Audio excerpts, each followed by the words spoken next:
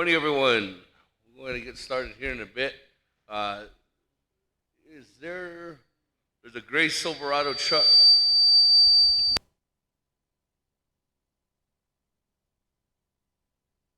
Oh, Emo, is that your truck? Okay. Can you move it back just about 3 feet?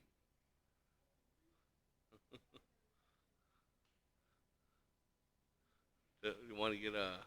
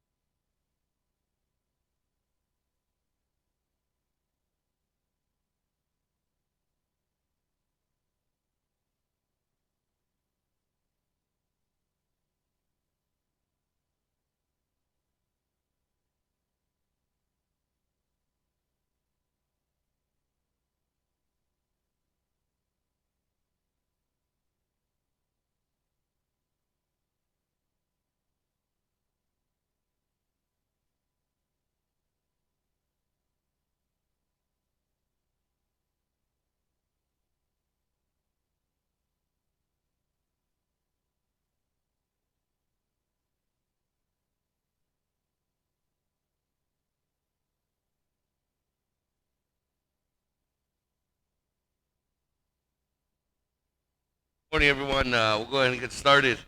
Thank you for...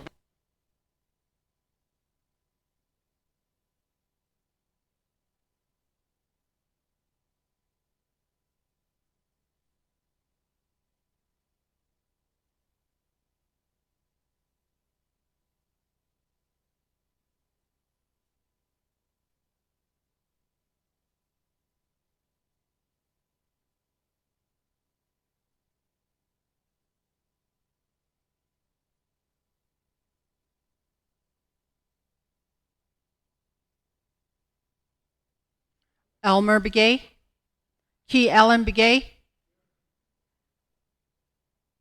Paul Begay Jr., Nathaniel Brown, Eugene Charles Newton, Herman Daniels,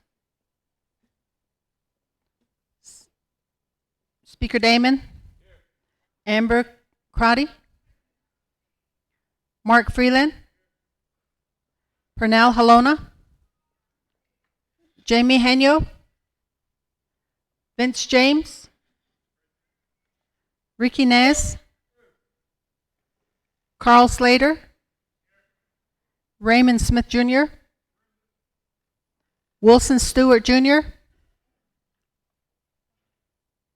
Charlene So, Daniel So, Eugene So, Otto So, Thomas Walker Jr., Edison Wanika, Edmund Yazi, Jimmy Yellowhair, Herman Daniels,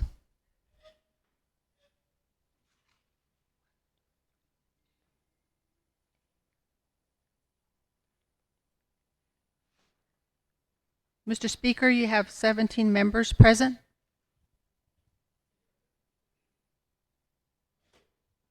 Thank you very much, everyone, for being here again. 17 members this morning at this special session. Moving on down, invocation. Honorable Paul Begay, you mind doing an invocation for us this morning?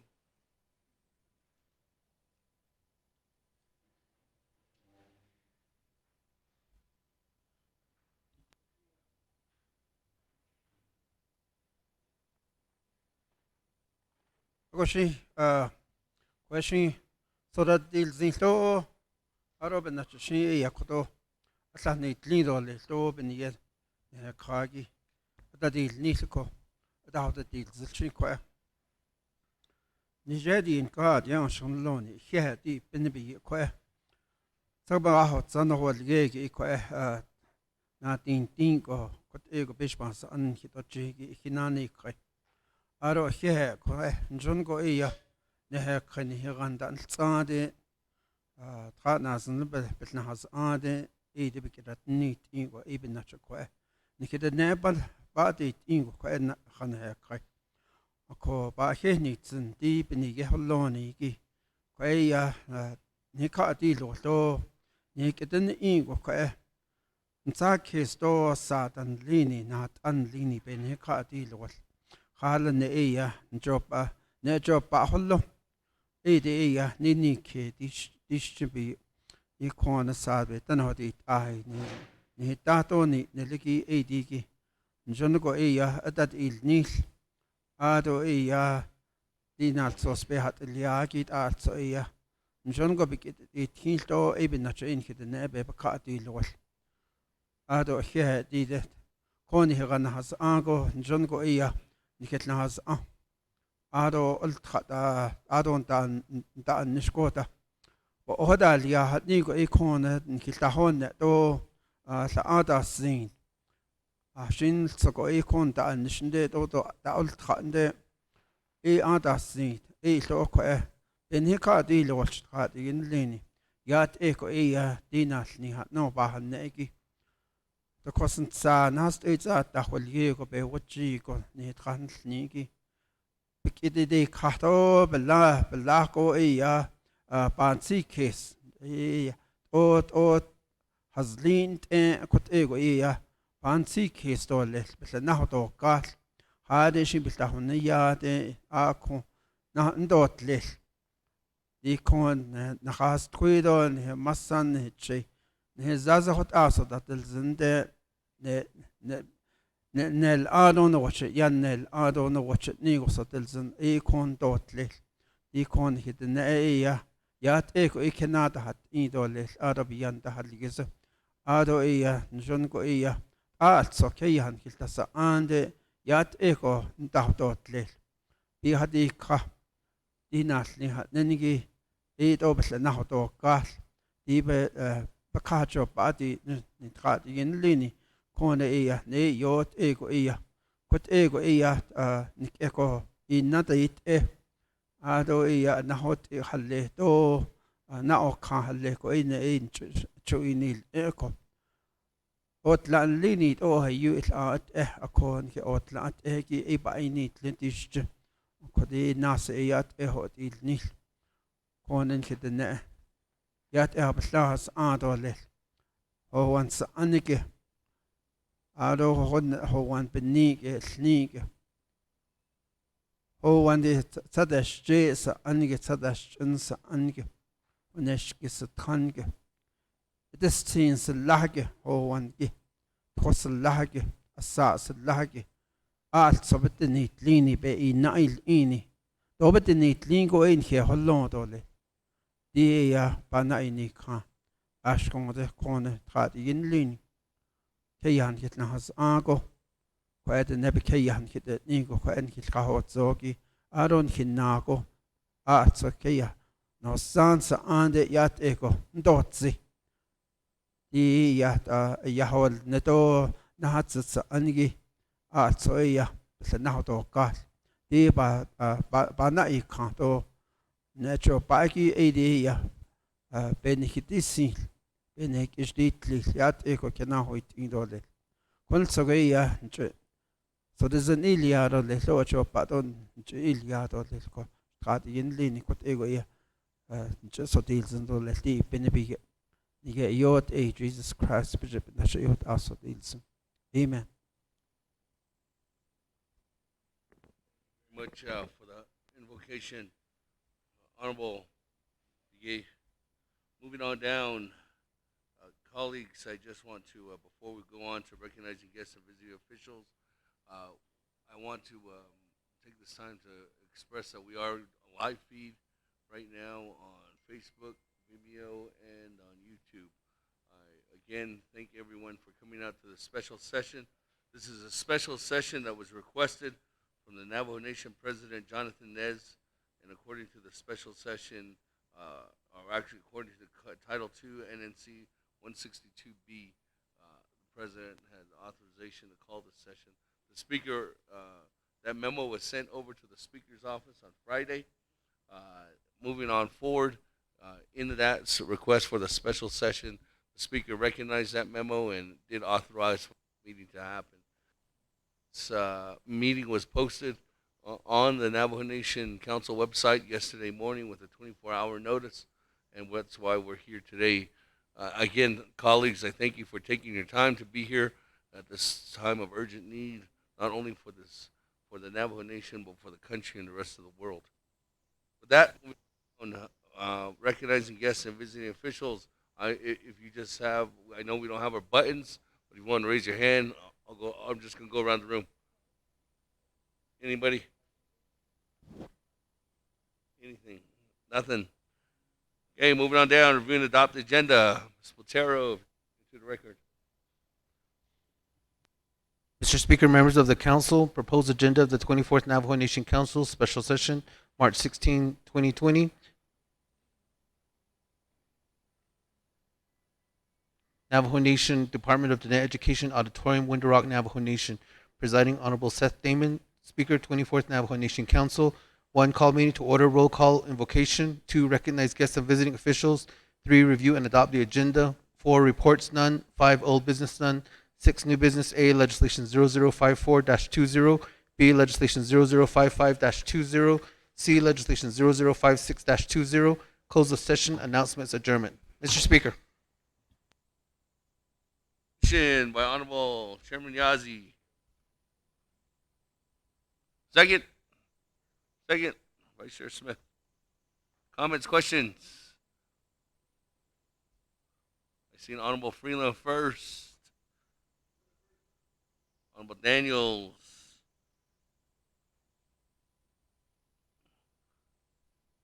We go to Honorable Daniels. Honorable Daniels. Thank you, Speaker. Ano Senigi Kudo this morning.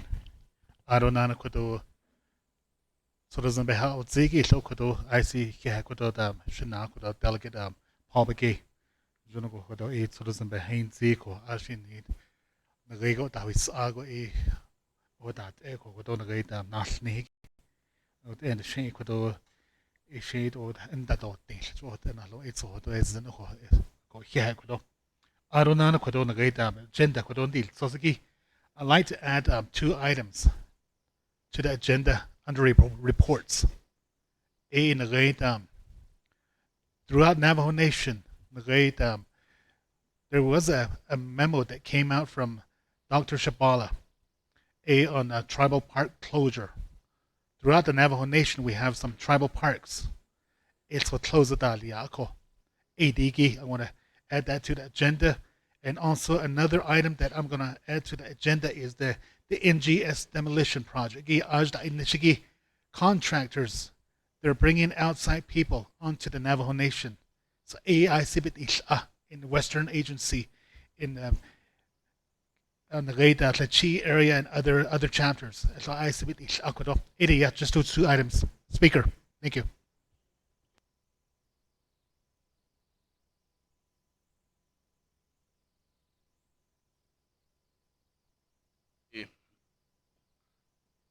Adding on a report, an update from Dr. Shabala and Mr. Martin regarding tribal park closures.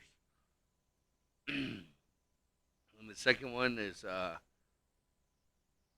update report regarding Navajo Generating Station demolition and remediation. I just want to give you a heads up, Chair, our Honorable Daniels. We did get notice information not only from yourself but also from Honorable Paul Begay on a request about the tribal parks. So we have contacted them in advance. I'm not too sure if they will be here, but they know that they would be possibly be put on the agenda today. The second one regarding NGS demolish and remediation. I'm not too sure if there will be a report on that, but there can be an update, and we'll have staff hunt down individuals in order for us to get the best possible answers for you on that one. That, there's a motion, second, my Honorable Walker.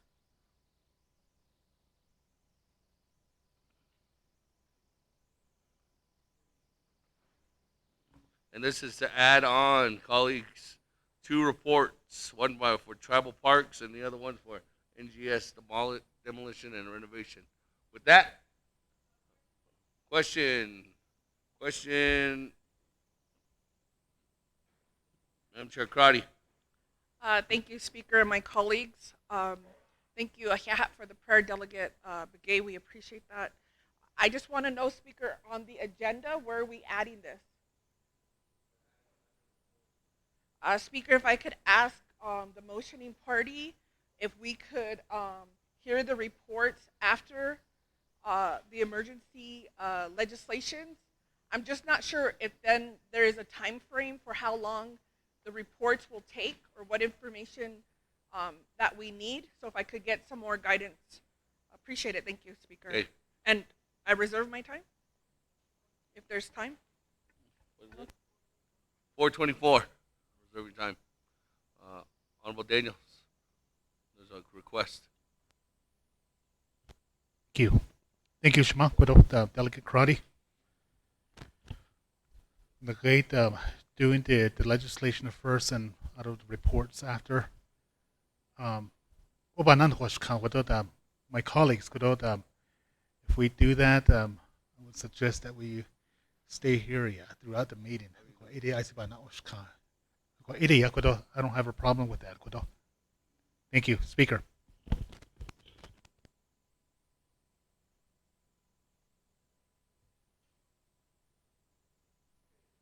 That, moving on, that would be, then it would move on down to new item, actually 6 with that request.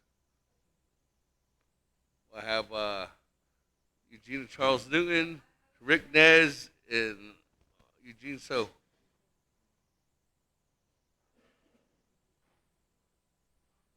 Well, so.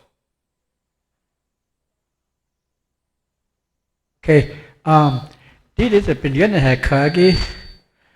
Had either has only become recourse to a special session. Je begin Kagi di contabis tot abahazen ye. Even ye titel we not on the shipping ye. I think ye been not a so should just want to prolong what we're here for. Easy been ye in there for the emergency. Yet on us on our need. So I feel that adding on is not part of the special sessions agenda. Okay. Honorable Eugene, so when the legislation, or actually when the agenda is posted online, at that time there was a request from the President's office for us to have a special session. The Speaker did accept that request, and in that, in order for us to adopt the agenda here this morning, at that time, any one of our colleagues on the 24th Navajo Nation Council has authorization to amend the agenda. You don't have to support the amendment if you don't want to.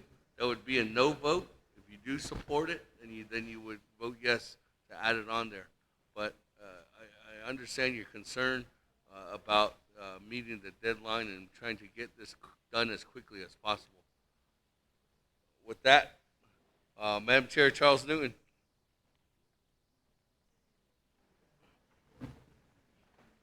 Yahatsila, thank you. I would like to ask, I'm not sure if it would be a report, Speaker, but yesterday, as you are aware, there was a meeting with President's office regarding the casinos and the request from Governor Michelle Lujan Grisham to close the casinos. We did have this meeting. RDC was present, as well as myself and Honorable Yellow Hair, since we're chairing the gaming subcommittee. Can we add that to the agenda?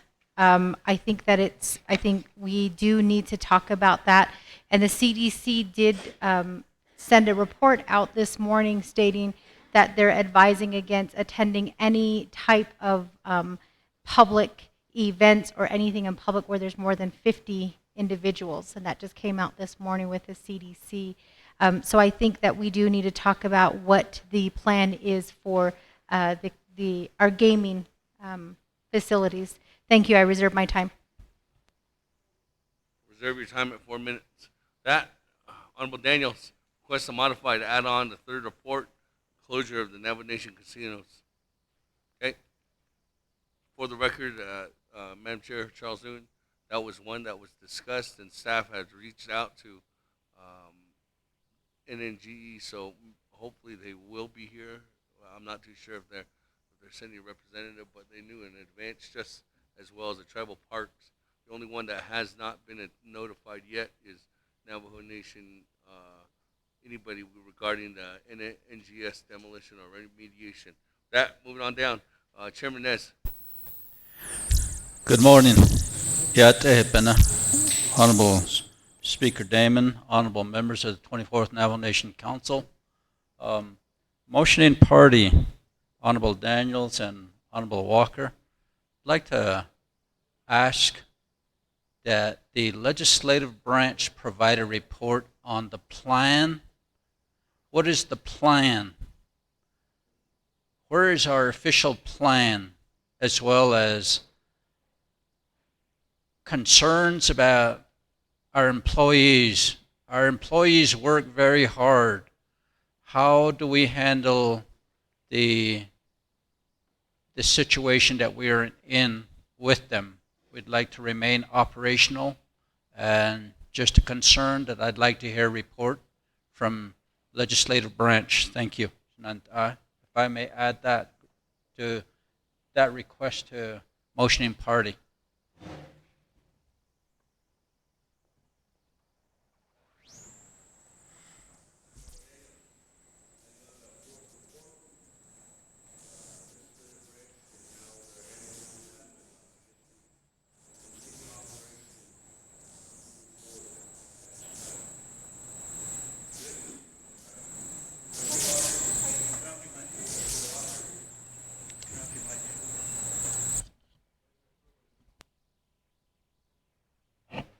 Shatilla, Speaker Damon, I got one question. What are the rules as far as the way that we're doing this today? Because you have those of us on this side who are quarantined, but people are walking behind us to go get snacks, and then we still have to go on that side to go to the bathroom.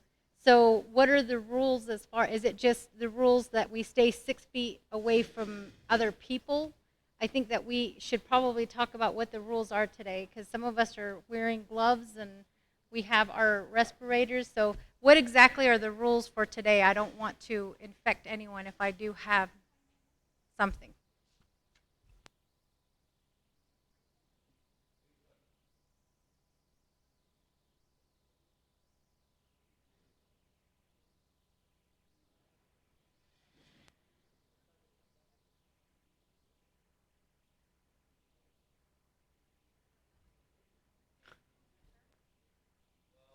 While we get that ready to present that, let me go to Chairman Yazzie and then to Honorable Freeland.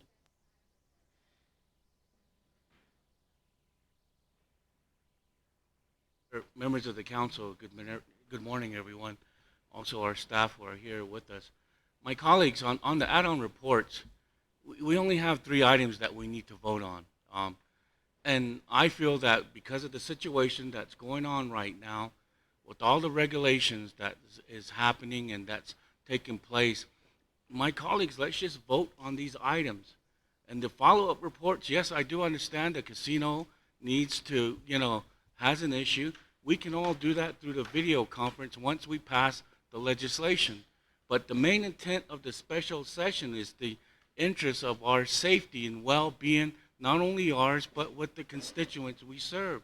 So my colleagues, let's just vote on these bills and move ahead, move forward, and do follow-ups if necessary through the teleconference. So that's my statement for the add-on items that we have. Speaker, sir. Freeland. Thank you, Speaker Ado Shana. Thank you. Good morning, my colleagues. Ado Shana, thank you for that prayer. Speaker do shnata ado shnai motioning party gin lenigia. Wanted to request if we could ask the IHS area director as well as BIA area director come in as well, because there are plans, they are meeting, and it'd be nice to get an update so we can go back to our chapters and provide one uniform message that's contingent upon what they've been working on and what they've been hearing. So it's real important that we hear from our federal partners as well. Mr. Speaker, just a suggestion. But the other thing is make sure that we continuously keep our chapters updated as well as to what's going on today here this morning in Windrock. So, Edia, Speaker, I reserve my time. Thank you. 14, you're asking for a report from IHS and BIA. Honorable Daniels, the request for a fifth report from IHS and BIA to do an update to the council. Honorable Walker, you good? Okay. That, we go back to that. Honorable Paul Begay. Thank you, Speaker. I come from a region where the people are now dependent on tourism, and so is Delegate Herman Daniels.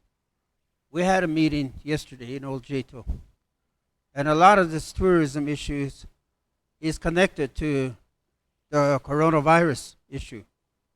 So I believe they go together. And what people expressed yesterday, the delegates need to know. They need to know what our constituents' issues are. And we can't separate them. I'm not going to go home and say, well, the council didn't listen to me. They deserve to get their questions answered. Thank you. Okay, moving on down.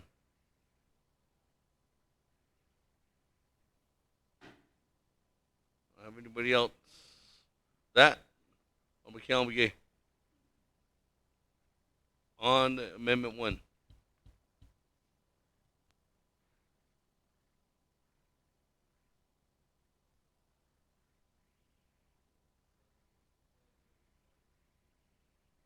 His battery.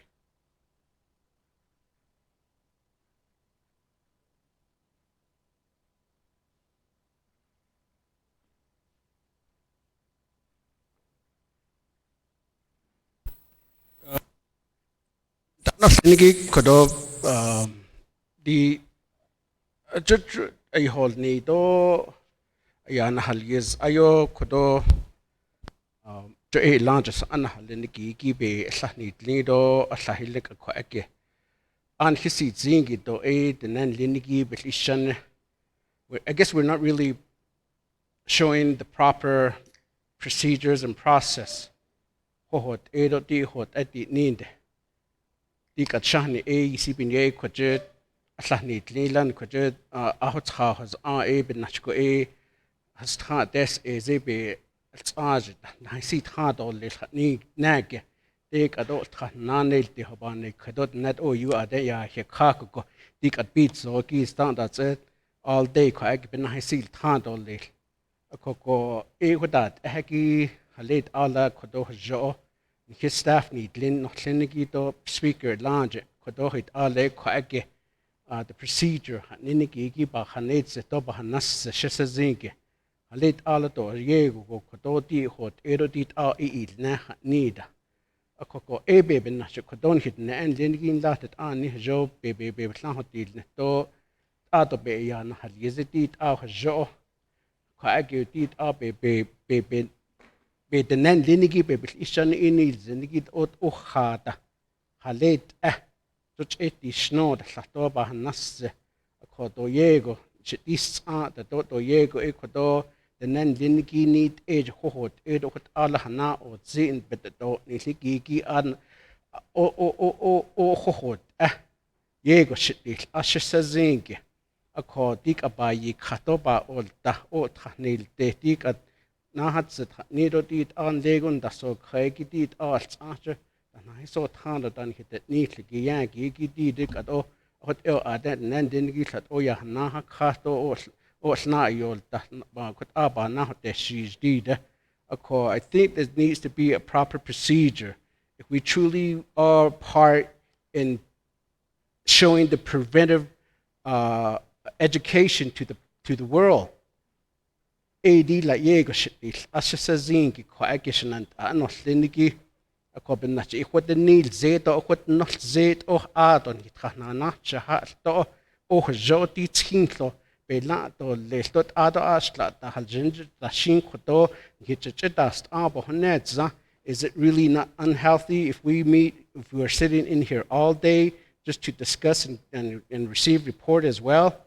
Ko that age sisazido AD kat aslen anje akwagit akon adaj satado le enso ebe din sas case di hawan shna o lo nizi in son sas case di da kon hikodo Washington ni kliniki bespans anaton lache hinant alanje se kahakita to hajo ye go need age the neck ache hajo the ne he masanin he che hajo ikeda to tinto yet ego ko to ya to ne heki tinto hajo pa khosne to chehendish ni to ko to chebnal kitbi to nchahal na to ado the nen diniki di ego hajo ikeda to tin ados at a khol kuil na to ados at a tahne e dikila Halanan Sango Koto, Ohun Zatin Hilholdish, O Igahija, Nahalindit, Ego, Ko E Quaki, La Yego, Ishit, Ashan and Adik at the Meme, need the baby Nachako, conquered all day, and I see Tan Nasi Dikat, this do has learned that Shatato, Nediki, La Hade, what I very Nahaku Kutashan hit the now straight. That's it. Say, Annie, Quagit, oh, Yana Williams hit the Niniki. That's it, Annie. Well, we'll just throw that out the door and be here all day. So, Ede Yashishit is out, Kodoba Hanana, seat or Lishan, no Senegi. So, I do plan to be here, do the voting on the legislations, and continue to have the administration do their work and do their part in getting things done on behalf of the people who have direct service, the essential and non-essential. The chapter has on all 110 chapters, the public safety, EMS, emergency management. Let them start and continuing to coordinate. Let do their work. Here, the resource and face or give it to Ohoti. Nilakot a Shaban Saskation and not Lenigi, Sachigishi, Koto, Ahol, Jishibebe. And that's where the speaker and the staff comes in to provide accurate and updated information on a daily basis, not just emails after emails, but something that could be in the form of a website that could be developed quickly for updated information. So, Their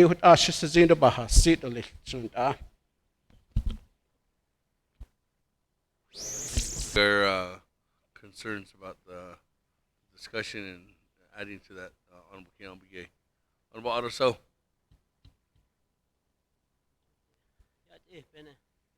Morning. Ala zuhdi did today and Yehot Ado each and every delegate made their choice to come in. Ko hot din hinan nish. Don't le khana de don hinan nishta. This is our job here.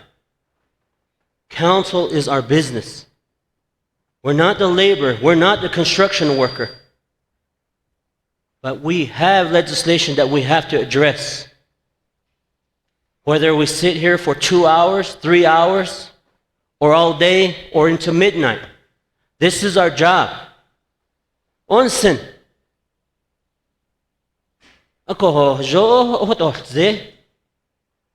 Let's conduct our business today.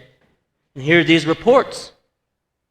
Ade thought the nan thought that is ato khaila la ibna hat ate yan hinan an lini khait a khaish yan nakhayta ha ato khaisa hotan betaha a onsen wala. But I myself, as many delegates, I don't have it. That on the ego I rely on these reports. And these reports is the information that we receive.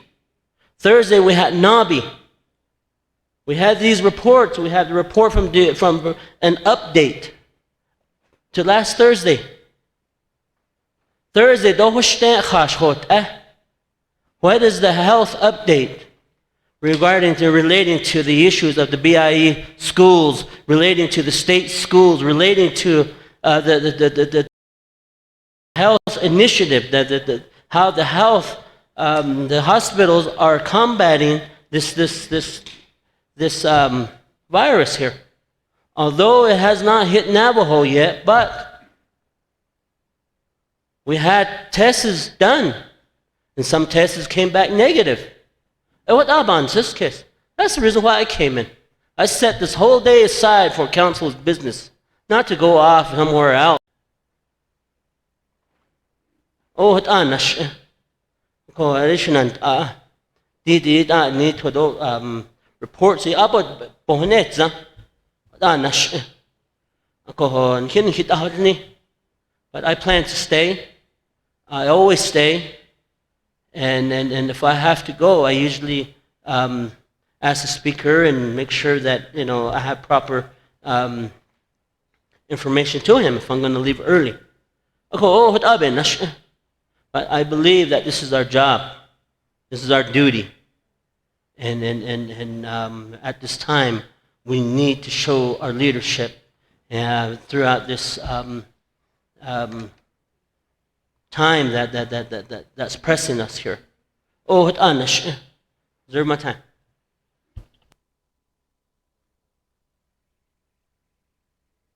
$33. I don't so that I don't.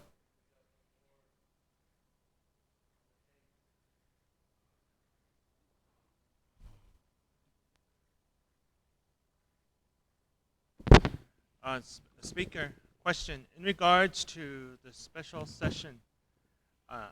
Here, as legislators, when we request for a special session, I know there's a petition.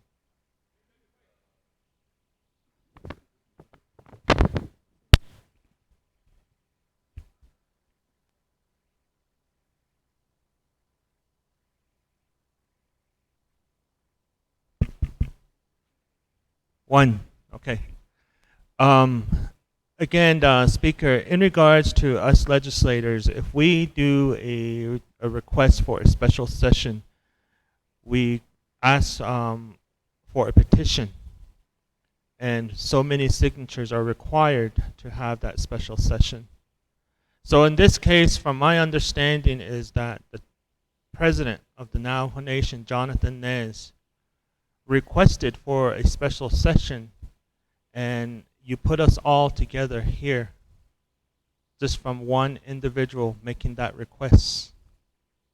So in regards to that, he's not here. We have nobody from President's office. So how could we be in order if the request was made by President to have the special session? So that would probably be a question for legal. We have no representative here from President's office. So why is it that we're here? This was his meeting. He wanted this meeting. Is the way I understand it. Thank you. Reserve my time. Reserve your time at 3:35. Dana, Barbara, want to answer that question? Okay. Let's see. Am I on? Okay. Good morning. So, under 2 NNC 162B, it states that special meetings of the Navajo Nation Council may be called upon reasonable and timely notice to all council delegates by the Speaker of the Navajo Nation Council acting on written petition of a majority of all council delegates or request by written message from the President. So that's entitled to. The President did send a message requesting a council to have a special session to hear emergency legislations, particularly the supplemental appropriation. Looking through the code, there is no requirement that the president or a representative of the president be here. Thank you, Speaker. Thank you. That. Honorable James, 3 minutes and 35 seconds.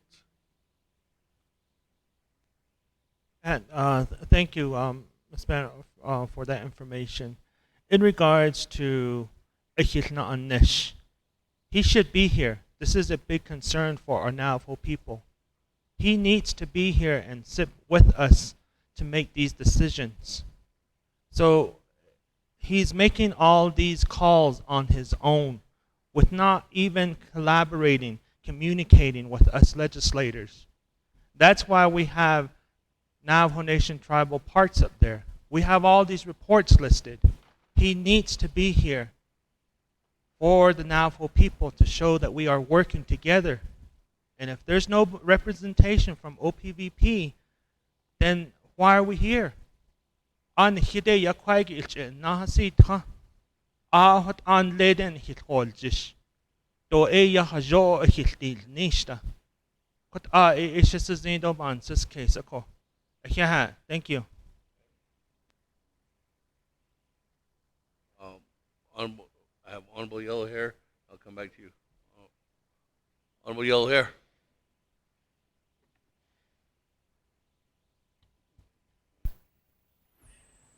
Yate shnat ani speakers sele aron that anot indi shnat ani 24 councilman kwe ya kai asit apen yo ya kadishti pinigi ko sheshit anigi kwaiki kuche the COVID-19 coronavirus. It's a serious threat in the United States economic, even more than China.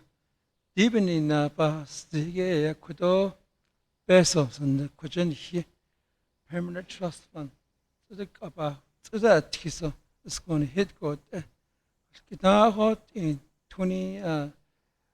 2008 at pesos. Oh, you need the Chinat Ani 440 million to 700 million. Hashiyo need the peso. Even in this things going on, it's going to take for I don't know how long it's going to take, but it's going to take a really impact on our permanent trust fund. Should be at Khaya Pito Johnson Sodsh, Ladies Zeridasatai, controller Nil Kotoln, Hasnaza Pesiga at Legot. The Pendahan 7% down on the non stock market. Should be Avanzo case, Shnat Ani, J Pesa Ebenas Yaneka, and Hilkotol Leto, Shapito, the here and Shodsh, error on report, and Shnat Ani. Oh, he based the question that he's a best thank you for your take this consideration. Put it on the report. It's not Ani. He didn't indicate Herman. Thank you very much.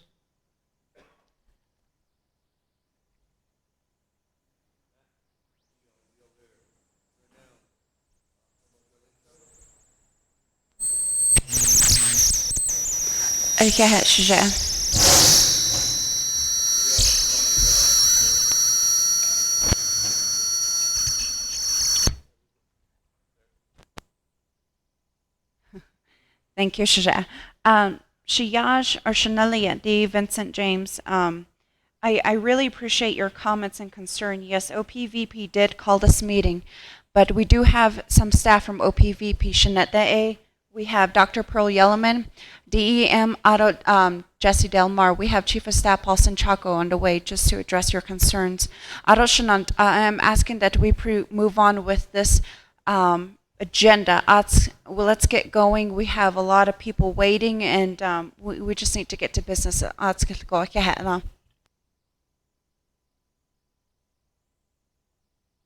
Colleagues, just make sure all your mics are off. There might be one on right now. Honorable Chairman So, on the amendment.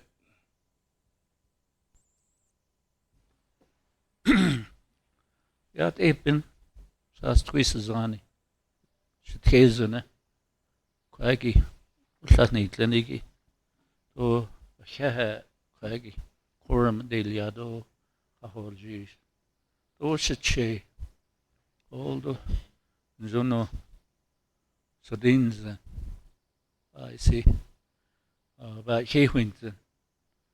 Auto speaker, kudo. The amendment number 1, Iggy, on what Che, Honorable Freeland, what he added. I guess the thing is for IHS and BIA, we don't want a report on the virus. We want a report on how they are responding. That's, I think, a correction that needs to be made on that part that's shown on the screen. I think we've read enough about the virus. We want to know what IHS is doing and what the BIE, the tribal control schools, and basically, because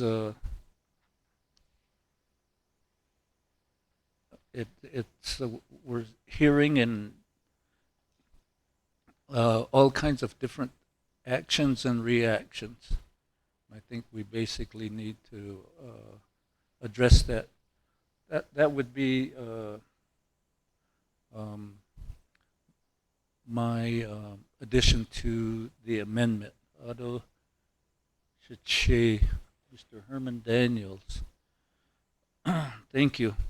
Appreciate that amendment because I think by live streaming this, the folks out in that will be viewing this will have a better idea of what is really going on.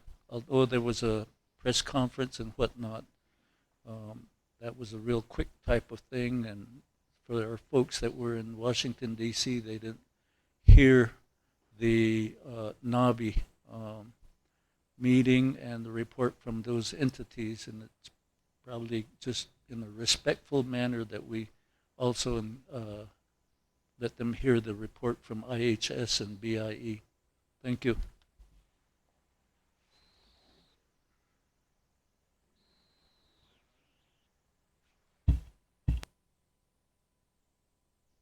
You, Honorable Chairman. So that, I think there was a request. Honorable Daniels, you good with that? Thank you. Thank you, Speaker. Yeah, kudo. Adonana, a request from which delegate? Chairman, so if it's okay with Delegate Freeland. Because he made that request, yeah, put that on the, added onto the amendment. Abigana. So I'm okay with that. Yeah, I don't see anybody else. Nobody else has raised hands. Honorable Yellow Hair, you have no reserved time.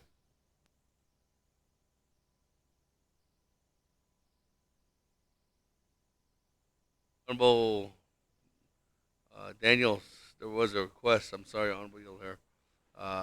Adding on a report number 6 is a report from the Controller's Office on the Navajo Nation's, I would say, Navajo Nation's overall portfolio and how it's been hit in the last couple of weeks. Thank you, Speaker. Adonana kudo Delegate Yellow Hair. Kudo Ashibi gato let, but with these reports kudo Oshibana Oshkata Ashitskilo Adil Nisha kudo. Idebana Ashk maybe the 15 minutes report. I don't think there's gonna be questions down at all. Let go. So Idia. Thank you, Speaker. Abiga.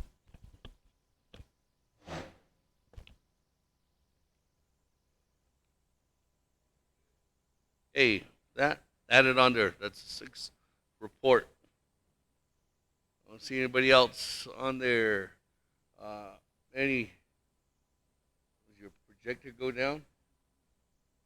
Well, the first report will be on tribal parks and how they're closed. 2 will be on Navajo Generating Station, an update on the demolition and remediation. 3 will be the closure of the Navajo Nation Gaming Enterprise casinos in New Mexico and in Arizona. The 4th will be an update on the Navajo Nation Legislative Branch, how the legislative branch is responding right now, particularly with the closure of the executive branch and how we're meeting the needs for the Navajo Nation employees under the legislative branch. Number 5, an update from IHS, BIA, and BIE and how they're responding to the Corona or COVID-19. And 6th report is an update from the Navajo Nation Controller on the Navajo Nation's current portfolio status. And this is actually going to come after the legislation, so this is all going to be under your item number 6. New business will be item number 5 if this passes. That, colleagues, go to roll call. On Amendment 1. Elmer Begay. Key Allen Begay. Yes. Red? Red. Paul Begay Jr. Nathaniel Brown. Eugenia Charles Newton. Herman Daniels. Amber Crotty. Mark Freeland.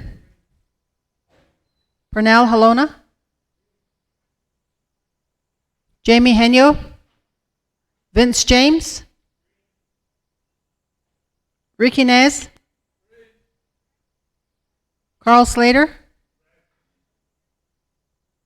Raymond Smith Jr. Wilson Stewart Jr. Charlene So. Daniel So. Eugene So. Otto So. Thomas Walker Jr. Edison Wanika. Edmund Yazzie.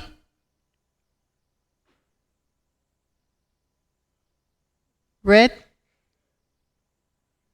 Jimmy Yellowhair.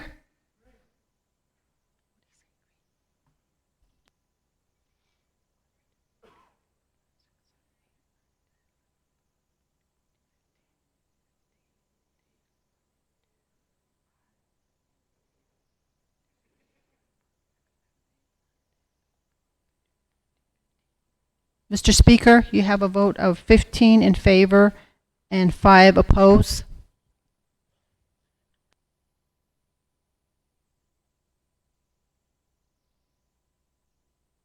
Amendment number 1 carries. 15 in favor, 5 opposed. Speaker not voting. That, back to the agenda. Chairman Nez, I had you next up on the agenda. I had you next on the agenda. Were you making something on the lineup? You're next. Okay. That, I don't see anybody else. Going once, going twice, going 3 times. Roll call on the agenda with 1 amendment. Oh, second reading. Mr. Speaker, there's Amendment 1. Add report on the closure of the Navajo Nation tribal parks by Dr. Shabala, Report A, and an update report on NGS demolition and remediation. Report B, under reports, report shall begin after the 3 emergency legislation, report on closure of the Navajo Nation casinos by Navajo Nation Gaming, report C, report from the legislative branch on COVID 19, preparation and response plan, report D, report from IHS, BIA, and BIA to provide update on COVID 19 virus response, report E, report from the Controller's Office on the financial impact of the COVID 19 virus on Navajo Nation financial portfolio, report F, reports will be new agenda item 7. Mr. Speaker. Okay. Roll call. Elmer Begay, Key Allen Begay, Paul Begay Jr., Nathaniel Brown, Eugenia Charles Newton, Herman Daniels, Amber Crotty, Mark Freeland, Pernell Halona, Jamie Henyo, Vince James, Ricky Nez, Carl Slater,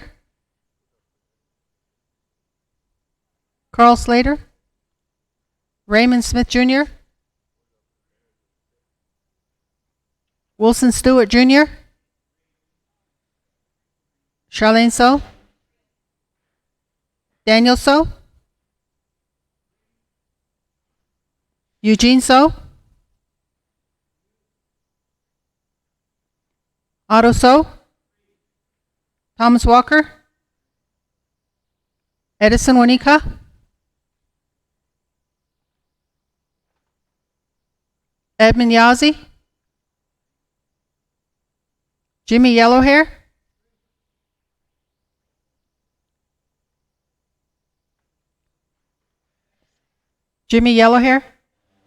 Green.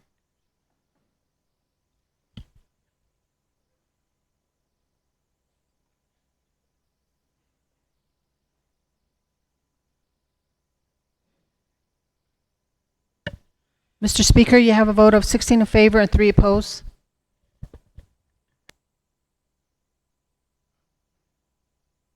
We have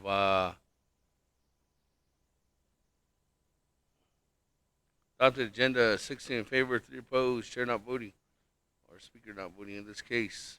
That, moving on down.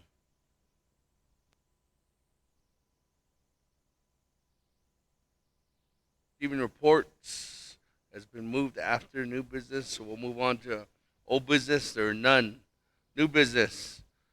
Item number A, legislation 0054-20.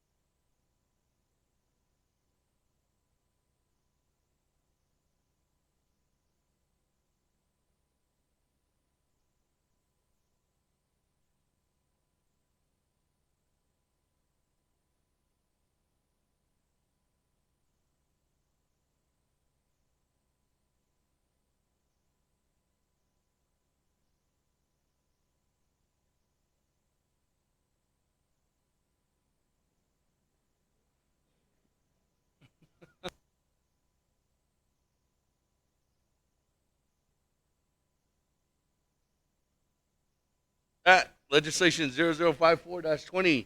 Sponsor, Honorable Charlene So, co-sponsor by Honorable Daniels. You can read it to the record.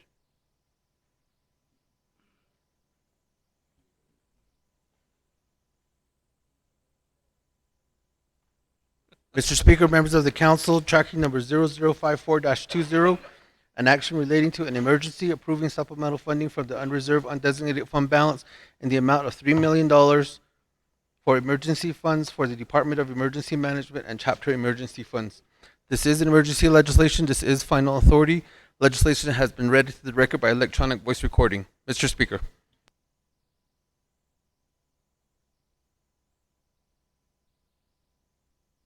Yes. Second by Honorable Keelan Begay. Comments, questions? Madam Chair Cardi.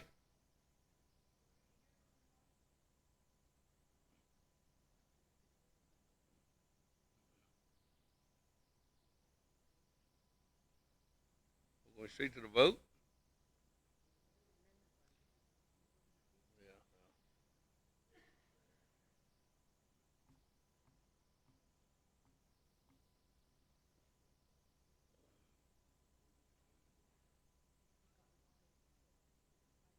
That was an OPVP table.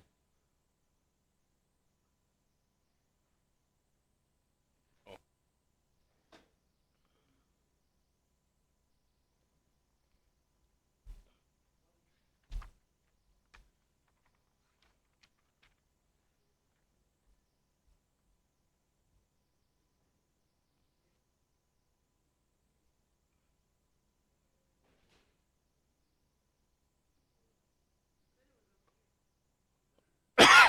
So weird.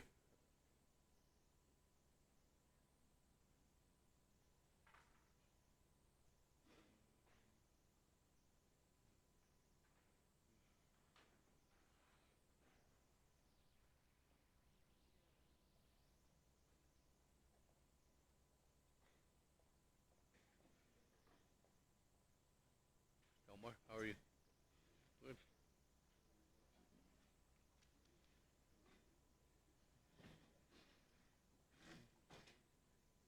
Got it.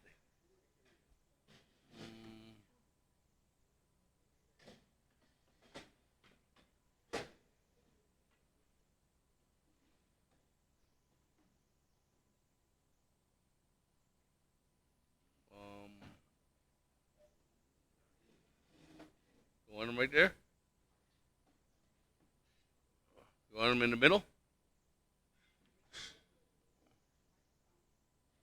Huh? Microphone, microphone.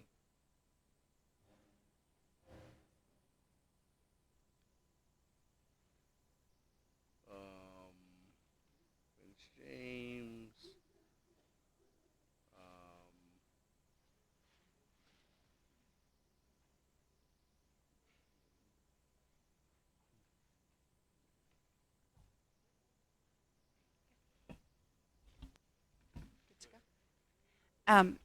Okay. Ashley's okay, there we go. Yad Eshanand Arashik Eshadane. Don't thought Shin lay live streamed it. Not thank you to everyone present and watching. Shija A Charlene so I don't late with the content nasha. Not that the net and slow but anibashas chin. Got sheetney that should check it sheetney that shanella. And I do represent the northern part of Arizona and southern Utah. 5 chapters are within my district. Akoyad ebenen the deshnit analsko. The legislation 0054-20 a sponsor each. I have a co-sponsor with my Honorable Herman Daniels. The legislation $3 million got the mealsko and le UUFB that hadot zoko the disaster fund kat ninigi a aja bitotzo. A legislation because I don't lay hashin sogo a down. We'll go into thorough detail as to how this money will channel down to the chapters. Sahon lay kujan chapters biketatot ingi a sa peso bitatan. Sahon lay the quishy there's nothing that's oh but lachin or being does nil oko eben nachan ban say kesko a. We want to raise it $15,000 across the threshold. Hatishi be ohagi difference kat ninigit ao a bihito so to combine it to equal to 15,000. the question sa the question COVID-19 a biniye kwe emergency fund, chapter funds, disaster funds, legislation baka edelia deep in nacha a where we put this legislation together, and this was a collaboration with OPVP, and I want to thank President Nez for taking on this initiative with my co-sponsor, the directors of our departments. $3 million disaster fund. Dekwishi naha yanta alia. Ado hashin sogo bayat and no money was allocated into that funds. Adenta. Ado dikwe, and I'll go through the basis of it. $3 million biego. A chapter can make those requests for chapter emergency funds. They make that request, the money goes down to the chapters. Over time, they would have to turn in the necessary paperwork to show the utilization of those funds. We return those back into FEMA, and then we get reimbursed from FEMA. And this is going to be a continuation of funds within this account. And I will go ahead and give it over to my agent, Dr. Pearl Yellerman.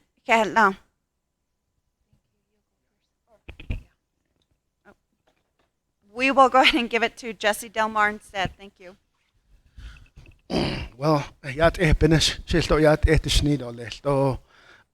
special thanks to Honorable Delegate So from Southern Utah for taking this on.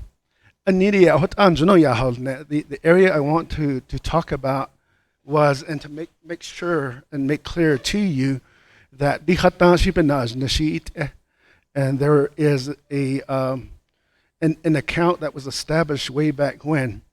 The way I understand it, this was probably about 10 years ago. Emergency disaster funds and established under the Navajo Nation Department of Emergency Management. It's been empty for a long time, and I thank the Honorable Delegate So for taking this on, like I said, and working with the President's office actually. For quite a long time, President Honila, that this needs to be funded. The Kui Goshi Ba'ashasi Khadida one time was that, just for an example, Lay Shiprock, the community experienced a flood. Out of nowhere, there was a flood that happened, and I think about 15 homes was impacted, and some of those people lost their homes as this happened to them. Emergency disaster fund. The Quishbeat Senel no. I remember thinking that Harlan Cleveland and conversing with Harlan, he said it's been like that for a long time.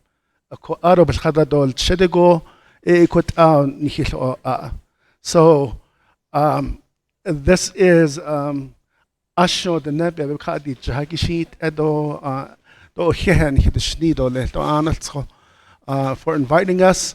What I can do right now is have Harlan come up here and talk about how it is set up and what we had talked about in the past couple of days, and what we envision on how this is going to work.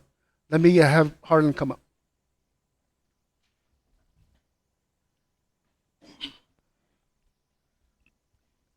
Good afternoon, or good morning, members of the council. My name is Harlan Cleveland with Department of Emergency Management. I serve as the Delegated Emergency Management Director. And the purpose of this disaster assistance account is not only to address the current COVID-19 outbreak, but as well as future natural disasters, as well as man-made disasters throughout the Navajo Nation. As you can remember, throughout the past years, we've experienced many disasters and many natural disasters. So this would be able to help the cost for those emergencies and those disasters, whether it's overtime or purchasing the supplies needed in the event of those situations, as well as the chapter aspects. Currently, the way the disasters that we get from FEMA work is we oversee those disasters, and we get the cost documentation from those chapters, and we submit that to FEMA, and we get reimbursements on that. So that's kind of the approach that we're going to take with this, is that same concept of working with the chapters, making sure they stay within their needs of that disaster, and reimburse them or fund them for that emergency. And that's kind of the way we're going to be going about it with this.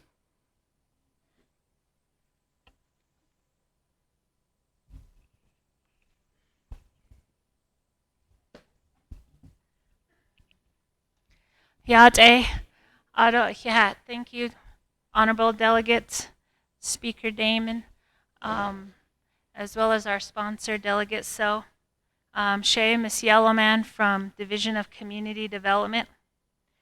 And as you know, the declaration was declared last week, and we've been working very diligently to establish structure and communication to all the 110 chapters. And I appreciate and thank all of the delegates who have been in communication with us as things have been changing hourly. And I want to get back to the legislation here.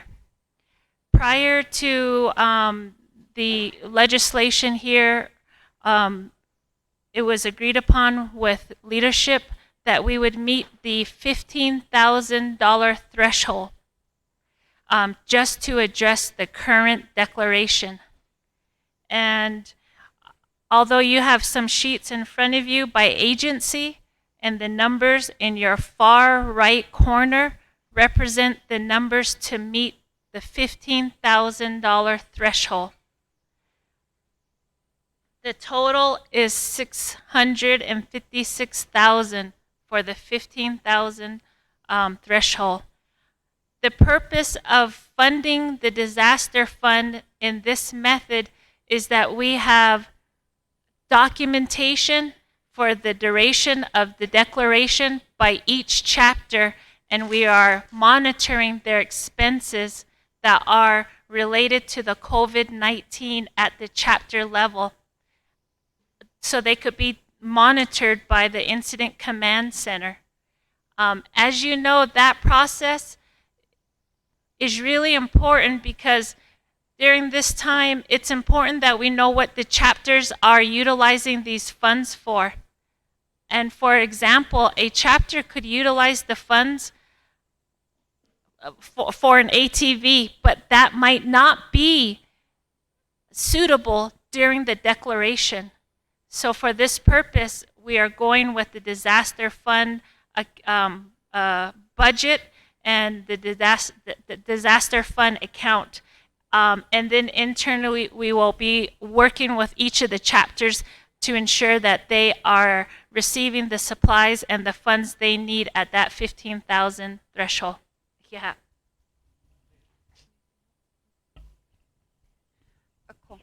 Shanant, I am asking humbly and gracefully for your support on this legislation. I think this would be a huge initiative that we can take on as a 24th Council. You, Honorable Charlene So, and your agents. That, moving on down, we do have a motion and a second. We go to the floor. Madam Chair Crotty, there's a lineup. Honorable Crotty, Honorable James, Vice Chair Smith, Honorable Helena, Che, Keon Begay.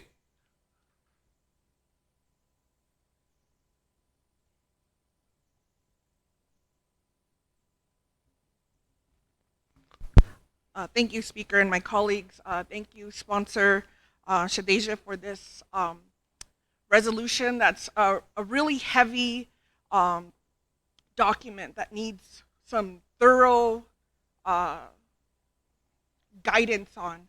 And so, Speaker, I did send to my colleagues questions that were that this legislation needed to address. I did not receive a response, and so I'll use my time to ask that question. Colleagues, if we look at the packet, The first thing I'm going to point out is the OMB memo. And so it's towards the end of the packet, and it lists a number of issues that OMB has in terms of this emergency legislation. I also want to say that as my communities and as a delegate, I have yet to hear from emergency management on what their plan is and how they are going to deploy at an agency or local level.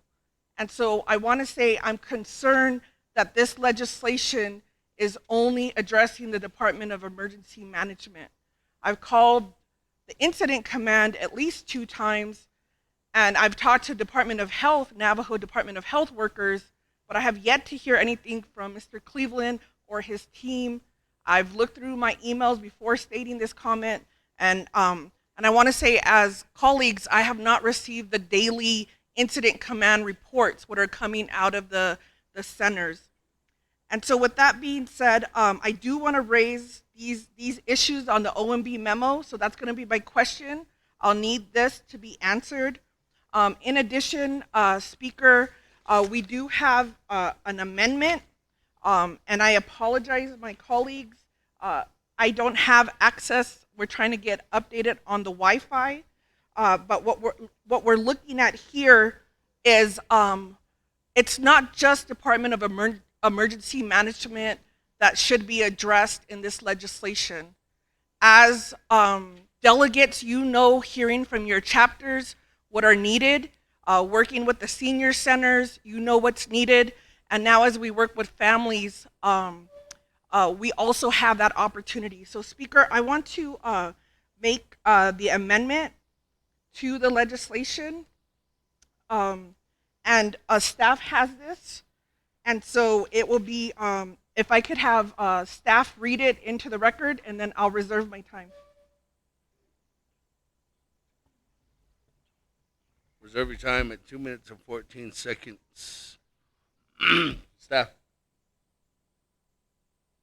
Speaker, members of the council, the amendment, page 1, line 16, insert the following language: waiving 12 NNC section 820L and 820M pertaining to supplemental appropriations, waiving the Navajo Budget Instruction Manual section 11 pertaining to budget revisions, waiving the Navajo Budget Instruction Manual section 12 pertaining to supplemental budget request procedures, page 4, line 5, insert new section 4, waiving 12 NNC sections 820L and 820M of the Appropriations Act.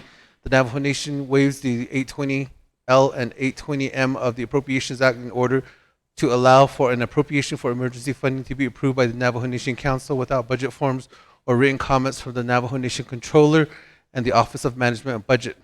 Page 4, line 5, insert new section 6, waiving the Navajo Instruction Manual section 11 pertaining to budget revisions. The Navajo Nation waives the Budget Instruction Manual section 11 pertaining to budget revisions. The Navajo Nation waives this section to allow the chapters of the Navajo Nation to receive supplemental funding appropriations without requiring a budget reallocation. 5, renumber or reletter succeeding paragraphs or sections accordingly if necessary, and this amendment shall supersede inconsistent language contained in any other committee amendment, which shall be conform to the intent or language of this amendment.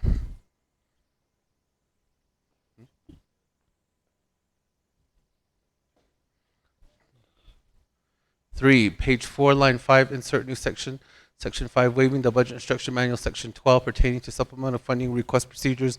The Navajo Nation waives the Budget Instruction Manual, section 12, pertaining to supplemental appropriations to allow an appropriation for emergency funding to be approved by the Navajo Nation Council without budget forms. 5, renumber or reletter succeeding paragraphs or sections accordingly if necessary, and this amendment shall supersede inconsistent language contained in any other committee amendment, which shall be conformed to the intent or language of this amendment. The Office of Legislative Services, with notice to the sponsor of the legislation, is hereby authorized to make necessary grammatical changes. Mr. Speaker.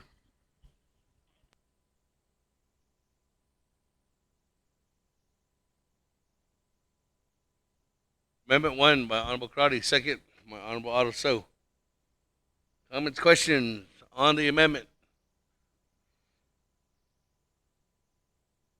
Honorable Vice Chair Smith on the amendment.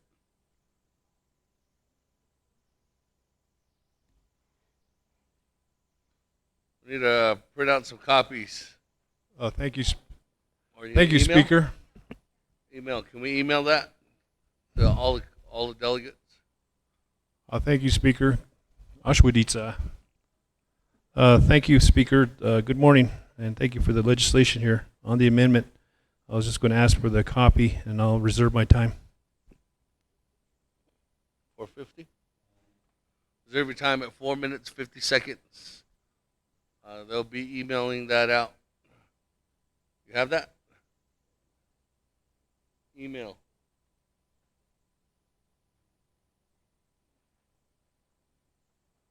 It's gonna take us. I have to go print it back at the office. I need some hard copies too.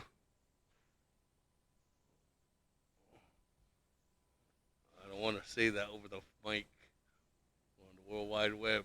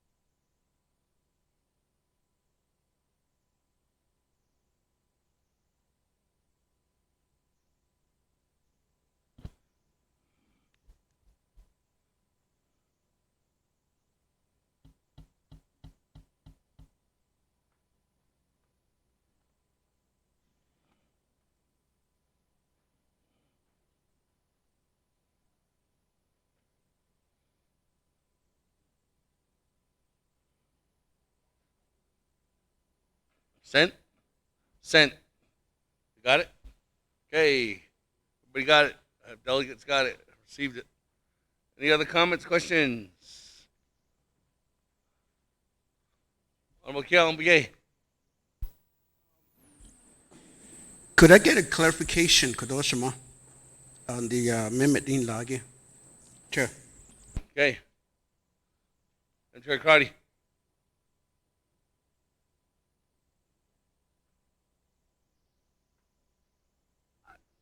Thank you for the question. So to clarify, delegates, I know that this looks like a lot of wording. Our appropriation laws require Navajo Nation to have signed budget forms. And so what this is doing is waiving that provision.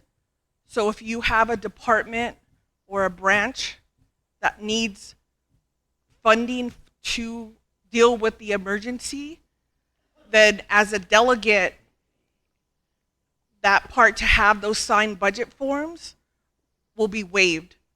And so as a delegate, then you could make the amendment to add that funding to the legislation. So the second part is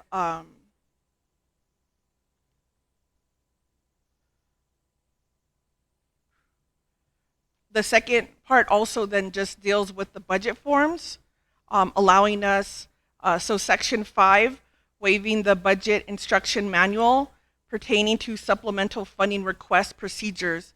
That procedure also requires a budget form. And so the reason why this amendment was constructed is because we have programs and departments and I'm thinking of our senior program under the Department of Health, and this legislation does not address the senior program or Department of Health. I did request for budget unmet needs, and as of yet, we haven't received that budget. And so this is a way for, as a council, then to offer that funding and support to the Department of Health DALTEC program. So that's the clarification, and it's all related to the budget forms. And so the original legislation has budget forms. There's a proposed amendment, but as a delegate, if you wanted to add on appropriation, this amendment would not, you would be waiving creating those budget forms. So I hope that was clear, colleagues. And so it's really about the budget form, the signatures required, and so that we can move forward as delegates on behalf of our nation, requesting emergency dollars.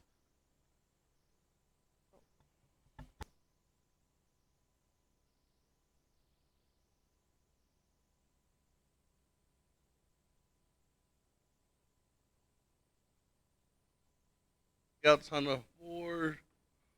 Go back to. I'm going to go back to Honorable Charles Newton first, Che. The reason why is because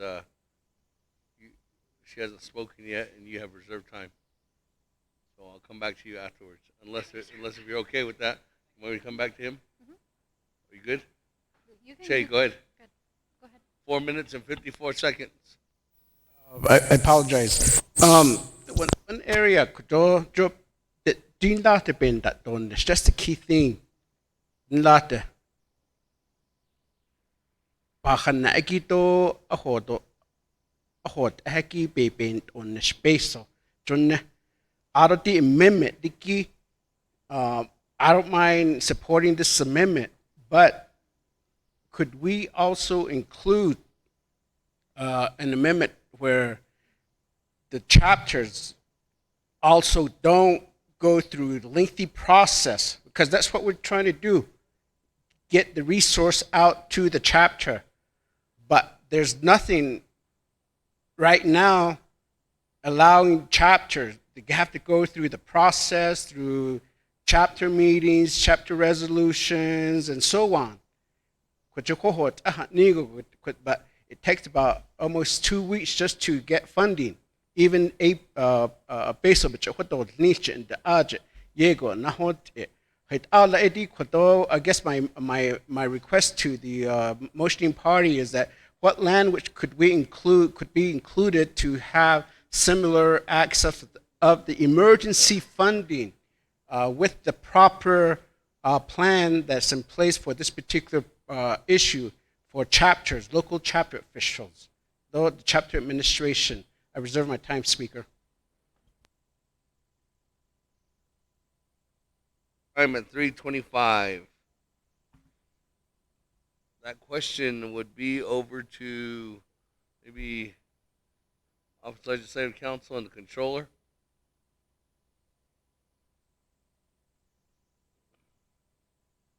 That process, and I know what he's talking about. No. You have to, every time the chapters receive money, something that's outside of the budget, the controller's office will not issue the check until they bring in the chapter resolution.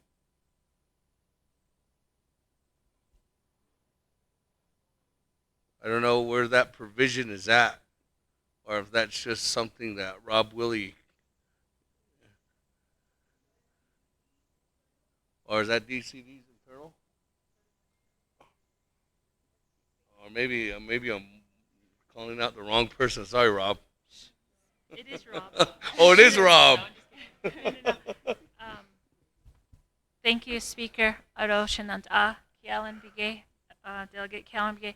I am working with DOJ on the language for the reduced quorum for chapter officials during the declared emergency, so that we are not having large gatherings to pass resolutions right now during this time. Perhaps there can be some waived or a blanket that we can inquire about. But to address those concerns from Delegate Kialan-Bigay, I do see some coordination from OOC and the waived quorum during the declared emergency for the chapters. Okay. Dana, Barbara. Thank you, Speaker. To add info on that question, I need info from the presenters as to what is the mechanism under this legislation. Right now, all of the funds are going to the Department of Emergency Management. How are those funds under this legislation going to be transferred to the chapter? What's the process? If there's an answer to that question first, then can probably address Delegate Kialan-Bigay's question a bit more thoroughly.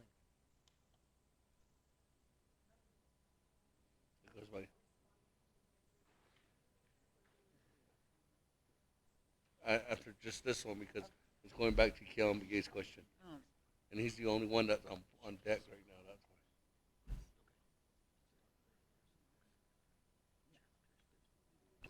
why. Good afternoon again, Council, or good morning, Council members. So the process would be that the chapters would submit their request as far as what needs to be purchased, and we would be able to purchase those supplies. So this kind of goes back to the question that Delegate Karate brought up, which was why isn't she receiving, or why isn't this council receiving updates, what you normally would do. This is a unique situation that we're in. What you're normally used to is the Department of Emergency Management taking the lead in all natural disasters and man-made disasters. Because that this is a public health event, the Department of Health is taking the lead because it's a Department of Health related issue. We are still overseeing the larger aspect of the Navajo Nation for the the Navajo Nation Emergency Operations Center. So you're going to hear two different words, or you're going to hear some different phrases. You're going to hear the Health Command Center, which is the Department of Health who is taking the lead in this, and then you're going to hear the Emergency Operations Center, which is under our office, which we normally see all large events on all emergencies. So that's kind of why you're not seeing those situation reports come out, is because the Department of Health is taking the lead in this. So hopefully that answers your question in that, and then the process that we were going to internally go with is chapters would submit their information the same way that they would submit for FEMA reimbursement grants, those ones who were affected by it. That's the process that we're going to do internally. Ms. Barbara. Thank you. I need a follow-up question also to make sure I'm understanding this.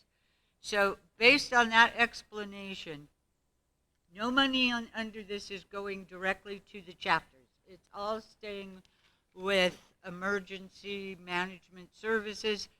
Where I got confused on what you said was whether the chapters will be submitting a request to emergency management for service goods they need, or whether they have to do it on a reimbursement basis.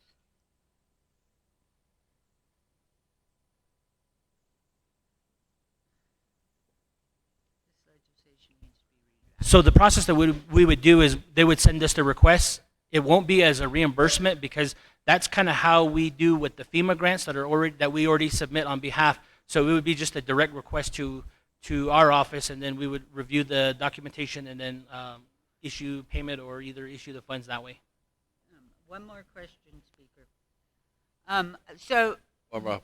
one more follow-up question would be, so will you be requiring a chapter resolution for their request for goods or services?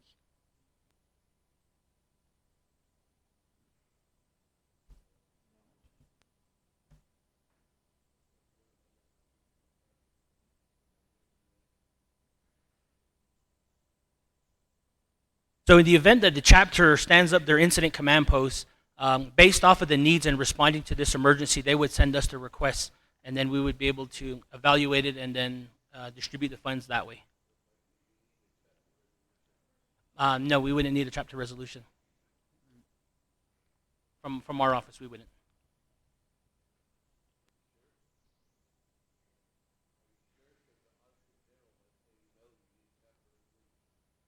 We would probably have to look into that, but the way our FEMA disaster grants work, or the process would be, we would review the documentation and then we would release the funds, and that's kind of the way it's been processed for us. Okay, I have one more question. Sorry, Speaker. My last question is Barbara. So the way you have this set up, no funds are going to the chapter. They will have to send you a request of what they need. You will then give them the money, or you will get them the services or the goods? So the way it would be responding to a case-by-case incident. In responding to this incident, and we would probably issue a check to them based on the need that they have for each chapter. Okay. We move on down. This is the lineup. Chairman Daniel So, did you have a question of privilege?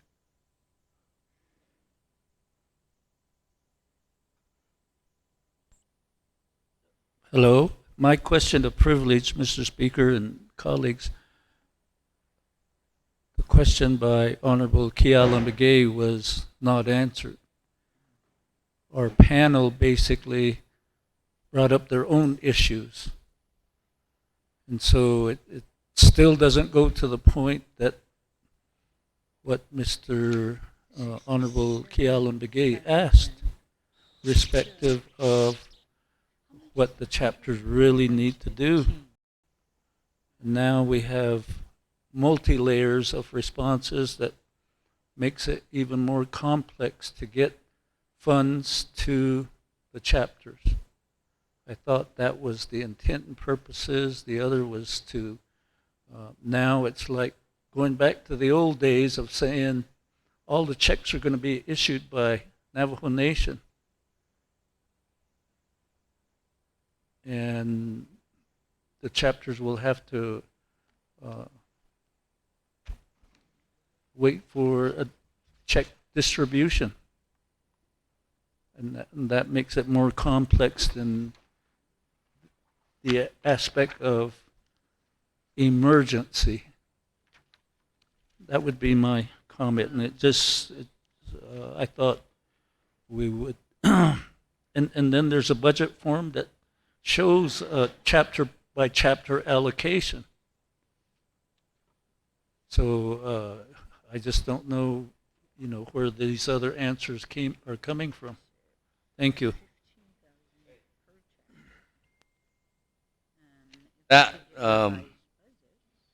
This is the lineup.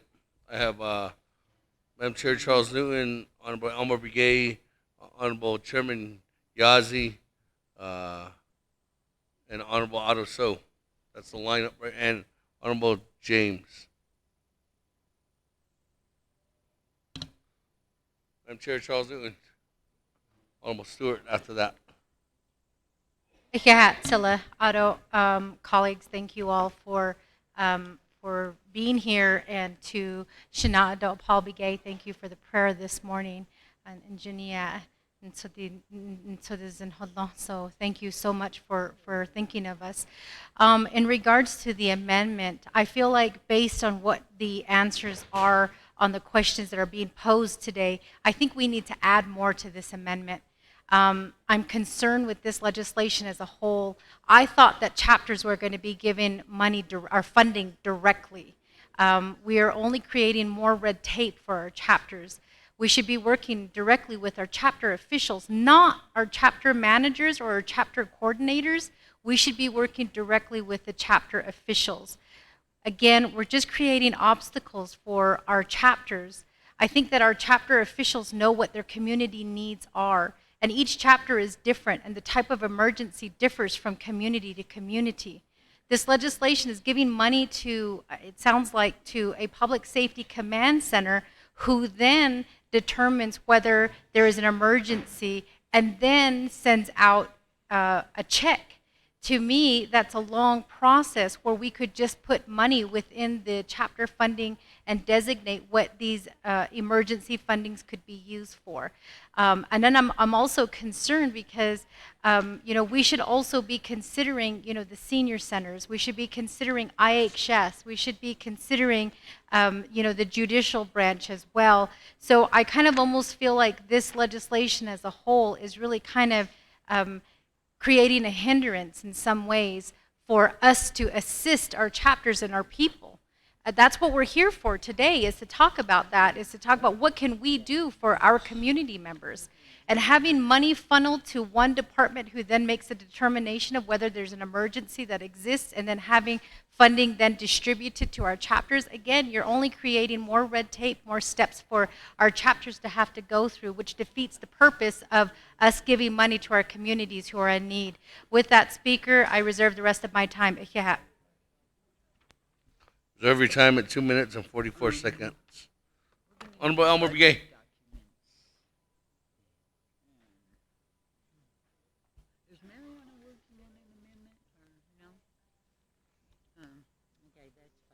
So you're working on the speaker's amendment?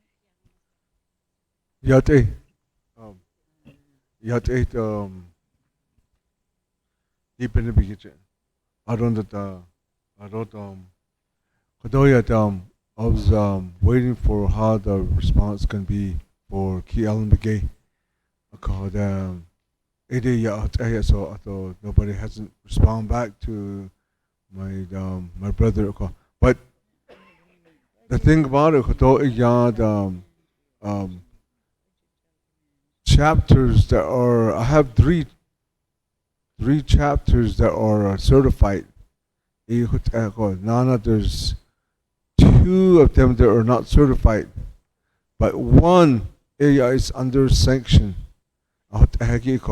So what will be the protocol to these, the way the structure is going to be given? I don't know, emergency management, we're going to issue out checks, and you don't issue out checks, or checks are issue out, or still can go through financing. Because this is what happened. The council or the nation thought that they're going to issue out fundings for veterans. Last day, we didn't know that the finance department, the accounts payable, they were limited with their staff. Oh, you did our checks, which we're not even checking with them. Emergency management, you need to do your job. I need issue out checks that you haven't even making a test run yet. How many days would it take to issue a check to the people at the chapter? Then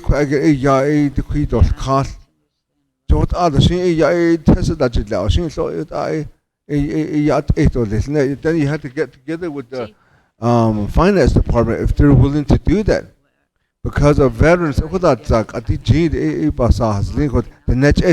got frustrated. And we don't want that to happen again. Reserve my time.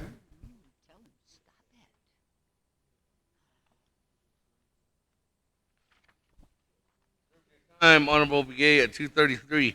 Chairman Yazzie. Members of the council, also the sponsor of the legislation, thank you. Just on the amendment, as I heard my colleagues stated, I thought this funding was going to go back to the chapters. Mr. Harlan, with the Emergency Management Office, with all due respect, you do a good job, but you're going to be overwhelmed with all these chapters that are requesting for needs.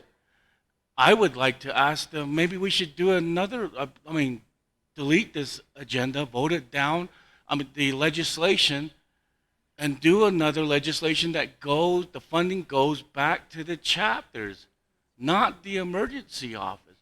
Mr. Harlan, you sit there and you look confident, which is really good, but you're going to be pulling your hair out, sir. You know, with all these requests, it's bad enough that our veterans are still waiting for their checks from, 6 months with all the red tapes that is happening. Maybe we should ask the amending party to put wording in that the fundings go back to the chapters, not the emergency department. Because the AMS and CSEs and the chapter officials knows what is going on. So there's an emergency situation. God forbid if there's one case that may arise out in Eastern, and sir, they need help, the chapters, and this is just an example, you're going to be out toward the Page chapter area, and the delay in time in travel with the providing services with needs is not going to be there. And so,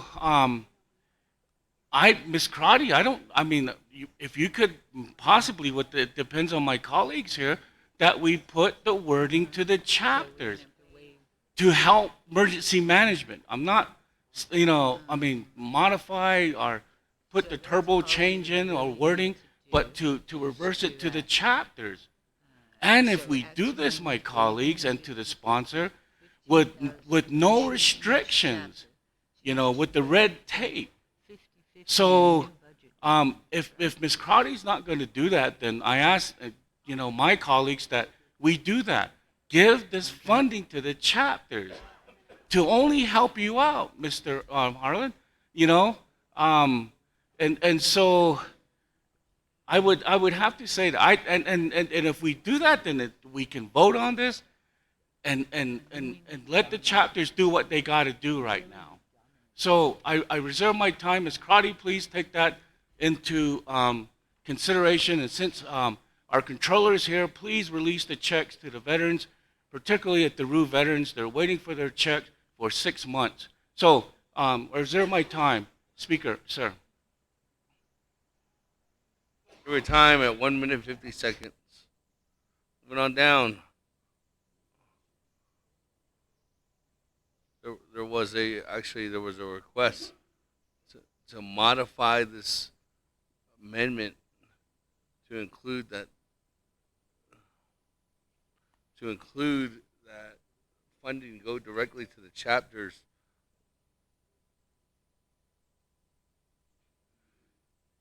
But I would respectfully ask us to do that in a second motion.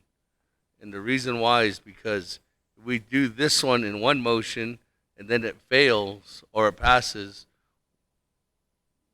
then we still need to identify what form, even though we don't need forms, we still need to identify an amount that's going to the chapters. So I respectfully ask if you could do that in a second motion or another amendment, just for the fact that this one specifically is just going to waive documents in order for you to go ahead and proceed with amending the legislation in order to meet the needs of additional funding without budget forms. Good? Madam Chair Crotty. Speaker and colleagues, I appreciate the comments and the feedback. I agree with all of the comments, and this is why I believe that this council should have the ability to create an emergency package that meets the needs of our communities. With that in mind, Speaker, in these emergency situations, if I could ask Legislative Council to start drafting that amendment, and if we can, and if we could get it onto this amendment, I would fully support that. I'm just thinking about in terms of time. And Speaker, what I also want to do in terms of an amount, if colleagues can start thinking about what divisions or departments need funding. And so if you look at how it's done in the budget process, we identify the division or the program, and then we have the total amount, and then direct OMB and the Office of the Controller to develop the budget forms. And so as a member of Budget and Finance, that's what we do in our committee. So Budget and Finance committee members are familiar with that process, or individuals who are very familiar with Navajo Nation budget, just as an oversight. If you want money to be moved and you request new budget forms, that's the way that we're moving forward, Speaker. So I don't know what Legislative Council, can we have that language for this amendment? And I do know that we have other colleagues who want to ask questions, Speaker. Thank you. Thank you for the comments, colleagues. Ms. Barbara. Yes, we can do, we're working on language right now to give 15,000 directly to each chapter. I'm hoping that's correct what you want to do. I have some questions though. Is that in addition to the 3 million here, or is that part of the 3 million?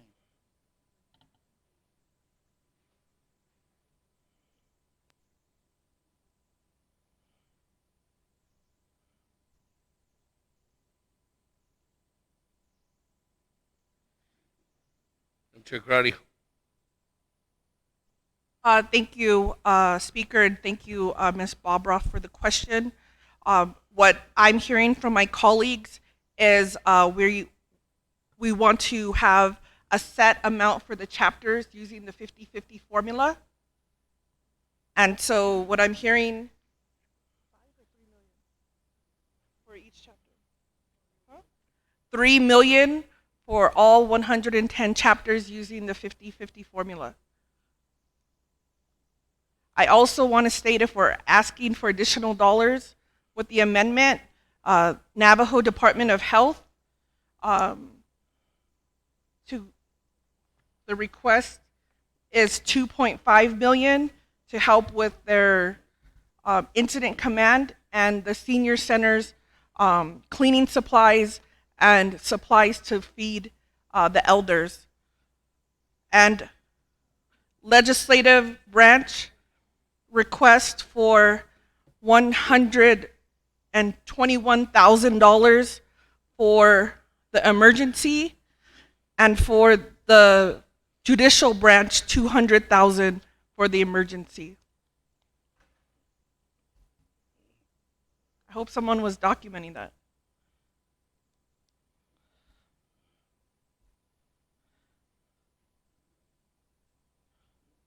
Question of privilege by Honorable Keon Begay.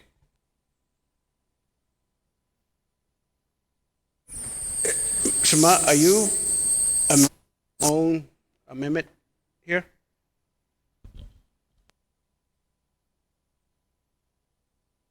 Say that again. Are you amending the funding requests? But we still need to resolve the Amendment 1 here.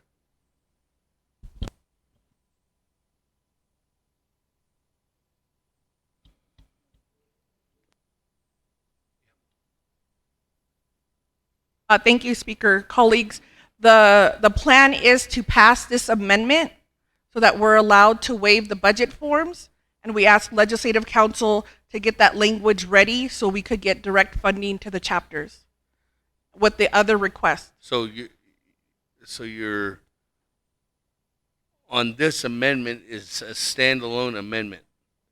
Okay. All right. On this one amendment, waiving the budget forms. That's what we're talking about right now. Waiving the budget forms. No. They're doing it. They're developing that language right now, Che. They're developing all that language right now. And that'll be in the second amendment. But before I go on, This is the lineup still on this one, on Amendment 1. I have Honorable Otto So. I have Honorable Vince James, Honorable Stewart, Honorable Mark Freeland, and I have the sponsor that wants to respond to as well. On this amendment, on the waiving of the budget documents, not about the chapter funding, just on the waiver of the documents. Honorable Otto So. Yeah. I do appreciate the amendment that Honorable Karate has proposed relating to the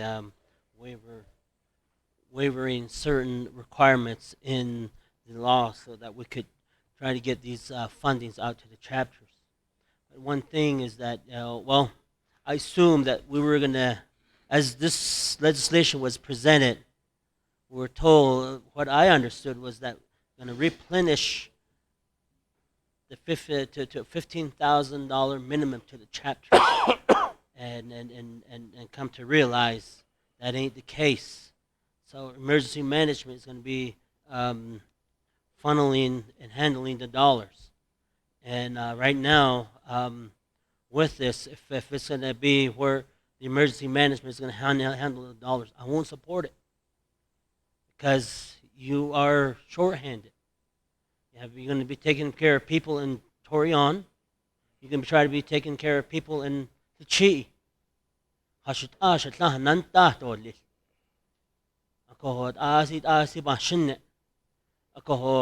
the other mechanisms is to give it to the chapters.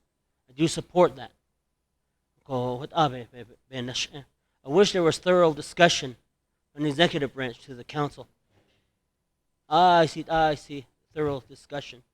Then, ako mashin ako iti ang tao pa na diskit o listo yeah reserve my time.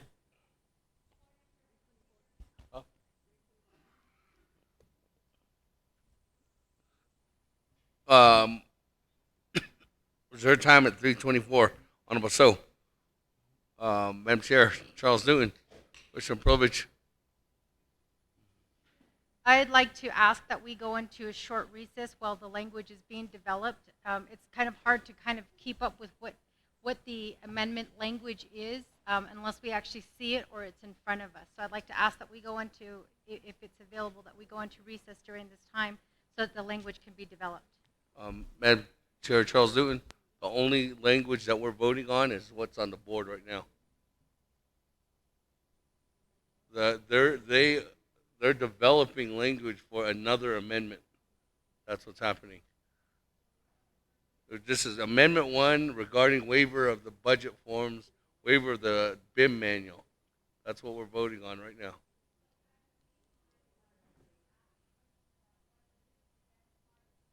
Then I said no.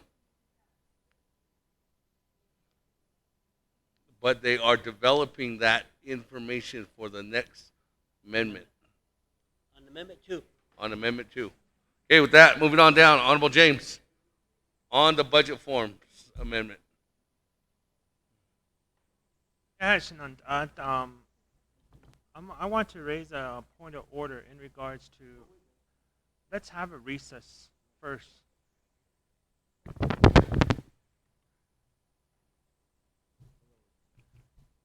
Acha. Okay. Kodot, I would like to raise a point of order and call to recess. Nihye kwaginat anit lenigi hala hajon hilbaho zinoyat o hayud netan hinet odon hilahos and dan halon kwagi bane khay. Let's recess for at least 15 minutes and let's reconvene and see where we want to move forward with this. Bananoshka. If not, if my recess is not going to be adhered to, then I would like to continue on with my questions. Reserve my time.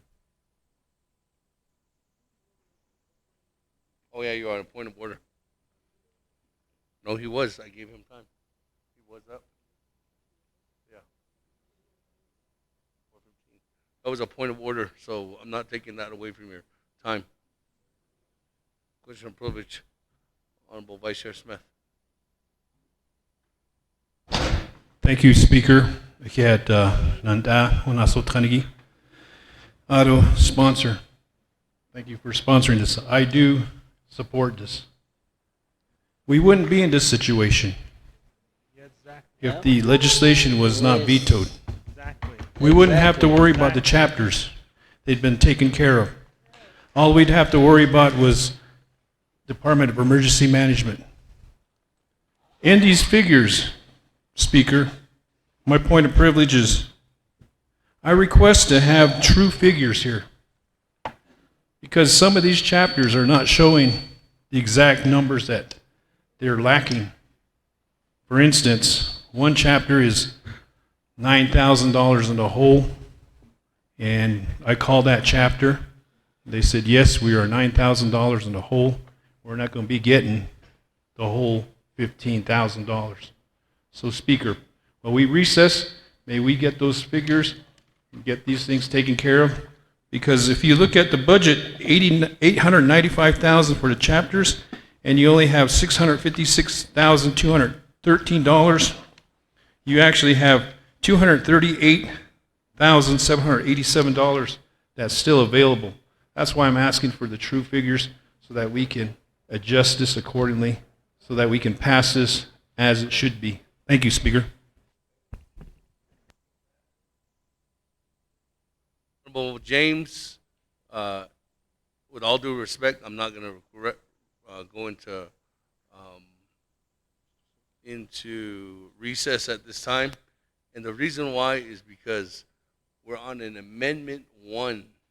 On Amendment 1 is referring to the budget forms that Honorable Crotty is referring to. After that, we're done with Amendment 1, I will recognize a motion to recess until there's a second amendment regarding chapters. But just regarding the amendment that's on the floor right now, I want to make sure we take care of that, and then I can come back to going into recess. Honorable James. Moving on down, Honorable Stewart. I have time. Honorable James. I believe that you recognize me, so I still have my 5 minutes.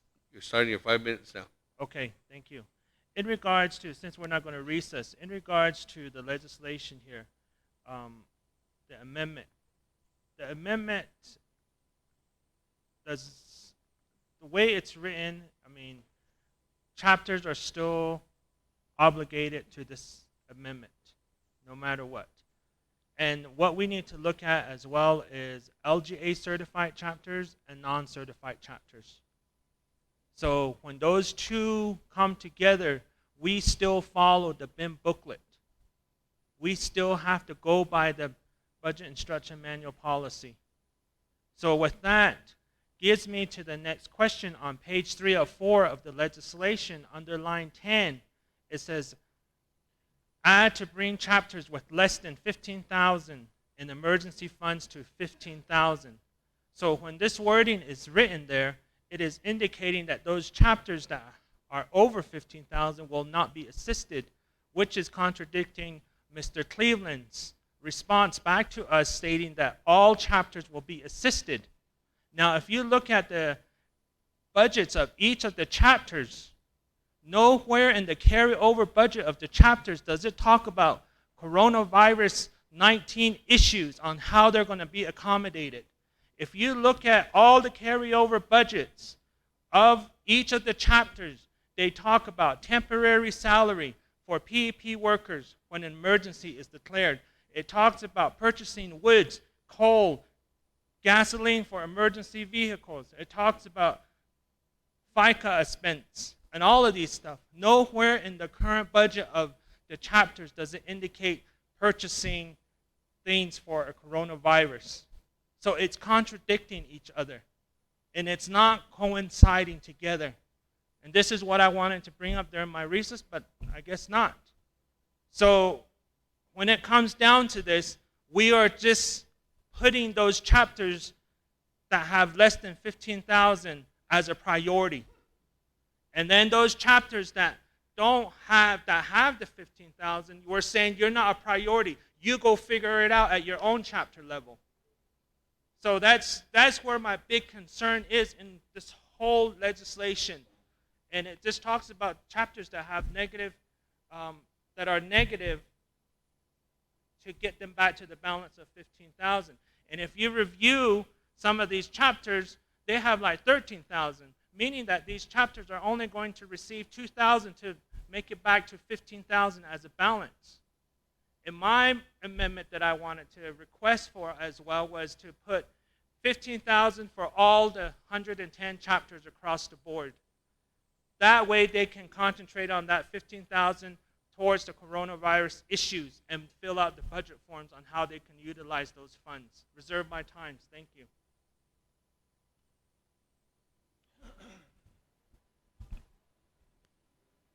Before. Honorable James, just to answer your question, that whole paragraph about the 15,000, they're working on an amendment to take that out. And it's going to be a $3 million amendment using the 50-50 formula. So there would be some chapters that would be getting way more than 15,000. And it just goes off the 50-50 formula. So that's why they're working on that amendment, which is next, which Honorable Edmund Yazzie is asking to sponsor.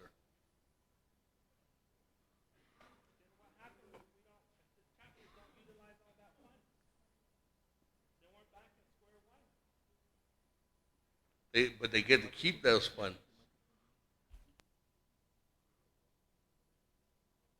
Okay. Honorable Stewart.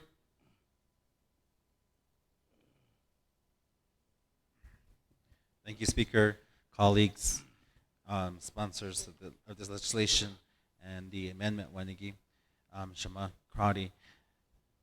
This amendment, to the way I view it is that it's not in the right, because if we waive policies, if we waive certain legislation that were passed before, this is how our chapters got into sanction, because of the staff that are out there putting in items, purchasing items that are not related to what is actually needed. The other one is also that from the chapters themselves are operating with this, that are going to be operating out of this, with what was stated earlier on the quorums and whatnot. All that needs to be reconsidered, because since last week, since we've been discussing this COVID-19, this has been referred to as similar situation with Winter Storm. This is not similar to Winter Storm. This is a different issue. And I believe that this needs to be looked at carefully, and I'm really against doing these waivers to the chapters, and also giving the other chapters more than what is actually needed as well. That's all, Speaker. Reserve my time. Stewart. 3 minutes and 33 seconds. Honorable Freeland. On Amendment 1. Thank you, Speaker.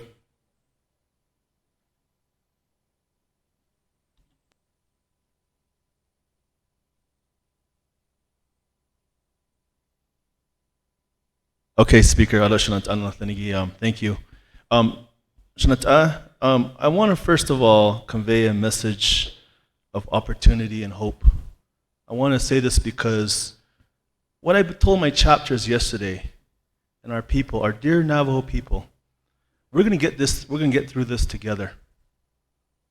We're going to get through this together.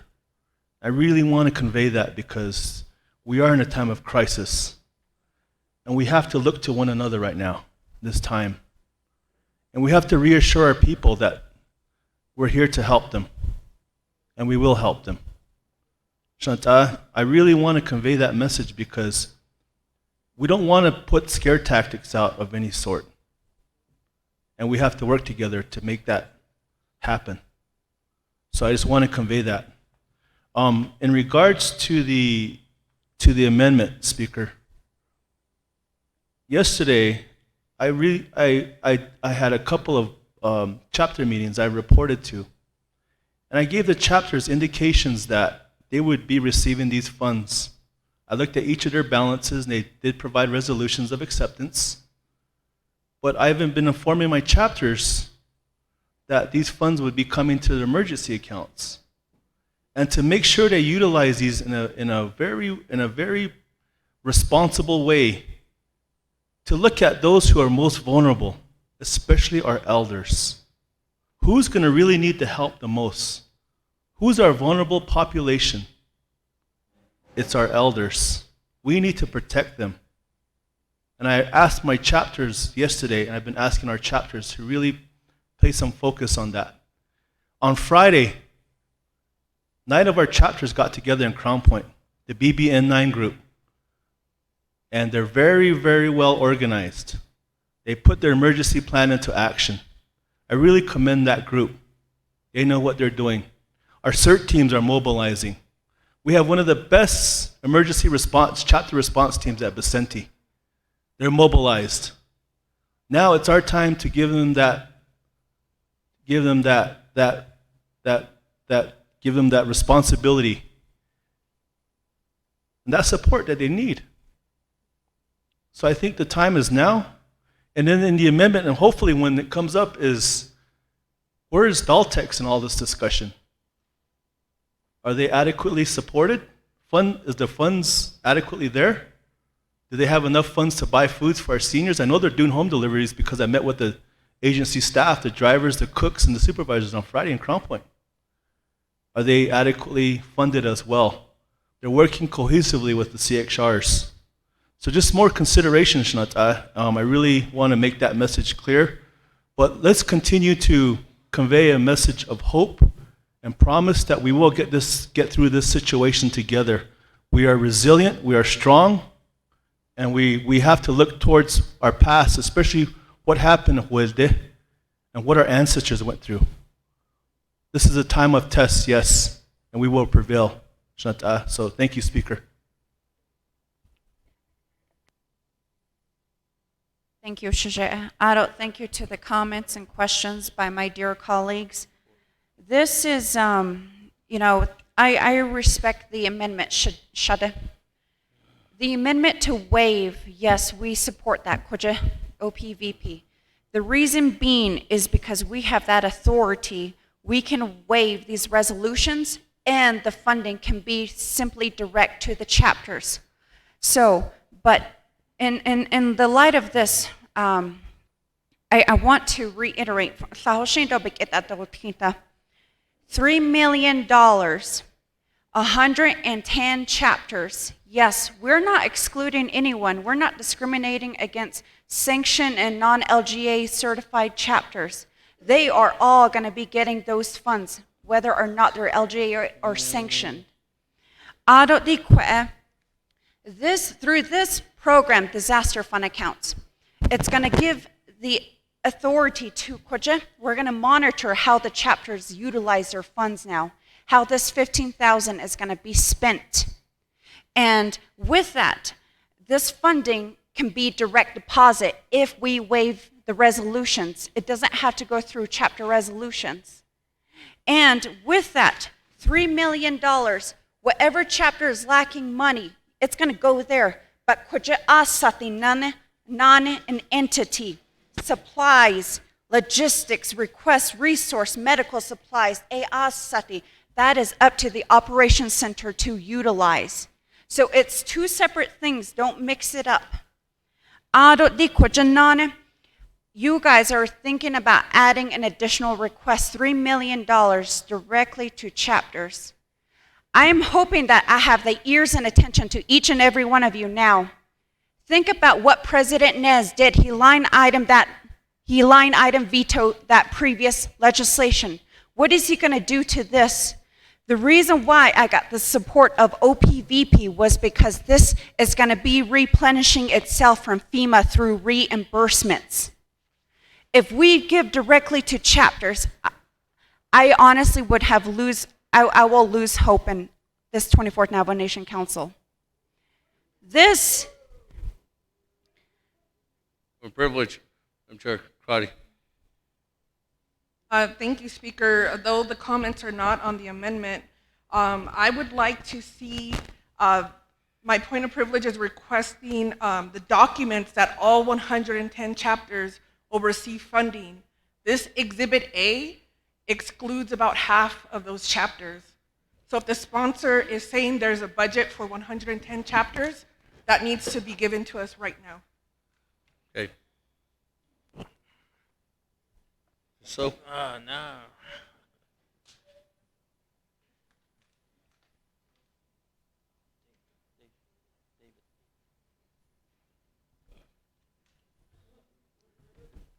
point of privilege, Honorable Aroso.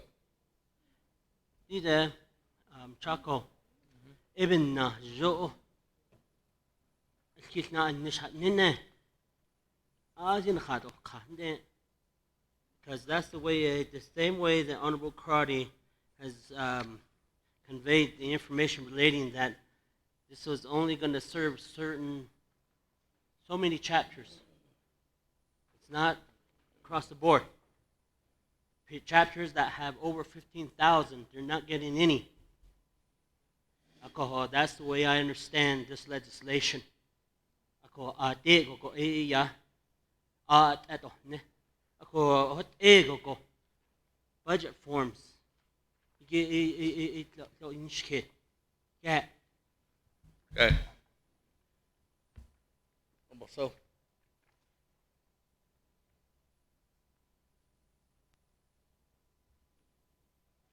Thank you. Mr. Speaker and members of the 24th Navajo Nation Council, I appreciate the opportunity to address some of these concerns that you have. But let me preface this with this. This is a health emergency. Mr. Speaker? Oh, I'm sorry. This is a health emergency. It's not like any other emergency. We have snow removal and weather-related. This is a health emergency. You have to look at what we are doing from the Incident Command and the Emergency Command Center. This is a flu. My question to the council delegate is, what is the chapters going to do in this emergency? Are they going to be seeing patients? Are they going to be bringing in patients to the hospital? No. What this is the Incident Command Center, which David is overseeing, David Nez. He's coordinating with all of the Indian health services, the 638 programs. When there is a case, that's where his job is going to come in. He is going to coordinate that case with those people. Chapters, where are they going to be at in this whole process? That's why we have the funds that are going to go to the Department of Emergency Management so they can coordinate with IHS. They can coordinate with them on when one case originates within the Navajo Nation. Now, Mr. Speaker, I'd like to give a brief overview from David Nez, who's the incident commander. Just have him briefly give you an idea of what these funds are going to do. Mr. Speaker, thank you. I appreciate it. Point of order.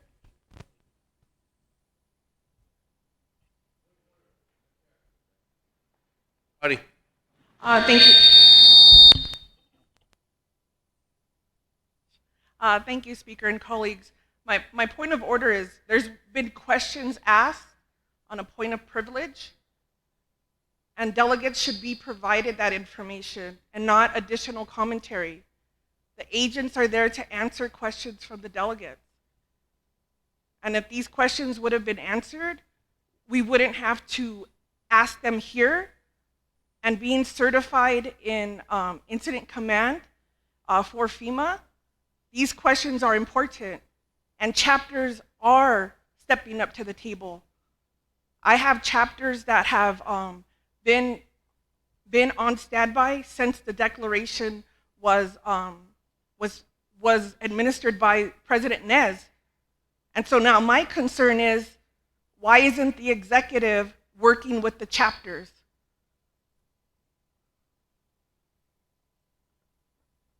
Privilege. Are you going to respond to that question?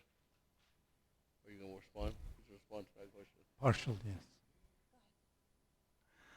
Yate, my name is Dave Nez. I've been appointed as the incident commander for the Navajo Nation Health Command Center operating out of here from Winter Rock.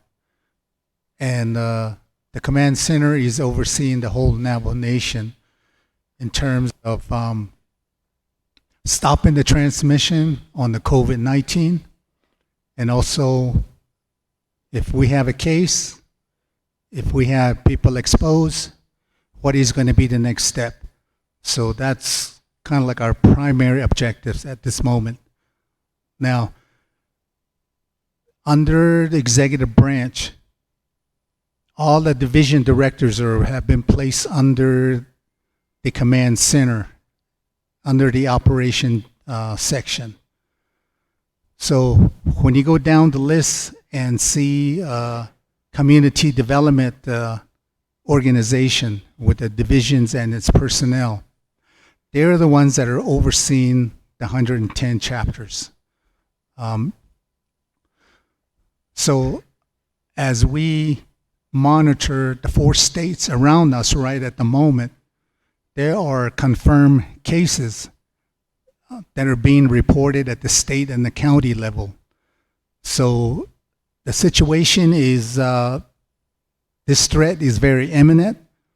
So although we're doing a lot of prevention measures, we're also preparing for first case. So that's where, we like to be part of this discussions on how we could support the command center along with the 638 and the hospitals.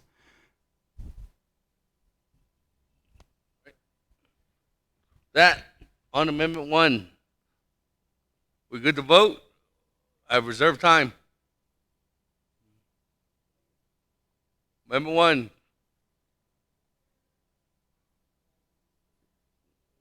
Go back to reserve time. Vice Chair Smith, 4 minutes and 50 seconds. Waves it off. Honorable Keon Begay, 3 minutes and 25 seconds. Bahanana sito lilche. Kudo late chapter. Druyego nahote iki. I guess this is an example that we didn't really prepare in developing this budget. Late. Anything and everything in funding appropriation is always at the central level. And it takes time for us to allocate and distribute the funding to the local chapter.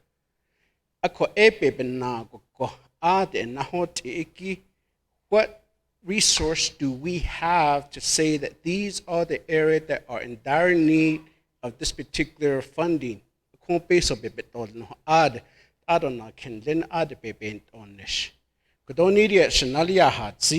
Mr. James, if you look at this budget, why are we paying $30,000 for a telephone line? Why are we paying almost $60,000 or $90,000 to public announcement, and so on? Pens, the papers, So if we're doing this amendment, but based on that, I sure like to see NTUA here to say that we'll waive the bill, or Frontier or Cellular One or whoever to say we'll waive the bill while you guys are helping the community. That way, based on the need,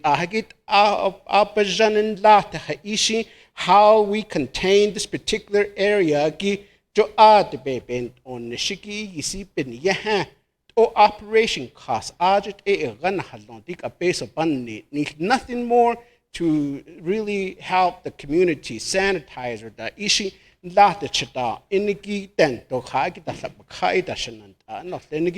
then I continue to hear FEMA. If you look at a memo that was sent back from FEMA during the winter session, it will never go back to the chapter, because the 2018 or 19 declaration, chapters are then reported that none even a penny back to the chapter.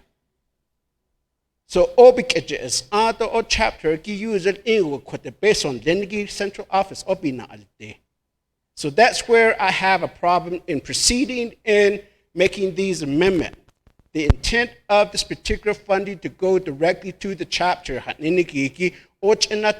but none of them will be effectively be utilized, especially with the bigger population of the chapter. So shandet ani bebe na shasi tolde hajo chasla do di budget di kit IC di kudat di kwake medical supplies and took a lego sabanda al de di kwake to sure if the people has certain if have this disease go joy kwake di up medical supplies gitchadayos. So those are the area aj go kila bayatio that in son dig or replenish, making sure that the chapter says 15,000 ninigi o chapter but not ni ho peso adigi to yach that edo kododo behas anigi bab kehahuil nata eshit il ashanan ninigi a kohalit aladid adon nidigi di kwage di pass ilia go adonan which di based on ninigi the justification. I need to have that clarification too. Okay, with that, moving on down. Reserve time. Madam Chair Charles Newton. Thank you, Speaker. 2 minutes and 44 seconds. Yes, thank you.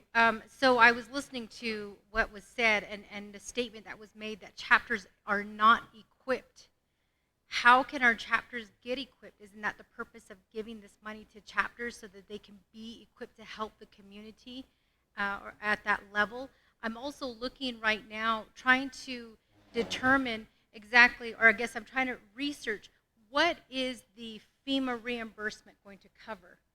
And I'm looking online right now to try to get that information because as we are all aware, whenever something of this magnitude happens, the federal government comes back and says that was not a reimbursable cost.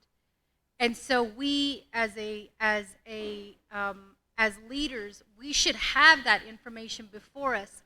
We should know, what the reimbursable costs are because our people are different. And I'm thinking in terms of, whether this reimbursable cost will cover things, and this might sound like a little silly, but whether it's going to cover costs associated with our cattle, our sheep, our horses, even our dogs. And I say that because the last time there was an emergency declaration, there was not anything allocated for people who had certain types of animals.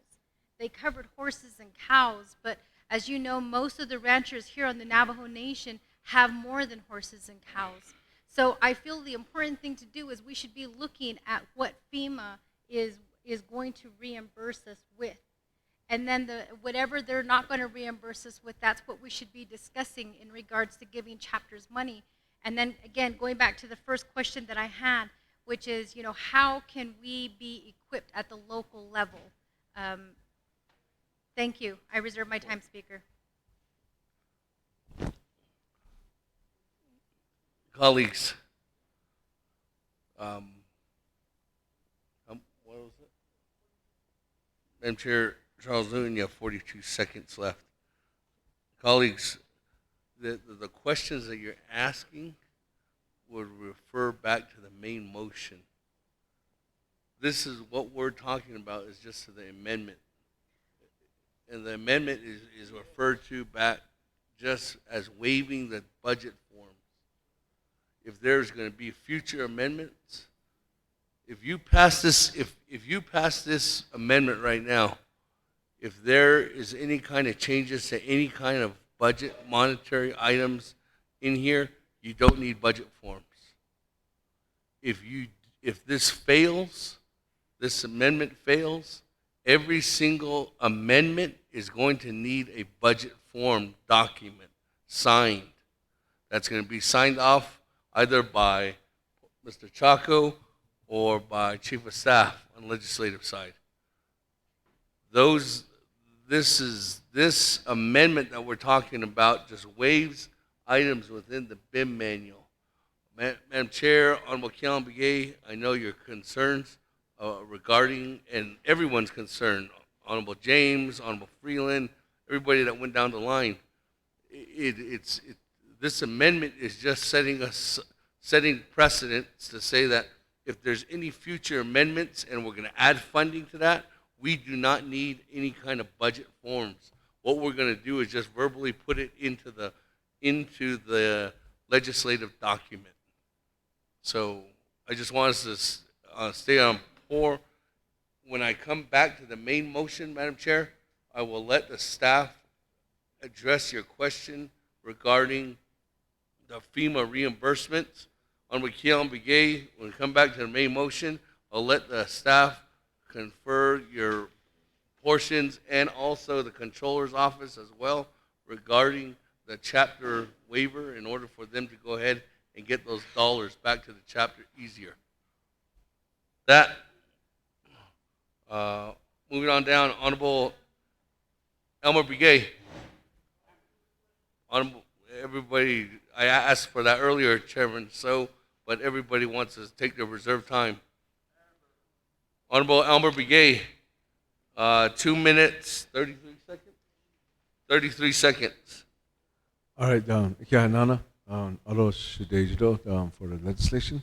I understand your where the president is coming from, and then the emergency management.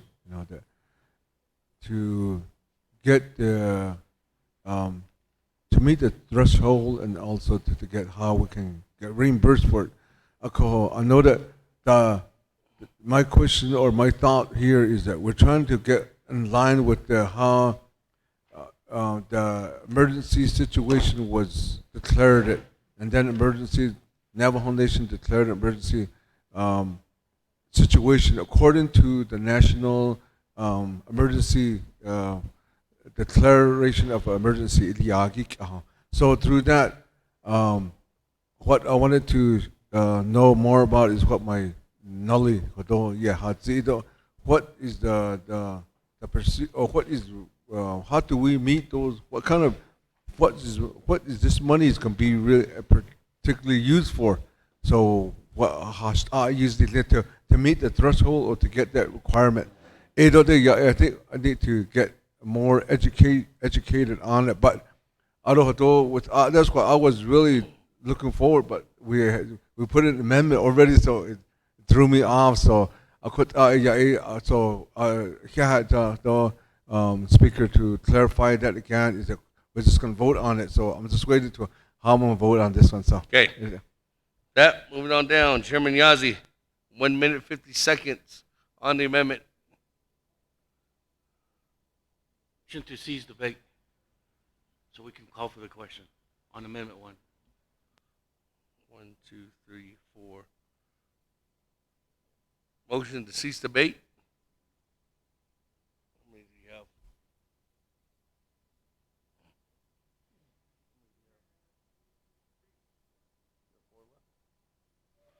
you have?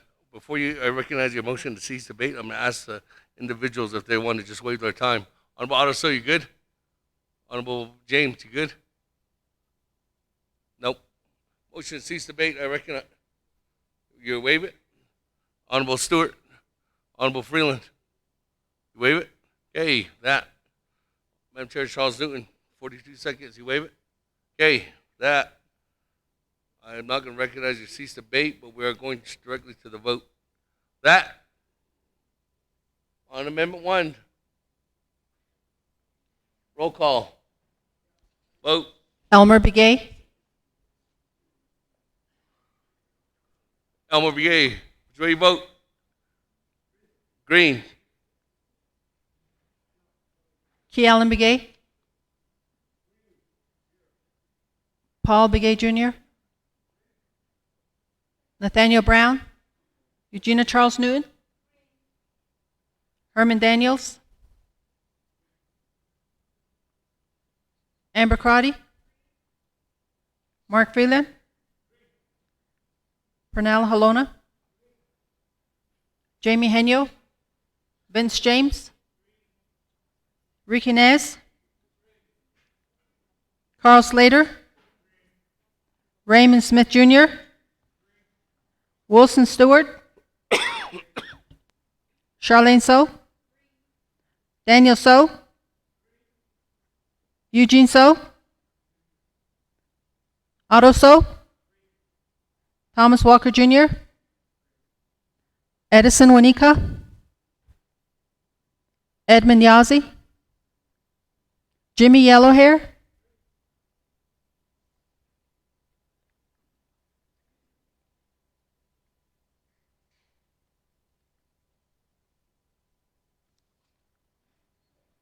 Mr. Speaker, you have a vote of 21 in favor and 0 opposed. Favor, 0 opposed. Motion carries. Amendment 1 passes. That, back to the main motion. Honorable James, you're up on the main motion. This is the lineup. Honorable James, Vice Chair Smith, Honorable Helona, Honorable Keon Begay, Honorable Stewart, Honorable Elmer Begay, and Honorable Otto So. Are you ready with that amendment?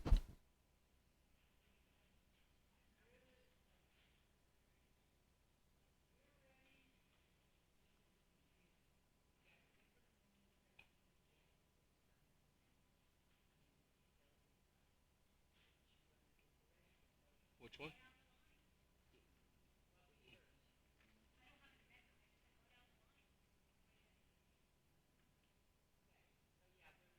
Okay, we're ready with amendments.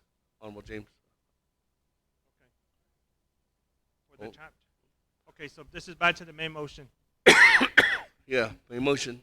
Okay, in regards to the legislation, Shanale, then sponsor in Lehigi. In regards to, again, page 3 of the legislation, Aden bayan ki ito ado on the representatives between Kaigi. Bayad ki iki Aden behada zihigi edo legislation not sospe do kedigi do bakada.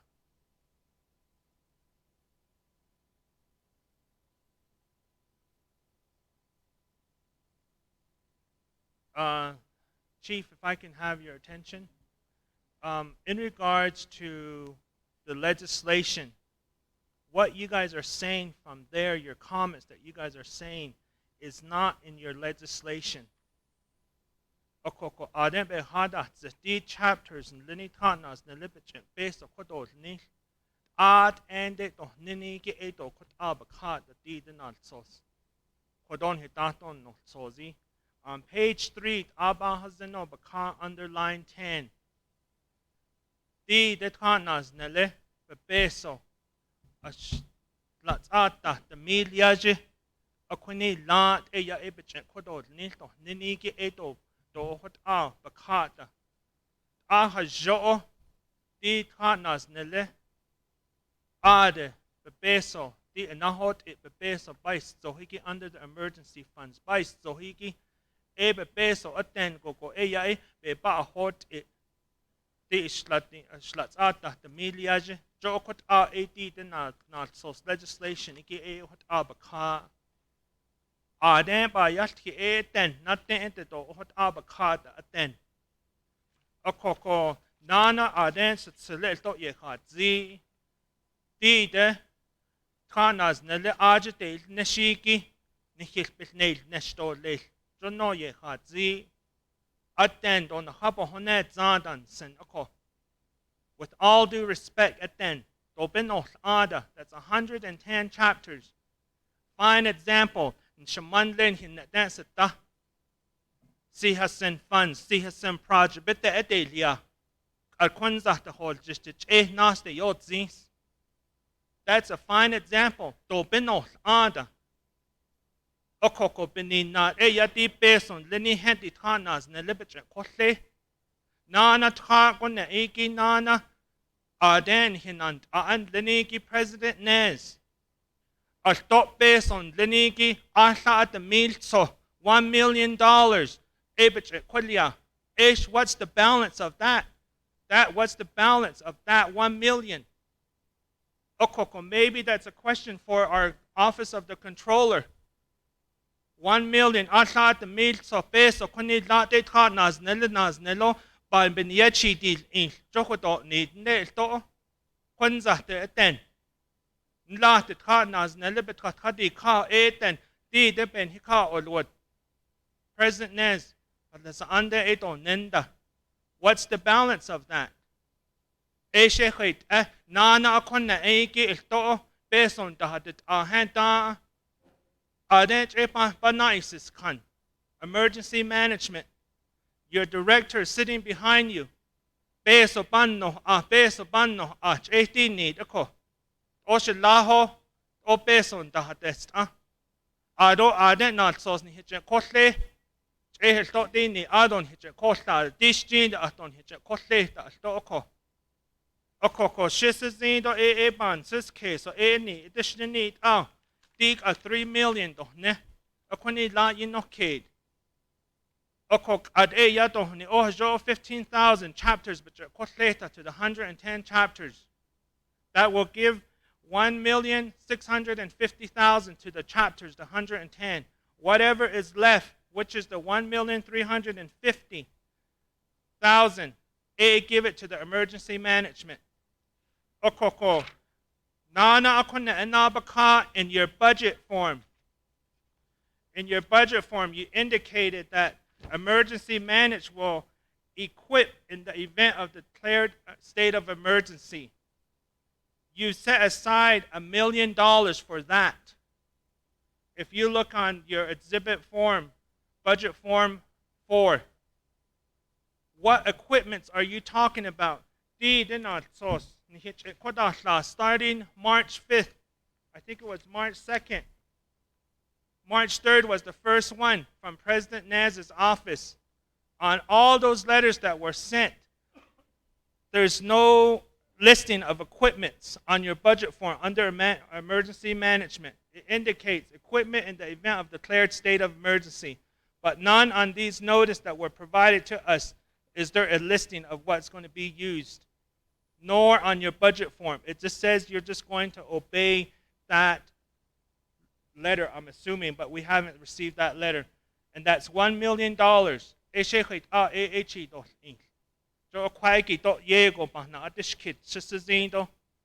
So that's a big question. How are you going to spend this $1 million? It's not breaking down or broke down by how you're going to spend the funds.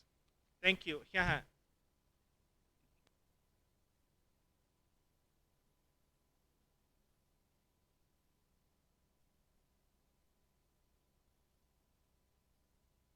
Honorable Vice Chair Smith.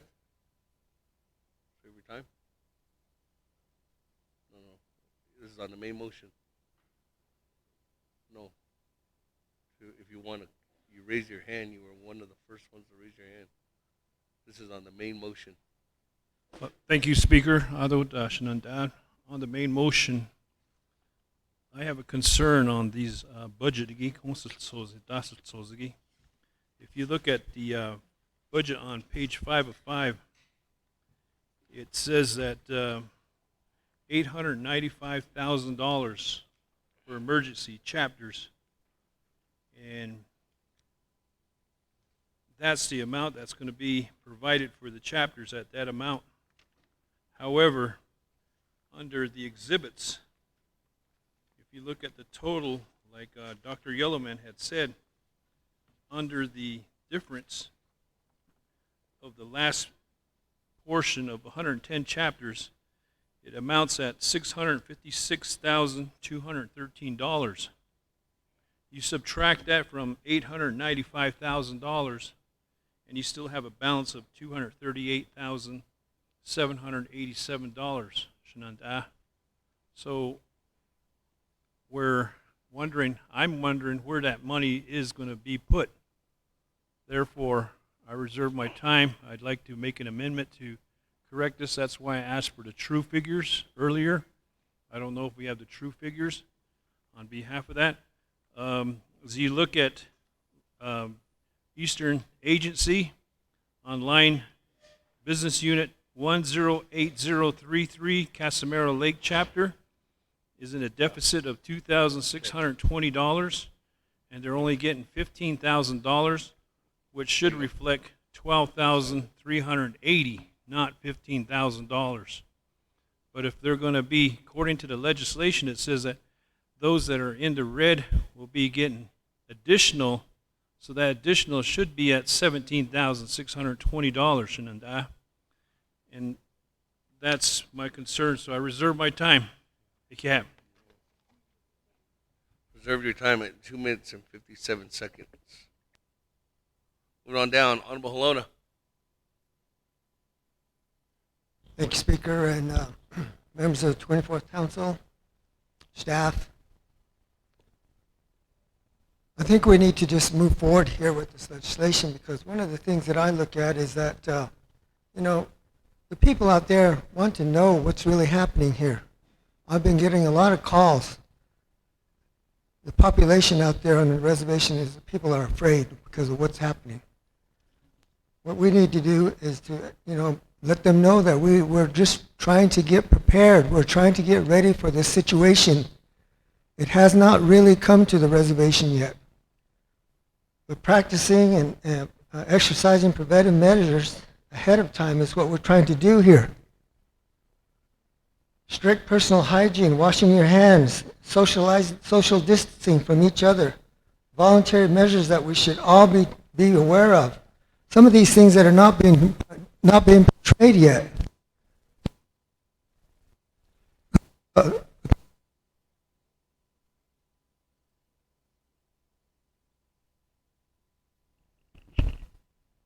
Okay, so the people out there are afraid right now. If anybody has seen or noticed at the stores and all the supplies, the disinfectants, the toilet paper, paper towels, a lot of the food has already been bought. The people have made a run on the stores.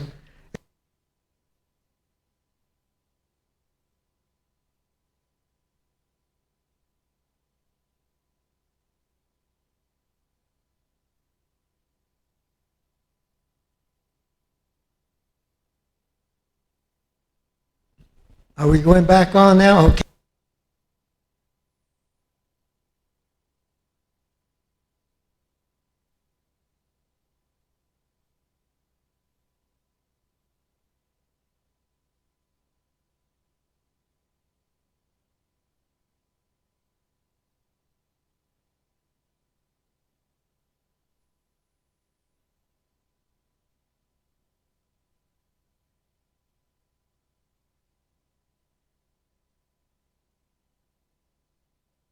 Testing. Okay, so I hear what Delegate James has said about the funding. We probably just need to, we're actually trying to prepare for this situation. If we prepare over ahead of time and it doesn't happen, we're still in good, because people out there are afraid what's happening. If we move this money out there to the chapters, and it's true that $15,000 per chapter, let's move it out there and get it started now. If it's already it might be already too late. We don't know, but we're trying to get ahead of this game here. Right now, there's have not been any confirmed cases on the reservation, and we want to try to keep it that way. Like I said, we need to just make sure we tell people that we're practicing good safety habits here. This is a challenge that we need to respond to. If we do it right, and it looks like we did too much, then actually we do too much. We're going to be preventing maybe the worst case scenario. But the elders out there right today, they're panicking. There's people out there that are out of toilet paper, cleaning supplies, and with this $15,000, if we get it out to the chapters right today, we'll let the chapters handle it. We have to everybody has to be responsible. We all need to work together. This is what we need to do. And with the balance of that $1.35 million to the healthcare facility, that's enough to keep us going for a while. But understand that the President Trump is going to start mandatory 14-day quarantine for everybody all across the nation. And when this happens, if he does this, people are going to start running to the stores and getting food. They're already empty. People already have gone to the stores and emptied the shelves. So we need to start preparing for that. And the chapter houses are the places that are going to have to help their people. This is what we need to look at. If it's if we're overreacting, then that's going to be better than not reacting at all. So I support this amendment, but I wanted to see it change. I think it needs to go to the chapter houses. They're the ones that are going to be out there on the front lines with the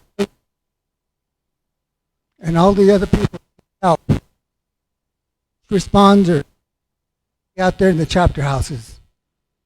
Thank you. Reserve my time. I'm at 45 seconds. Went on down. Almost later.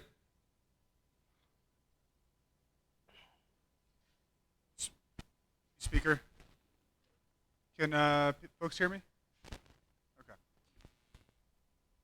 Okay. First, thank you to all of our public health officials, nurses, doctors, everyone who is out there on the front lines trying to confront this pandemic. I want you, Speaker, I don't know. Okay, let's get this close up in here. I just wanted to thank doctors and public health officials, nurses, and everyone who's out there on the front lines trying to address the pandemic, and I hope we can get you the support you need today. I have a few questions, and I'm going to start off with that $15,000 figure. I would like to know how that was arrived at, and if there's like a sample budget that informed why $15,000 would go to each chapter. I don't see this funding being inputted into a larger plan. And the presentations we received from the President's Office and the Department of Health and through press releases have a bunch of discrete information addressing individual issues or school closures.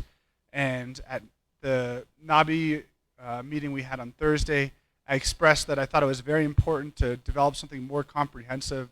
And that's been echoed by many of my colleagues in our discussions. And so I want to impress upon the presenters that there needs to be not just a website or a bunch of press releases, but something that has a coherent narrative about how the Navajo Nation is responding to the epidemic or to the pandemic.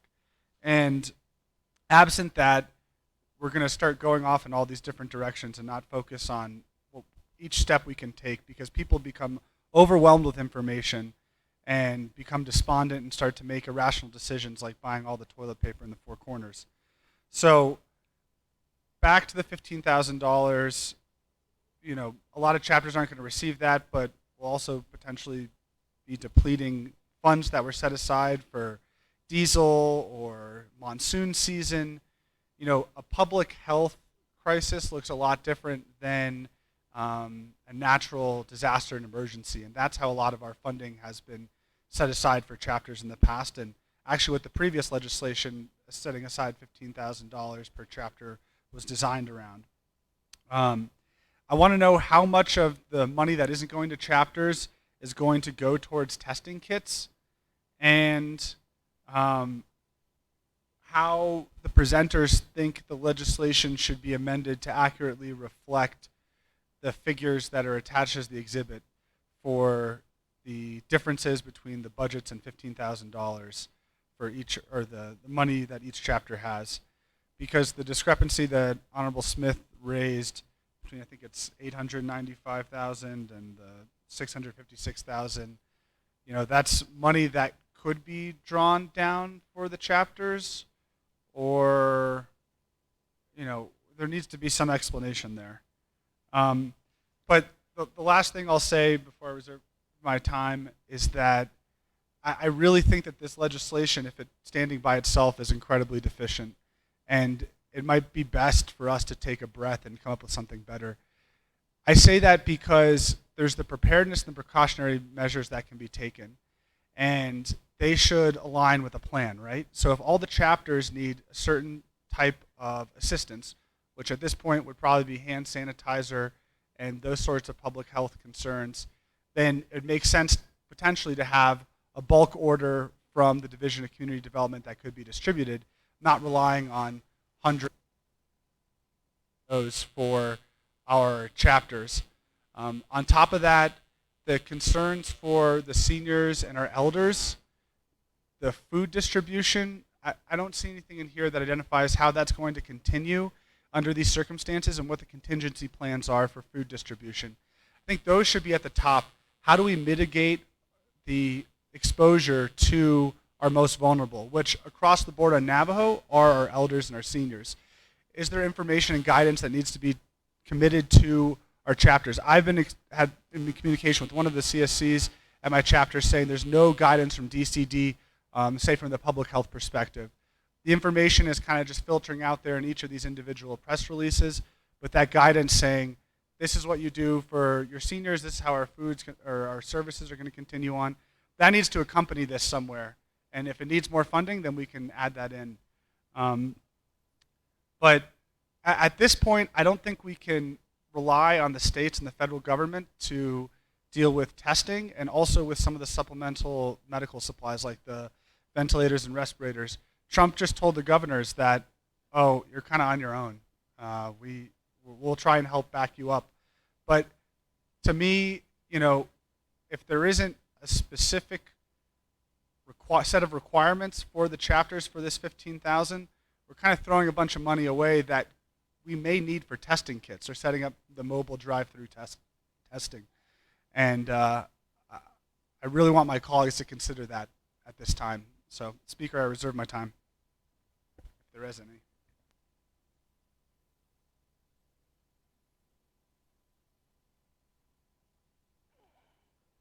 Serve your time at 15 seconds.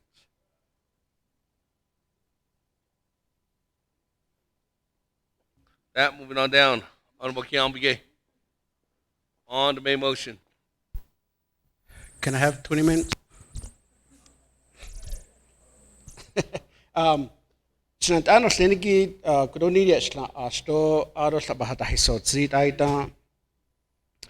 I guess it goes back to the president press release declaring of a public health state of emergency with coordination with the CEM-20-03-11.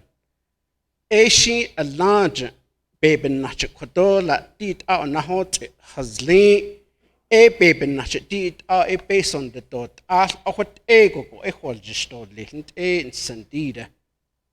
Dig at hate a the quick shin chute don't a call dig at budget has not ego go ha a get a late did a ni quite get the cousin tagging has a the Ninikin Hans, go 80 batch at the Nils and Dolly go Benna, Diquaki 80 a chin shiwi dot is on Nahitone.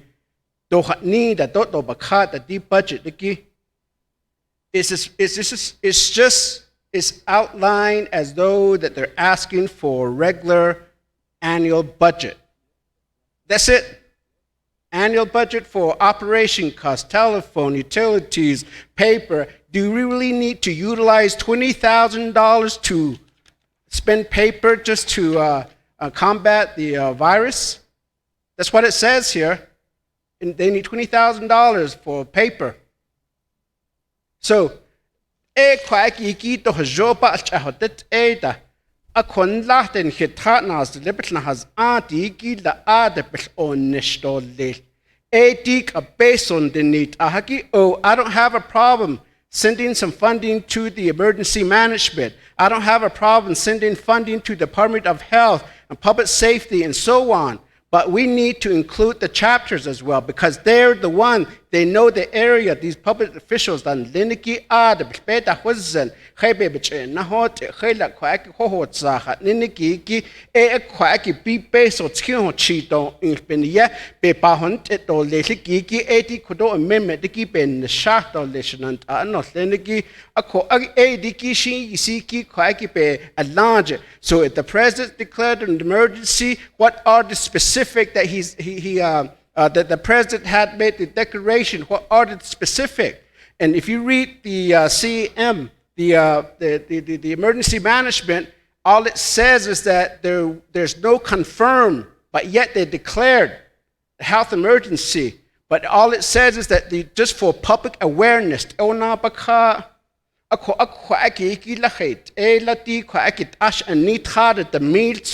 will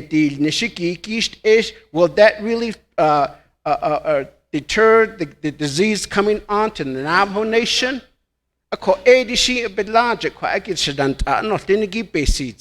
And I'd sure like to see it NTUA, the cell company, and whoever. They need to help the newspaper.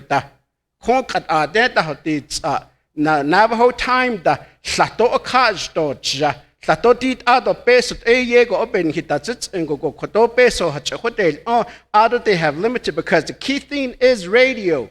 We need to koton hit masanin hit chain hit nan yego go koto belagana kashit wala nigo yat hikito yego beta husenda. We need to have a direct connection with our Navajo people in our own language. The nepizat do bastant akito do nahon agotit abe yat hiki on a 24-hour base. Ado it hotieto ado yana halizit o hajoti it egolan khaz aniki penel nesto deep in nadit a person de nit a hajot ka konit zendo di kwakit ada it na li khatniki ben yet etenil zengo ben yeti kodo peso ben onish eshi isiki kwaki ben yani question and not liniki. So with that, Mr. Speaker, if that is the language that's proposed, Leo Amendment 1, but it probably be Amendment 2, asking a language for the chapters to have access. If you have DOJ January 3rd memo in yes, we know that chapters can't declare emergency on behalf of the nation, but we need to put a legislation in there where each chapter should be able to declare emergency in regarding to this convoy 19, so that they have access in getting having access to this funding to be prepared and work within the community.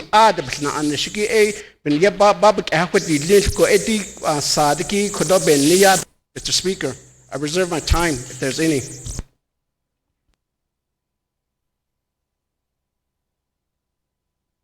Hey, you ran out of time.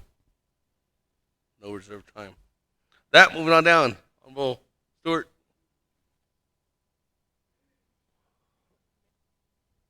Did you make an amendment? I thought you said is that the amendment?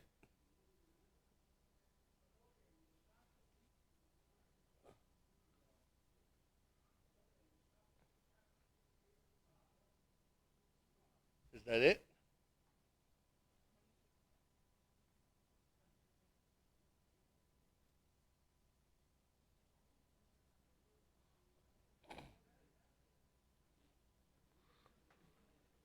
Go back up.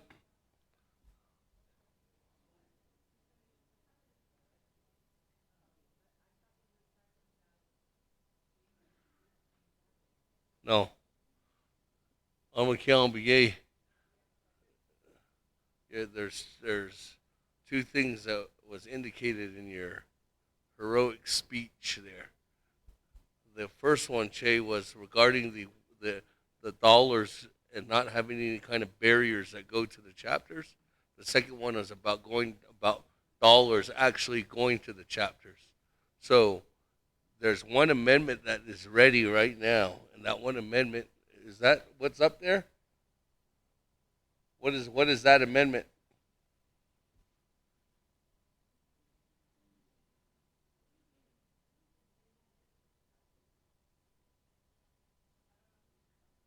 Is it the 50-50 for $3 million?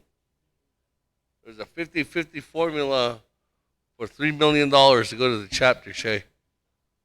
I'm McCallum Begay. Mr. Speaker, let me clarify and let me slow down then. My request in Navajo language was, this is the first one during Ms. Crowley's amendment, I've asked her to include amended language where chapters would also have similar funding, access to local funding. The language is all I'm asking for. I'm not asking for additional funding here. I'm just requesting for Amendment 2 of the language that similar to what we've passed in Amendment 1 for chapters. Speaker.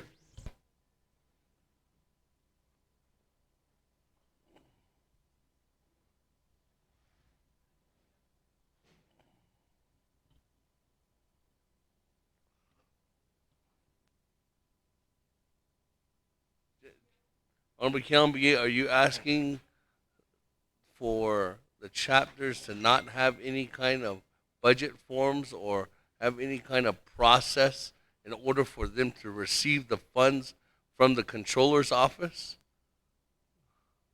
once the dollars are approved?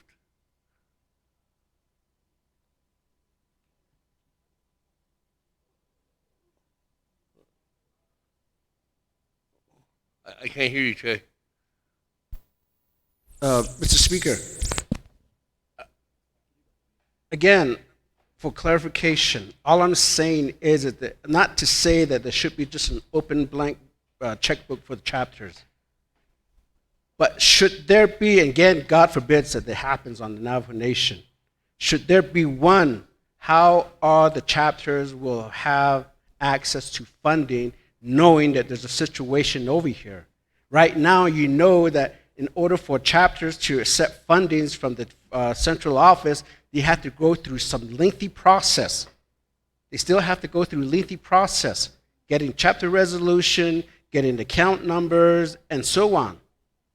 So Diki minimize that. So chapters could also have access to emergency funding at the local chapter level.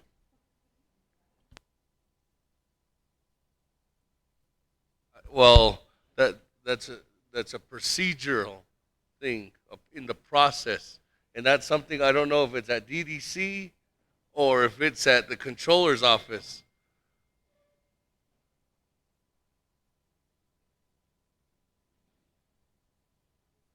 DCD? Or is it at the controller's office? Any clarification? Okay, the Navajo Nation, we're going to pass a legislation for UUFB that goes directly to the chapters. This Holgate Hugh, controller. When it goes directly to the chapters, before the chapter can even receive their check from the controller's office, from the cashier's office, they need to bring in a chapter resolution.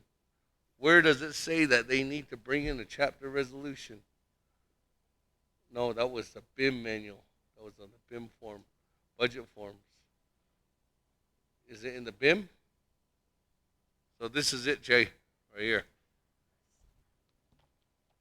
On page 15 of fiscal year 2020 BIM, under B, procedures and requirements, we are asking, or it can be waived under special conditions per the agreement of this meeting here, that budget forms 1, 2, and 4 can be waived with justification. Justification can be waived and an explanation of the reasons funding is being requested outside the regular or annual fiscal year. So we can provide this language that it can be waived with special conditions during the emergency declaration. In the BIM manual. I know, but what page? Page 15. Okay, I'm going to recess. I'm going to recess for 15 minutes. No. Recess for 15 minutes. Oh my gosh.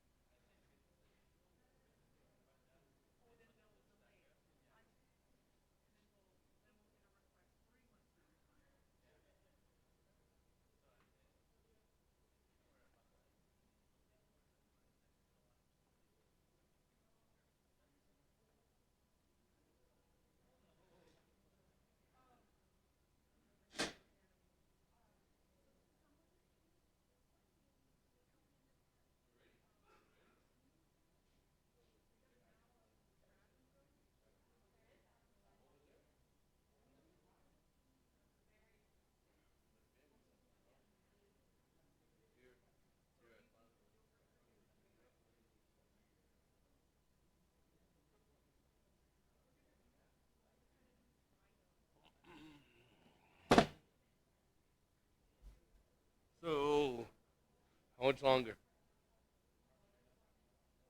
5 minutes.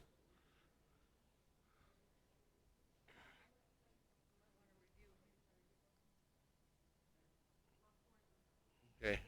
5 more minutes, colleagues. 5 more minutes.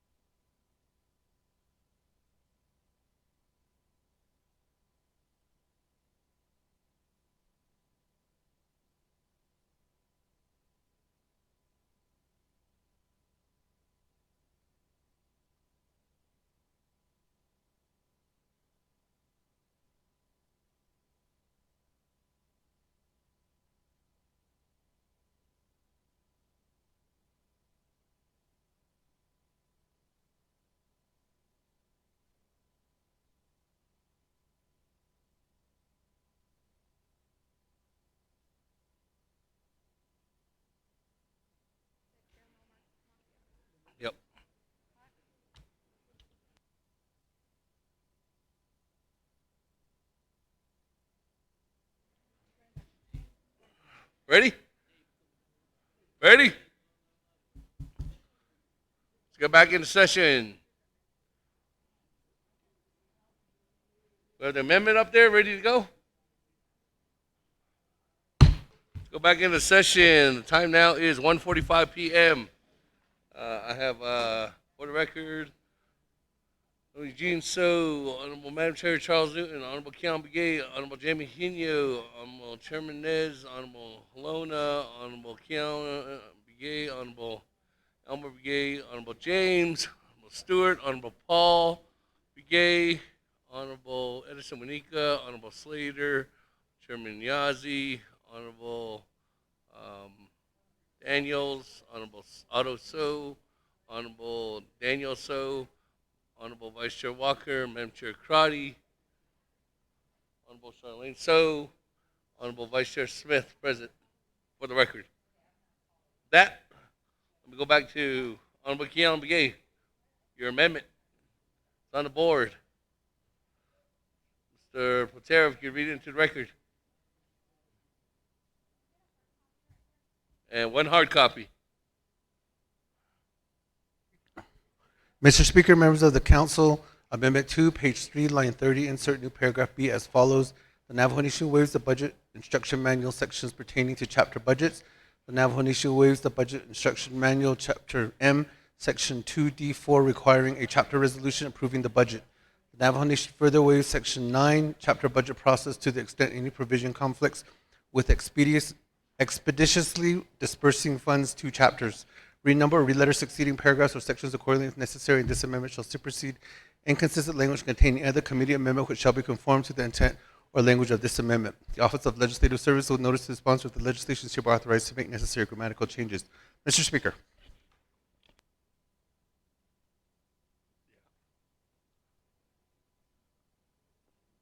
Honorable Keon Begay, motion. Second by Honorable Chairman Nino. Comments, questions on Amendment 2?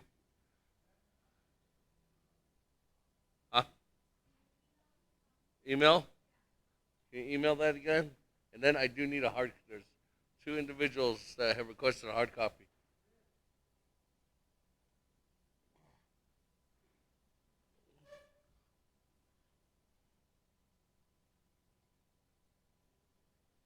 Chairman Daniel So, on Amendment 2.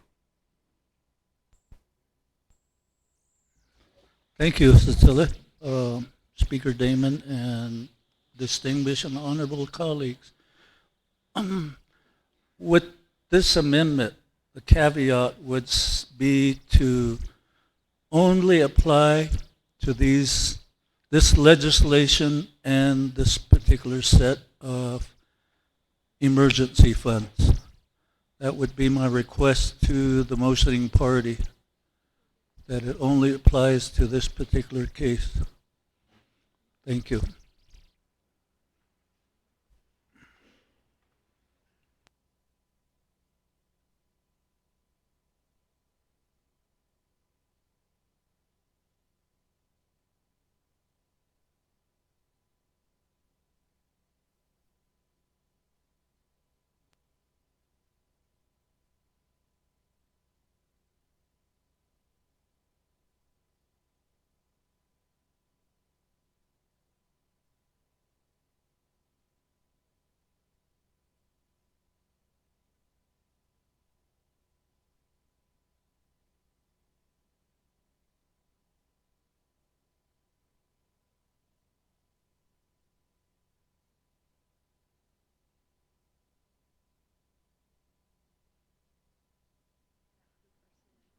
Let me,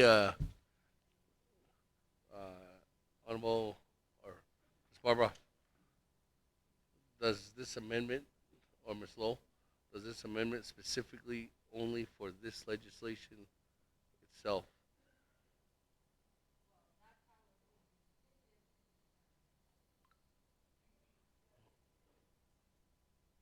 Thank you. The question was, does the proposed amendment apply only to this legislation? That was how it was intended, but the additional language is just fine. It doesn't change anything.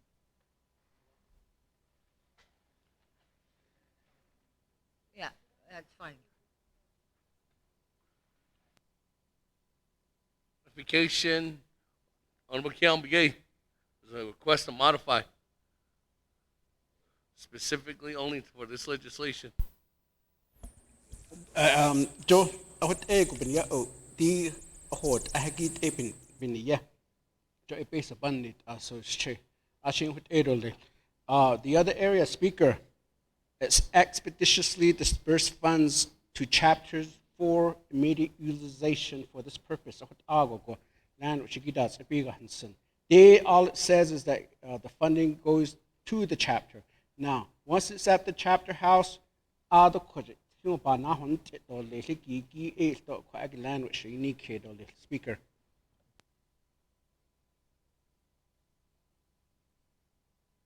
I have to come over and talk to you about that, Shay. Someone needs to go. Okay, let me move on. Honorable Keon Begay, Honorable Chairman Henia, you good?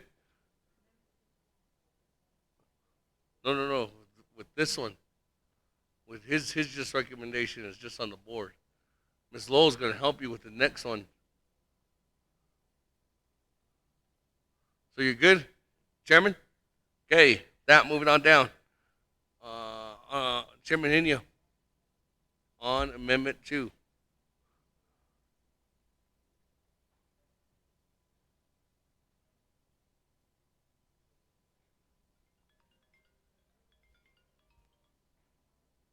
Hello? Here. You want to use this one? Oh, you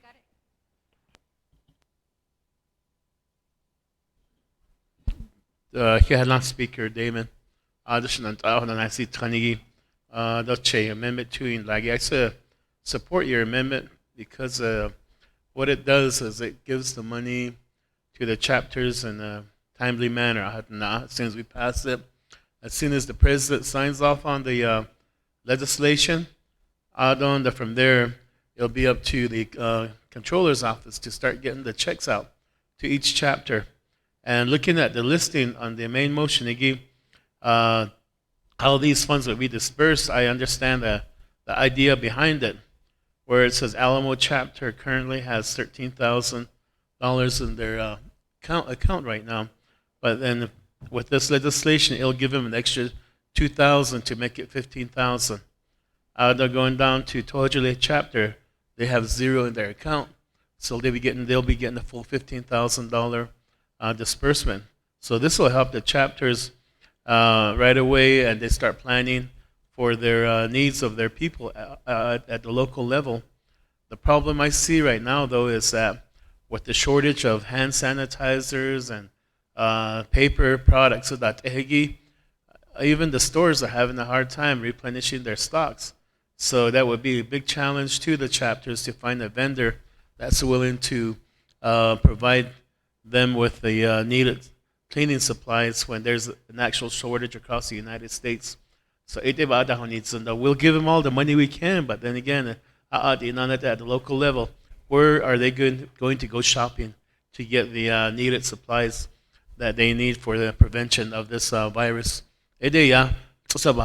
So I apologize for being late, my colleagues. We had a tragic incident over the weekend in my family, so just had to deal with that. And then, of course, not feeling too good, so I figured I'd stay away from everybody for a little while. But I was watching it on the internet, and it got really interesting, so I figured I better be here. So I started driving out this way. But okay, speaker, reserve my time.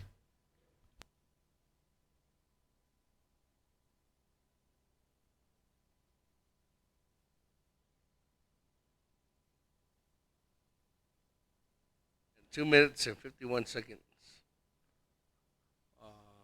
Madam Chair, Crotty.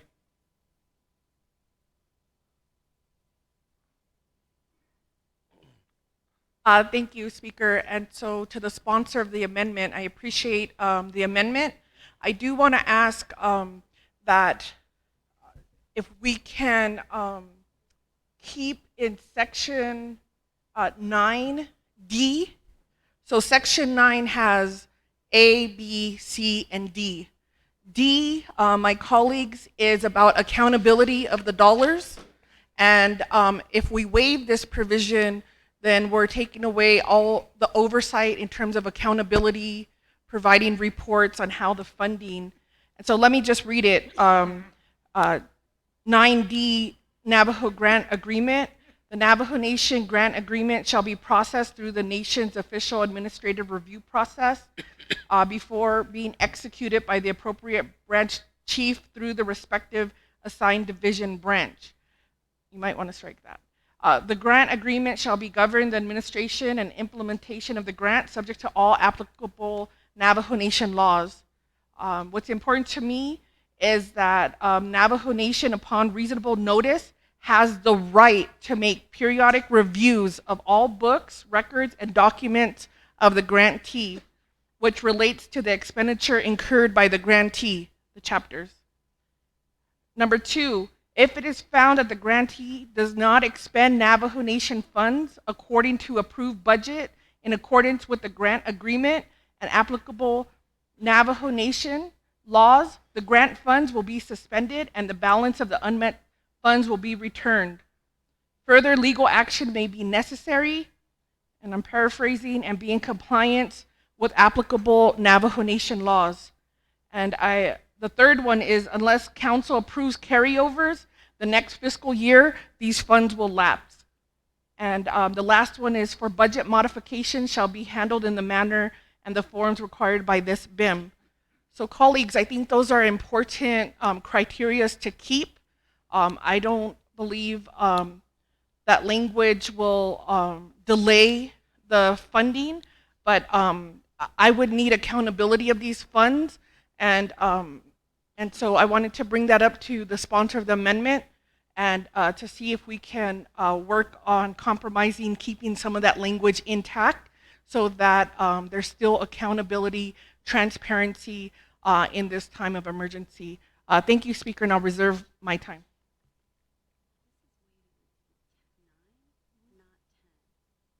Reserve your time at 2 minutes and 23 seconds.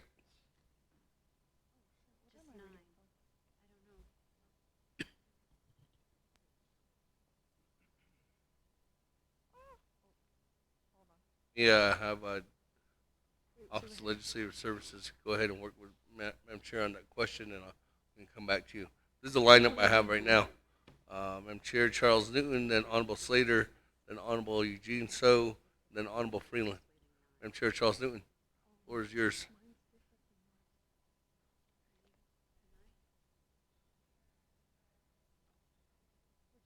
You don't want to speak? Okay. Hey, Honorable Slater.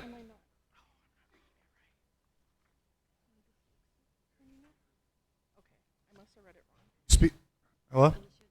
Thank you, Speaker. I believe that means I have 10 minutes now. Lighten the mood here. My point is very simple.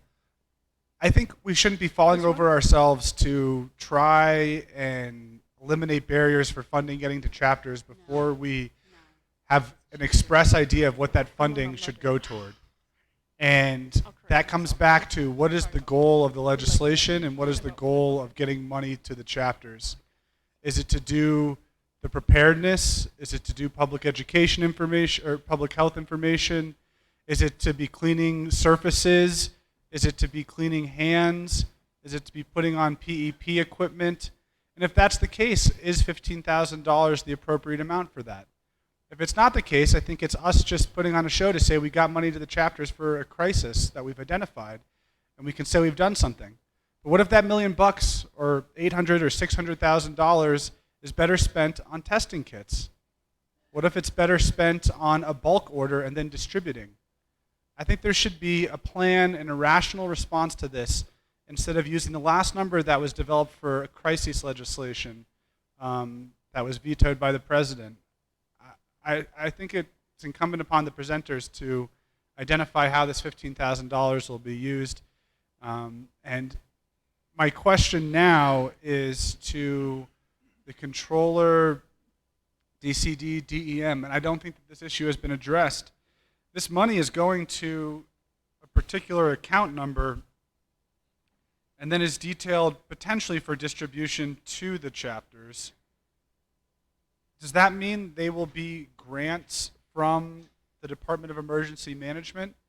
And if that's the case, will this amendment actually speak to any regulations that might exist under emergency management for distributing funds to the chapters? So,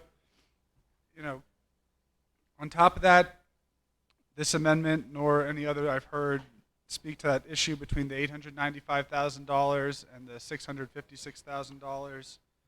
And I don't want us to create a big structure about trying to push the money out when there isn't enough forethought into what it's going to accomplish and whether it could be better used in another arena. But at the very least, there should be some sort of justification for what these should be used for and guidance coming from Department of Health and Community Development identifying for the chapters how to use these funds. It's not just buying diesel and wood like we're used to or blading a road. This is a different sort of crisis. So thank you, Speaker. I reserve my time.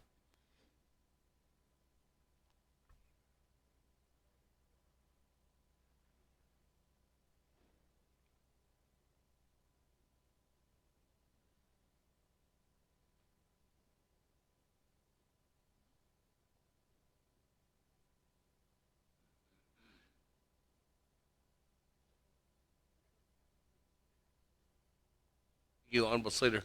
Madam Chair Crowdy, did you still want to make that recommendation? Because I said that I'd come back to you once you met with Legislative Council, so you can ask the amending party if you want to make that recommendation. Thank you, Speaker. My colleagues, I apologize. The language that I was concerned about is still intact, and we're not waiving that language. So I'd like to strike those comments and and then waive my time. Okay. That, moving on down. Honorable Eugene So.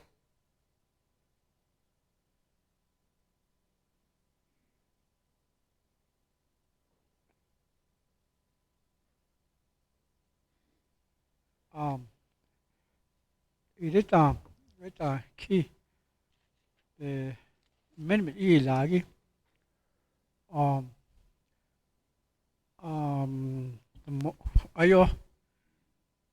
ayo donan adan just for open nachigi waiving gi waiver do ligi khait ala language of it so that it so that it regards to attention right now waive it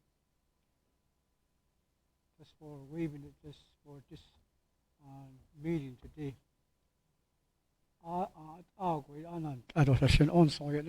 So that's my question.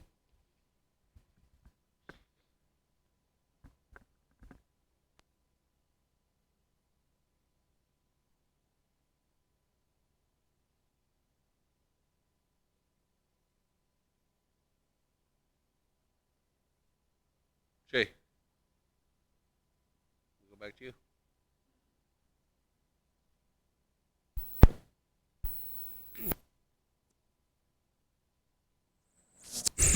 Kudo hada hisotsi kudo che large ye hatsi gijo edi jo ec I guess that's where the program will come in and instruct and educate the local chapter officials. So just the based on that haki 80 AEC pindi yeah jo hat ni go jo na be khanet to jo administration be khona quite yeah but so e be na shiko 18 da to shma ya hatsi section G ninigi gi jo in e go AJ I dot at the api so chuna de na ara kodosna asha hanana zi ki the accountability portion koko ile be tsasale ge be be na che be sonda hiti a chono ya hanazi ade ko ebe be na ko the justification ko de ade dit a ko do Department of Health the Division of Community Development AJ ko do hot ego sa the emergency management the shim joy monitor that would really trigger for the chapter to start utilizing this particular funding regarding the situation. So Out ego go kodosh nant ano lenigi joy an hin hanan shlado le kwage ben no hato le kwage memet shlage koko hot ashin kodo be nat hanasit oleh speaker.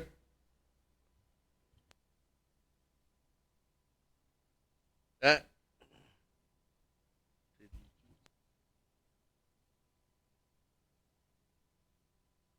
On down.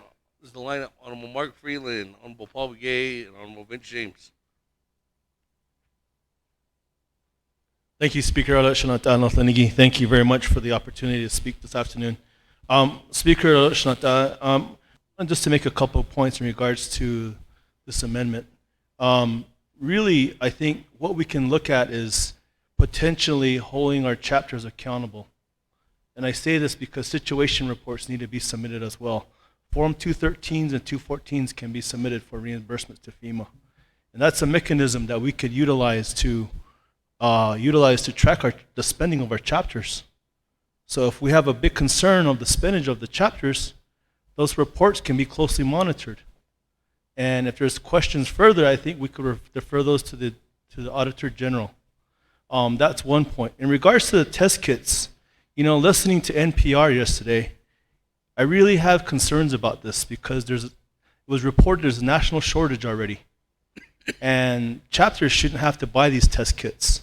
This should be the responsibility of IXS or the BIA. And I think what this 15,000 should focus on is really our most vulnerable population once again, our elders. It's simple enough. This virus, the COVID-19, focuses on our high-risk population, those who are under distress. Their immunity systems are working hard right now. If you're going through some sort of cancer or diabetes, their immune systems are working hard, and it's going to add an added layer to their immune systems. We have to protect our elders, Shanata, and this 15,000 could go to assist them particularly. I know a lot of them can't go down. This could keep them home from. We talk about social distancing as well. This could keep them home. We prepare them to get even basic groceries. And I mentioned this yesterday at one of my chapter meetings at Lake Valley. Our elders live simply. They can survive on flour, coffee, a sack of potatoes. They live simply, and it's humbling to them. That's all we need to focus on, Shanata, is our most vulnerable population. And I say that with appreciation and gratitude because I've mentioned this yesterday, and I will continue to mention it to my chapters, is our most vulnerable population we got to protect. And, really, that's why I asked for the BIA and IHS to come in this afternoon, is asking, are they in any sort of position to provide test kits should this epidemic, or pandemic, reach the Navajo Nation and we start seeing potential positive results. So, I wanted to mention that and say I do support the amendment, but we really need to focus back on our most vulnerable population and protect them. So with that, Speaker, I reserve my time. Thank you.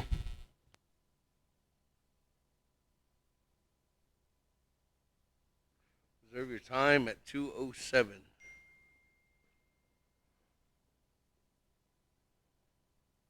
Okay, moving on down. Honorable Paul Begay. Thank you. Thank you, Speaker. I just want to agree with the amendment. Delegate Kiel and Begay. A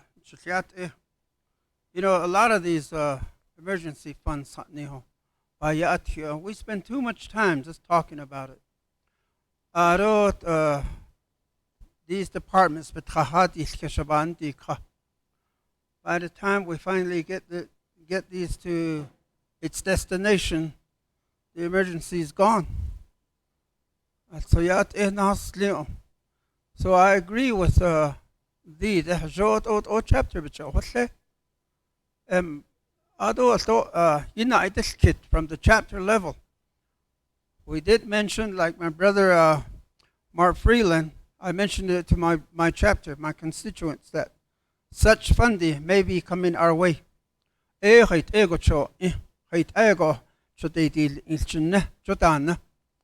perhaps maybe as an exhibit to accompany the legislation, we could list what the uses will be for. Koea, we stay within that parameter. DA hot achido in. Ado to koe kago koea to hot acho inda. Jo hot ego ka bahazan. The other concern that my constituents have is price gouging on these items. Those that not necessarily are asking for aid from the chapter. I'm wondering if there's a legal way to address this pricing. I've even heard that toilet paper with eight rolls in there is somewhere around $60, and some are even $100. And then you go into bootlegging it. They purchase it somewhere in high quantities, and then they end up reselling it with outrage. There's got to be some type of law that addresses it. How do we look at that? I think that we need to address that. You see, the name this kid, ego 80 peso chito. When I told them that there might be funding coming to help, and I also agree with my brother, Mr. Delegate Freeman, we need to first look at our elderly. At least some of my chapters are doing that. We've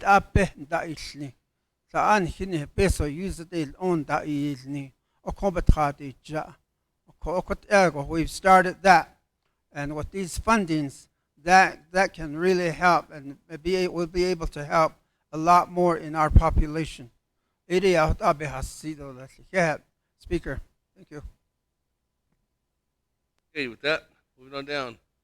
Honorable James. On Amendment 2. Yeah, Nana.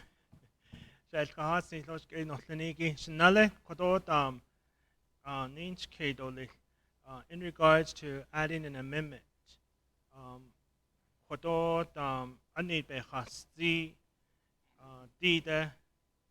based on Linigi, 15,000 to all the chapters, just across the board, across the chapters, and then that 15,000 can just be used for the coronavirus. And then the rest of that would equal $1.6 million, and the rest, the 1.3, can go to emergency management. I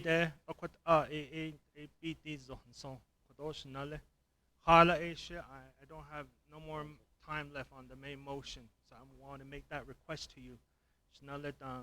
Kialan, Okoko, Kwaeki, Yego, Nahot, Ajashi, Dida, Wahlepe, Ndake, Ansobane, Kinde. Nihinant, and Lenishin hit out, Nahaile, or doesn't hit Ank in at the Zo, Walla. To I die what is sad, Lenidit, Okoko.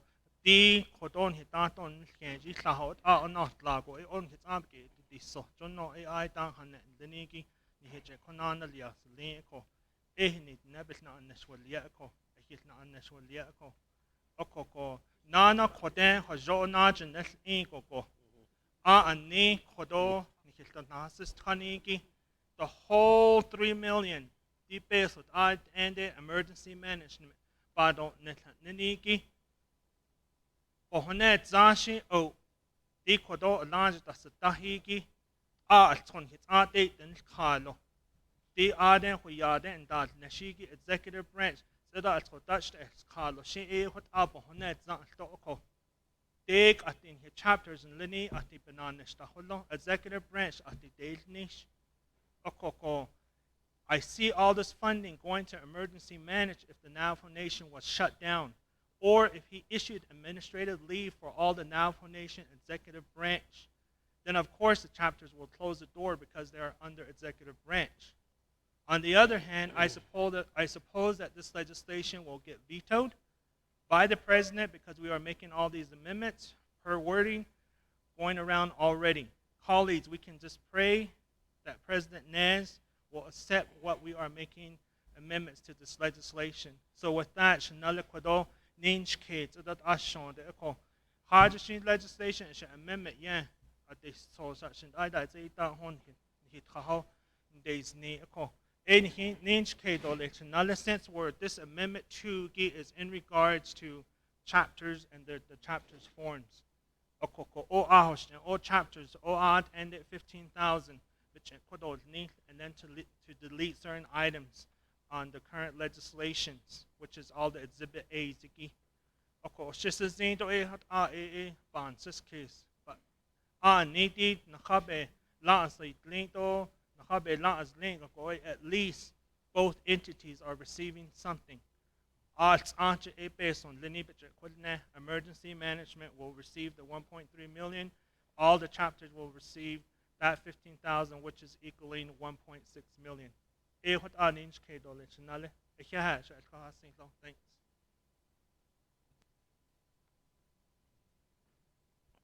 Honorable Keon Begay, to request to modify your amendment.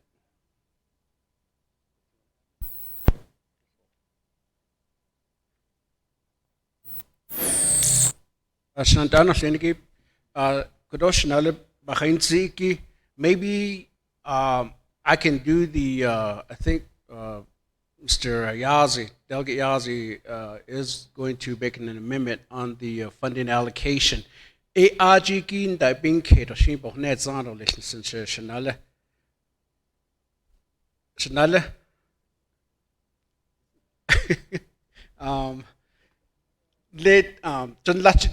DA has on it.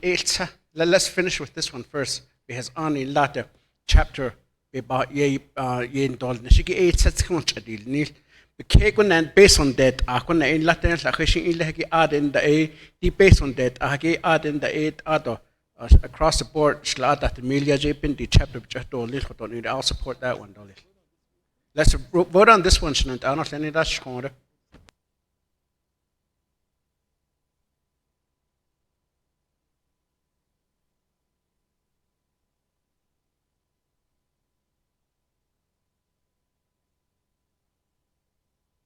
Moving on down then.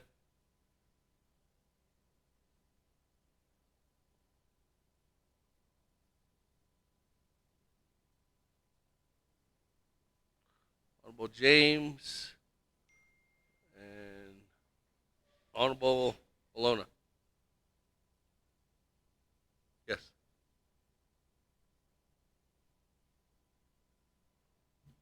Thanks, Speaker, members of the Twin Flood Council.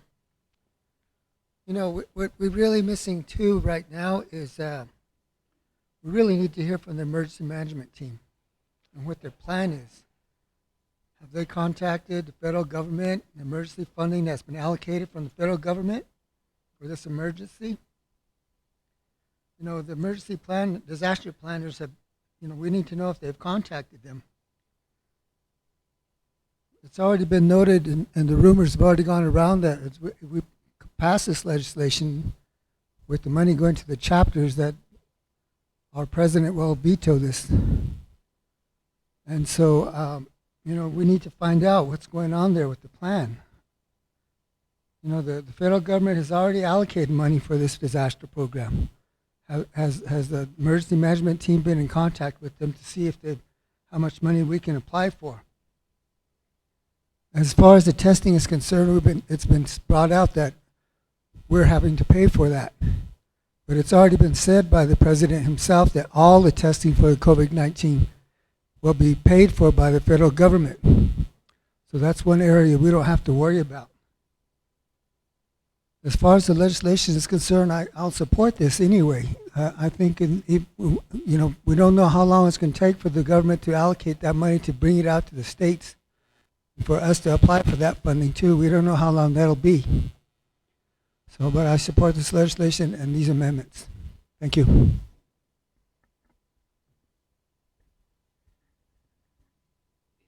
That Malona, put on down, Chairman Nez.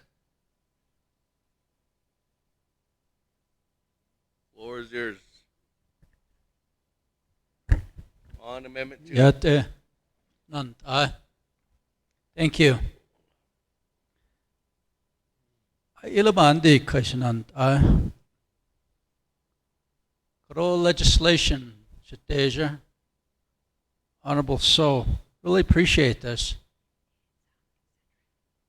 There's two very important issues here. We understand it's $3 million that we're asking. We understand it's for the Department of Emergency Management and also the chapters. Haigilai ayo nakhashnan ahlay khaldet o ola bandani khatira haya nasrol nil arot ehran ghaira o Amendment 2 and again Amendment 1 halong kare o nasrol nil abedayit and nasta the intent is not going to be there ben yahat ini ya atten ndlati and your chapters the as twiro san in khada olla achi nakhana hatishi nehnant ashkharat nihit nora shita neh jo nabikiyat hit oben hat aro khait yahati peso chido ilgi bahazan halan shabes ani wave dalia lasato ay onnas hodil nesnant bella ditles aro nagego peso bedat olna peso chido il ahon so what is about seat. I'd like to speak to the main motion though after this. I'd like to go ahead and reserve my time though. Thank you.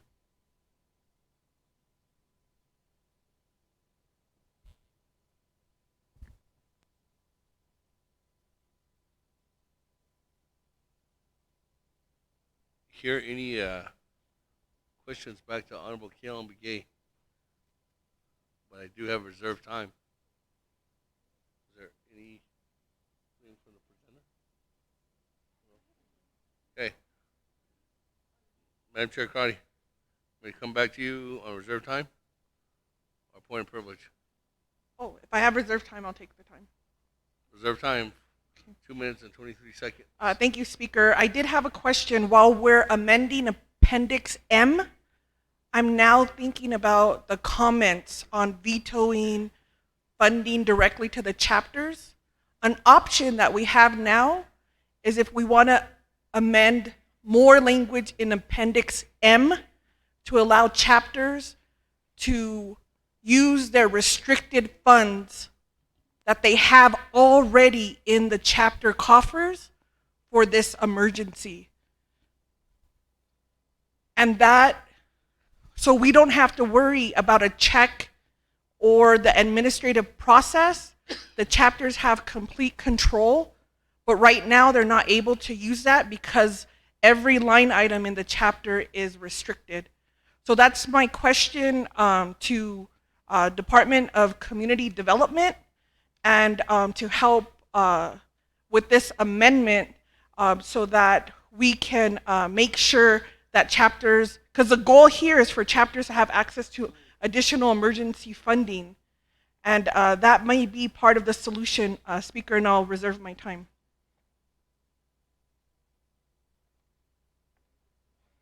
At 1 minute and 14 seconds, I'll have Dr. Gelman mull over that question. Let me go back to reserve time to Honorable Hino, and then I'll come back to you, Dr. Gelman.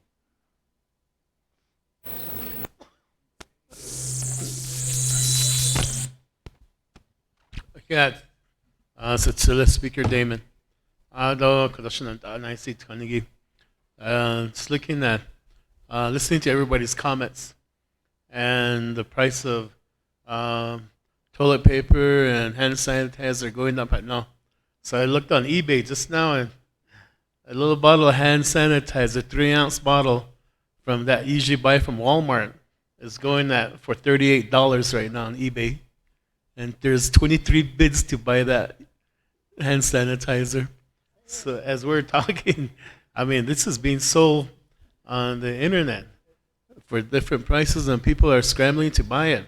So that goes back to my first concern is, yeah, if you do appropriate this money, which I'm sure we will, and hopefully the president will sign off on this and allow this to happen with any of the amendments that we add.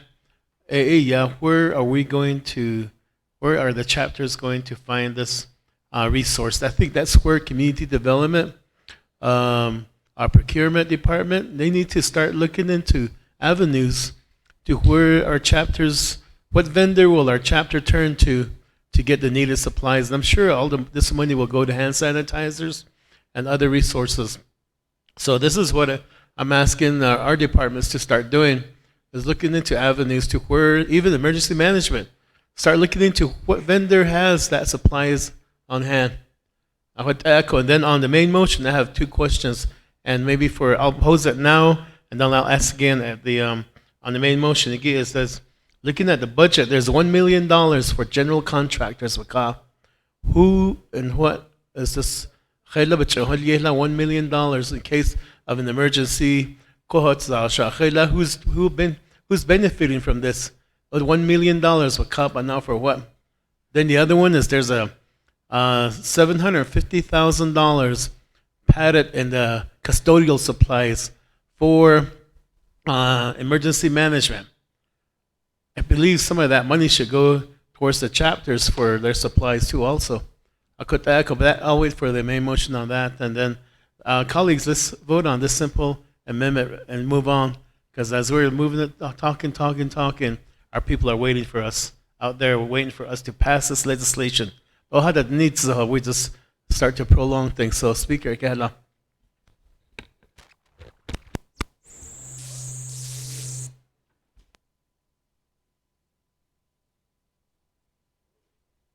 Vote. Okay. Moving on down then. Almost later. 2 minutes and 2 seconds on reserve time.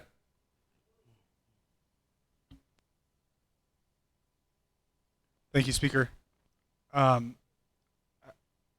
want to respond to a couple comments and then probably should go to voting. I think, again, if you reframe this around what are the goals, what are you trying to accomplish, and one of my colleagues spoke to protecting the most vulnerable, which are our elders. I think, before we consider this, we should consider the plan that is either put together or is going to be put together by the Department of Health for Adultex, which should address how food will be distributed to our seniors and what other extra public health precautionary measures we should make. These sorts of determinations should come with guidance from real medical professionals and not us just sort of quarterbacking this or shooting from the hip. We always say that maybe the chapter knows best, or the CHR, or this or that.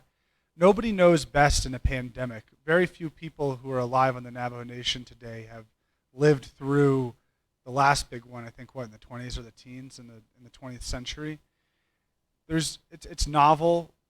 We need serious sort of system-wide guidance and planning, and we need to level up right now in how we plan. And just throwing money with no real budget attached to it. And again, I'm not even sure this amendment is going to accomplish what we think it is. The whole point of this is that the money is going to go to the Department of Emergency Management so that it does not go directly to the chapters. Because the President said that if anything goes to the chapters, it'll be line item vetoed.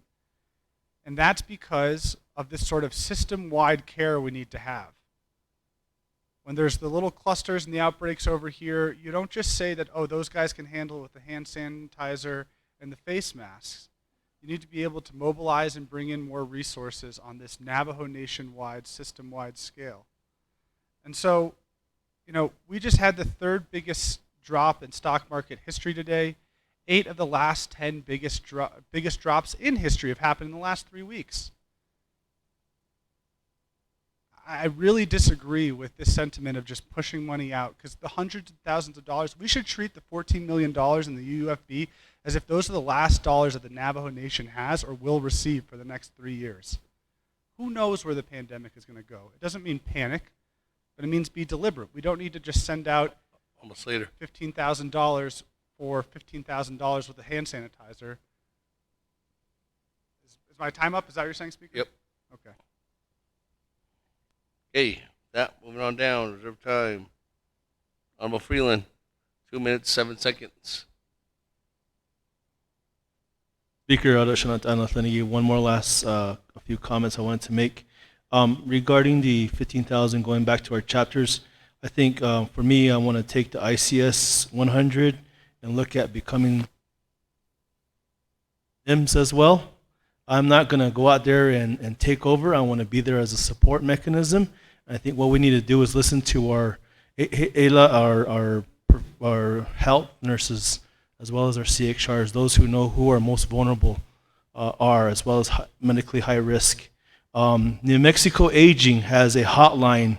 If elders need groceries, there's a hotline, 1-800-432-2080 as well. So our state partners are stepping up to the plate as well. I really want to emphasize that to our Eastern and Northern and Fort Defiance Agency Adultex crew to really work with our senior centers, 800-432-2080. So I just wanted to mention that as well, Speaker. I think we need to follow the lead of the health professionals, the CXRs, the public health nurses through IHS, as well as CXRs, as well as Department of Emergency Management. So, Edia, thank you, Speaker. Okay, moving on down. Chairman Nez, 3 minutes. Reserve time. Leaves it off. New player. Before we go to new player, go back to the panel. Answer your question. Madam Chair Crowdy. Yate, Delegate Crotty, for your question. Several ways to address your question here is it has been unadvisable to release restricted funds to the chapters for various reasons. One is, in the past, there may have been some restricted funds that were open and available, but that is not advisable, and to my understanding, per the Auditor General as well. Those can lead to findings, and some restricted funds are federal. Those are federal dollars. They cannot be used. For example, veteran funds cannot be used. Some of those are federal funds. Some are restricted, like scholarships. So we just have very clear lines as to what can be released and not released. And we would also refer to tax and finance for advisement as well. And to clarify, for example, sales tax, those are restricted as well too. So we'd have to address and advise other units as well.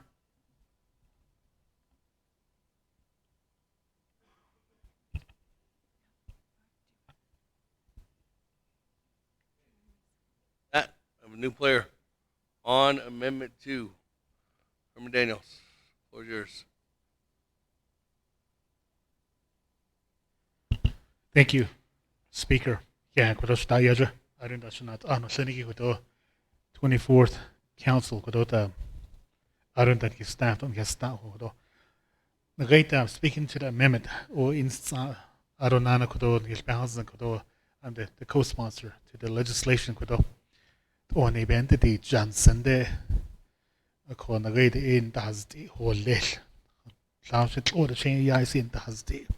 But the Haneko, the COVID-19 coronavirus. I don't know quaggy amendment that they'll negi or you shishnan tlaye. I don't know Kodona great hot ele.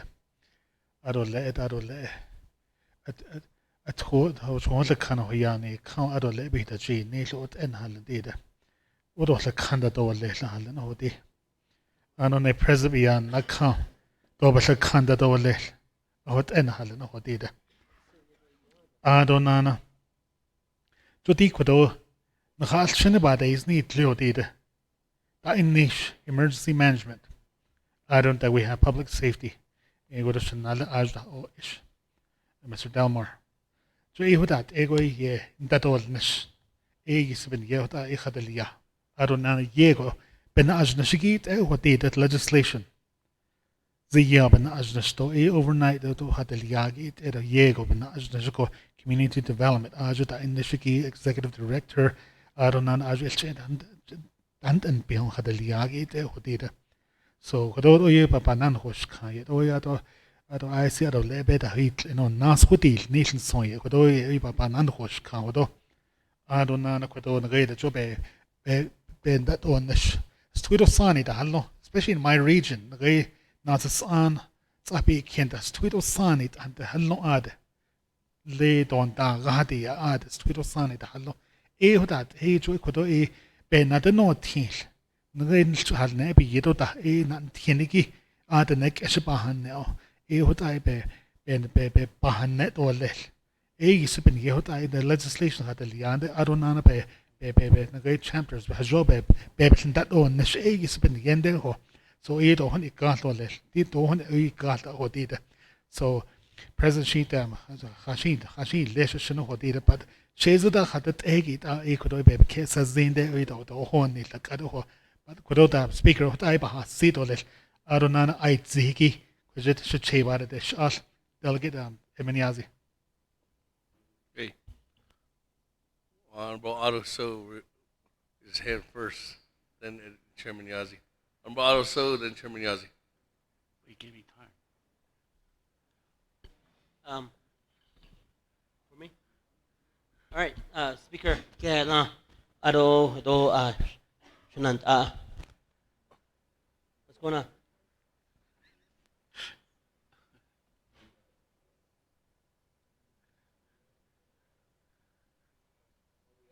$5 minutes. Okay, I'll wait. Well, if you want your time, you can take it. Yeah, I'll just make it brief since. Okay, go ahead.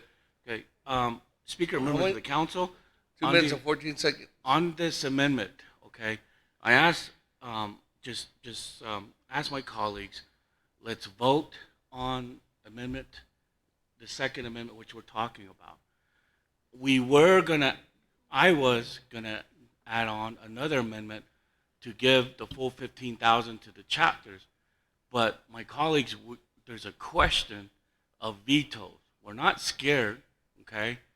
You listen to Vincent Craig and one of his songs, the late Vincent Craig, saying, "I'm not scared." We're not, scared of the vetoes, but we want the funding to proceed on. My colleague, Mr. Daniel, said like a hot bowl of stew is good. We're adding items to the stew, but in order to have good stew and fried bread, we need to have participants. Paulson Chapo, Chief of Staff, we need the president to have a bowl of stew with the council and a cup of coffee along with the speaker, along with our delegates to talk about these issues rather than watching each other on this Facebook and YouTubing stuff. He needs to be here. The vice president needs to be here. Pueblo tribes, hate to say this, but their governor and council all work together as one team. I'm pleading with you, President Nez and Vice President Leiser and Speaker Damon, and to my colleagues, that we sit at the table to have this hot fried bread with Spam and coffee so we can talk about issues for the Navajo Nation. So I am not going to add on that other amendment for 15,000 per chapters, even though Mr. Harlan is going to get more white hair than I am because of the stress level he's going to be there going through with this funding that's going to go toward him.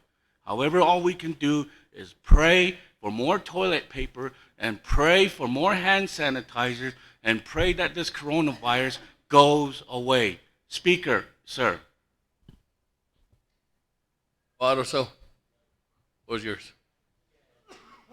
Thank you, Speaker. On the amendment, thank you for bringing forth this amendment. Shanant Kialan. If we could loosen up some of these restrictions and these requirements at the chapter level so that they can spend. I see. Now, with this, I don't have much to say, but I'm going to defer my time over to Honorable Slater.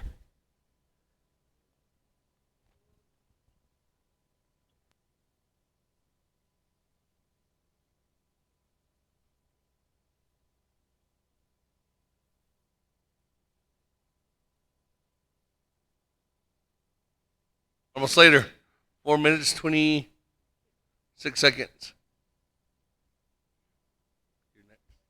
I'll be very brief. And the points I want to make are we going to have enough money when our first responders have exhausted their 638 contracts or the OT portions of their contracts? Are we going to have enough money for personal protective equipment when they've been exhausted through the 638 contracts for our ambulances or within our Department of Health or elsewhere? And we appropriated close to $700,000 that could have been used on that to actually directly help the crisis when it reaches Navajo. So whether it's the supplies that our limited 638 contracts cover that need to be backstopped with Navajo Nation resources, whether it's the testing kits that we might be able to obtain faster than other entities could, whether it's the coordination from the government instead of a 638 or something else that can be achieved, and we have the money to provide that coordination, will it have been there, or will we have spent it elsewhere without a plan? So, thank you, Speaker.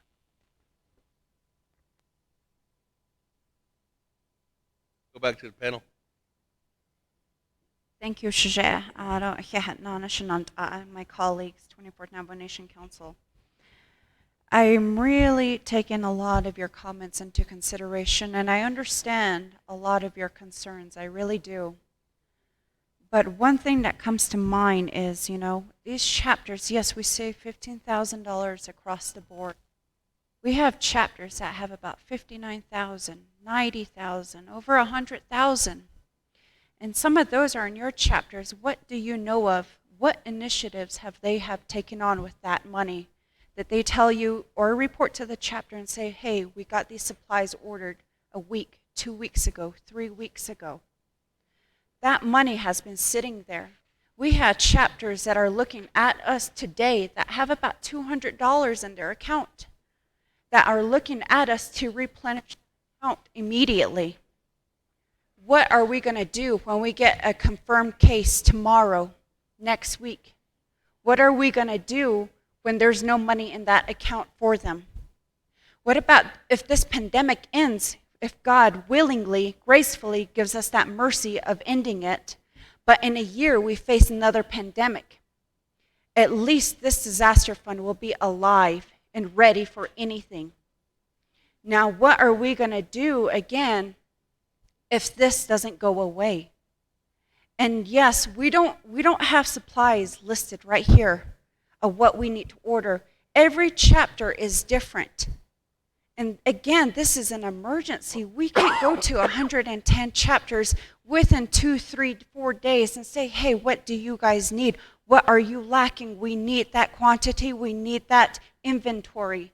There's no time when an emergency is said. Emergency, emergency. Think about that word. If we lose an elder to this pandemic, I will be severely heartbroken, because we had the chance to do something today, to vote, to put in money for them. I will regret this day if we don't act on it. This isn't a time to say, well, we'll make the amendment. We'll put 15,000 across the board. We're not scared of vetoing. This is the time as leaders we need to humble ourselves and put our egos aside and come together and rebuild that relationship with our president. We need to put that ego aside and think about our people out there that are at risk. I am afraid of going home, especially when my grandmother just turned 102 yesterday. I want to go home to her and be able to hug her. That is what I'm thinking about. And I'm hoping that you take this into highly consideration. Order. Honorable Elmer Begay. Point of order.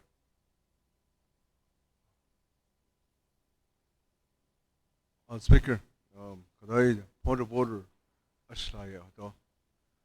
The comments and the response that we're waiting for. We want that kind of response.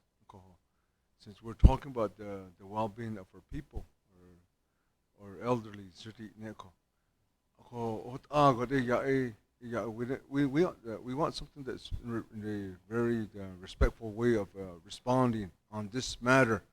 In this case, I think we're all here. Like I said, I have a family. I have what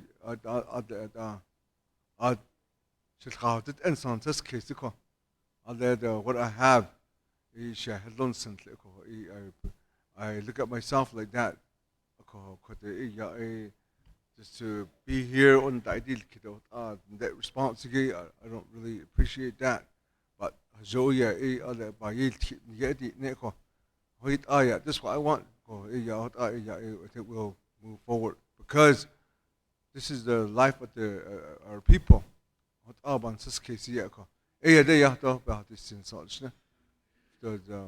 Speaker. Okay. A request from your colleague, Madam Chair. So, the floor is still yours. Shana, first and foremost, I apologize if I didn't mean it to be disrespectful. I'm responding from the heart because I care about our constituents as a whole. So whatever I said, I'm sorry. But again, this is the time for us to act. And I'm going to close with this statement. I'm really hoping that, we will come together. This is a chance and time in history where we can show unity with all branches, within all 24 members of the council to support one another and pass this. This 50-50 formula, it's going to do a lot of damage. And I got confirmation that our president will line item veto this. And I don't want that. I want our chapters to get funding. So please reconsider, my colleagues. All egos aside again. I don't have anybody else on with reserved time. Nope. And Chair Crotty, 1 minute, 14 seconds. Thank you, Chair. What I was hoping to hear from community development was some alternatives for funding for the chapters. I don't go with threats. Line item veto, direct funding to chapters. That's not having conversations and coming together and compromising. I think if we're concerned with the money that the chapters have, then give them the opportunity to use their money for their communities while we deal with this emergency. And that solution hasn't been provided by the President's office. I also think in terms of moving forward with the chapter funding, there's no plan from emergency management. Matter of fact, when we all got briefed, it's Navajo Department of Health who's running the incident command. And so when we talk about planning, when we talk about being accountable, as this emergency has been declared, I'm not exactly sure why emergency management only is asking for money while we have Department of Health, CHRs on the line going door to door, and no funding is being requested for those people who are actually on the ground. And so, Speaker, when we talk about these amendments, we're trying to make this a legislation that works best for our communities. And I had multiple questions that were not answered. And there's also issues with emergency management plan of operation.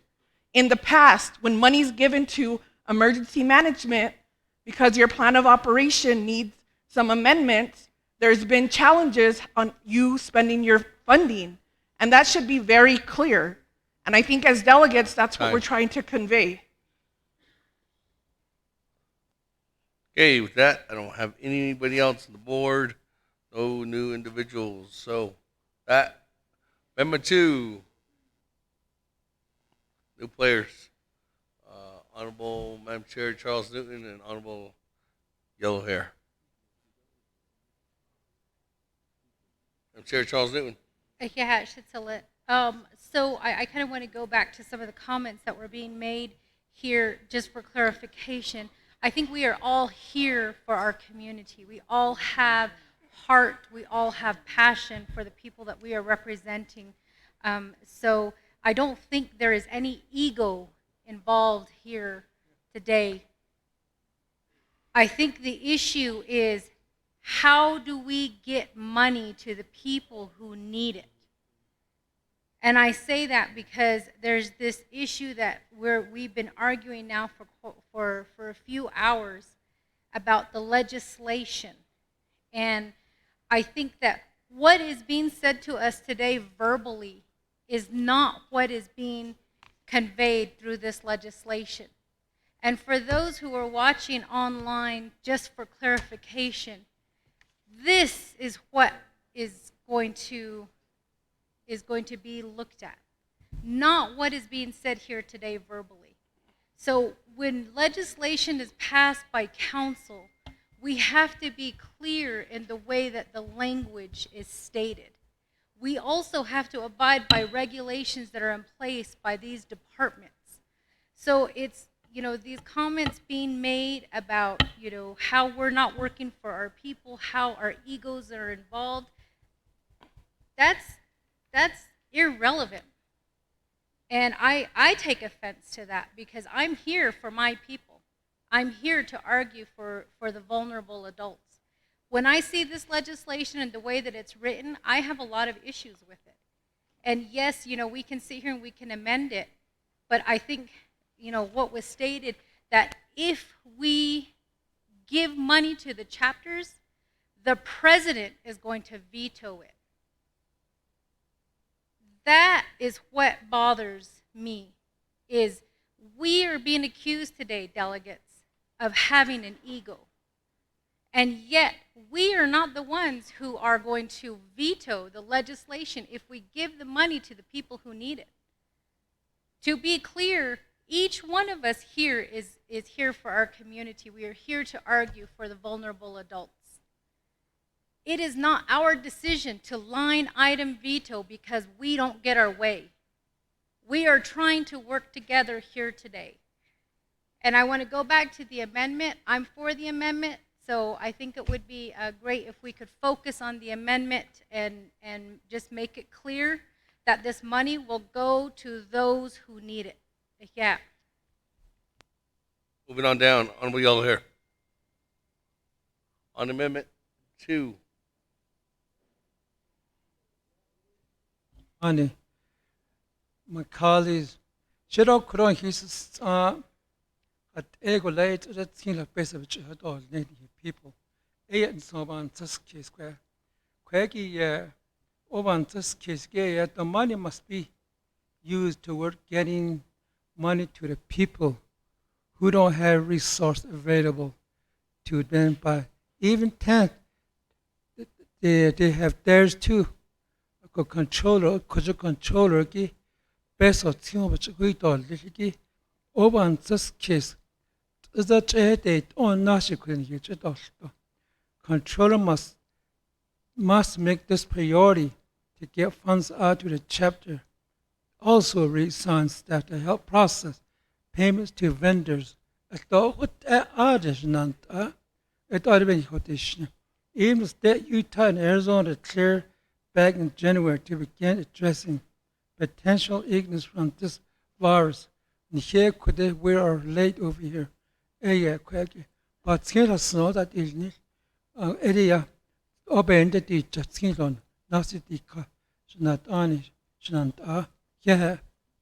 Let us story how no kai. Mr. Key Almication is Zeniki. Sion Naso that illness. Yeah. Thank you very much. That's the sisters want to hear. Let's move on. Yeah, thank you. Anybody else with reserve time or on the board or new players? That amendment 2. Go to the board. Or roll call.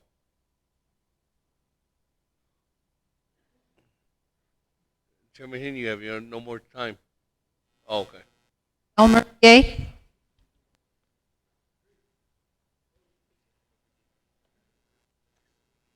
Elmer Murbagay, vote screen. Kia Jr.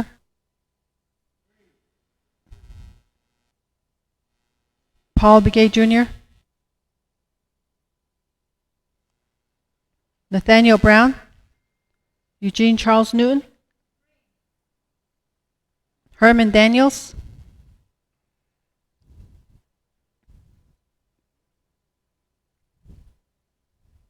Herman Daniels,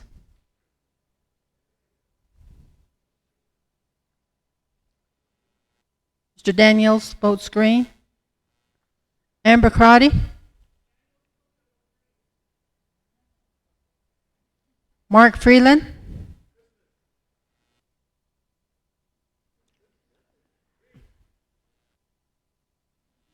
Halona, Mr. Halona votes green. Jamie Henyo votes green. Vince J.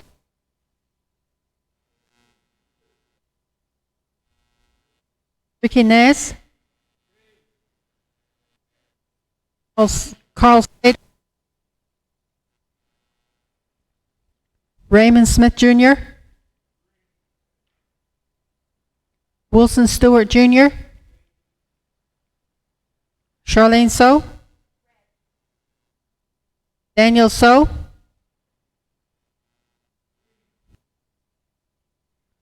Eugene So, Eugene So, Otto So, Thomas Walker Jr., Edison Wanika,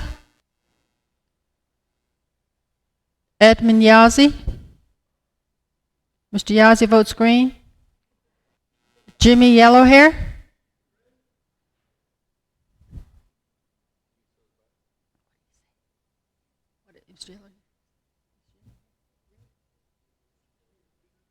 Mr. Yellowhair, Mr. Eugene So,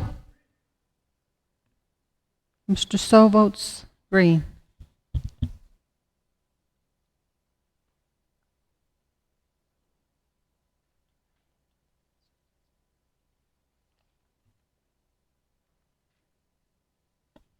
Mr. Speaker, you have a vote of 20 in favor and 2 opposed. In favor. I have 2. Jimmy? Jimmy voted green. Yeah. The only one that voted was Slater and Honorable yourself. 20 in favor, 2 opposed. Speaker not voting. Motion carries on amendment number 2. That, moving back to the main motion. Honorable Stewart, you're up.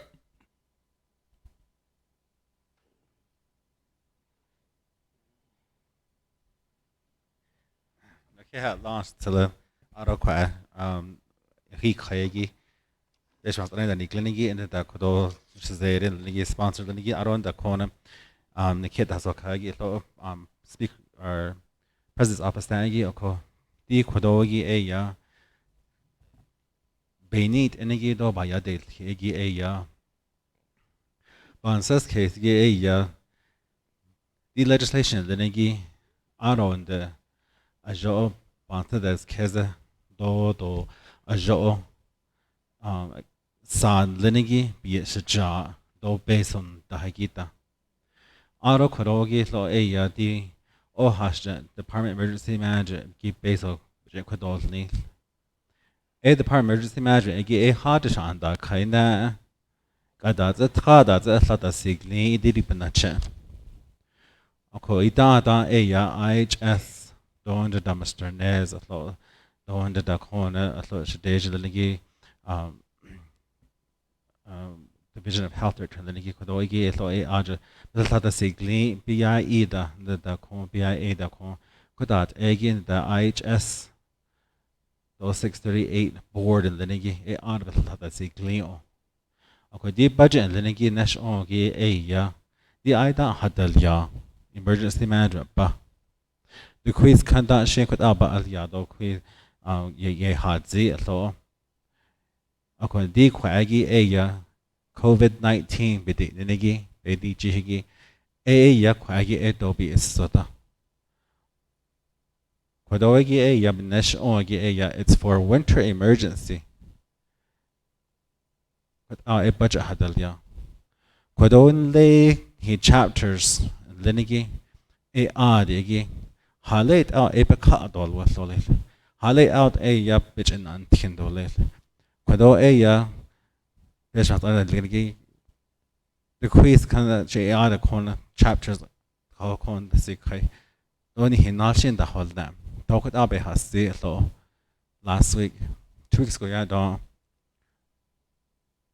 Dr. Jill Jim don the corner miss so ashwand and they hated the chapter the benfneo CHR the Haitian the ben antinigi the general con ni his linigi yelt kit dole the snobe has see a call I thought chapter means in a kidney thought outside I thought a day lala a couple question Mr. Roy Dempsey number dot kid a najonago ye halna to hunt the presentation 8 or late digi channel kidigi ab 8 or late look at our ya chapters ye abich and kudol nate snow okay di kwagi honey di base of in and that education and lineage prevention and lineage eben nach again son that so kwagi ya I don't the quiz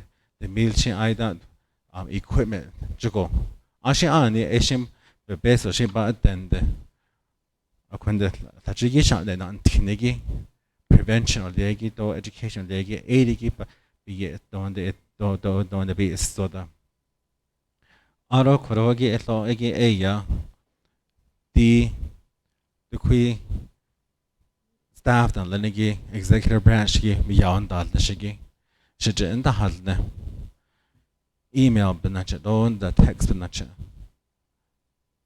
essential staff is yesi all ya essential staff they no aro essential staff the lineage eto hashat ya nike o attend delnish lachigi either given administrative leave Nahisha Nihid Helchina da Holonagi Alchina Bada Hulyanagi Nihimada Nihijada Bada Hulyanagi da Eresha Equadat Egi out on the Hansadas Keza put out executive order la on Hilton Halden da Noshel Tahatna Akodi Kwagi Eya Benan Hitish Kidana Kodi Kodogi Eya honey ebet katolin and that so aro kodogi so what are the chapters gonna do anjishi lahat out at yande just sanction chapters again so we're dealing with those based on without judayos idigi jokhodin the lot without outside it's disha deep nadot so di question hadilni Nada neko. Nada di neko. Aro kodogi legislation be passal yago. Digi sha. Shat ish be dot just like the chapter managers and litigita. Time's up. To look like yeah. Okay. That moving on down. Elmer Brigay on the main motion.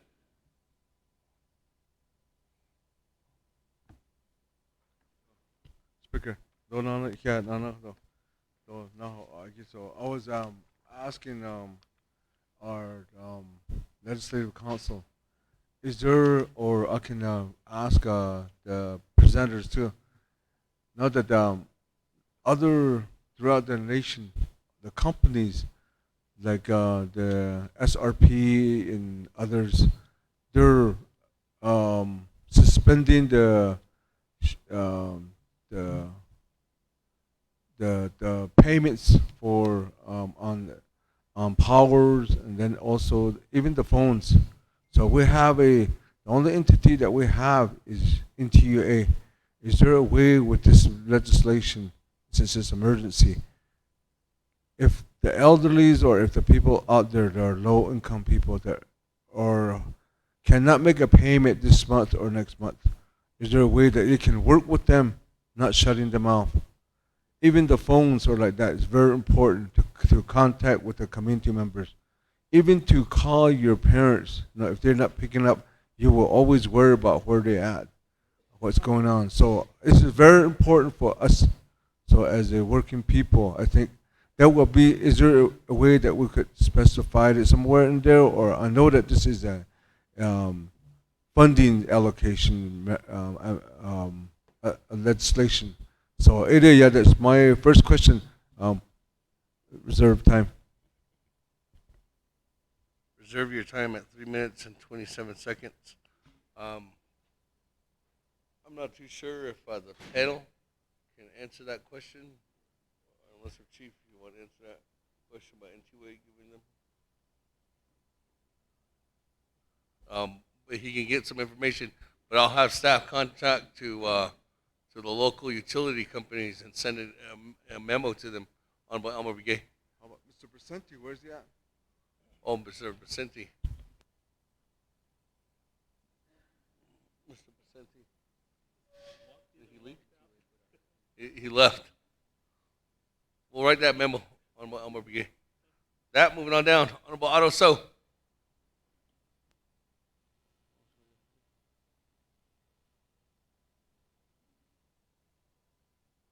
I would like in an amendment relating to the legislative branch.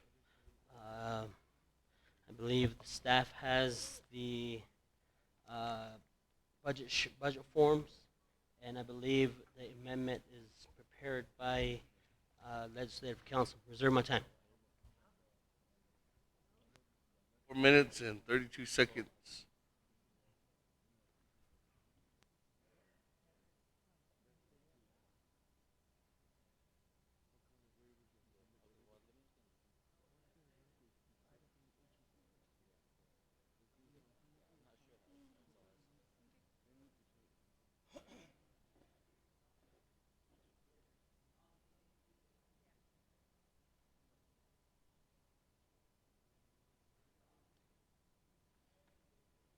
Is it up there?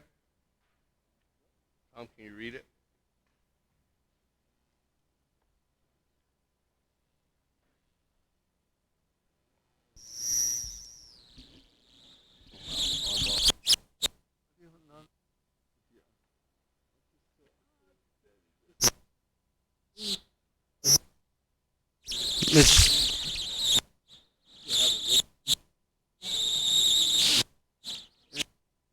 Hey, go. Yeah. No, it's not.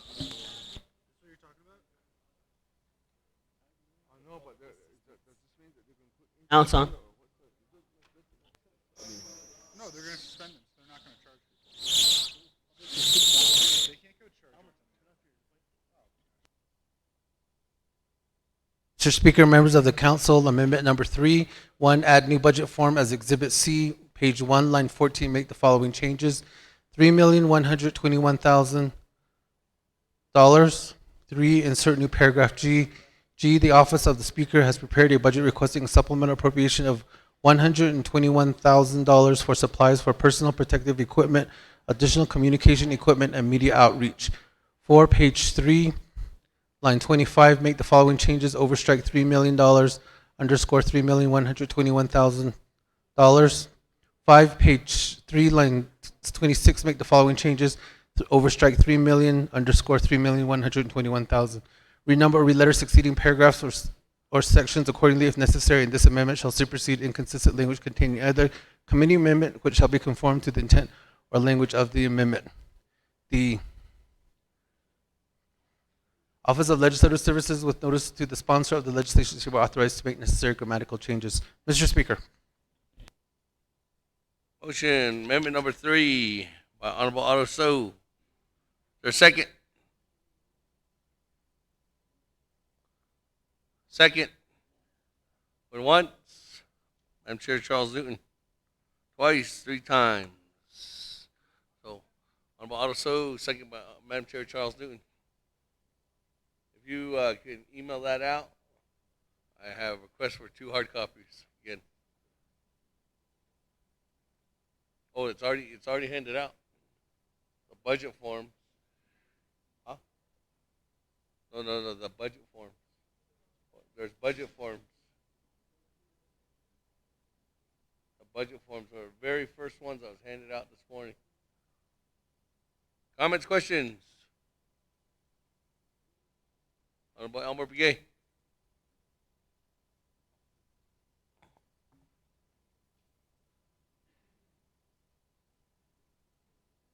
What is it for? Does it say 7 million on there? No. It's the one for 100 and how much thousand? 121,000. It was given to you. This one was the very first one. 121,000. It was the one that was handed out, the very first one this morning. Huh? That one's coming down. That one's coming down. $121,000 is the budget forms. It says legislative branch. It's money that's requested from the legislative branch.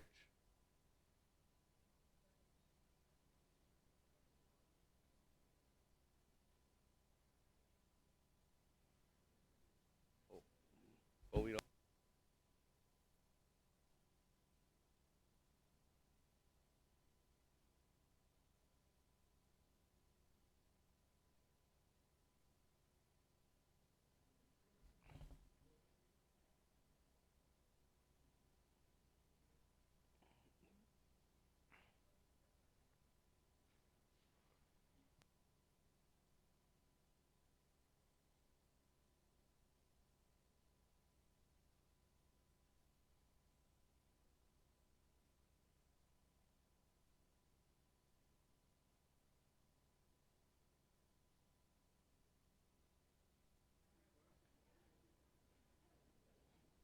Are we good?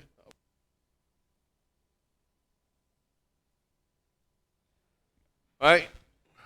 All right, Elmer Begay. So is it this one? That 112,000 or 121? Okay, yeah. I'm looking at it right now. Speaker.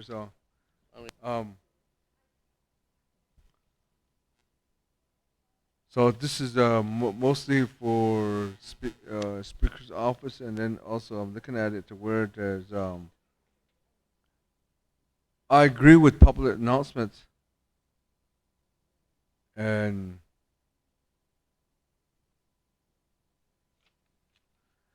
what Speaker, I have a question on it. Is there a line that's there for right now? By the way of thinking about this is the prevention that we're doing right now. Right now is that's all we can do, I guess. And then to provide more education out there. For example, if somebody comes in sick, and what are we going to do? Who's going to do something here that can cure that person? I mean, that's the way I'm looking at it right now. So I know there's my community, there's two of them, and there's going to be another one. They're going to be doing a prayer for the people. They're all getting together. These are all people that are on fixed income. They have a concern. They have lands and they have grazing permits. They're worried about that. They have grandchildren, but they're on fixed income. And what I'm trying to get is, is there anything that's for traditional prayers and ceremonies they're already doing out there? At least they're doing something. Here we're just trying to protect is give more money to, I don't know, to get some supplies where somebody's out there getting rich. And our people here they need protection. And who's going to do the prayer? I don't think anybody really knows about it. We've been doing it already. So that's the way I'm thinking is there any space somewhere for any traditional ceremony that's going to be provided out there? That was my question. To answer your question, on by Elmer Begay. I'll answer that question. There's funding that's available currently in the speaker's budget for traditional healing and for prayers for us to help assist. So that was something that we talked about, and that's something I do believe that there's adequate funding currently on by Elmer Begay. The request, though, from the Speaker's office, the request from colleagues of the 24th Council to be a part of any ceremonies has been minimal. But when there is a request, the Speaker's office does help assist in that process. So, to answer your question, there is adequate funding for that.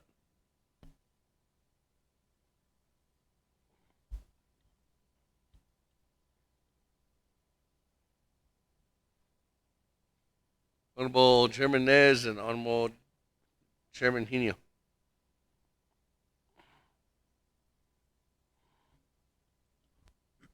Yeah, Nanta, Honorable Speaker Damon and 24th Navajo Nation Council, Nanta.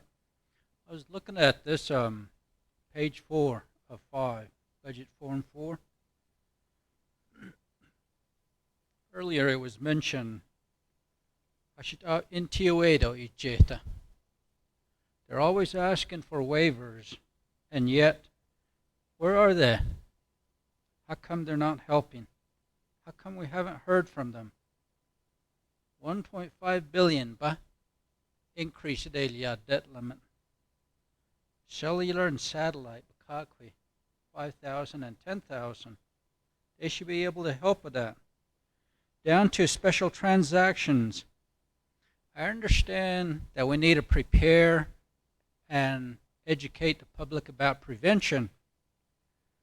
On that, it talks to catering and refreshments because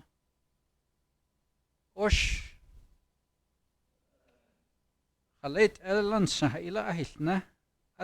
the end it says special events na because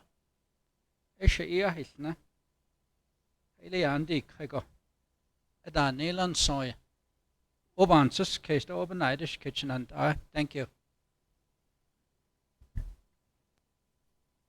There's no catering or refreshments in the request. You're probably looking at a different budget, Chairman Nez.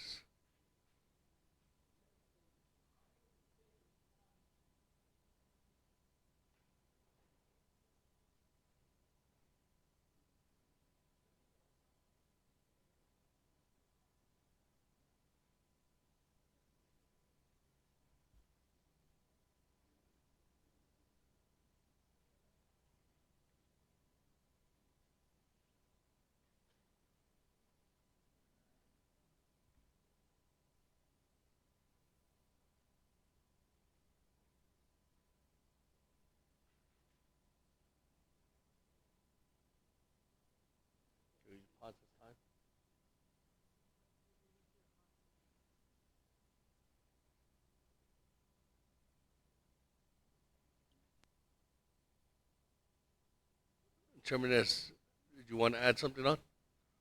Okay. Chairman Hino. Thank you, Halam. I guess Speaker Sitsile, additional I was looking at the original legislation here, and I was just thinking about it's an opportune time for the president and the executive branch to say, hey, let's use this emergency to build up the emergency management. If you look at the legislation itself, 66% of it goes to emergency management. The rest goes to the chapters, and they're using the chapters as pawn. Chapter, but not yet. Let's build up, let's pad the budget here, is the way I'm looking at it. You look at $750,000 for custodial supplies.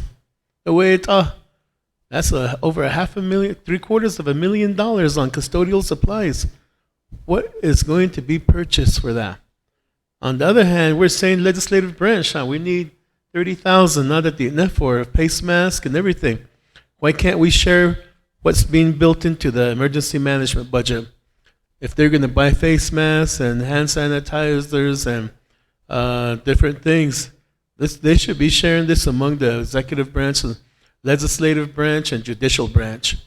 But what we're doing is we're piggybacking off of what's already being proposed, and we're setting ourselves up for a veto. That's what I'm saying. We start attacking more money, we start doing what the 88 did back in the day, piggyback. And then that's what we're doing that now. We're setting ourselves up for veto. We did that last time with the original legislation for chapters last year. 1 million, they need Kedo. Then we upped it to 3 million. First shot, it got vetoed. And that's what we're setting ourselves up for again. We should just stick with the original legislation, let it pass, and move forward with this. But my concern is on the main motion. I'll reserve my time for that. On down, Chairman Hino or Chairman Yazzie. How much? Speaker, members of the council, 253. On this amendment here, again, my colleagues, we're here for the main intent of the agenda, which we are talking about the main legislation. I understand, council, we all have our funds. Every department has our funds, but the intent of the main legislation that Ms. So is sponsoring is because of a situation that came about us, which is the virus. My colleagues, this shows poor communication between us and the president's office, both sides. We're going to fund the president, their department, emergency department, for the whole nation, and now we're asking for more funding. There's no communication. That's why I say, when is this going to stop? I do agree with what was stated earlier by Mr. Hino. Let's pass the main legislation, and then we can ask for face masks or, wipes or, toilet paper, and go from there. We don't need to add this on, with all due respect to Mr. So's add-on. And I know that it's our right as delegates to do this, but common sense. My colleagues, I ask that we vote this down and go to the main legislation and move ahead, like we always say, move forward, like we always say, take one step forward, like we always say, but we're not going to do any of those 3 items I mentioned until we vote on the bill. So let's vote red on this and go to the main legislation to go forward for our people. Speaker. Okay. Anybody else? We're bored. Roll call. Amendment number 3.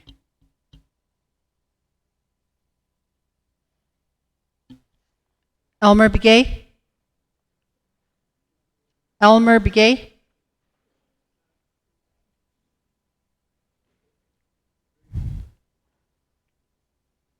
Key Allen Begay.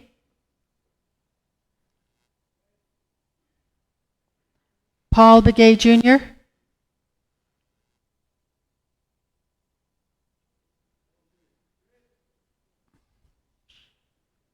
Nathaniel Brown. Eugenia Charles Newt. Herman Daniels. Mr. Daniel votes red. Amber Crotty. Mark Freeland. Pernell Halona. Jamie Henyo. Mr. Henyo votes red. Vince James. Ricky Nez. Carl Slater. Raymond Smith Jr.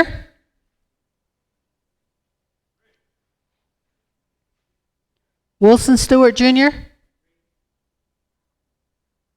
Charlene So. Daniel So. Eugene So. Otto So. Thomas Walker Jr., Edison Wanika, Edmund Yazzie, Jimmy Yellowhair,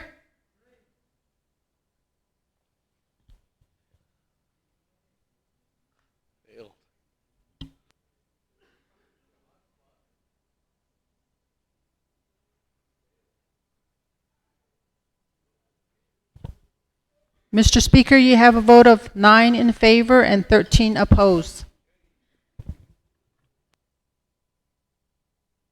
Amendment 3, 9 in favor, 13 opposed. Speaker not voting, motion fails. That, back to the main motion. Chairman So.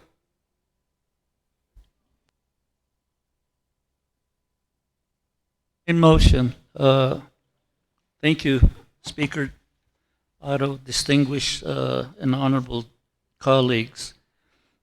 In this particular legislation, of the 110 chapters, 28 have more than enough money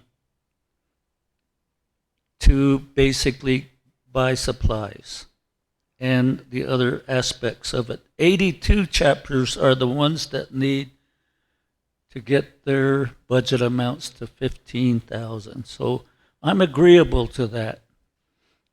The other is, and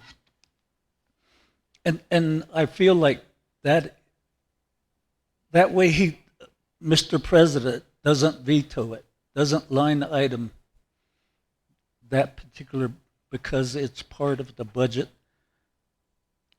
he presents. So that's the reason that I'm saying what I'm saying.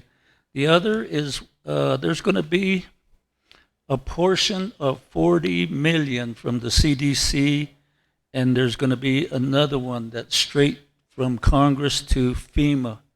And some of that money is going to end up at CMS within Medicaid, Medicare. So, and the other is, I think one of the things that we really have to look at is under Homeland Security, there is assistance. For me, Legislative Representative Derek Linty emailed me that under the New Mexico Homeland Security, there is monies. The other is he highlighted strategic national stockpile assistance. So in that respect, there is plenty of money. And so I would best say that we move forward to adopt the legislation as amended. That way the chapters that do have more than the 15,000 can access those dollars without having the budget papers in place, and they can. So it's really in a way that our chapters that do have monies, they can utilize what they've got immediately, and those that are needing the monies to go to 15,000 basically will also have immediate access to those funds. So those are some things that I would add to this discussion, and I would ask that we move forward with this particular legislation as amended, and hopefully by bringing these other notations that the Emergency Management Commission will also start looking at these other piles of money. So with that, Speaker Damon, I would call for the vote on the amended legislation. Thank you.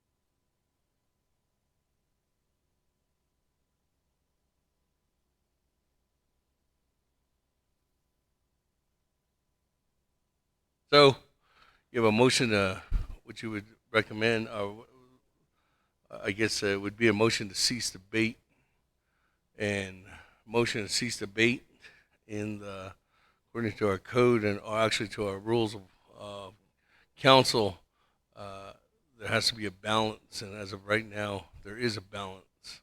There's 3 individuals who have supported it, and there's 4 individuals who have suggested that we not move forward with this legislation, including if there was adopted of an amendment to it. So with that, I recognize your cease debate, Chairman. So is there a second on legislation 0054-20? Motion to cease debate by Chairman Daniel So, second by Honorable Edison Winika. It's non-debatable. Point of privilege by Madam Chair Crotty. Thank you, Speaker. My point of privilege is to clarify this legislation with the amendments.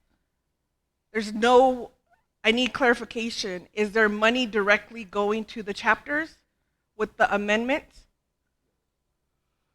I can get that directly from the Office of Legislative Counsel, but from what the amendment has done, Madam Chair Crotty, no. My second point of privilege is Navajo Department of Health has been the lead agent and the incident command.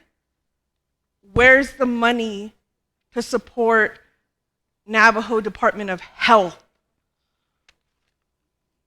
Madam Chair Crotty, the money that is in this legislation, there would be no money going to the Department of Health. As you can see on the proposed budget summary documents, business unit number 116020 is the Department of Emergency Management. So all this money would be going, $3 million would be going to the Department of Emergency Management. Okay, that. Question of privilege, Honorable Eugene So. Then I'm going to roll call. On cease debate motion. Cease debate and all your passionate. I was wondering, trying to look into this legislation here in regards to the plan of operation of the emergency management department. So there should be something here. Is there one in there that we can know where we can verify what's going on here, how they're going to use the fund? Plan of operation.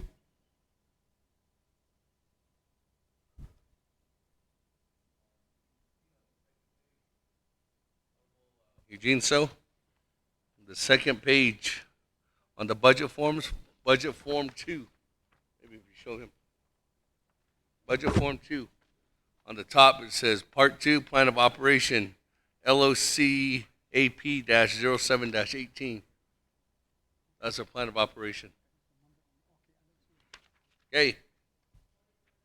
Point of privilege, Honorable James. Go ahead, Speaker. In regards to this whole funding is going to go to the emergency management. None of this funding is going to go to the chapters. And I do agree with Honorable So. In regards to the chapters, those 28 chapters have already identified how they're going to use their emergency funds. If you look at the WIN system for all your chapters, in that WIN system under carryover budget, there's no indication regarding anything for the coronavirus. So you're saying, Honorable So, they can immediately use the funds. That's going to be immediately an audit issue from Attorney General. Because you're saying that they're going to utilize their current funds because they have the funds over 15,000 already. And there's no identification in there for these chapters to use those funds immediately.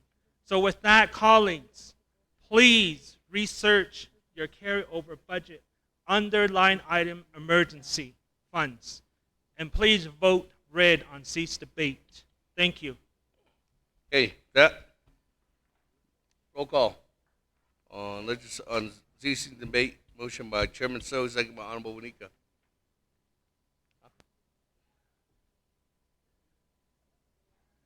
2/3 of the voting body. You need 15 votes. Elmer Begay.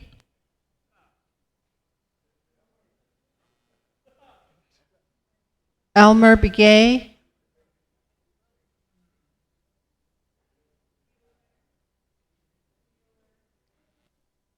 How do you vote? If Mr. Begay votes green. Key Allen Begay Jr.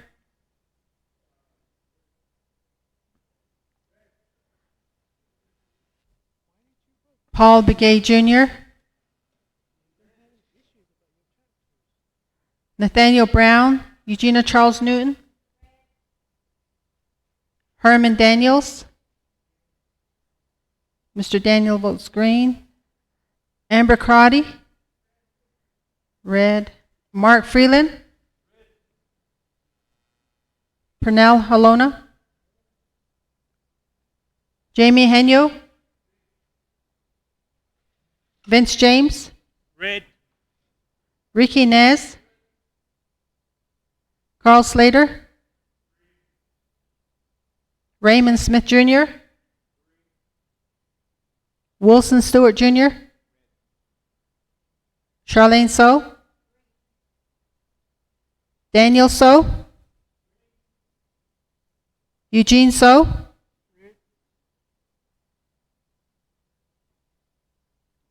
Otto So, Thomas Walker Jr.,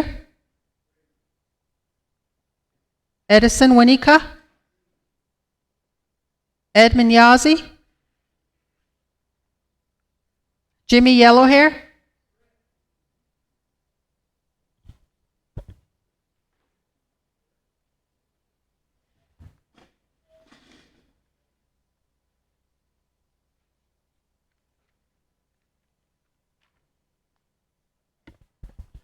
Mr. Speaker, you have a vote of 10 in favor and 12 opposed. Motion to cease debate, 10 in favor, 12 opposed. Speaker not voting. Motion fails. That back to the main motion. Chairman Nez. This is the lineup I have right now. Chairman Nez, Chairman Yazzie, Honorable Freeland, Honorable Eugene So, Honorable Daniels, Vice Chair Walker, and Chairman Hino. Thank you. Thank you. Yeah, Nanta, Nana. I just would like to say thank you to CHR for teaching and reaching out to chapters, communities on the prevention of the coronavirus. Something that I've learned is when you wash your hands, it takes about 20 seconds. And you sing happy birthday at least twice. Since I've been doing that, I think I've aged singing happy birthday song to myself. I'm probably reaching about 500 almost. Instead of the coronavirus. I understand that we shouldn't scare people. We shouldn't put fear or terror in the hearts of our Navajo people. Wash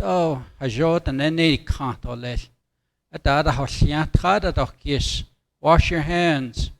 Take good care of yourself. And now is the time for all of us. It really is to make that commitment to take care of our health, to exercise, to eat better than we have been before. We don't know what's next. This virus almost happens every 2 years. And I just would like to say that we need to teach our people in Navajo, Adanek Echiko, Didanach Nin Lenigi, Biletziko, Hat Ada Bijdel Chico, and that hazapa hora bestel neo hachi honeta hatanta bitsaro hata ho a jail zolli horat ego hojot nebe bichi yatchi atara hosnya aro ai sibik enda no zora hajo sorazan besen sota da bata nego nan tkenigishit. So I just want to remind us as leaders to be careful how we address our people, that we really need to just encourage them. Ni pesa bach holian de ni hajoshinti charedos is supplies data disinfectant ni het nas arendat nishte. Dabat et nego hot aro khehet dolishnan anatheni dishin hot ego belladat eat let on nasta let. So that's all I want to say. I'd like to reserve my time. 2 minutes and 28 seconds. Moving on down. Chairman Yazzie waves it off. Honorable Freeland, on the main motion. Thank you, Speaker. I just wanted to reiterate what I said earlier. Shanata, I think I really feel strongly about standing beside our people at this time. At this very delicate and crucial time, we need to stand along with our people and persevere and overcome. We need to remain positive and encourage our people not to be afraid, but yet we will yield this together. This is an effort that we can overcome, and we will overcome, looking at the history of our people. So I want to reiterate that again. The message has to be conveyed to our people. We will get through this together. I wanted to remind ourselves of that. In regards to the main motion, I mentioned earlier about our most vulnerable population.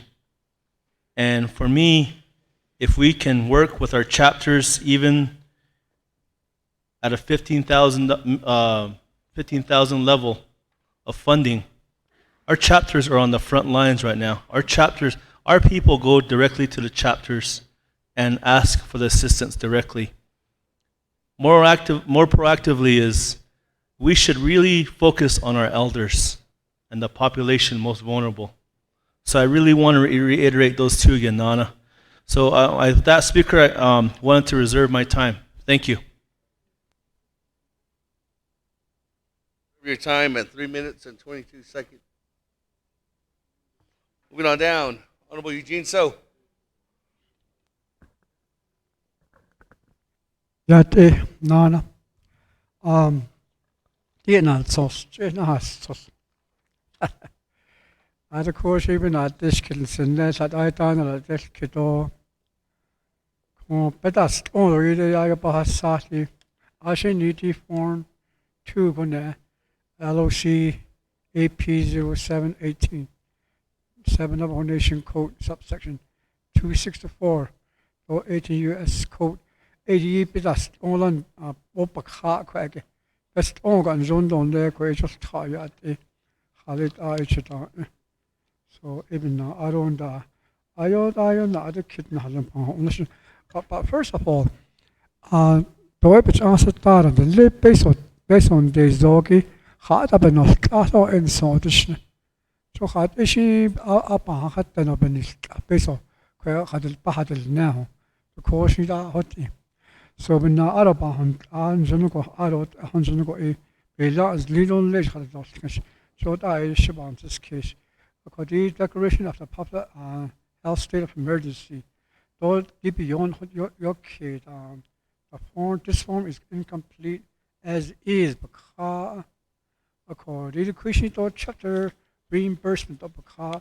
Could that the question that the kid, China just kiddo, and I eat Lala to Harlan, Cleveland. 80 that it's trade lands on it's beyond hadn't she. I was trying to figure that out where they're at for that Aggie. So even now, go holiday, nothing, and you joy a thousand to get away, a con, the hand, other question, the how.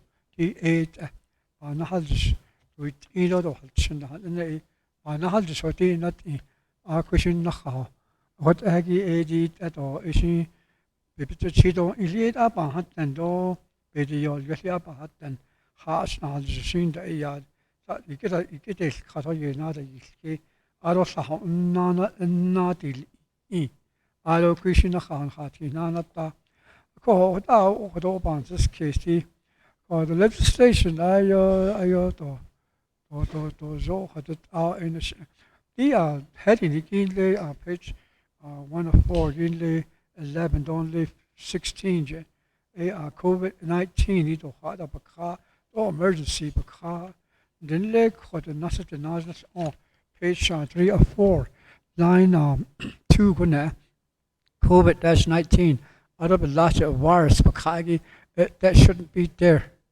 in a shaholi yashin yat in I don't know 5 the nana pandemic IBSP so on that COVID-19 is your even a pandemic yilla or IBSP so on that and so on indeed so there is a lot of needs that we want to combat this coronavirus or even we had to go maybe to the Army Corps of Engineer. We don't have a hospital out there. We can put people aside. Hard. I yego don ni. Di yego don si ato don hard to basa. I see yego but all this. So it's hard to push it hard ni lao. Hard to got. If I didn't this case, the nago go di reimbursement to the chaps of a car isn't it. I need there.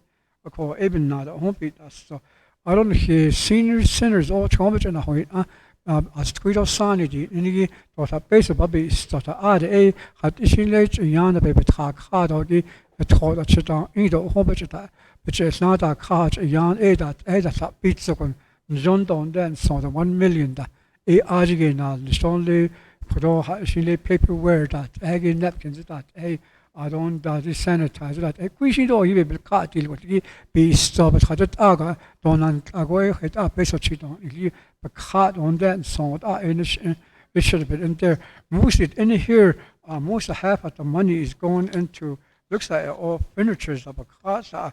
It does hunt these diseases which on it as a rat either. A code about honest and so what we can only have to use against that is the coronavirus is just really not much. When you add them all up, so those are my questions. So we're going to fight this coronavirus. We need almost all the funds to use it in that direction instead of buying something else and all that. It should I don't be hard to touch up cooperation part. Time's up. 5 minutes. Members of the Navajo Nation Council, I guess that was mainly commentary. There was no amendment or any directive issued. So we'll go on to the next in line. Go to my Che from the very north. Che, Herman Daniels.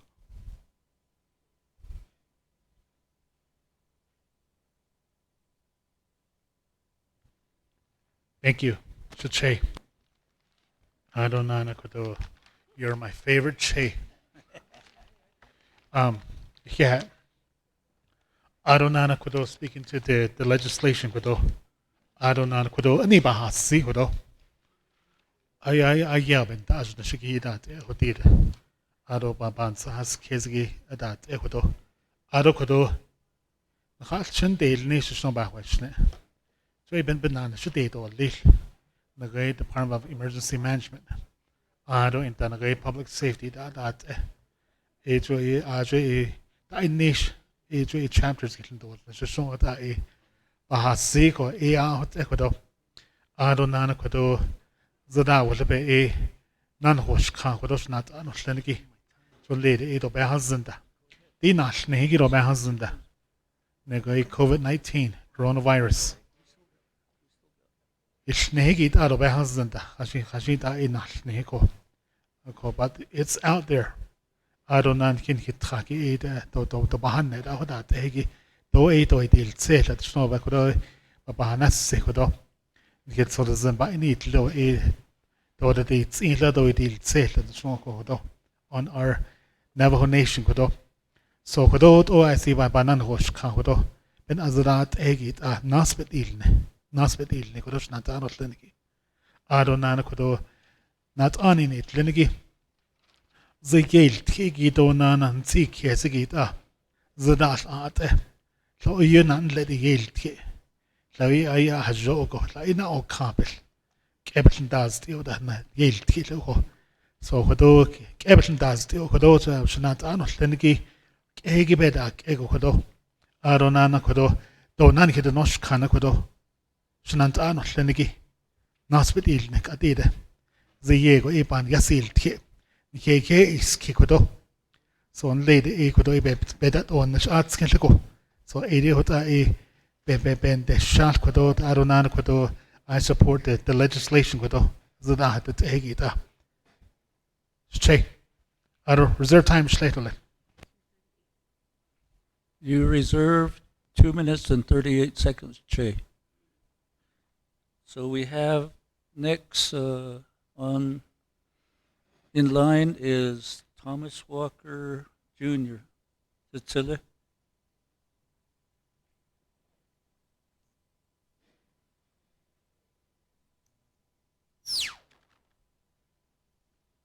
Yeah.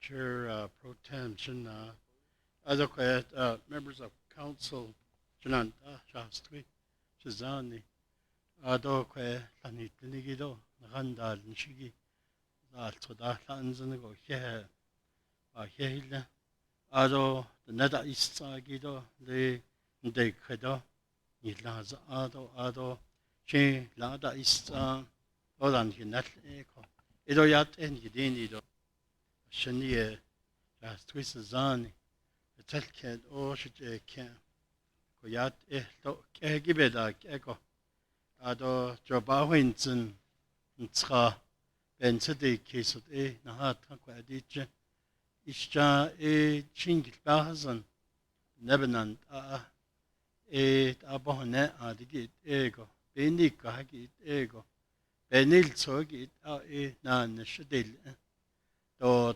Sogon Ahazan what Do Sogo Bed di Chinta Atlaj in Daz Combedahan Egi a quit echo or Oberhatisti Equinit Egi Coho Dia Shinanta Bishmas and the Joe legislators neatly, Ado appropriators neatly, Ado advocates or representatives neatly, Cobahazan go Eben he gets Akon Hinan Shil Nagiti appropriations. Akut Echo Beso Hashinel Epenit Yahya Jonahallon Shindit at Chidot Neba Hadatot Chito Akonda Ada Beslavadon Nil Jonithan Ako Nahot Igi Chit at Nahasad Asa and Kai Nahot Akut Echo. You can put that into perspective. This is a global pandemic that we are focusing on, that we are concerned about, and that we are preparing for. But peso benit iniki yahaye iban saskis the shido ak at yata alto to ak at kwat bahtit zito to ak at peso ila bikahodil nila Johnson Janan ako Ashin Banati Kato Ashin Kwa Hinati Ka Ashin Hinanedi Ka Quinson or Equa Sata Kodich Dik at legislation he has it so zita quite Lado Dashin the Nik. I brought with me chapter resolutions from City out in Western Agency. They are expressing strong support for this particular legislation.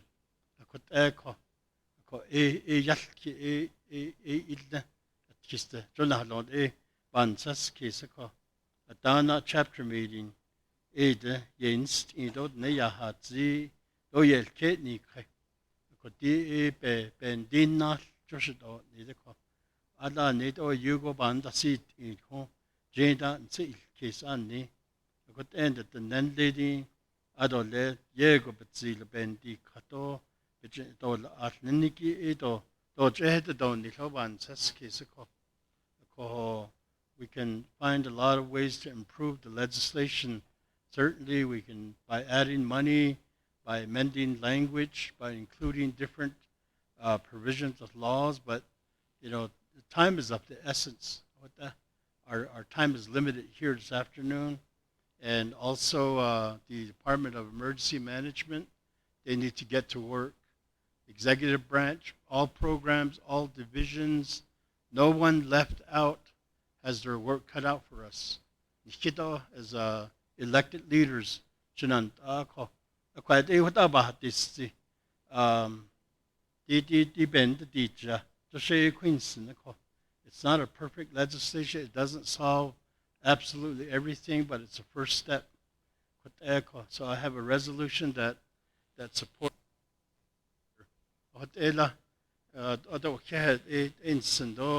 Just before I sign off here, we don't have any anti-price gouging laws on the Navajo Nation.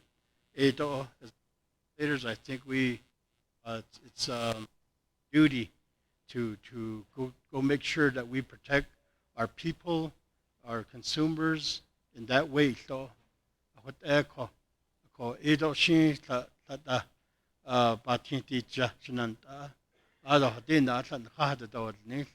That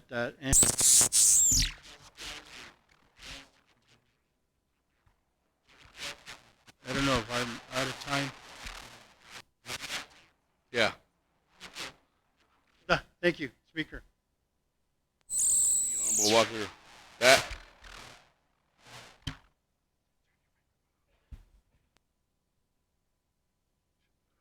Chair Crotty. Thank you, Speaker. My colleagues, my point of privilege is asking for Department of Emergency Management to provide your plan of operation for the funding that you're requesting. According to OMB, the business unit 116020 does not have an approved plan of operation. I'll need to see that document, Speaker.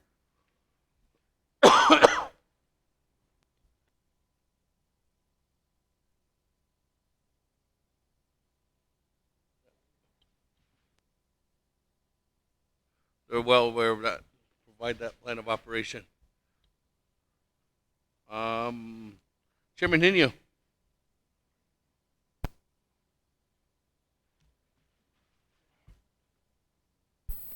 Okay, announce it, Speaker Damon. Sinantaho na si Tkonigi. Just I got a big old box full of my belongings. Don't come home, so. Guess it's my mailbox that's full. So, but this legislation, the more I look at it, the more it really concerns me that the chapters are being used as pawns in this legislation to build up and pad the budget for emergency management. And there are some unreasonable figures in here. I pointed out earlier, like for custodial supplies, $750,000. That's $750,000 for custodial mops and brooms and trash bags, and that's what custodial supplies are to me. That's a lot of money. We never allowed any department to put in a line item this much in the budget process. On the medical supplies, I see that $100,000. That takes a back seat to custodial supplies. Medical supplies, I see the need where you face masks, the sanitizers, soap. So is what my question here is, with the $850,000 that's in this particular line item category, will they be distributing that to the chapters for their supplies? That's one question I have. And then the other one is $1 million for general contractors too. Who are they planning on contracting for $1 million? What will happen is, let's say this emergency, the virus subsides within the next 60 days, then the chapters will still get a sum of money to go back up to $15,000. I already pointed it out. Alamo chapter has $13,000 currently in their budget. They'll only be getting $2,000 to bring them up to a $15,000 total. But in the end, emergency management will be walking out with a whole lot of money. That's my concern here. I support giving money to the chapters, but I don't support padding the budget for a program using this as a way to do it. I reserve my time.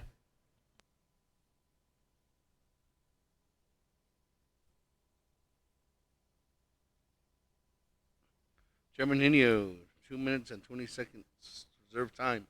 Moving on down. Madam Chair Charles Newton, floor is yours. Kahat Shatilla. I think that this issue of the plan of operations has come up. I know that my sister Amber Crotty mentioned it, and then Shaja Koje, Eugene So has also mentioned that as well. We are talking about giving this money to I guess a department where there is no plan of operation given.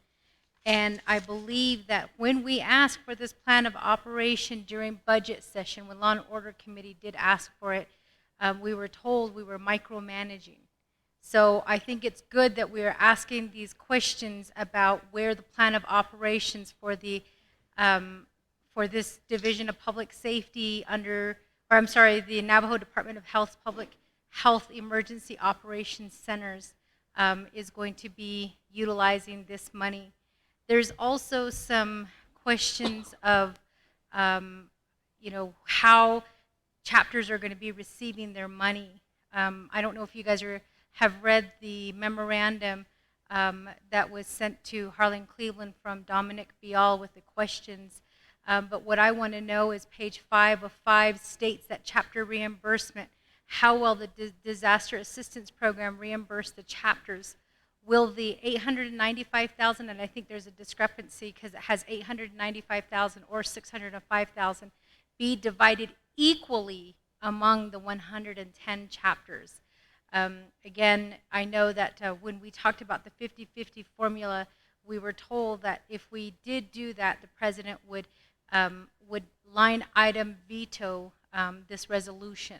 So I think it's a question of equal distribution among the chapters. So with that, I do reserve my time, Speaker. Serve your time at 2 minutes and 4 seconds. Back to the panel. A couple of questions.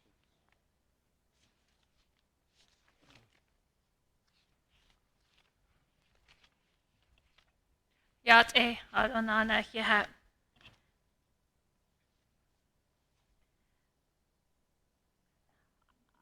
I just want to respond to several of the questions, but first by framing the conversation and my response is that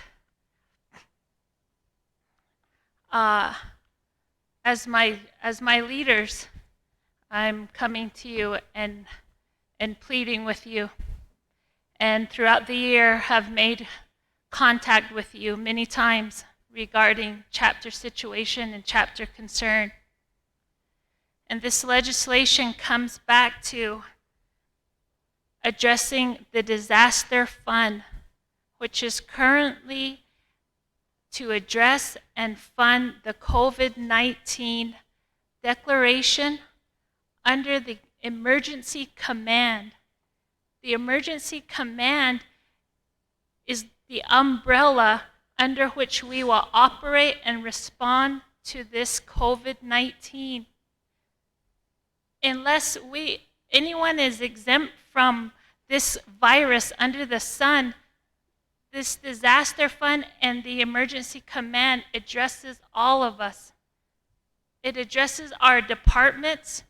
The structure established by the emergency command center addresses supplies, materials. In the event that there is a confirmed case, responses as to how a community, or in this case, the role of the chapter would play. And all of this is how we communicate through the command center. Nobody is exempt from this structure. It is a national structure that we have adopted and we are employing. Up until now, we have been working diligently with the top officials of our Navajo Nation. The top medical experts have been leading these conversations and educating us as to how to respond to COVID-19. I want to see our chapters funded. I do. And I want you to know that you should know that by now too. I want all of our chapters to have the ability to respond to the elders and to the resources needed in their community. I'm asking that you continue to work with me as we clarify the process. And as I understand it, many of our chapters have direct deposit. They have the ability to go direct deposit. I've mentioned earlier today, I still need your help in addressing the declaration as to reducing the quorum so that we do not have to have resolutions made by a majority of our community members. Those concerns can be waived with your help. It's within your ability to help us do that. We are trying to mitigate the virus. We're trying to educate all members of our community. And most important, we're trying to keep our vulnerable populations safe. Although there are some unknowns to this virus, we have really done an excellent job in addressing this thus far. Other areas is educating our community about quarantine, spacing, about mitigating and decreasing the risk of contact. All of that has to be done under the structure of the command center, and that includes all of us. Other areas to consider is the aim of the funding is to reduce the harmful effects, and we've been discussing that today. That still, again, is under the structure of the command center. This is to provide financial stability, and by just meeting the 15,000 threshold, the chapters will have that ability. And I'm asking for your support to work with OMB and a controller's office to streamline the process so that the chapters receive those support. I still have work to do to make sure and clarify the language. I know Shanant Kialambige mentioned access language, or I'm more than willing and able to assist in clarifying the language so that our chapters can receive the necessary funds and services. You know and I know that our chapter level community members and our chapter officials in this emergency situation, they are the experts in knowing where their elders live. They know how to drive out to those homes, and they know who and where to check on those elders. And those are the expenses they are already accruing. And by passing this, we are able to begin justifying and tracking those expenses under this declaration. So again, we're asking that we can clarify, we meet, and I want to be able to assist Shanant Eugenia Charles Newton what is in writing and what we're saying verbally. I want the opportunity to clear and bridge that because we do want the funds to go. We do need to address the declaration and the disaster fund. And the purpose of the disaster fund is so that these funds can replenish again through the justified and verified expenses during the declaration. Yeah.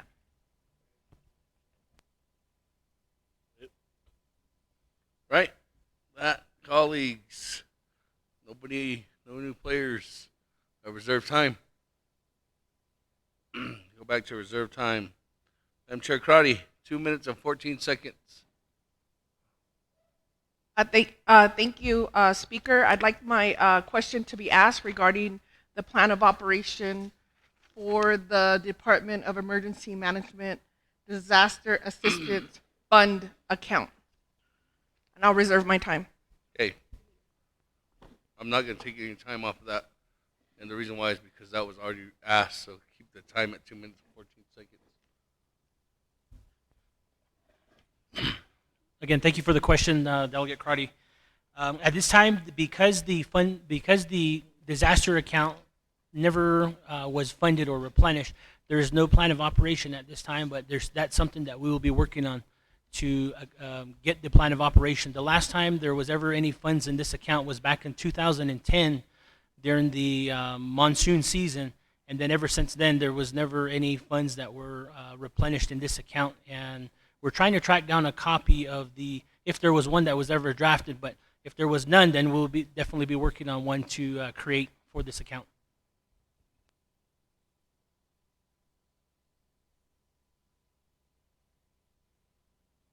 Vice Chair Smith, 2 minutes, 57 seconds.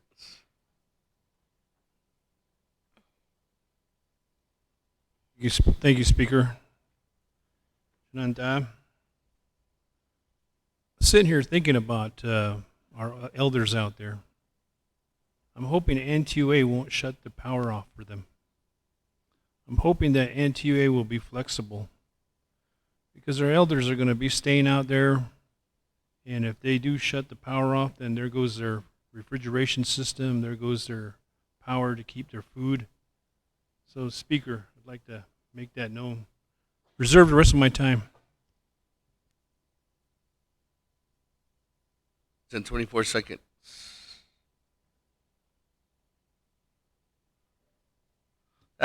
Moving on down. Honorable Helona. Moves it off. Honorable Slater. 15 seconds. 15 seconds. I know. Go ahead. Working? I think there are a ton of were just never answered, and I think that needs to be. And an command system is a structure, it's not a plan. And that needs to be understood by everyone here.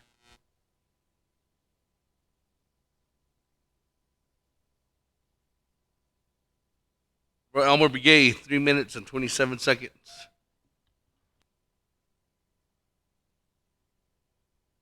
Okay, Nana, Speaker, around the California Tlanido, around the east side. Speaker, I'll go ahead and make an amendment. And the reason why is that I think, like I said, I have a lot of low income community that are out there, and then the fixed income. They have a concern. When this started, this virus was out there, some of these people are very proactive, but they're on low income. But the only thing so there's no being does at least how long they have a land and then they have a permit. What up at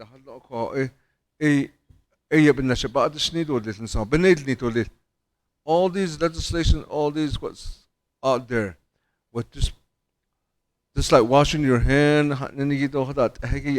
Yesterday, a hot water. I went to NTA. And they're not. They shut off the water. So it called. Have been calling NTA until they finally got one. They said that tomorrow, we'll look into it. People out there, there's all this. We're in line for water. There's no water. So where does this emergency measurement? How far can we take it? Does NTA consider our elderly people that are out there in the remote areas? All they said was that water priority is for home, not for your livestock. It's not even for livestock. These are for in cistern tanks that we have. Through that's the amendment that we're gonna make. I'll have Tom read it. So that'll be my amendment. Reserve my time.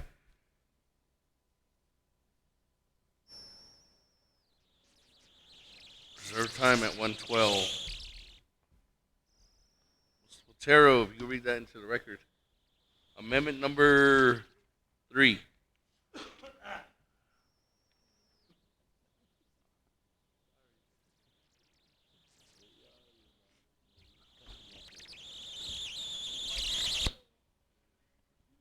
Mr. Speaker, members of the council, amendment number 3, page 4, line 5, insert new section as follows. Section 4, directed to emergency management.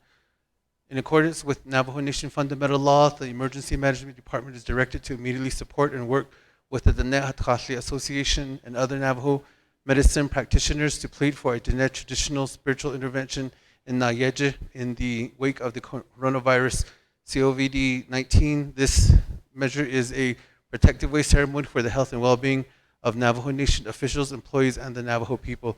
2, renumber or reletter succeeding paragraphs or sections accordingly if necessary, and this amendment shall supersede inconsistent language containing at the committee amendment, which shall be conformed to the intent or language of this amendment. The Office of Legislative Services, with notice to the sponsor of the legislation, hereby authorized to make necessary grammatical changes. Mr. Speaker.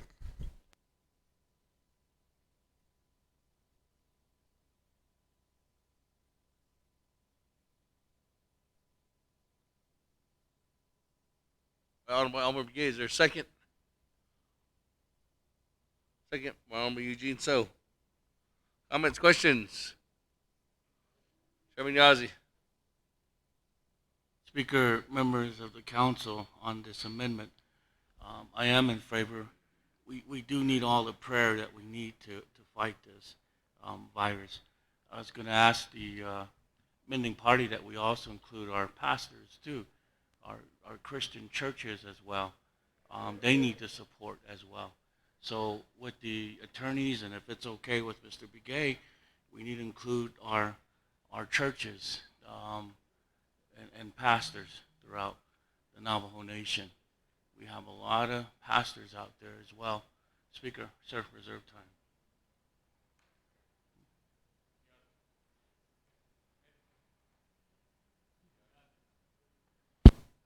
Request to modify.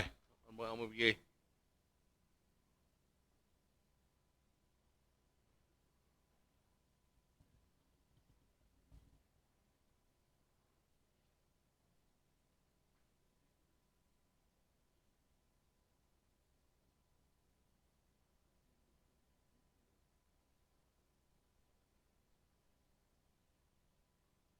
Good?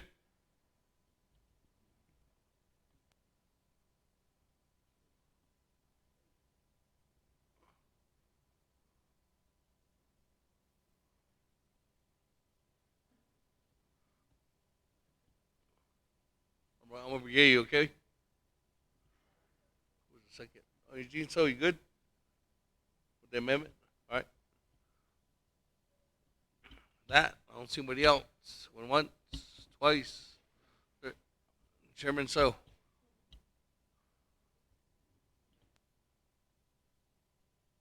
Thank you, Speaker. Got one request. Suggest those it's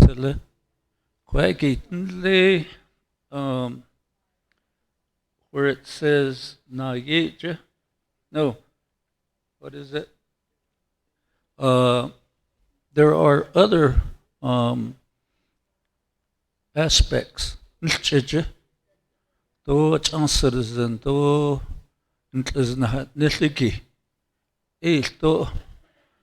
and related or other ceremonies that would protect our people. Because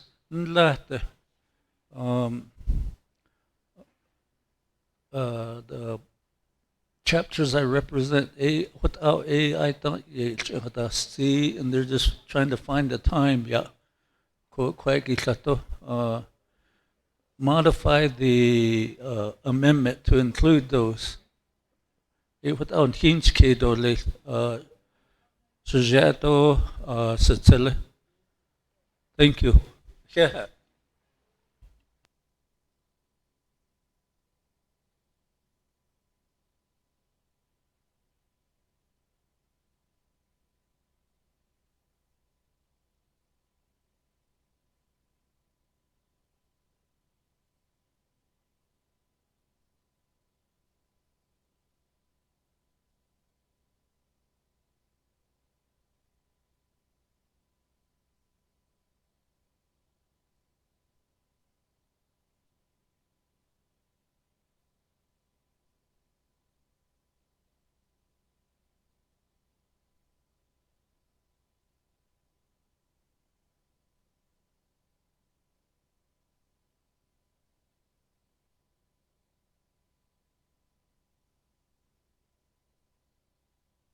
Chairman So.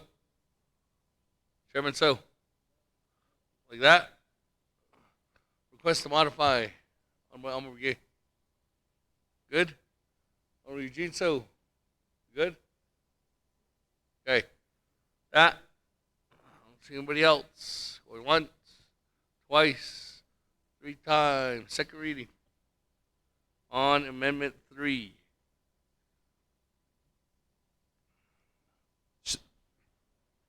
Mr. Speaker, members of the council, page 4, line 5, insert new section as follows. Section 4, Directive to Emergency Management. In accordance with Navajo Nation fundamental law, the Emergency Management Department is directed to immediately support and work with the Diné Association and other Navajo medicine practitioners and pastors to plead for a Diné traditional spiritual intervention in Nayeje and other forms of prayer ceremonies and songs in the wake of the coronavirus COVID-19. This measure is a protective way ceremony for the health and well-being of Navajo Nation officials, employees, and the Navajo people. 2, renumber or re-letter succeeding paragraphs or sections accordingly if necessary, and this amendment shall supersede inconsistent language containing any other committee amendments which shall be conformed to the intent or language of this amendment. The Office of Legislative Services, with notice to the sponsor of the legislation, is hereby authorized to make necessary grammatical changes. Mr. Speaker.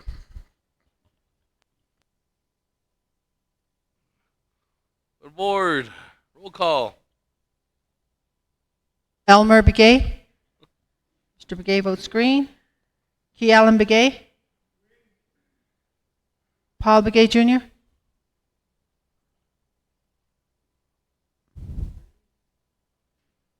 Nathaniel Brown. Eugenia Charles Newton.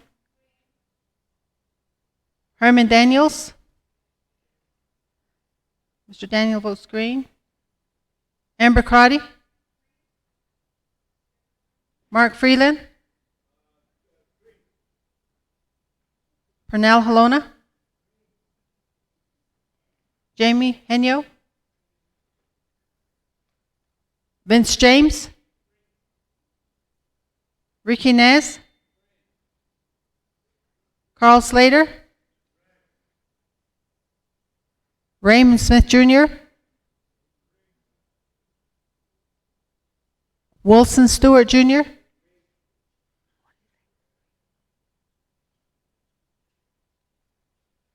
Mr. Stewart votes green.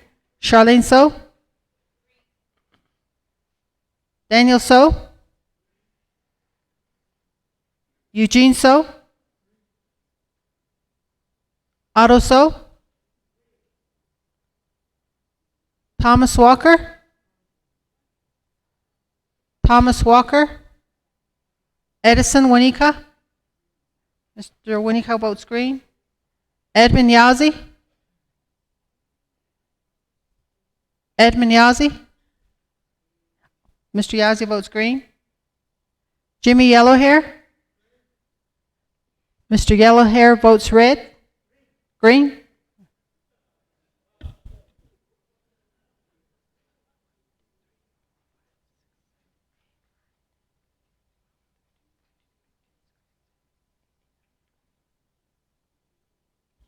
Mr. Speaker, you have a vote of 20 in favor, 1 opposed.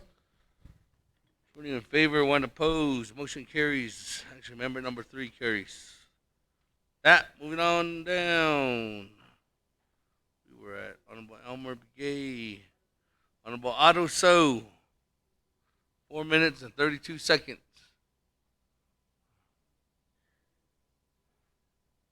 Speaker, I'm going to reserve my time. Reserve your time. 4 minutes and 28 seconds. Chairman, point of privilege by Madam Chair Crotty. Thank you, Speaker. I'm going to ask you to review Budget Form 2 of Exhibit A. In Part 2, according to the BIM, on page 20,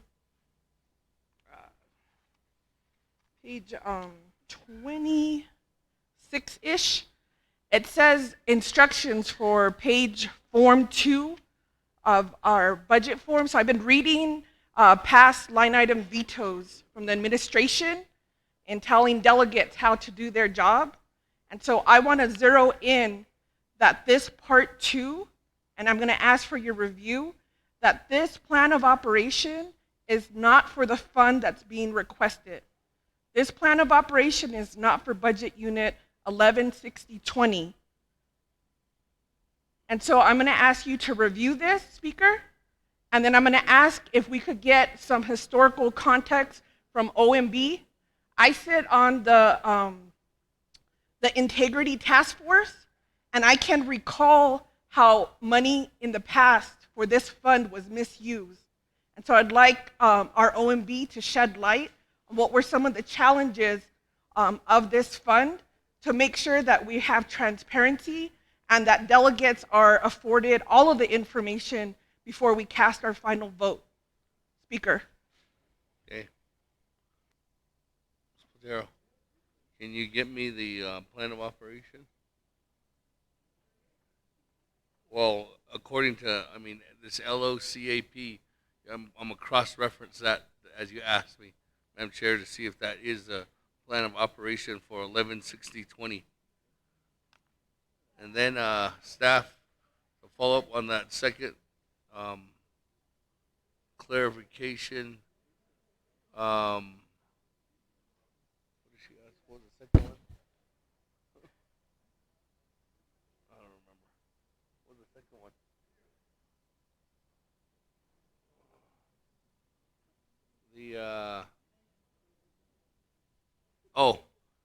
Have OMB shed light on the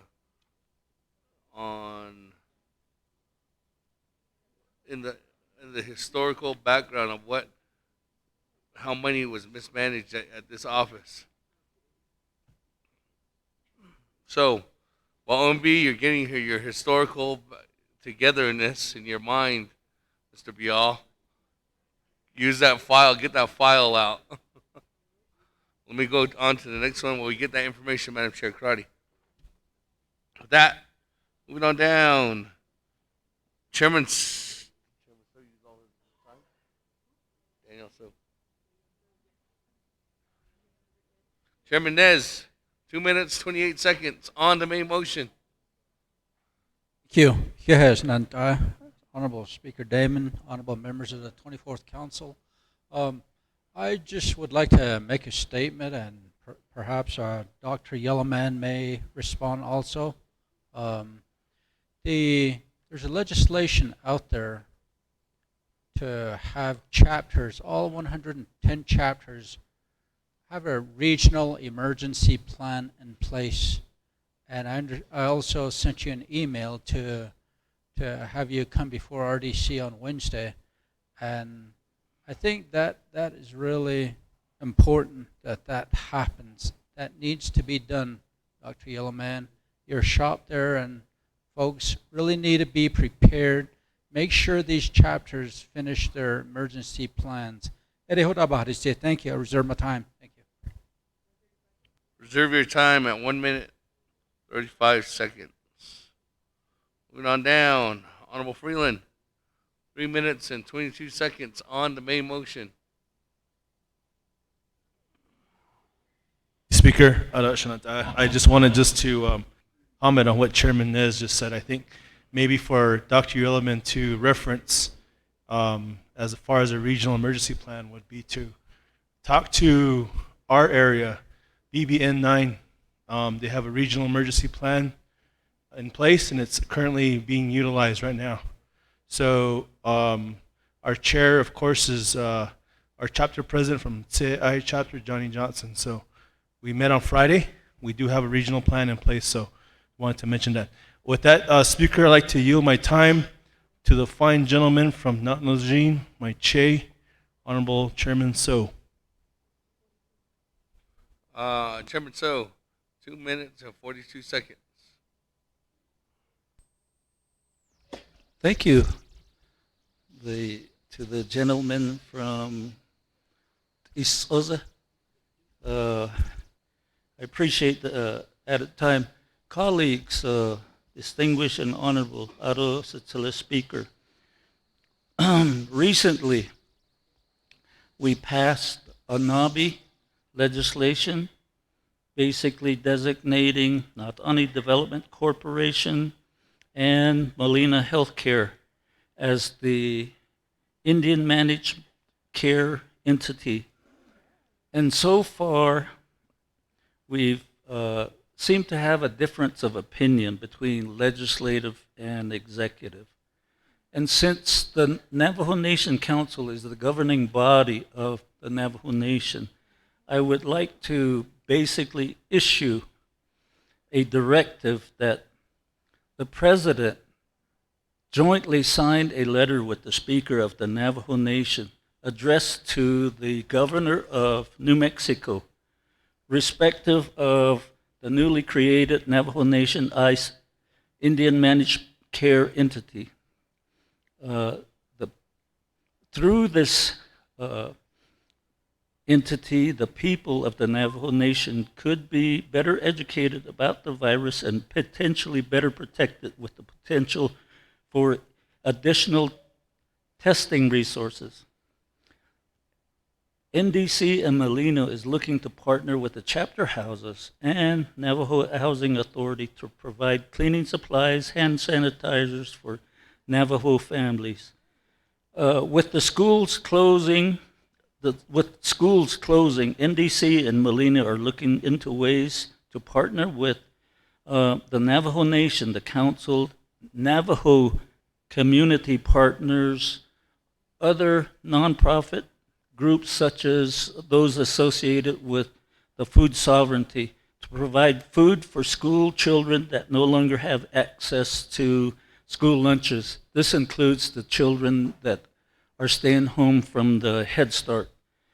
With the limits around testing, NDC and Molina are also exploring ways it can enhance testing for individuals that exhibit symptoms and are interested in getting tested for COVID-19. Clearly, honorable delegates, NDC and Molina could have given greater impact if the Nez Lizer administration would have worked with the council to get the program started. Now, with the circumstances, the uncertainties around the coronavirus, we need all the support we can get to keep our people healthy and safe. So in this directive, I would ask that the council hand to the president the letter so that they can sign on so that we can push the Navajo MCO forward so that we take advantage of all the opportunities that are available to us to help fight this terrible virus. It is important we move quickly with approving the Navajo MCO so they can consistently offer assistance to our people during public emergencies like these.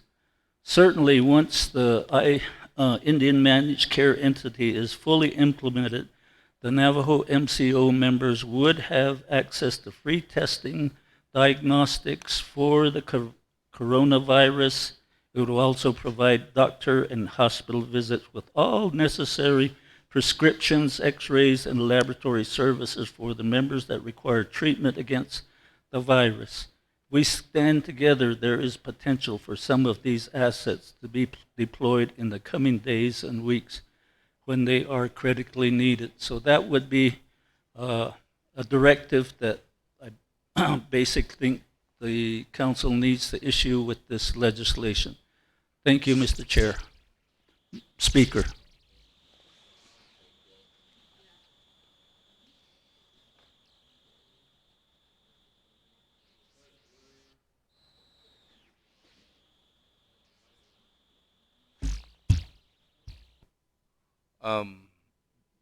That directive, we can get that directive out. I would like to add that directive onto the agenda as a regular item, so we can do that. That would be separate from this. So if we put that directive in motion, when I come back to the agenda, then we can add it on there. If that's okay with you, Chairman. Thank you, Mr. Speaker. Thank you for the guidance, and I will abide by that. Thank you. Moving on down. Honorable Herman Daniels, 2 minutes, 38 seconds on the main motion.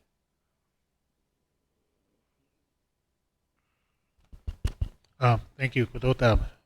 Speaker, yeah, Arosnant Anaslangi, Ziego e Ban Yasil, Kik Adida. So Aronana Kudo, a Mehmet Adal Naoko. So Kudokado, be the Schnatol, I'm going to make a motion for a cease debate. Motion to cease debate. It is balanced.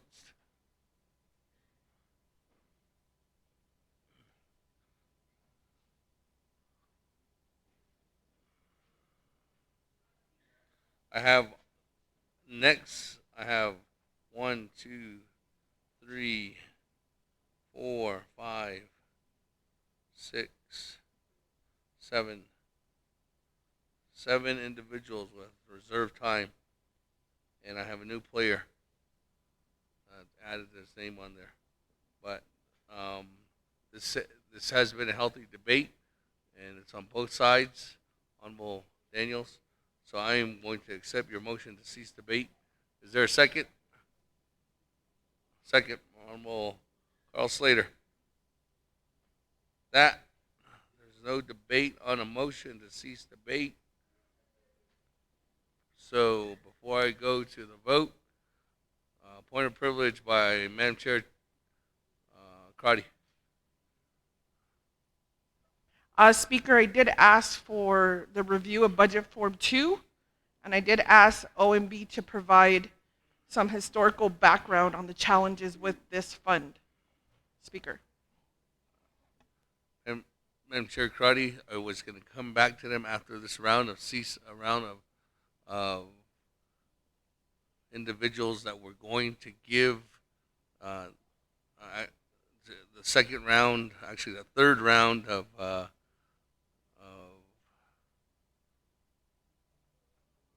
time for each one of the delegates, but I'm recognizing his cease debate at this time, Madam Chair.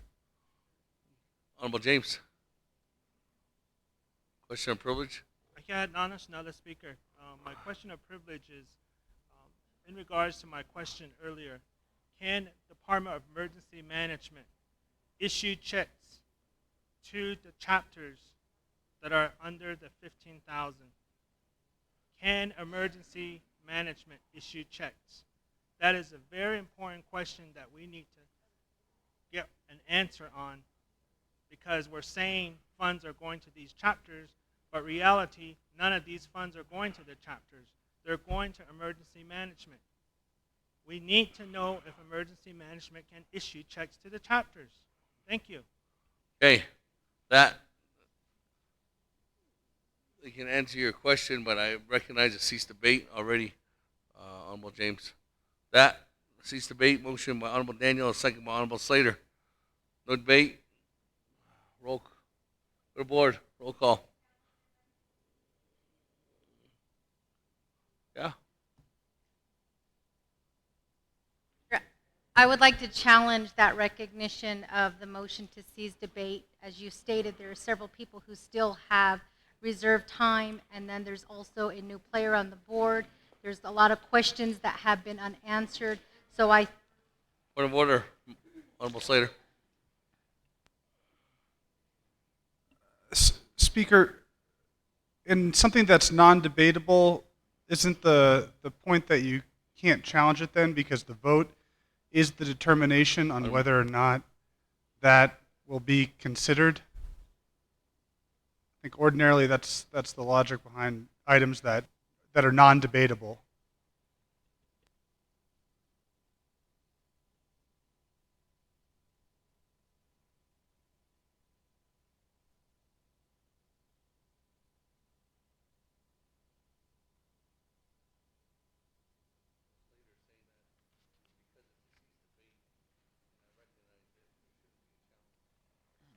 Thank you.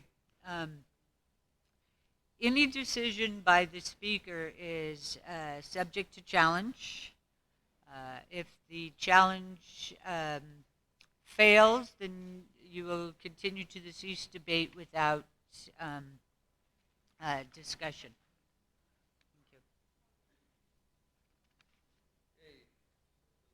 Challenge speaker's decision on cease debate.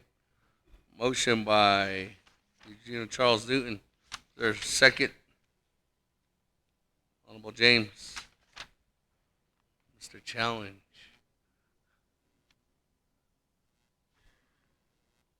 Okay, that. Is there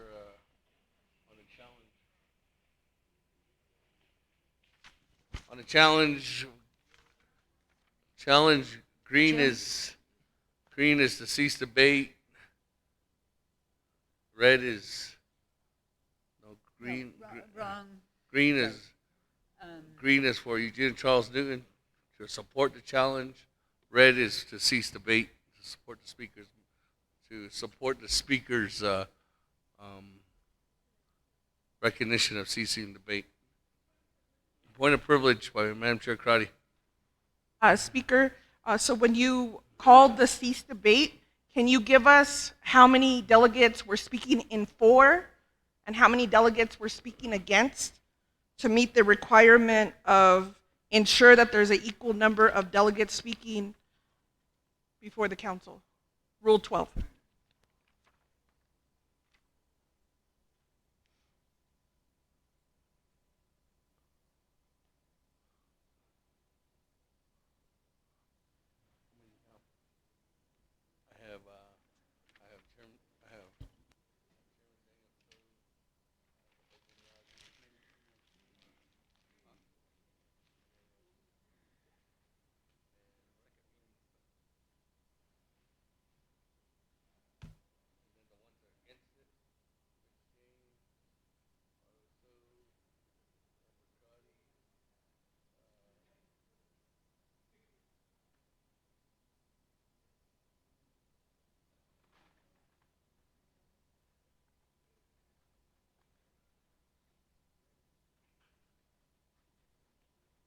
I have four in favor and 4 opposed, Madam Chair Crotty.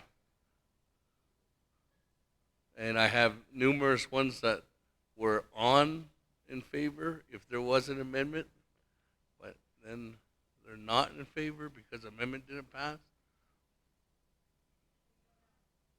Those ones are on defense still. So I have 4 and 4. I have 4 and 4. Question of privilege. Vice Chair Smith. Thank you, Speaker. I understand that if it's even, then we can go into cease debate and we can vote on it. If it's not even, then that's when we can challenge you. That's the way the rules are. for the record, Honorable Vice Chair Smith, anybody can challenge a decision that the speaker makes at any time, according to the rules of council, correct? Correct. Okay. Madam Chair Charles Newton. So there are only 8 of the 22 delegates who are voting today. Only 8 know how they're going to vote. The rest don't know how we're going to vote. Is that clear? No, I don't know how they're going to vote. I just know that when we were marking them down, there were 4 individuals that were support the legislation and 4 that were in support of not supporting the legislation. Other individuals might be supporting it, but I don't know. They have not said if they support it or not, Madam Chair. With that challenge to cease, I recognized Honorable Herman Daniels' challenge. Second was by Honorable Carlos Slater. With that, that was for the cease debate. Madam Chair, Charles Newton is challenging the cease debate ruling made by the speaker. So with that, a green vote is for Madam Chair, a red vote is for the speaker and the cease debate.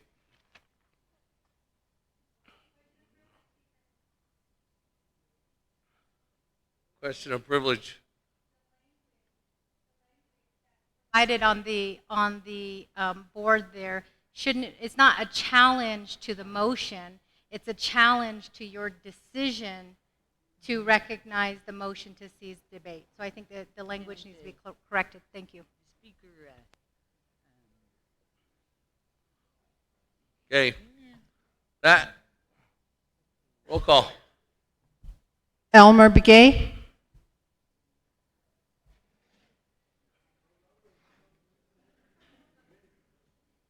Mr. Begay votes green. Key Allen Begay? Red. Paul Begay Jr.? Nathaniel Brown? Eugenia Charles Newton?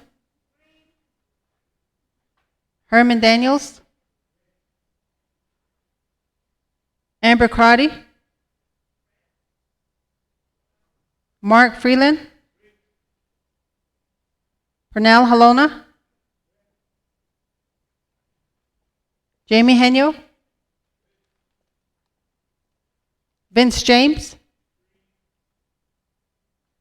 Ricky Nez? Carl Slater? Raymond Smith Jr.?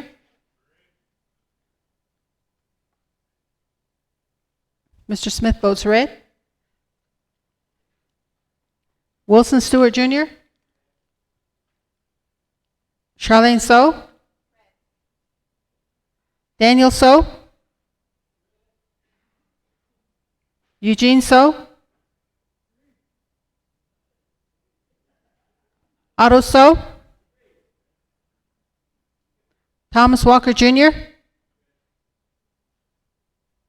Edison Wanika? Edmund Yazzie?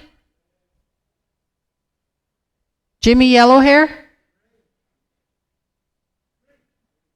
Green. Okay.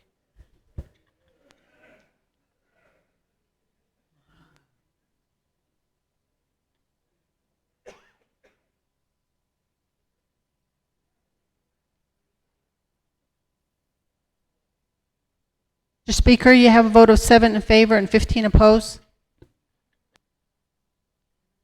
Favor, 15 opposed. Speaker not voting. Motion, the challenge fails. That back to the original motion that was made by Honorable Herman Daniels, and that is to cease debate. Second by Honorable Slater. With that, how many votes to cease debate, Mr. Patero? 15. In order for this to pass. Go to board. Elmer Begay?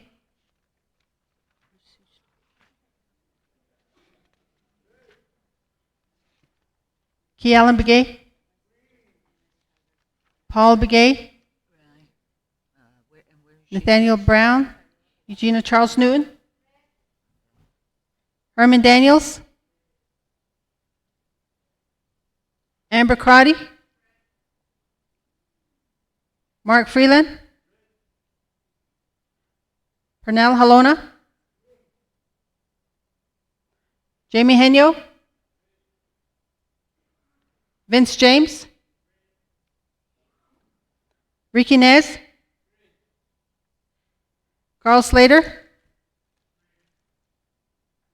Raymond Smith Jr. Wilson Stewart Jr. Charlene So. Daniel So. Eugene So. Otto So. Thomas Walker. Edison Wanika. Edmund Yazzie. Jimmy Yellowhair. Green.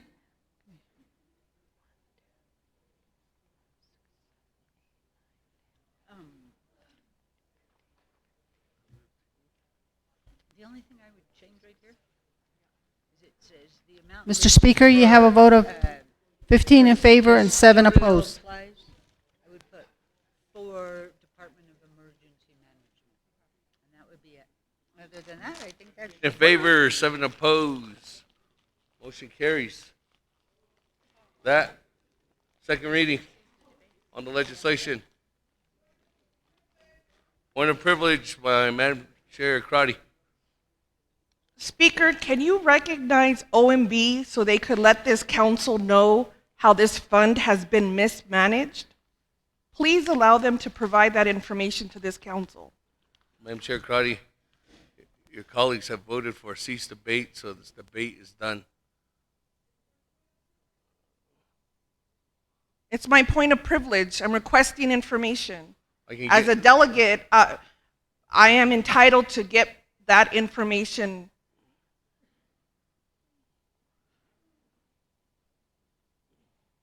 You can get a written copy of them, whatever they have, Madam Chair Crotty. He But can at this- verbally tell us, Speaker.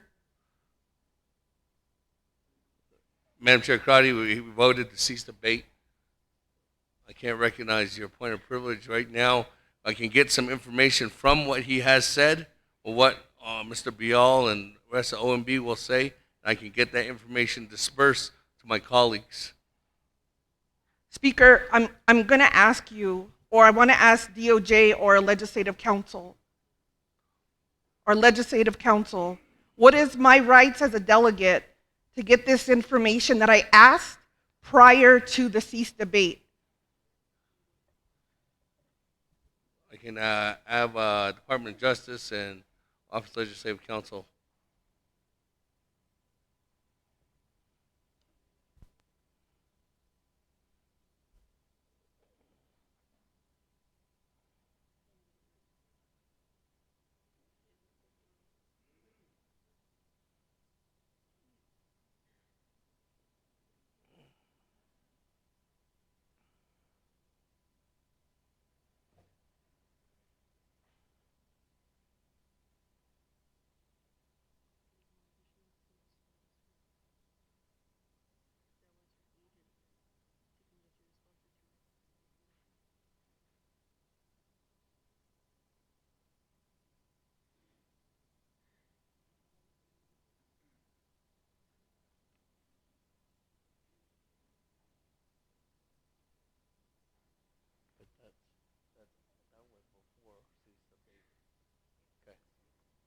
Huh? She does get it?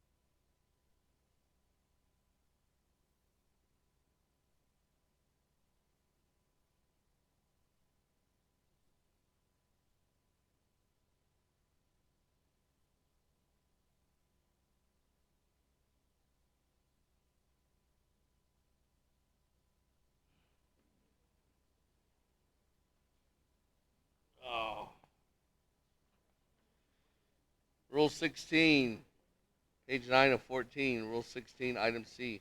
The council delegate raising a point of privilege may interrupt the speaker at a vote in progress. The speaker shall immediately address the point of privilege raised by the delegate pursuant to paragraph B before proceeding with the session. Madam Chair Crotty, I'm sorry, you are right. And that, because it's a point of privilege, I just never had that discussion before. Mr. Bial, can you clarify the point of privilege before the vote?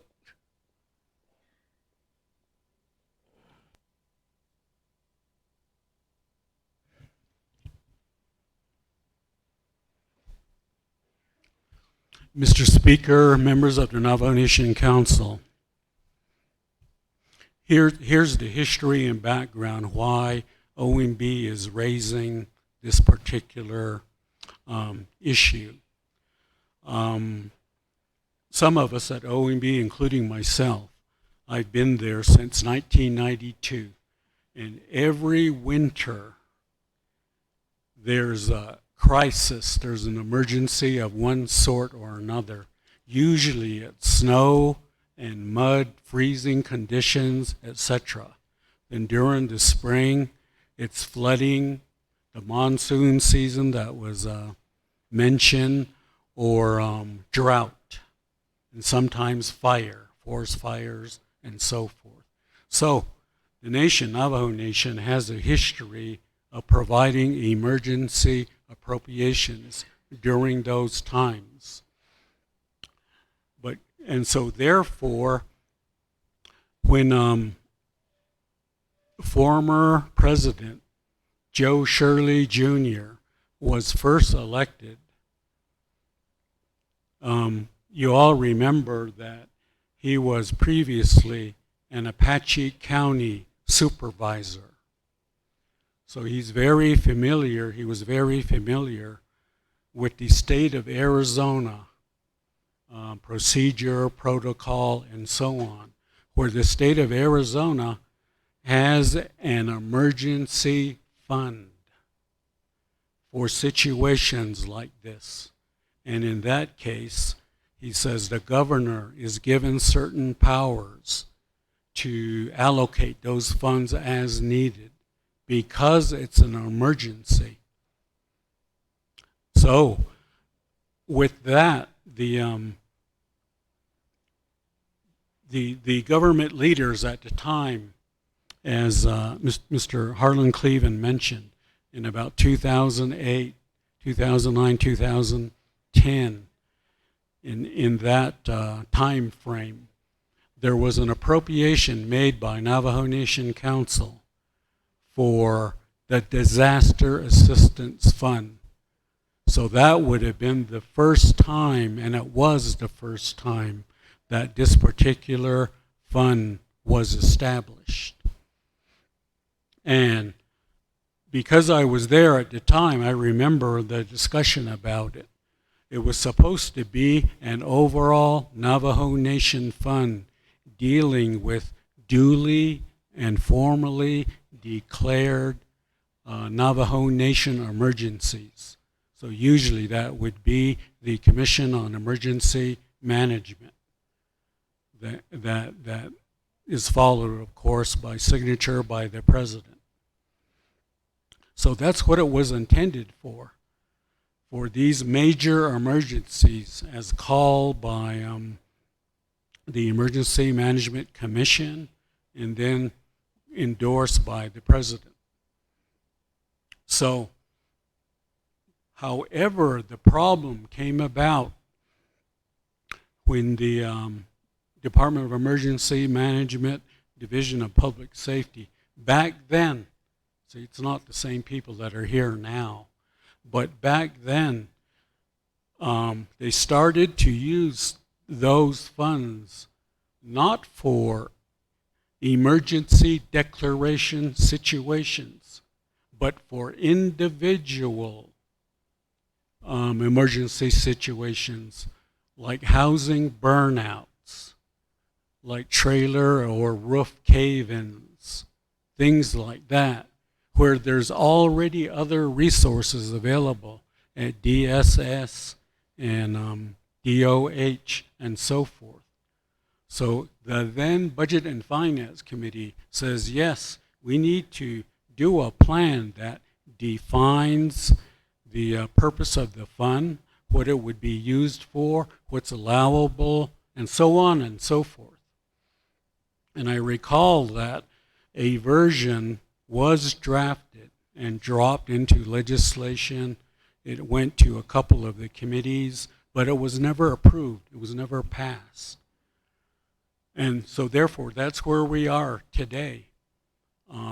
That particular fund, Disaster Assistance Fund, has been dormant ever since then, meaning it's never been funded until now. So the budget pages that you have, the business unit 116020 is the Disaster Assistance Fund. So that's the problem. Again, based on experience. So that's why in OMB's remarks and comments on the legislation, we say that either a plan of operation, and maybe I should have gone a bit further and explained that a plan of operation or a fund management plan ought to be enacted at some point. Otherwise, I fear that we're going to run into the same situation again. Program managers and others are going to think that we can use it for individual, private, family purposes when that wasn't the original intent. But it's not worded that way anywhere. That's why a plan of operation or fund management plan is recommended by OMB. Mr. Speaker, that's the explanation.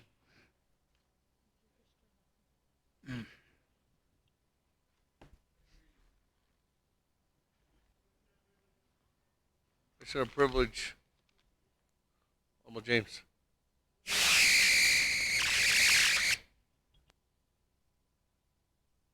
Yes, Speaker, in the same aspect of Honorable Amber Crowdy, I did ask as in the same concept of Honorable Amber Crowdy, I did ask my questions before the cease debate. Matter of fact, this was this morning. Can emergency management issue checks out? And I even asked, can the controller answer this question? And that was my question this morning. That still has not been answered.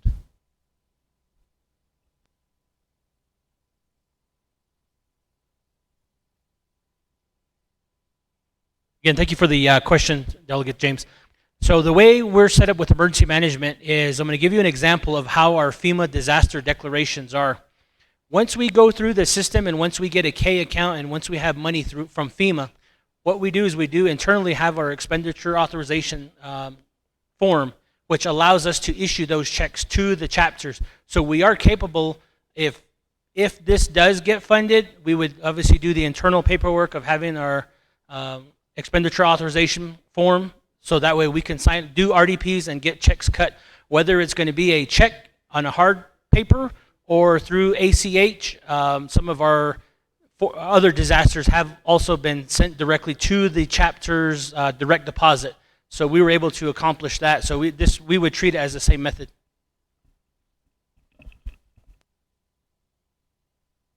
Hey, second reading. Question of privilege, Honorable James. Another speaker, I think my request was to hear from the office of the controller. If we could get an answer from office of the controller in regards to emergency management issuing checks to chapters, if that's doable and allowable. Thank you. Madam Controller.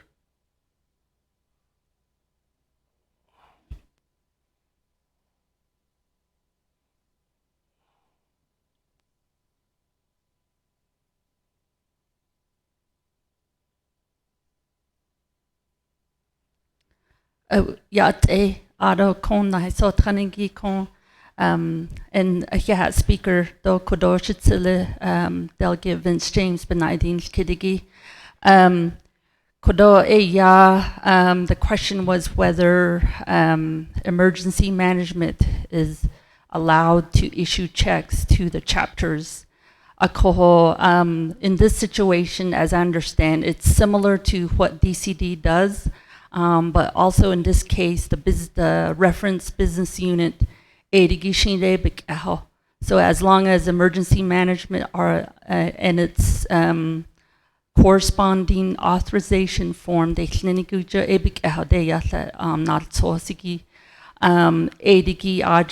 the subject business unit. And then the expenditure forms, the authorization AJIGI, so they are able to do it according to that business unit, the expenditure authorization form. ADO, Yahadzegi, as I understand, the money will be deployed for certain purposes, Kodo, with using general fund dollars, ADO, but then they'll apply for reimbursement from FEMA. So on the money goes out for payment to the chapters. They'll request for reimbursement. Be answer isha. Mr. Patero, second reading. Mr. Speaker, members of the council, amendment number 1, page 1, line 16, insert the following language underscore waiving 12 NNC sections 820L and 820M pertaining to supplemental appropriations, waiving the Navajo Budget Instruction Manual section 11 pertaining to budget revisions, waiving the Navajo Budget Instruction Manual section 12 pertaining to supplemental budget request procedures. 2, page 4, line 5, insert new section 4, section 4, waiving 12 NNC sections 820L and 820M of the Appropriations Act. The Navajo Nation waives the 820L and 820M of the Appropriations Act in order to allow an appropriation of emergency funding to be approved by the Navajo Nation Council without budget forms or written comments from the Navajo Nation Controller and the Office of Management and Budget. 3, page 4, line 5, insert new section 5, underscore section 5, waiving the Budget Instruction Manual section 12 pertaining to supplemental funding request procedures. The Navajo Nation waives the Budget Instruction Manual section 12 pertaining to supplemental appropriations to allow an appropriation for emergency funding to be approved by the Navajo Nation Council without budget forms. 4, page 4, line 5, insert new section 6, underscore section 6, waiving the Budget Instruction Manual section 11 pertaining to budget revisions. The Navajo Nation waives the Budget Instruction Manual section 11 pertaining to budget revisions. The Navajo Nation waives this section to allow the chapters of the Navajo Nation to receive supplemental funding appropriations without requiring a budget reallocation. 5, renumber or re-letter succeeding paragraphs or sections accordingly if necessary, and this amendment shall supersede inconsistent language contained in any other committee amendment which shall be conform to the intent or language of this amendment. The Office of Legislative Services, with notice to the sponsor of the legislation, is hereby authorized to make necessary grammatical changes. Amendment 2, 1, page 3, line 30, insert new paragraph B as follows. The Navajo Nation waives the Budget Instruction Manual sections pertaining to chapter budgets. The Navajo Nation waives the Budget Instruction Manual, Chapter M, Section 2D4, requiring a chapter resolution approving the budget. The Navajo Nation further waives Section 9, Chapter Budget Process, to the extent any provision conflicts with expeditiously dispersing funds to chapters. This provision shall only apply to this legislation and this funding. 2, renumber or re-letter succeeding paragraphs or sections accordingly if necessary, and this amendment shall supersede inconsistent language contained in any other committee amendment which shall be conformed to the intent or language of this amendment. The Office of Legislative Services, with notice to the sponsor of the legislation, is hereby authorized to make necessary grammatical changes. Amendment 3, 1, page 4, line 5, insert new section as follows, underscore section 4, Directive to Emergency Management. In accordance with Navajo Nation fundamental law, the Emergency Management Department is directed to immediately support and work with the Diné Association and other Navajo medicine practitioners, the pastors, to plead for a Diné traditional spiritual intervention in Nayeje and other related forms of prayers, ceremonies, and songs in the wake of the coronavirus COVID-19. This measure is a protective way ceremony for the health and well-being of Navajo Nation officials, employees, and the Navajo people. 2, renumber or re-letter succeeding paragraphs or sections accordingly if necessary, and this amendment shall supersede inconsistent language contained in any other committee amendment which shall be conformed to the intent or language of this amendment. The Office of Legislative Services, with notice to the sponsor of the legislation, is hereby authorized to make necessary grammatical changes. Mr. Speaker. Commissioner Privilege. Chairman Hino. Again, so the Speaker, before you would take the vote, I had two questions. That still bothers me, where they'll determine whether I vote red or green on this. And those are the two questions. Was a huge amount of in custodial supplies, $750 million. What's the purpose of that? Never received an answer. The other one was the $1 million for general contractors. Is that money that's just thrown in there just for a good measure, or what contractors were they going to hire? That's why I asked those two questions. But if they're not answered, then I'm voting right on this. Thank you, Speaker.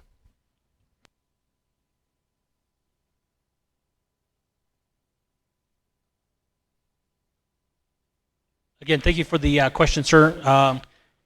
In developing this budget, the way we looked at it was historically what impacted us at the nation through all of our FEMA disaster grants. And the reason why we have $750,000 in custodial supplies is purchasing the hand sanitizers, the hand sanitation. We run into challenges sometimes when it comes to getting different interpretations from OOC accounts payable. So that's the reason why we put everything into that line item. And as far as the general contractors, that's what we had just put in there based on historical data that we had with all of our FEMA disasters. And I take full responsibility in creating those line items. And if we need to be corrected, then we can make obvious corrections to it. But that's how it was created, sir.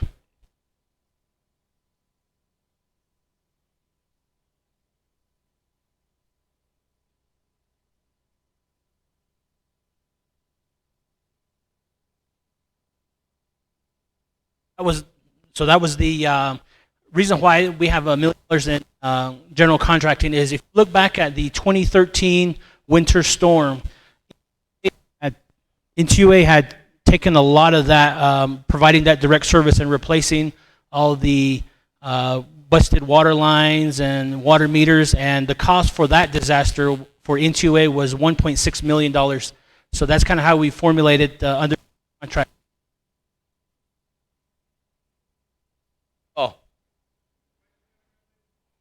Question of privilege. Well, James. Ale, ja, nationale dos nat Ecuador has tani dos el trahasinglo. That amendments need yel ako none of the chapters din hitan naznala are not receiving any funds whatsoever. It's all going to Department of Emergency Management. So why do we need all of this amendment that pertains to the chapters in this legislation? No funds are going to the chapters. So we thought further on we were going to add amendments, make amendments for the chapters to receive funds. But that didn't happen. Seize debate happened. So my question at this point is, why are we adding all those amendments on when no funds are going to the chapters? Thank you.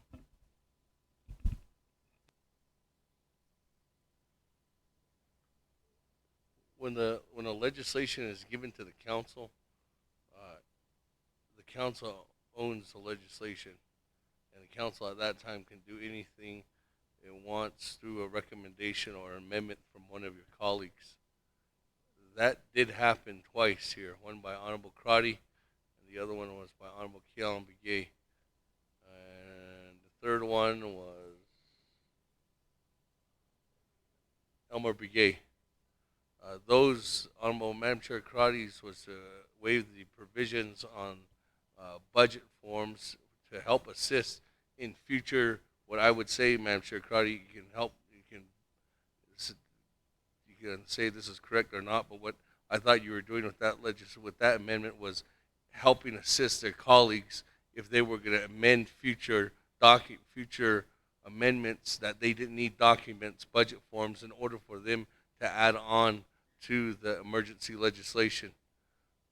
The second one was by Honorable Keon Begay, was if there was going to be an amendment, which there are amendments up here that were going to probably take place, where like giving dollars directly to the chapters through a 50-50 formula, that it wouldn't have to go through the strenuous process of them having to do all the red tape in order for them to cut a check from the controller's office. It was amendments that were helping assist everybody else, that in the future, if they were going to go ahead and make possible amendments to the original $3 million legislation, but those amendments never happened. So, and the reason why is because the cease debate happened. So there was 15 votes. Your colleagues voted to have a cease debate, and now we're here with the legislation that you see before us, Honorable James. That, good board. Round the horn. Elmer Begay.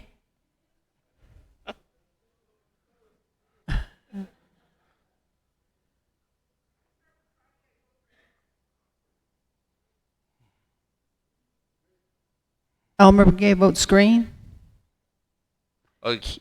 This takes 16 votes, colleagues. Kealan Begay. Paul Begay. Nathaniel Brown. Eugenia Charles Newton. Herman Daniels. Amber Crotty. I took an oath to uphold Navajo Nation laws. I'm disappointed in this legislation, and I vote red. Mark Freeland. Pernell Halona.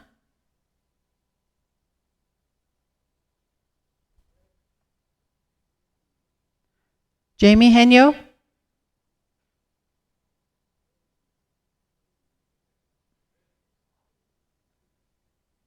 Vince James. Ricky Nez.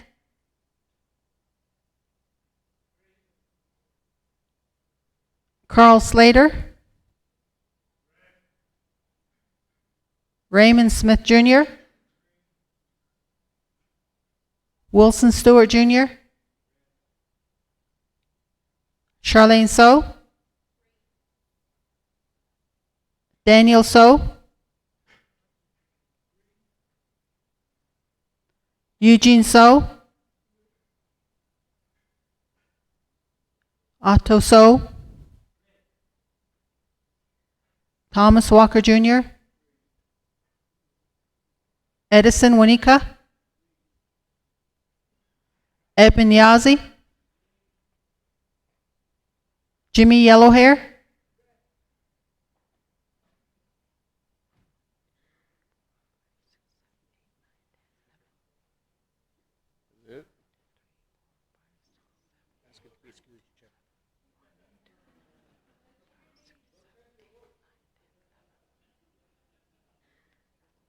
Mr. Speaker, you have a vote of 11 in favor and 11 opposed.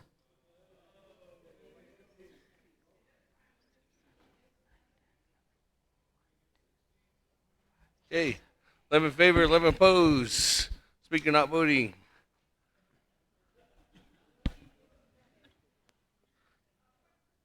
Okay. Motion fails. Point of privilege. Madam Chair Crowdy. Speaker, can OMB give us the amount that the President's office has for their set-asides? In our last budget, we allocated just about $3 million for the Office of the President and Vice President for set-asides. I'd like OMB to give the council an update on how much money is available. On set-asides, or you mean the additional money that was allocated for the carryover? Apologize, carryover. Okay, OMB, maybe if you can look that up before we go. Okay, moving on down.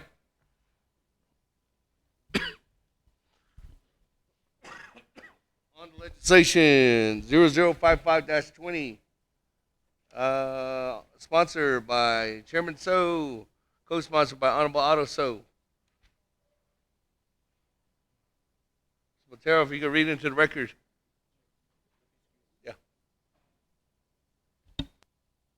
Mr. Speaker, members of the council, tracking number 055-20, an action relating to an emergency, authorizing Navajo Nation Council and standing committees to conduct meetings and work sessions through telecommunication methods, authorizing council delegates to attend Navajo Nation Council and standing committee meetings, subcommittee meetings, and work sessions through teleconferencing, approving a 60-day waiver of Title II provisions requiring delegates to be physically present at meetings.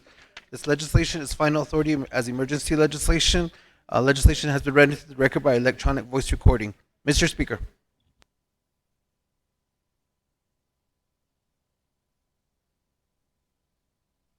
So, motion, Honorable Stewart, second by Honorable Halona. He beat you to it. Vote? Okay. Chairman So, you have 20 minutes. Thank you, Mr. Speaker. Thank you for calling this legislation to the table, and thank you to the motioning parties. Number one, the intent and purpose is during this period where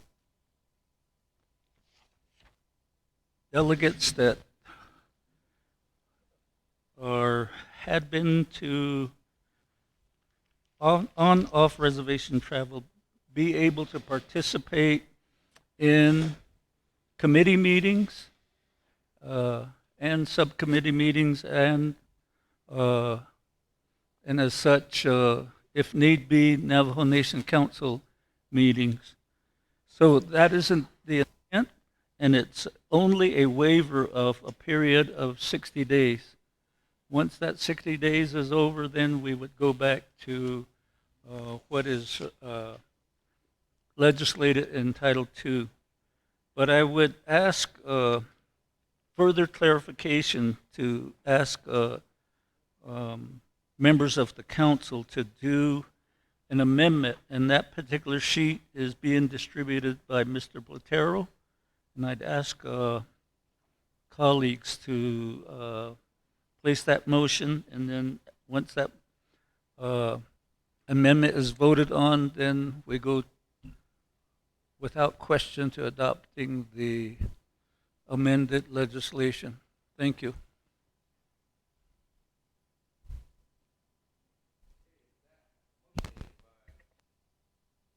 Stewart, second by Honorable Halona.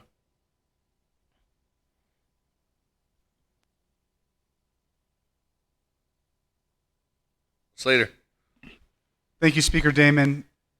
I'd like to offer an amendment that's been distributed to all the delegates from the Office of Legislative Counsel. Do I need to read these amendments into the record, or does Legislative Services do that? They'll do it? You want to hear this voice? Reserve your time. Thank you, Speaker. I reserve my time. 436. Motion. Platero, if you could read into the record. Amendment 1. Mr. Speaker, members of the council, amendments to legislation 0055-20, 1, page 3, line 10, delete all of paragraph C. 2, page 3, line 19, amend paragraph B as follows. The Navajo Nation Council hereby approves and allows _ Navajo Nation Council delegates and _ Navajo Nation Council and standing committee meetings, subcommittee meetings, and work sessions overstrike to be conducted in the overstrike through communication methods overstrike such as teleconference calls and video conferencing. 3, on page 3, line 23, insert new follows. Council delegates compensation for attendance at Navajo Nation Council and standing committee meetings, subcommittee meetings, and work sessions conducted through telecommunication methods shall be the same as for in-person attendance, except that no mileage or other travel expenses shall be paid or reimbursed for telecommunication attendance. 4, page 3, line 23, insert new as follows.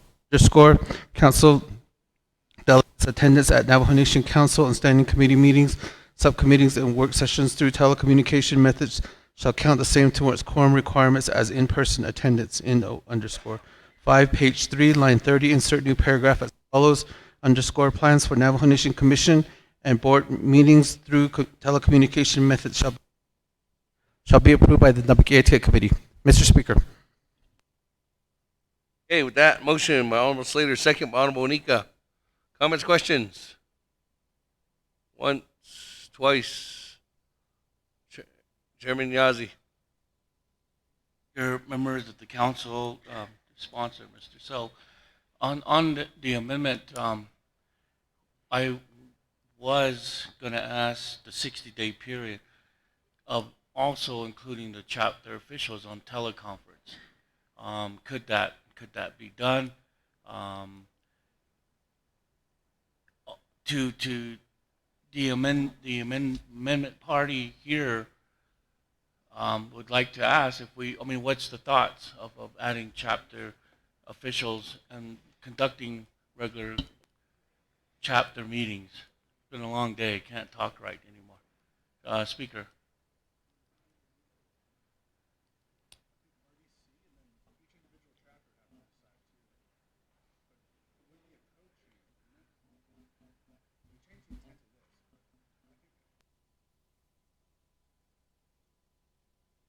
Privilege by Chairman Pino.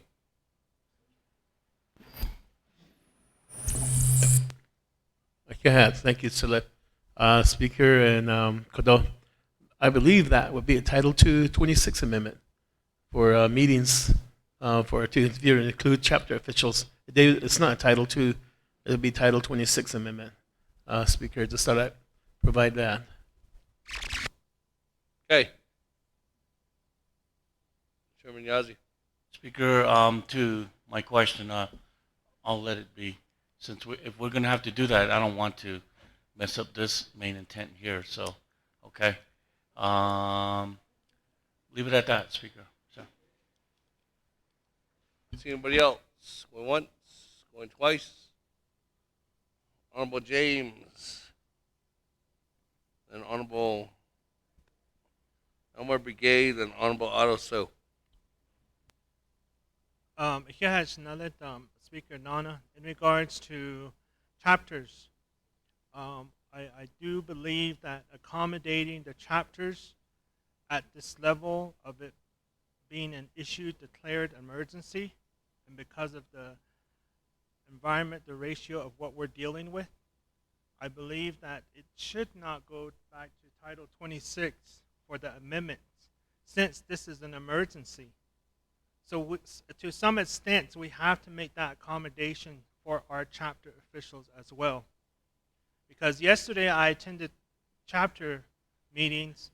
They didn't have hand sanitizers, they didn't have gloves, they didn't have masks. Everybody was it was just normal to them. And those were some of the concerns that were addressed at that level at the chapter. So based off it being an emergency, I think the accommodation can still happen for our chapter administration staff, our chapter officials, and our constituents at our local level. Reserve my time. Thank you.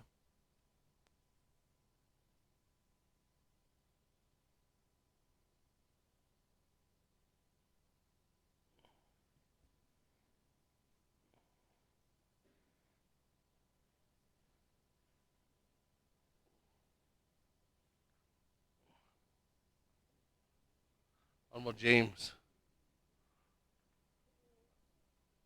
With the legislation that you see before you, it just talks about the Navajo Nation Council.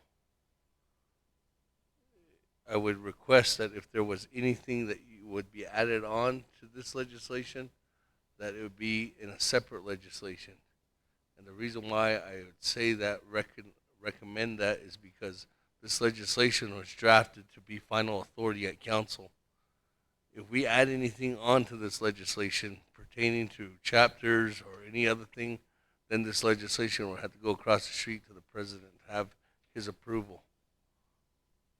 If there is any further legislation that's needed to be brought forth, we as a delegates can definitely have another emergency meeting and that emergency meeting can definitely happen at any time this week.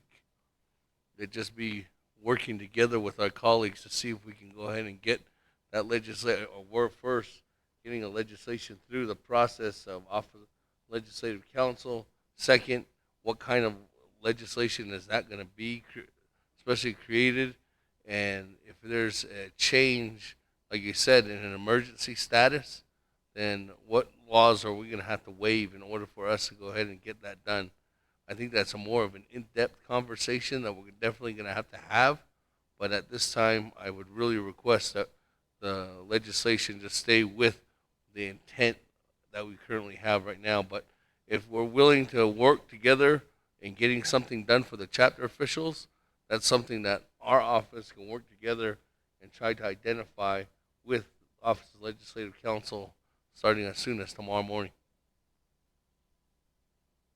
That, Honorable Elmer Begay.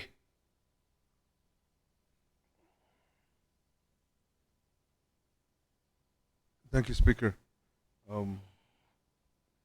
For clarification, kado share where kado the legislation hadonil tsazi on the on Section 2 findings, they see is to mitigate the transmission. You know that I I live in a remote area. I go out to we don't have no running water. Although we have the people that right where I live, and then the southwest of it, there's no people that lives there. Then they have no electricity, no water in the back that then. So I had to go to Bashes to update all the my emails and all the message that I get. I go throughout the night, 8 10 o'clock. But no, I go over there and I check on it. But on the I started to get on the message. So so these types of like if you can be on FaceTime though, it's in that only if I go closer to the it'll work. Like McDonald's that hey, we don't have that out there. Ako I and Hanan ako ako we need to consider this ako 60 days and ako it's is it why does it have to be 60 days? So thinking about it, what did there were there's no case in Arizona or on the reservation yet. But I think it's really pertaining to the people that went to Washington. Though the IDACH and das Kage, I think it might be just only for them. That's it. Vegas too. Don't you know? Phoenix. So I don't know how long. I thought it was only 14 days. 60 days. So that's my question. Is it for clarification? Oh yeah, that you know that then it says requirement is if you can be attending meeting 10 people or less. If it's more than 10 people or less, it's okay. So these committee meetings only a few of them. For the today delegates need to make a quorum. How did you come up with this? I see because I didn't nobody consulted me with this. If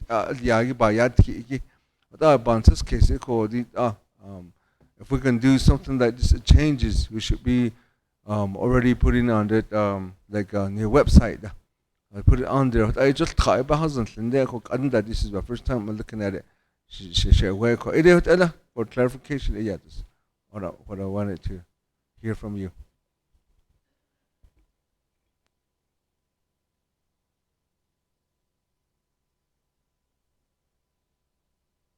There my time. What? Reserve your time at 1 minute and 40 seconds. Honorable Autoso.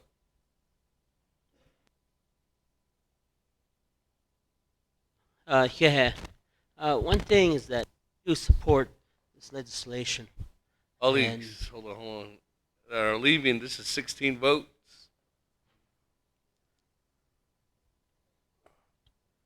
16 vote legislation. There's 17 here now.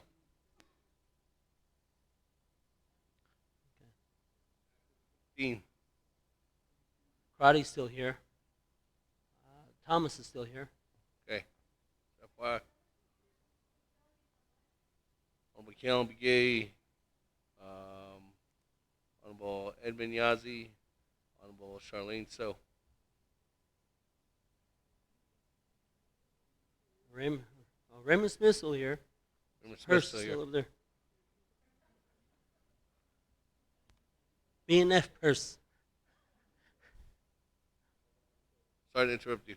All right, thank you. Okay, trying to let you guys smile or something like that.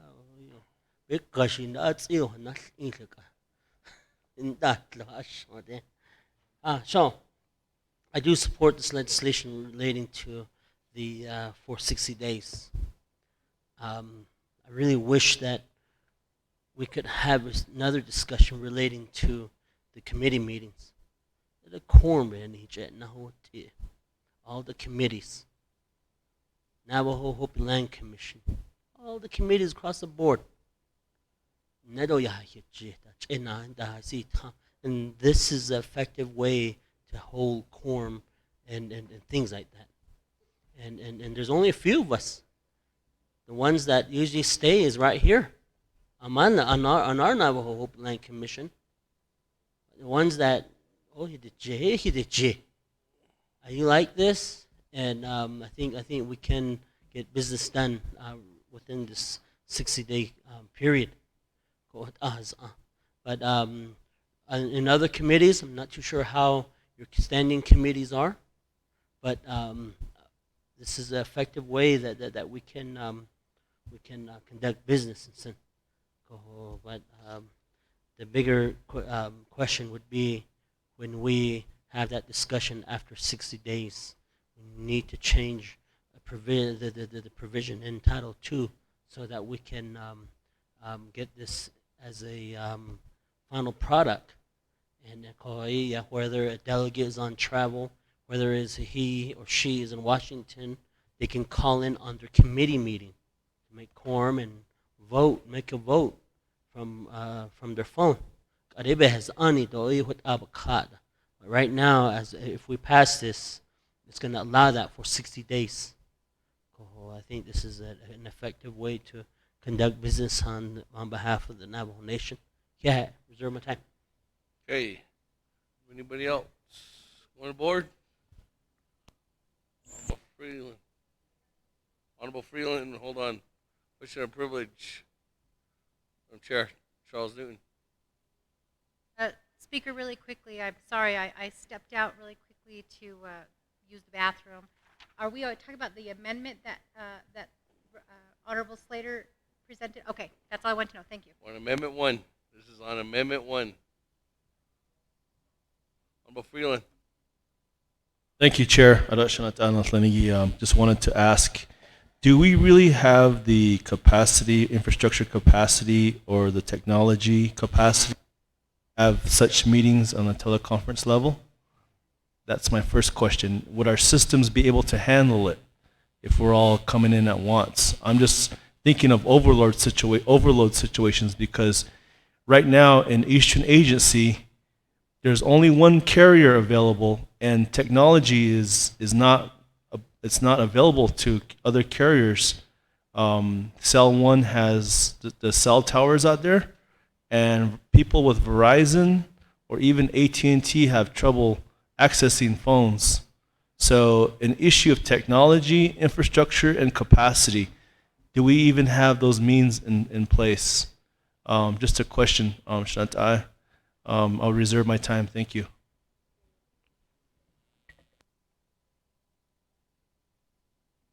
I think the question is individually.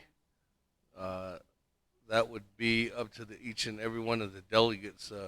Make sure to try to find a place where you have that service, Honorable Freeland. Whether if that's something that's not in your area, then that's something that we're going to have to look at to still try to see if we can subjugate or help assist in the process. There was an amendment to add more dollars to the legislative branch to bring in hotspots and to provide more cordless or conference call phones, but that amendment failed. So we're going to have to be looking at the speaker's budget and trying to make sure that these needs are met. But again, it's up to each one of the individual delegates to find that time in order for them to carve out that space wherever they're at. Honorable Freeland. Thank you for that, Speaker. Just thinking of it on the nation's perspective or the nation's side, what about nationwide? You know, everyone's being sent home from the states as well as the federal government to do telework. You know, do our systems, and I wish Christopher Vicente was here to answer this, do our systems even have the capacity to even do such things, to do telework conferences or teleconferences? You know, our systems here struggle, yes. So what's the capacity of our systems even handling such requests or meetings online or via teleconference? You know, that's just my question. I'd hate for us to find ourselves in a situation where our systems are so overloaded that they shut down. You know, that's a foreseen thought, and that's something that I don't even want to think about, but that's something that we have to consider. So just a forethought and more questions, Speaker, but I reserve the rest of my time. Thank you.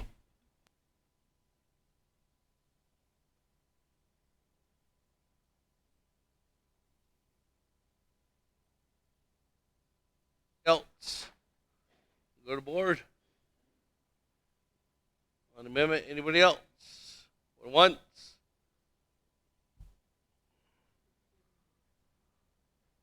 Going twice? Honorable Otto, so. How much time is it? You have 2 minutes and 50 seconds. That's fine. The other thing too is that I believe that would at least bring all the meetings back to Window Rock, and lead it out in the chapters. And I believe that's where the Navajo people want to hear counsel, out of the chapters. And at this time, everything's back at the here in Window Rock, and I believe the data and the technology that Honorable Freeland's speaking to, we have some sort of data and technology in that here in Window Rock that we could utilize. But once the committees start to go out, maybe Shiprock or Tuba City or Ganado or so forth, you know, those technology capability is ends, if and buts. And like if that amendment would have passed with the legislature, we would have at least got some hot spots and so forth. Try to get those services out there to conduct business as usual. Other than that, Speaker, wait my time.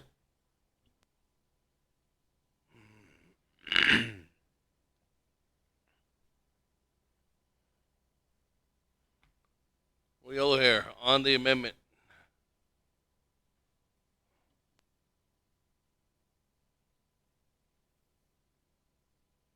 I have problems too. I missed a conference call in this past, I think it was Sunday, that I missed the call in because I was driving at no service area. I guess I was already headed to Whippoorwill, and then the call-in conference call was an hour later, so I didn't know there was a conference call in. I missed the whole conference call, and I felt guilty, but I apologized for the committee, and they said it's going to be a reducing those subcommittee not attending the meeting, so I called and make an apology to the committee. But it was not my fault that I was already left the meeting and 1 hour later was called. So that was a problem in Black Mesa. Invitation to Jim I do highway to let for your shoulder. Yeah, yeah.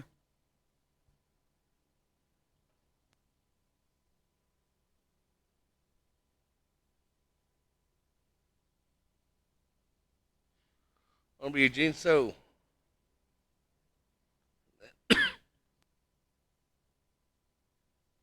We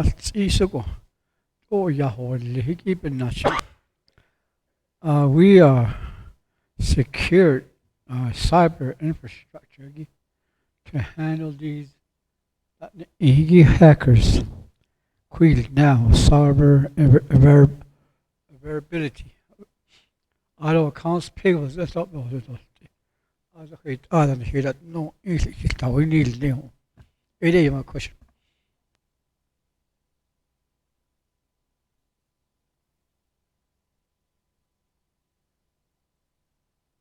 Go down. Commissioner Smith. Here, Speaker, Bishmasan, deeded, it's on this case. It hasn't hit the Navajo Nation yet. And I think we're taking a step a little bit too far and so on. Either. Once it does hit the Navajo Nation, then I think this should be enacted. If someone is reported a call.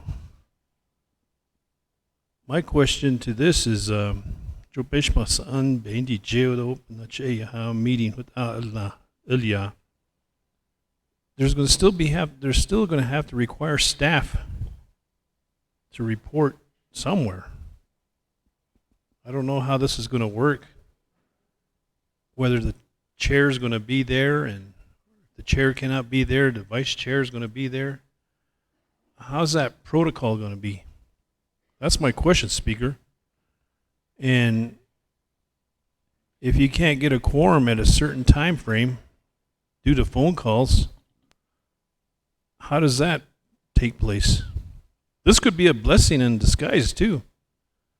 It save a lot of money, mileage, save a lot of per diem. I know that there's folks that travel quite a ways off. So those are my questions, Speaker. How does this, who's going to coordinate this, and how is this going to work on the standing committees and and how are we going to be able to be recognized when we want to speak? That's a big question. And who's going to keep time on, say, if there's a report on certain agenda? That's a question I have, Speaker. So I reserve my time.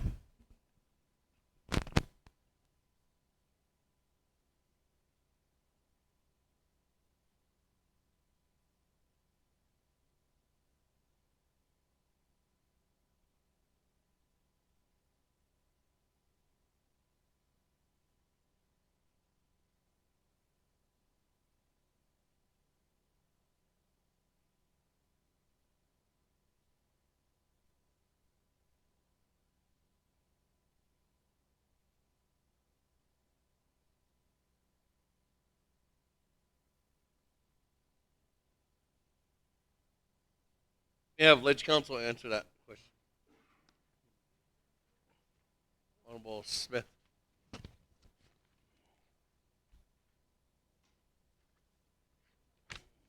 you. So the question is, how exactly are these meetings, or how exactly is teleconference or video conferencing going to work? If you will look at section 4, we're on page 3, section 4, paragraph C, which is on line 23, that states that the speaker will establish the protocols for council sessions, and then paragraph D, starting on page 26, establishes that the chairperson of the respective standing committee will establish those protocols. The Office of the Speaker has put together some suggested protocols, which are trying to take into account various contingencies. The Speaker's offices, or the legislative branch IT department, has taken a look at this and believes that it's doable. So it will be the responsibility of the Speaker and the respective chairperson to establish those protocols as to how this will work at the individual committees. Thank you, Speaker. Anybody else? Good? Honorable Elmer Bier. Reserve time, 1 minute, 40 seconds.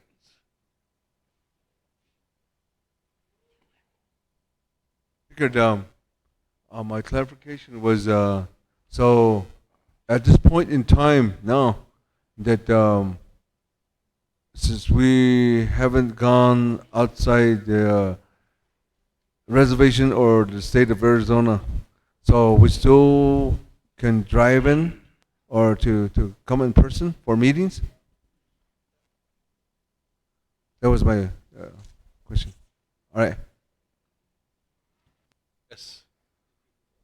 You can still drive in and go to meetings.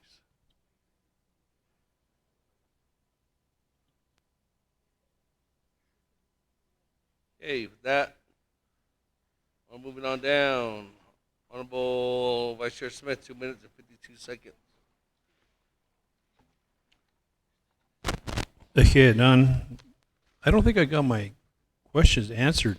There was several questions that I asked. So can you please give me those answers on the concern, how this meeting is going to be conducted and how it's going to be put in place? Is there a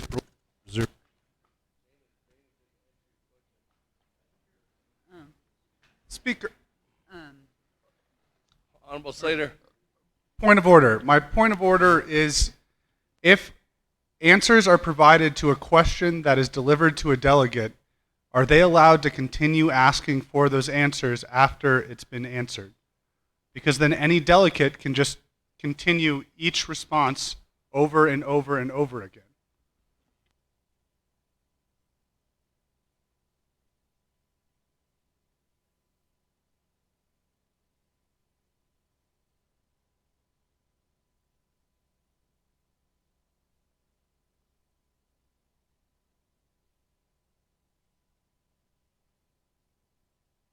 Honorable Slater, he is using his time, so he has that authority.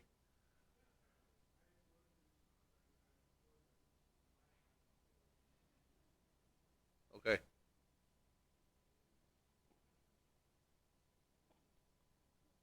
Are you listening now? Okay, Delegate Smith, on page 3 of the legislation, under you look at paragraph C. Paragraph C establishes that the Speaker will establish the protocols for the meetings, for the council meetings, and then if you go to paragraph D, that establishes that the chair of the respective committee will establish those protocols as to how the meeting will work. And as I mentioned, the Office of the Speaker has been working on developing suggested protocols for the chairs. Thank you, Speaker. Moving on back to the sponsor of the amendment. Slater. Good? That reserve time. How much is that? I don't know the game. Use it up. Okay, how about Smith? Vice Chair Smith, 2 minutes and 37 seconds. Waves it off. Yeah, nobody else on board. Twice, 3 times. The horn on Amendment 1. Elmer Begay.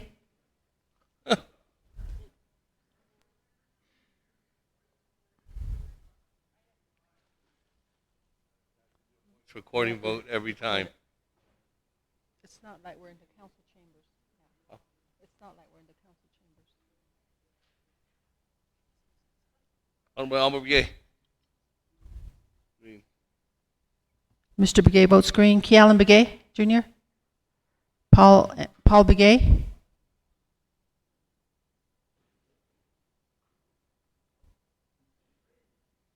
Mr. Begay votes green. Nathaniel Brown, Eugenia Charles Newton. Herman Daniels. Amber Crotty. On the amendment, Ms. Crotty. Mark Freeland. Pernell Halona. Jamie Henyo. Vince James. Ricky Nez. Carl Slater. Raymond Smith Jr. Wilson Stewart Jr.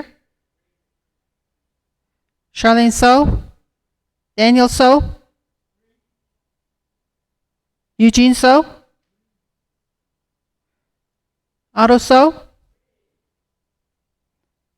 Thomas Walker. Edison Wanika. Eben Yazzie. Jimmy Yellowhair. Jimmy Yellowhair.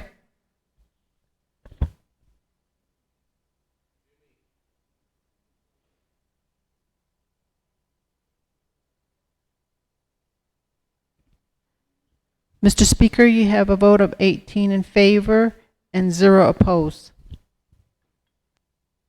In favor, 0 opposed. Speaker not voting on Amendment 1. Back to the main motion on legislation 0055-20. I don't have anybody else. Going once, going twice, going 3 times. Second reading. Mr. Speaker, members of the council, there's one amendment. 1, page 3, line 10, delete all of paragraph C. 2, page 3, line 19, amend paragraph B as follows. The Navajo Nation Council hereby approves and allows _Navajo Nation Council delegates to attend in _Navajo Nation Council and standing committee meetings, subcommittee meetings, and work sessions overstrike to be conducted in overstrike through telecommunication methods, overstrike such as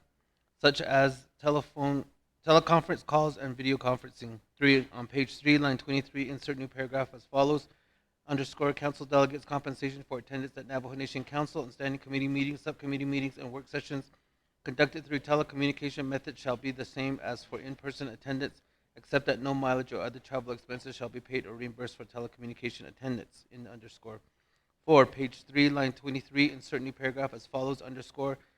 Council delegates attendance at Navajo Nation Council, standing committee meetings, subcommittee meetings, and work sessions through telecommunication methods shall count the same towards quorum requirements as in-person attendance in _ 5, page 3, line 30, insert new paragraph as follows.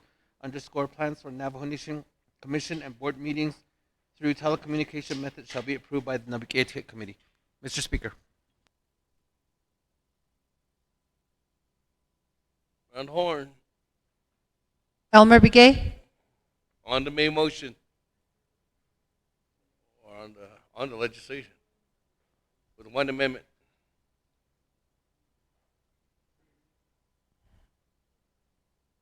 Kealan Begay. Paul Begay Jr. Nathaniel Brown. Eugenia Charles Newton. Herman Daniels. Amber Crotty. Mark Freeland. Pernell Halona. Jamie Henyo. Vince James. Ricky Nez. Carl Slater. Raymond Smith Jr. Wilson Stewart Jr. Charlene So. Daniel So. Eugene So. Otto So. Thomas Walker Jr., Edison Wanika,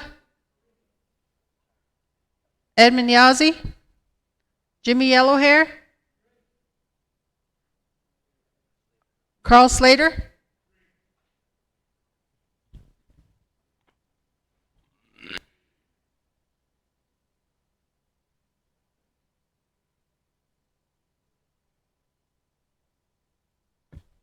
Mr. Speaker, you have a vote of 19 in favor and 0 opposed.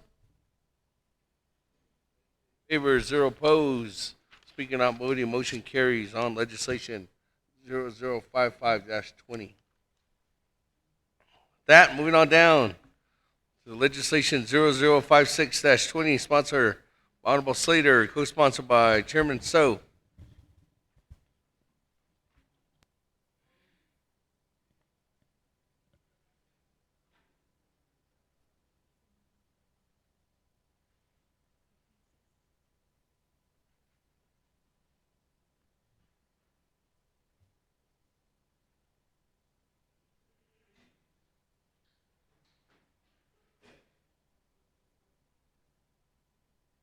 Is there a motion? Oh, actually, we're reading to the record first. Mr. Speaker, members of the council, tracking number 0056-20, an action relating to an emergency for the Navajo Nation relating to Nabakeatik, supporting S_, a proposed bill introduced in the United States Senate entitled Tribal Public Health Security and Preparedness Bill. This is final authority. There are no amendments. Legislation has been read into the record by electronic voice recording. Mr. Speaker. And by Honorable Walker, second by Honorable Helona. That, comments, questions? Once, twice. There's a player. That, Slater. Honorable Slater, you do have 20 minutes.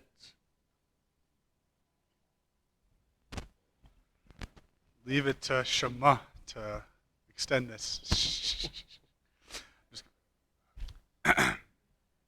Thank you, colleagues, for considering this legislation 0056-20.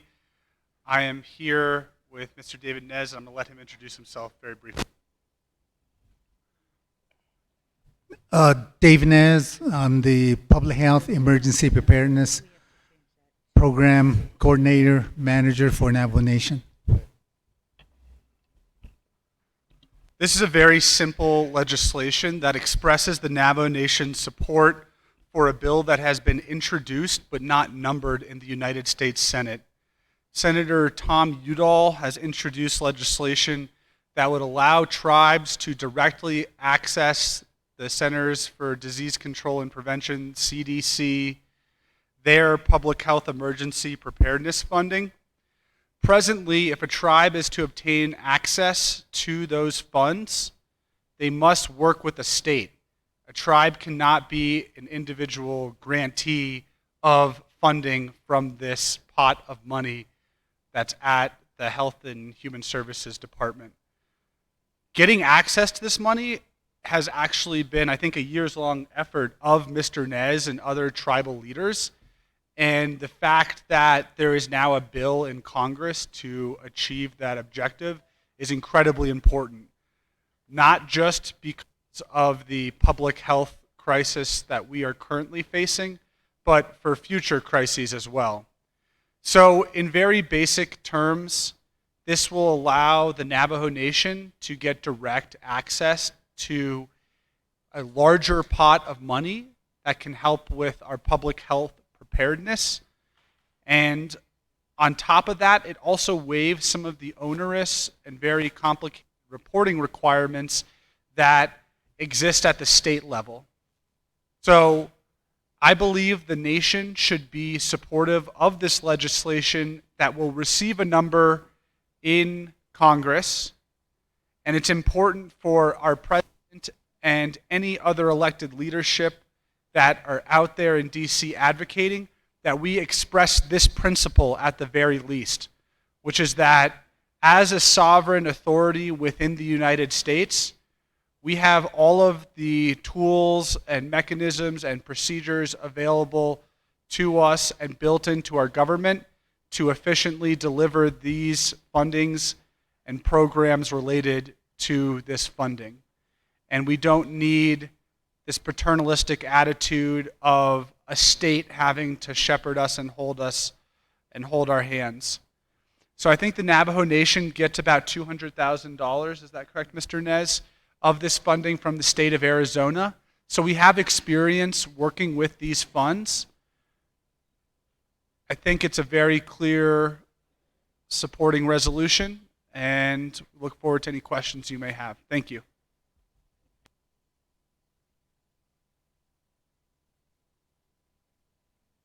Manager Cruddy.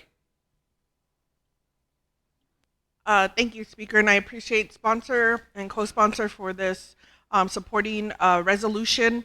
My questions now are if David Nez can provide some insight on the Navajo Incident Command Center that's currently established. My concern, Speaker, is if Mr. Nez is our incident commander, what are the activities, and if council and leadership can get a copy of the daily briefings so that we're up to date on what is going on, but also more importantly to have an idea of what the Department of Health needs for your different strike force to address the virus as we're in an emergency situation. So, Speaker, if we don't know, there's strike teams and single resource teams consisting of public health supported by CHRs, health educators, public health nurses, first responders throughout the nation. If you could just provide us a brief update, Mr. Nez, but more importantly, what do you need to continue these efforts to protect our people from the virus? And I'll reserve my time.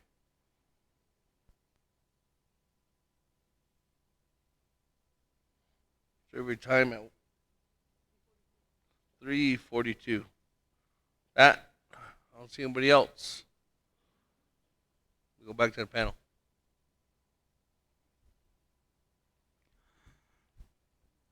So, Navajo Nation stand up the Health Command Center on February the 27th at the activation level, meaning that primarily field workers, health workers, were already in the field working with particularly seniors and families. When the declaration was passed and approved on March the 11th, the Health Command Center went up full operations. So in that operation, under the operations section, we have 5 teams, and each one of those teams has personnel anywhere from 10 to 30 health workers.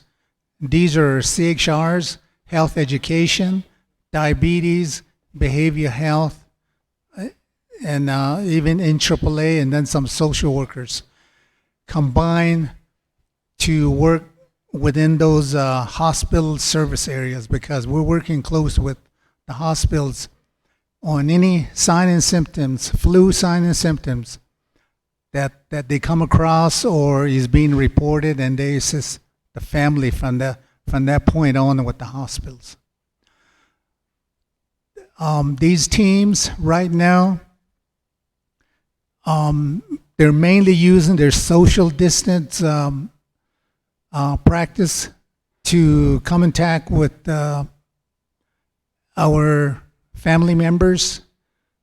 So what is really needed at the moment is that these health workers that are in the field, we need to have some protective equipment to protect themselves when they come in contact.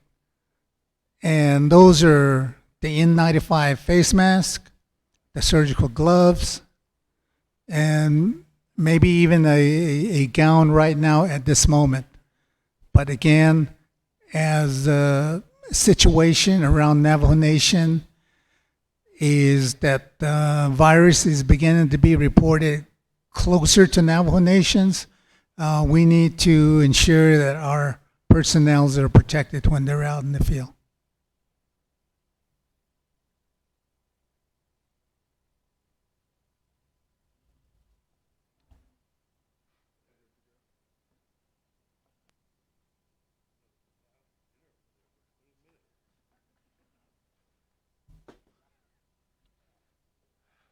That, Honorable Elmer Begay. And then Chairman So.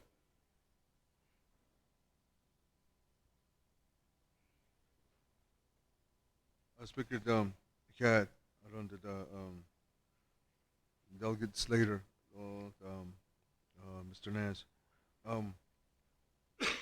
By reading this, the understanding is, supporting a bill, United States passed, to start working with, to improve the relationship that alcohol. My understanding would be where shall we put our Navajo Nation law that can be honored too. Like if there's gonna be any funding that's gonna be available through this sometimes in the future, that I would say that the Navajo Nation law pertaining to Navajo Business Opportunity Act and then the Navajo Preference Law. I want that to be honored, and just like how we're saying that right now, any money that coming available through the nation, any kind of fundings come available, some types of money, these types, there's some fundings that doesn't go through the Navajo Nation finance. They're being controlled by maybe entity. For example, this public health is like that. Like EPA, your uranium fundings that was available for the nation. The EPA kept it over there, that $1 billion. They hired their own contractors to come onto the reservation. We have our own contractors. We have our own Navajo business people. We don't even use it. So how can we make that law to be used? We're supporting them, but we're not saying that they should be somewhere they should be supporting our Navajo Nation law. So that where can we put that? So that would be my question.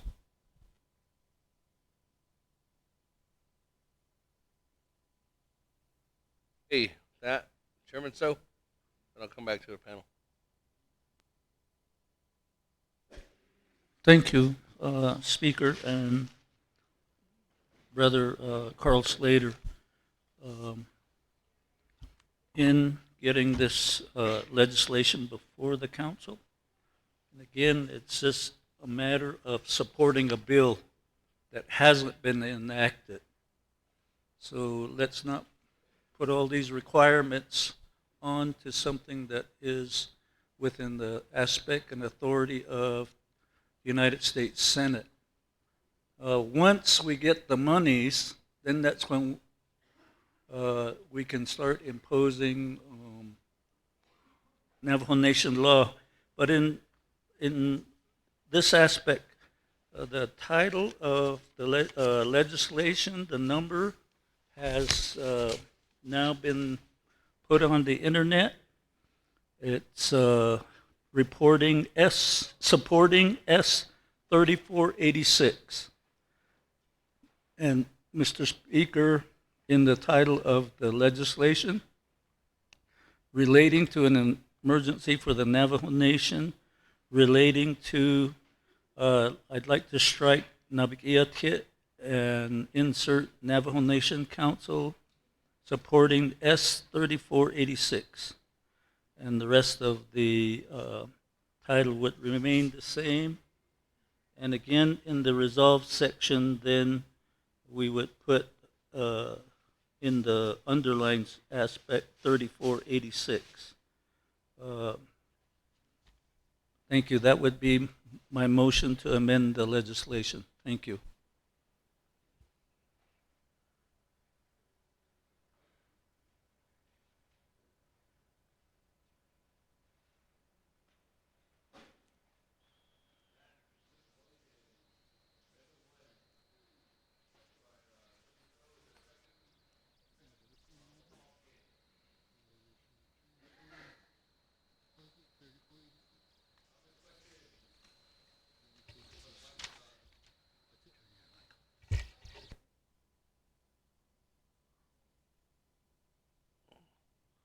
Madam Chair. I know that you're going to include it up there on the amendment, but is it 3486? Thank you. What? Yeah. That's the number.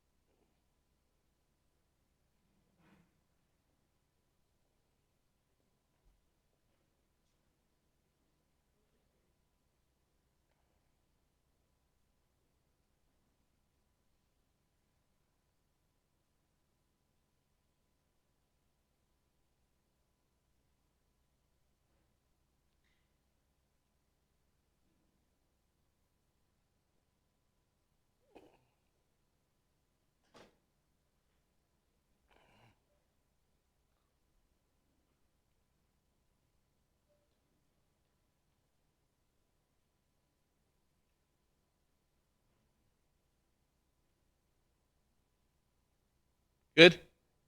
That, Chairman So.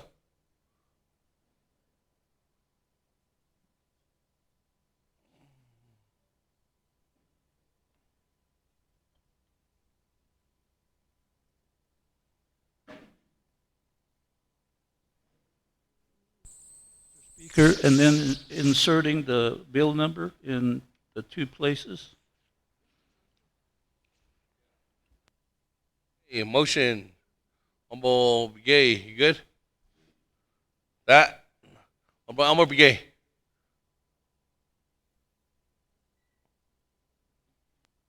Speaker, my question is on this is I thought this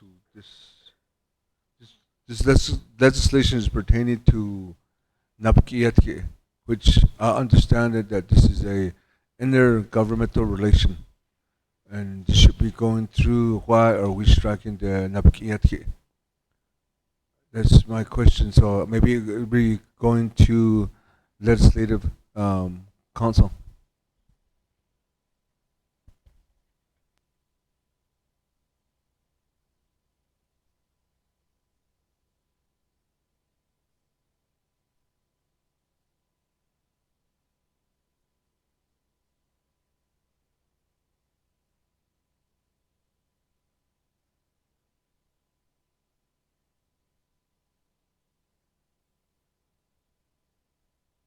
Ledge Council for that question.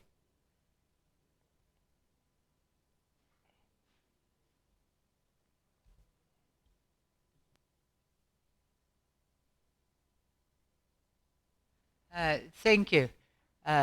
This bill could have gone to NABI, of course, but in the emergency situation with this type of funding and a request from the sponsor, it is now in front of council as an emergency legislation.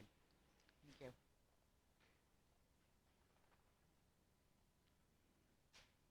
you. On the board. Once. Oh, yeah, Honorable Freeland. Oh, actually. Yep. Oh. Sorry, Honorable Freeland, I was looking at the wrong one. We were on the main motion. Yeah, you're on the main motion. This is on the amendment. Okay. Honorable Freeland. Thank you, Speaker. On the amendment, page 1 of 2, line 13, does reflect relating to Nabikia as well, supporting S 3486. So I don't know if that Nabikia ticket portion on line 13 needs to be stricken out and replaced with 24. That's already done. Thank you, Ada. Thank you, Madam Chief Legal Counsel. Speaker, Shanata.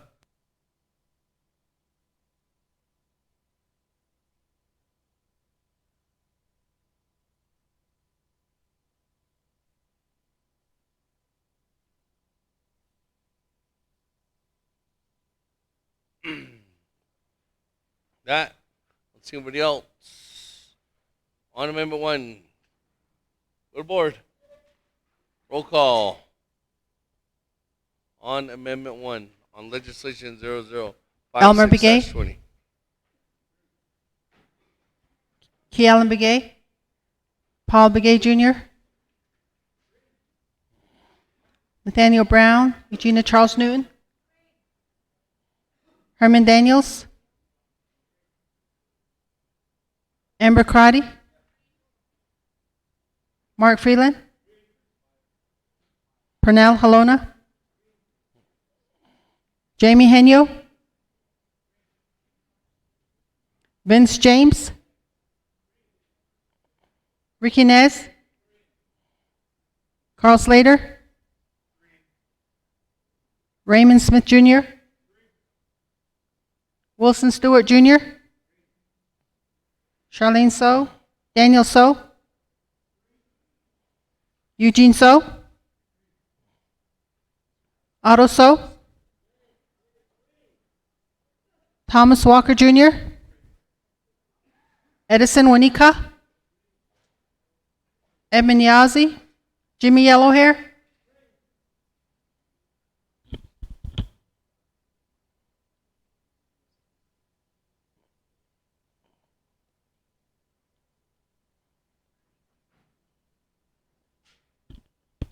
Mr. Speaker, you have a vote of 19 in favor and 0 opposed. Colleagues, Amendment 1 carries with 19 in favor, 0 opposed, and Speaker not voting. With that, back to the main motion.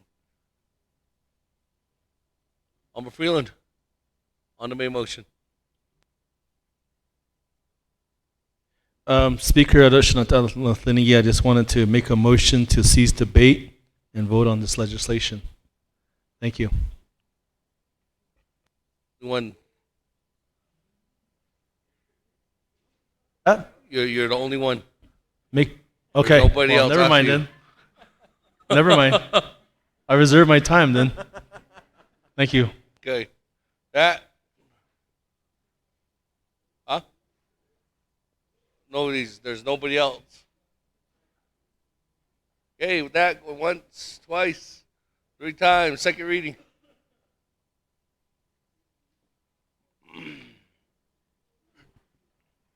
Mr. Speaker, members of the council, you have one amendment. Page 1, line 13, strike Nabikieti and insert Navajo Nation Council. Insert 3486 after supporting S2. Page 2, line 8, insert 3486 after supporting S. Mr. Speaker.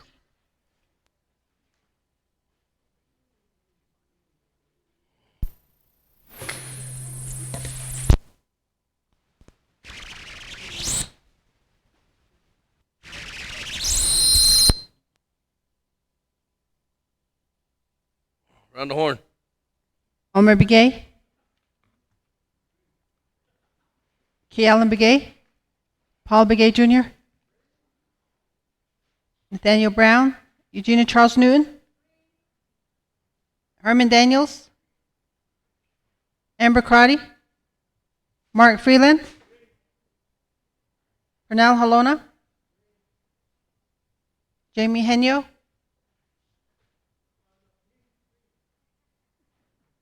Vince James.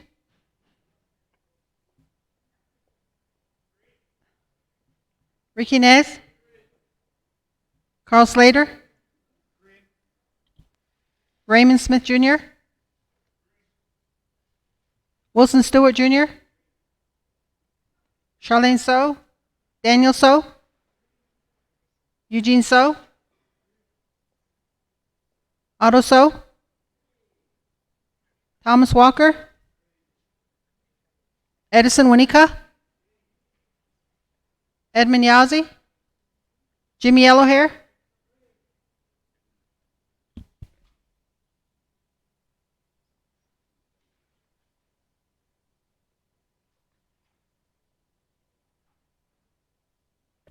Mr. Speaker, you have a vote of 18 in favor and 0 opposed.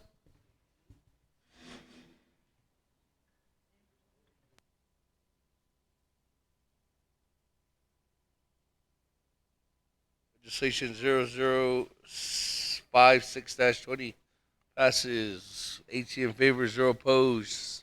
Speaker not voting. Woo. That, we have come to the end of our legislations, colleagues. Moving on down to item number 7, receiving reports. Or the new 6, right?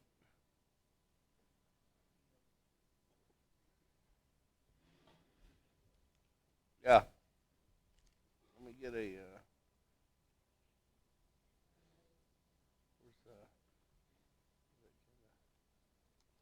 the new one?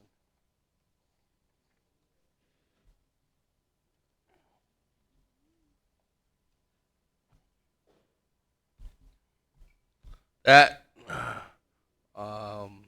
before I go on down to reports, Honorable Slater. Thank you, Speaker. Can you advise me on the best way to do a directive motion? And I'll explain to my colleagues what I'm interested in. Since the legislation 005420 did not pass, I think it's incumbent upon the Departments of Public Safety and Health to develop some new legislation, and it needs to focus on the specific requirements of the Department of Health, who are leading this effort, in addition to our public safety and frontline workers. And if there is going to be requests for appropriations to the chapter, to our chapters, that they're substantiated with guidance that will specifically outline how things they may obtain with that funding will lead to those mitigation efforts for exposure. But in that directive to health, it needs to include instructions on what the plan is for ensuring our seniors continue to receive meals. Also looking at how the nation may need to coordinate with the BIE or the states on breakfasts and lunches for our students and other items that might be necessary. But I think we need to give them some guidance, since the legislation that was presented to us was pretty deficient.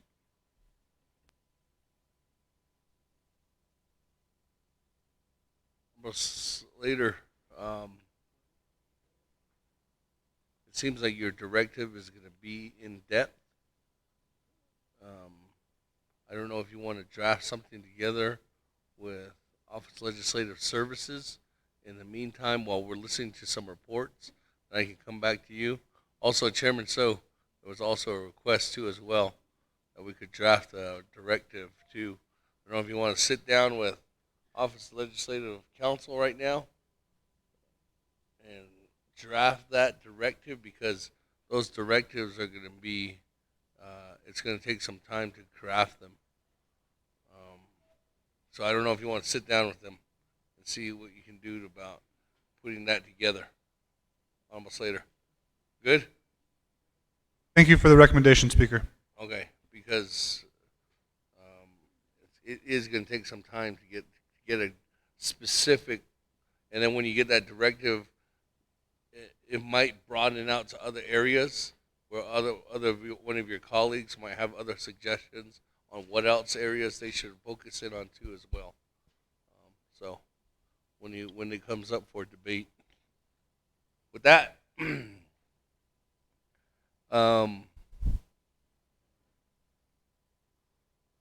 the Navajo Nation Speaker's Office did reach out to the Navajo Nation Tribal Parks and to Dr. Rudy Shabala. And as of, my phone died. What time is it? As of 6:30 tonight, Dr. Shabala has not got back to us.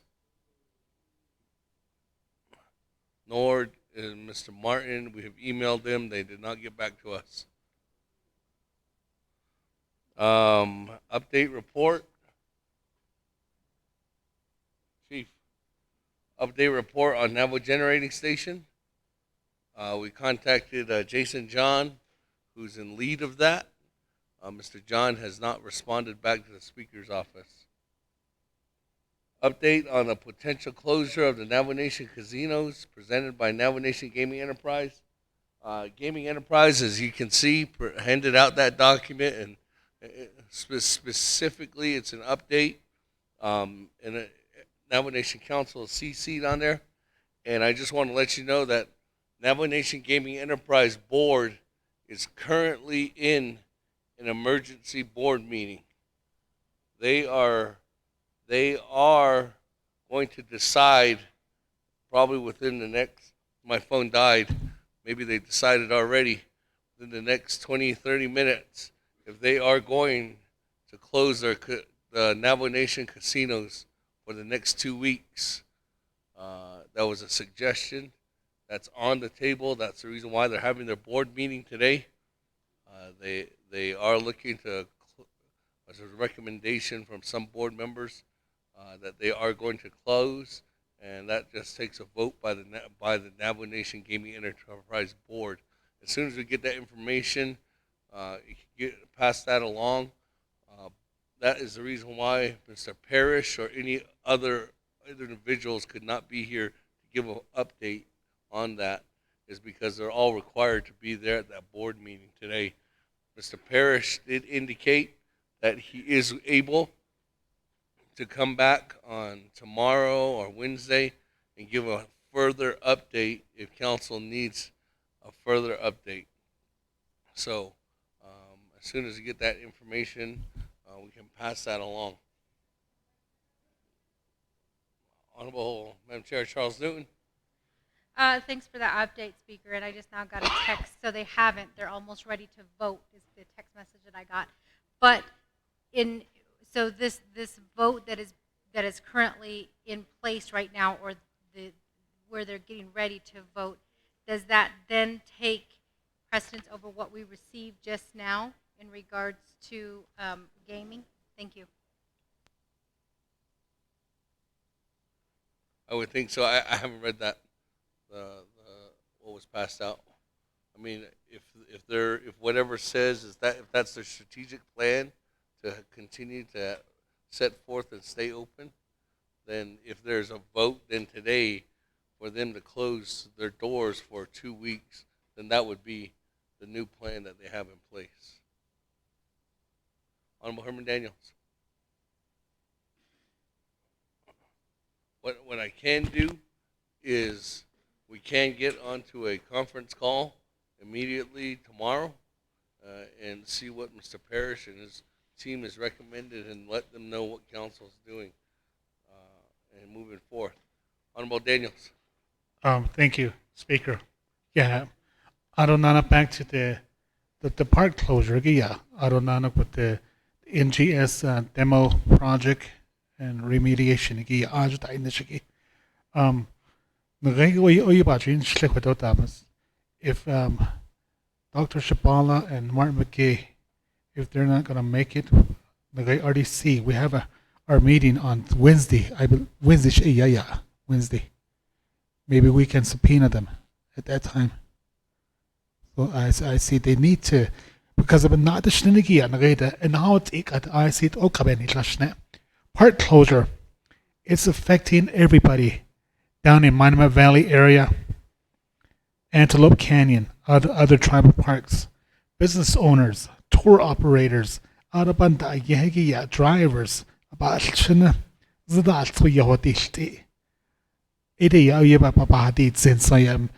we had a meeting yesterday, myself and Delegate Paul McGay at Monument Valley, ladan kha azli edi I see it is out to eda it is out ya edem na we put that on the agenda today but do ya adon khananat aja nagay Dr. Japan and Martin McKay so edi ya kwadot over the sikodon nagay maybe Wednesday tashi nagay RDC. Thank you.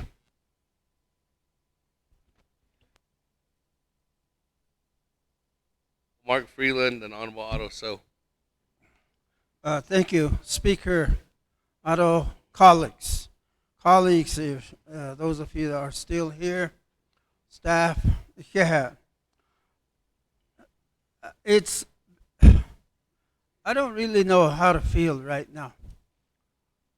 It's astounding to me that the executive branch would not allow us even to present to us.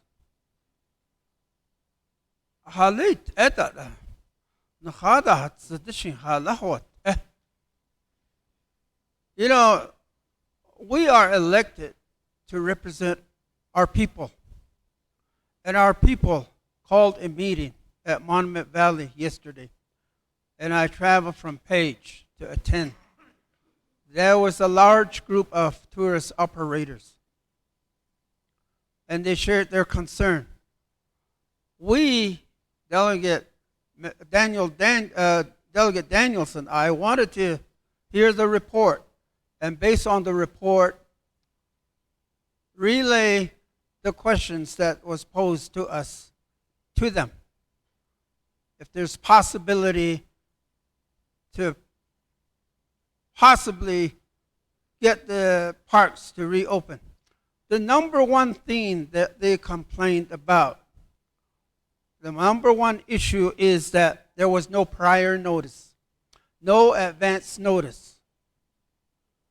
Anybody that has a business, and if you're looking forward, and there is a possibility that you're going to be closing down, what is the courteous thing to do? You notify your employees. There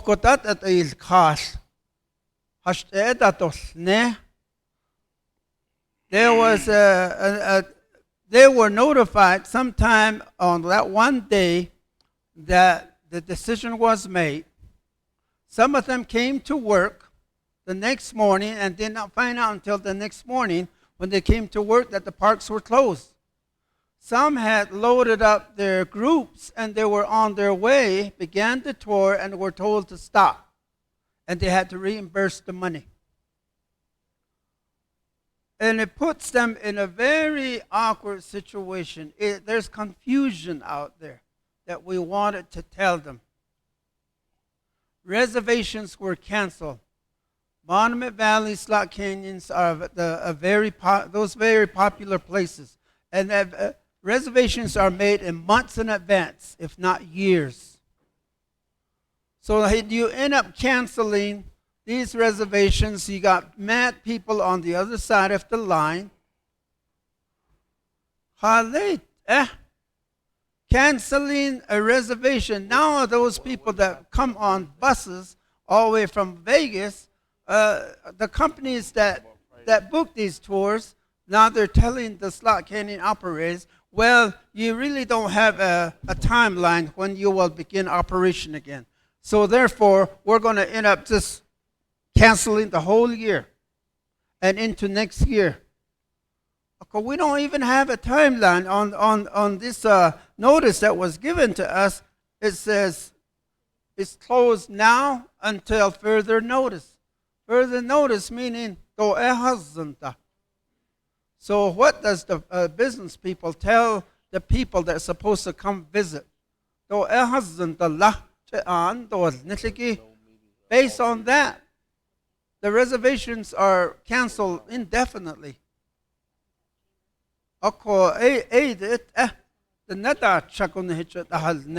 Single parents. On Friday then.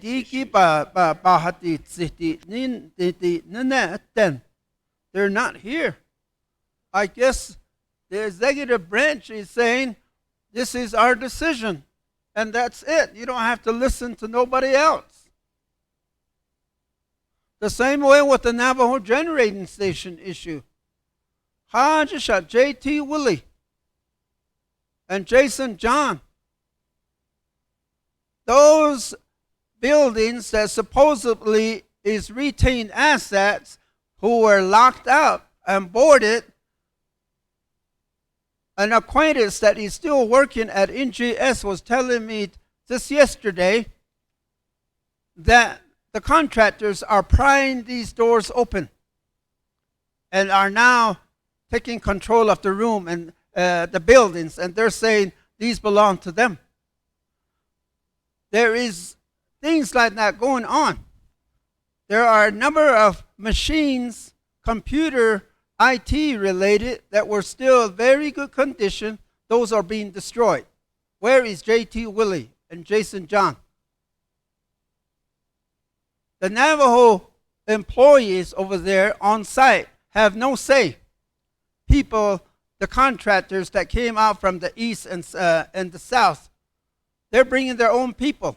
They're telling the Navajo people straight in their face they're not needed as employees. What happened to Navajo preference? Then. These are the issues that we wanted Jason John, J.T. Willie to hear.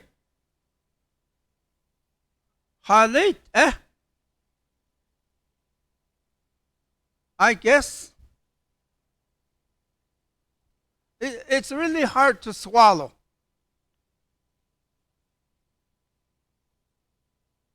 I'm thinking that, well, we have made a decision. Who cares about the delegates and what they say, or the people out there, or the business people out there?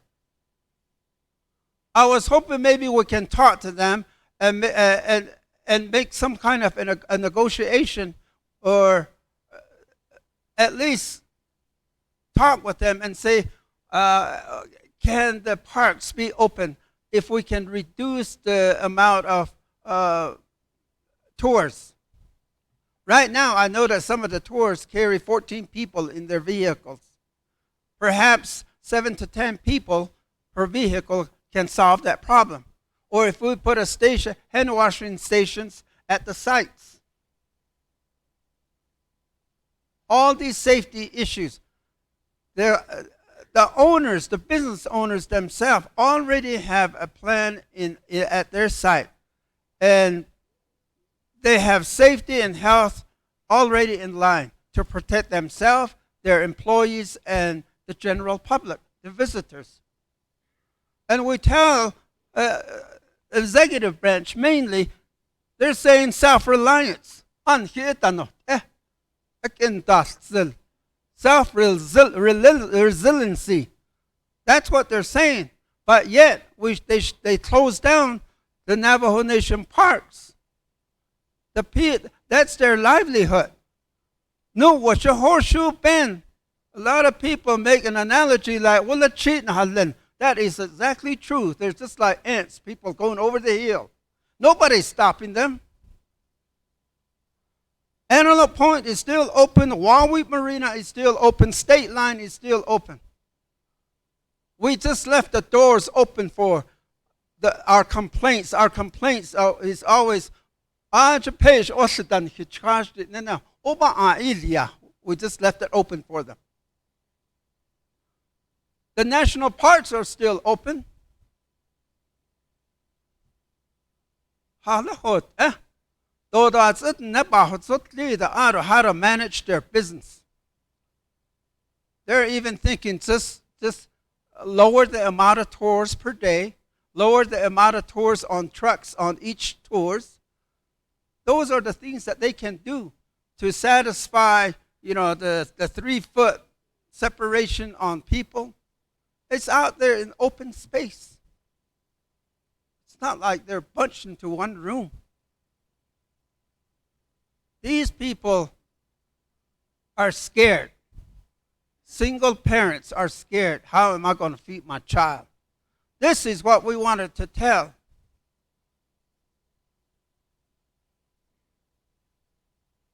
I'm very disappointed. We are out there, we're elected to serve our people. Your time. And we carry their words. And And this is what happens. They don't show up. Thank you. Honorable Herman Daniels and Honorable Paul Gay.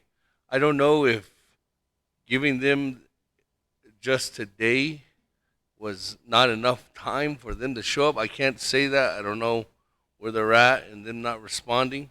But what I can do is looking at the calendar is that we can have a special Nabakiatik committee meeting on Friday. And that can be specifically just on those two items. That'll give them enough time in advance for them to go ahead and prepare the rest of the week. I know it's probably a long duration, especially if you're wanting individuals to get back to work right away. I can do a NABIC meeting as early as Wednesday. I know RDC is their oversight, but I know RDC has a meeting on Thursday or on Wednesday. Thursday is Department of Justice is having their meeting, their update meeting with the whole council. So looking at the calendar, Friday would be the best possible time for us to schedule a special NABI specifically on these two initiatives.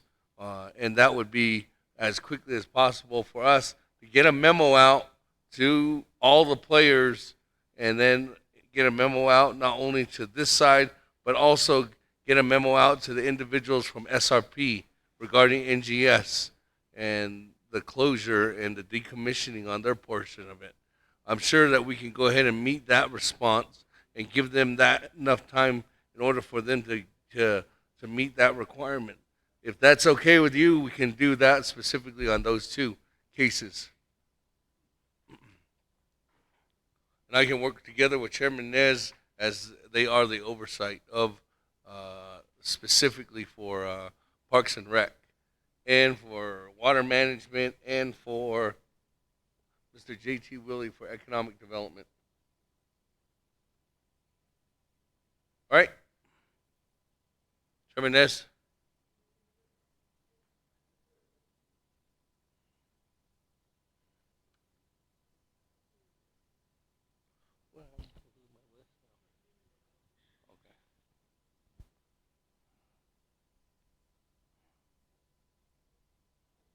Okay.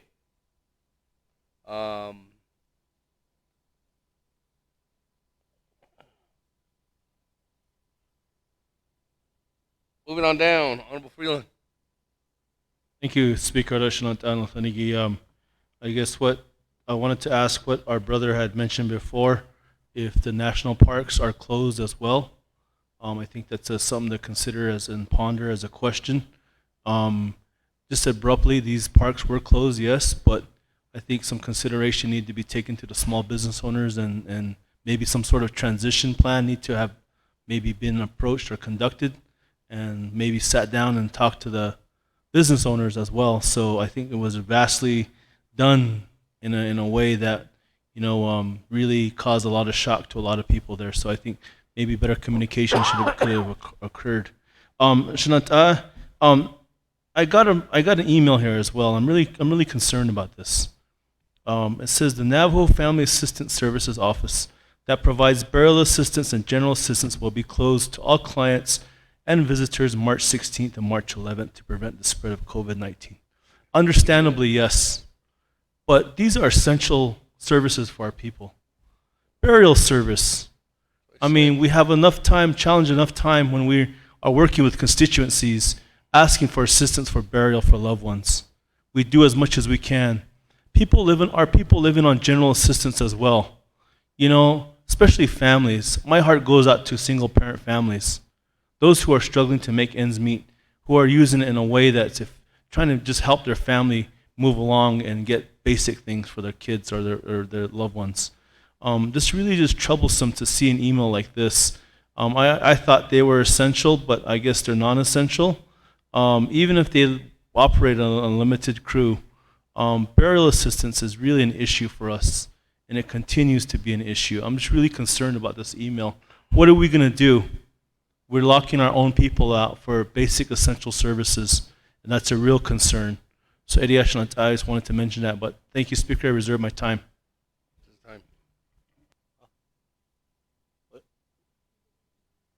Reserve time at 2:56. Run down, Honorable Aruso. Yeah, thank you again, Speaker. The other component relating to NGS and the employment issue, the other component that we need to have in place is Office of Labor Relation.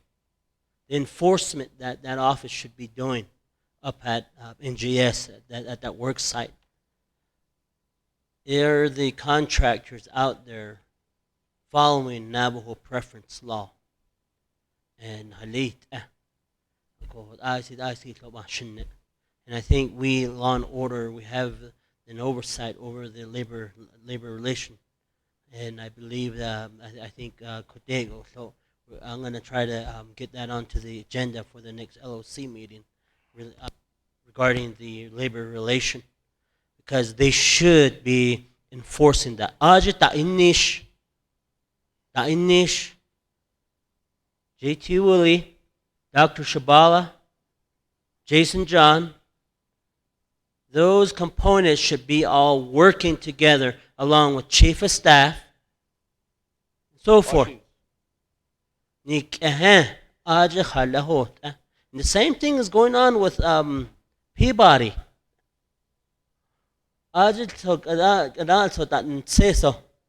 What building do we have that's going to be returned as a retained asset for Navajo? I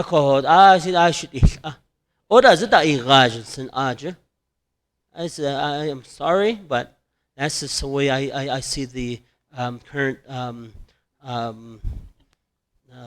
the individuals.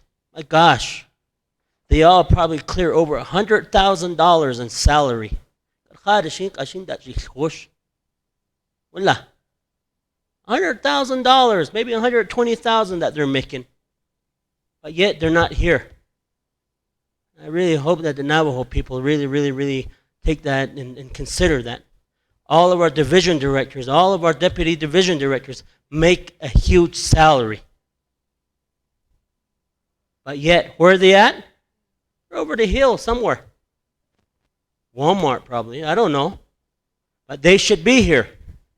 Reserve my time. 35. Menez.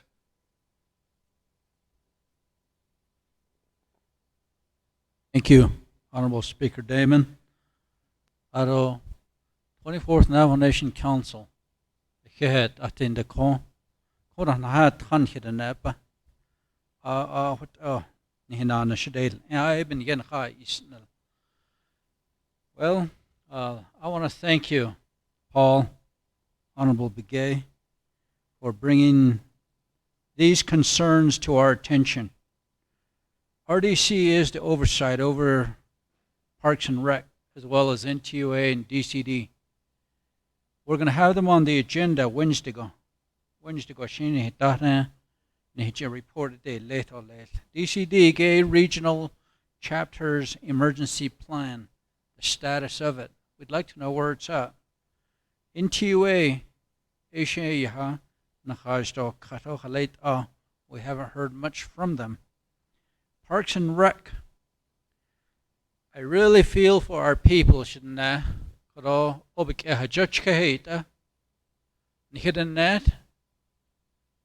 Their livelihood is pretty much chopped off here. How do we help them? Is there enough UUFB money to go around to them? Now, have we just really jumped the gun? The Office of the President, as well as all those that are following? Is our leadership really being tested? Chapters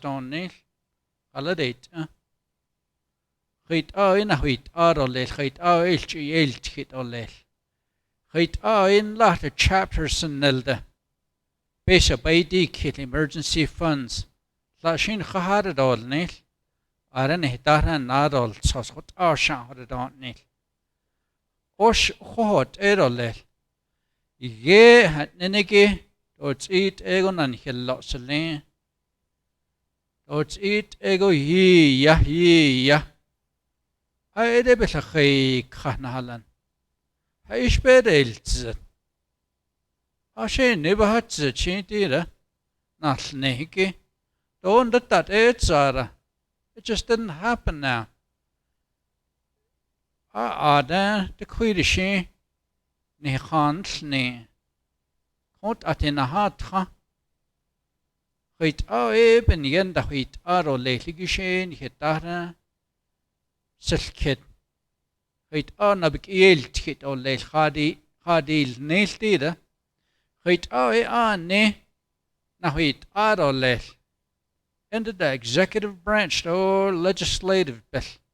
Wait, lady pendil nesto lel, yeah. O press release, you got a not cut none hit at ne. All it is to me, a press release sometimes this is just to say, Gagi in the need, gog, that Nihashitana Algisco, my hele besnitcher.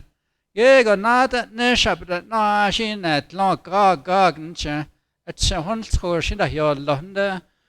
She nana, all lunch under. Not never that no in Astley.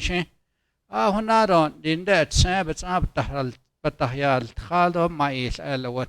I think they could have chak gog, you know. What that's it, Onson.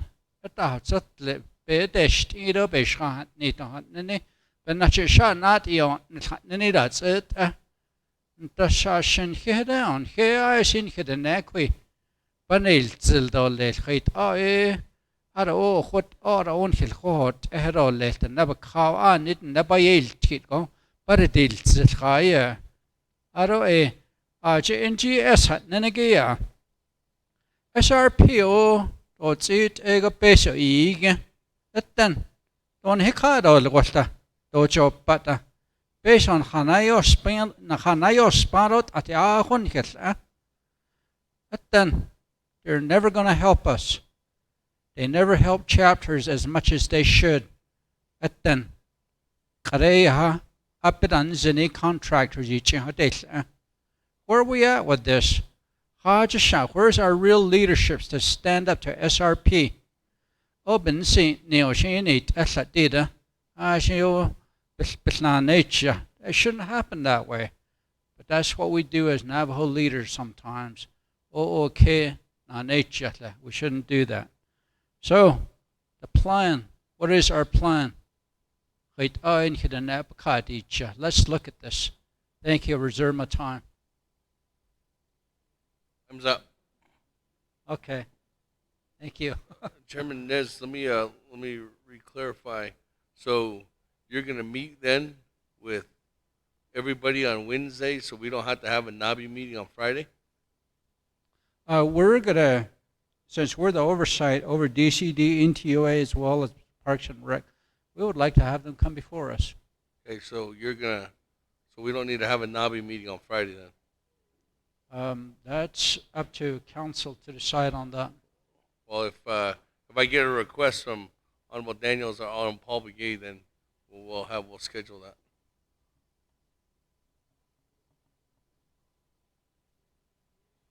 All right, moving on down.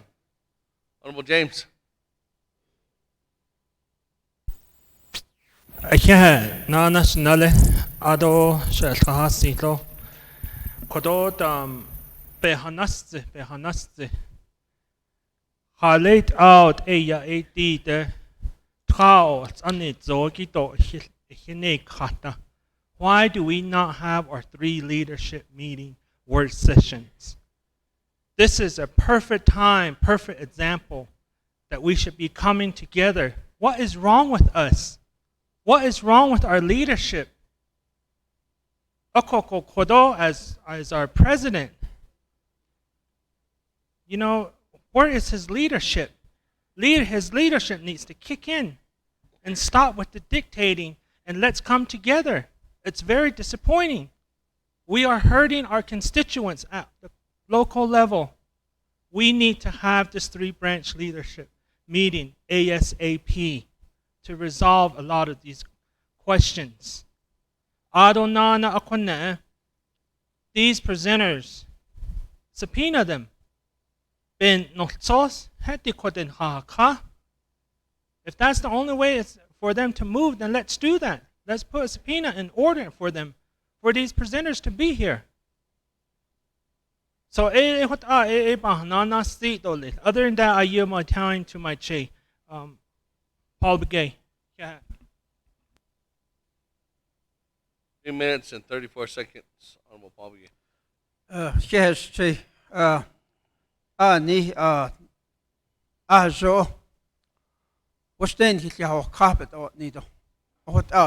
We really need to sit down face to face so that they can understand. If you can see my frustration, those people out there are more frustrated than I am. And I feel for them. At the ne yo chop ni go quit ego. Na huis nase. Quit ego. Bahat quito hat hanes kaitle hat hatin ni. Na huis na. That's exactly the way I feel. I feel for them. I feel for that single parent that was crying. Halit abat is son. And it's not only her. From the polls that we took from about 15 business owners in the slot canyons, there's a lot of them that came to us and says, we need help. Halit ego did now at least get us keep us on the job. You're our delegate. That's what they're saying. Over here at Oljeto, 29 business owners over there. The same way. So,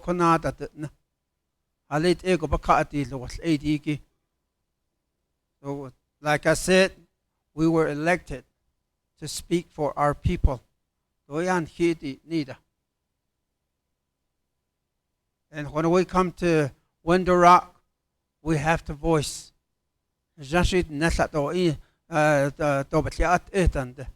is whatever the issue is out there. If I don't agree with the issues out there, it's not my business to speak on my behalf. My business is I'm speaking for those people. So,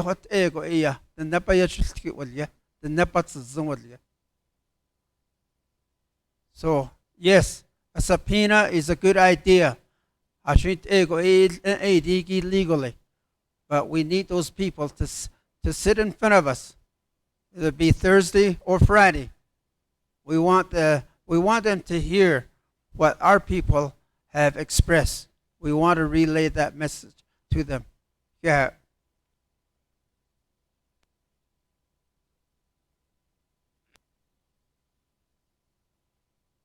On down. Vice Chair Walker.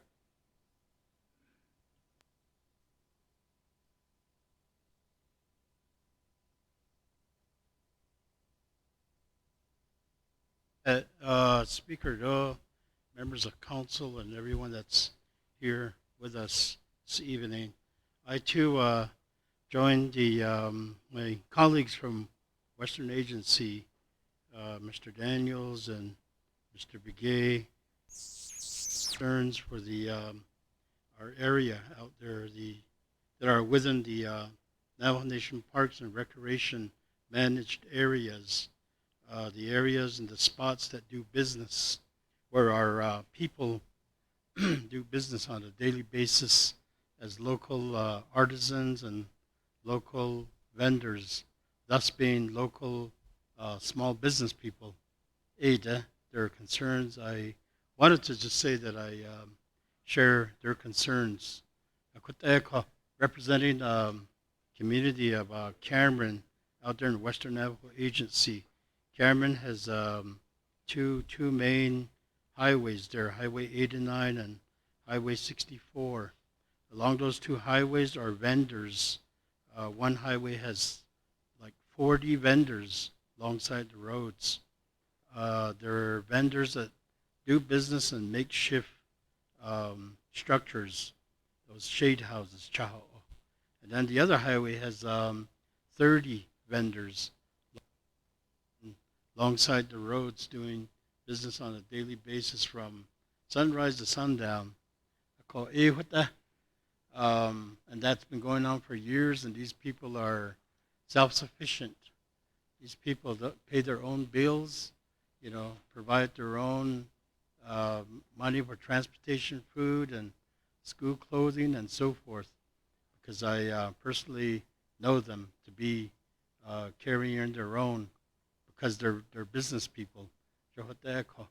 Although what was mentioned or shared with us by Delegate Begay, so if you can imagine with me, so one area along Highway 64, Little Colorado River Gorge overview. It's a small park area by along the edge of the Little Colorado River there. Because that's managed by Navajo Nation Parks and Recreation. And then all the other vendors, they're not regulated. So the navigate this for their own safety and their own health. So you see a public response to that. And then everybody see your own. We need to look at situations like that, Mr. Speaker and members of council. We don't want, situation like what we're facing.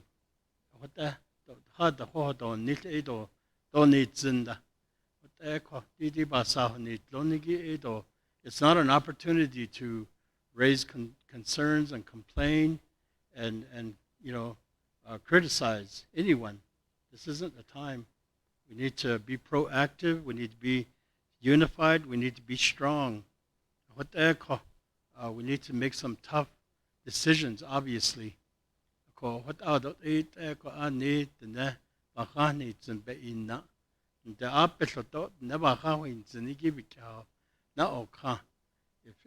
there can be a campaign out there, tribal employees, whomever that are responsible for health education, if they can go there and provide that education to each and every business person along those routes, Joko, they would be doing a great service. I think they're left to just do business, of course, but they're as a responsible government, we need to be that provider of clear and accurate information. So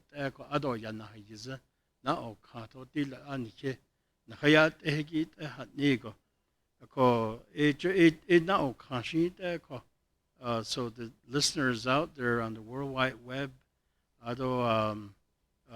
those that are watching this televised proceeding, take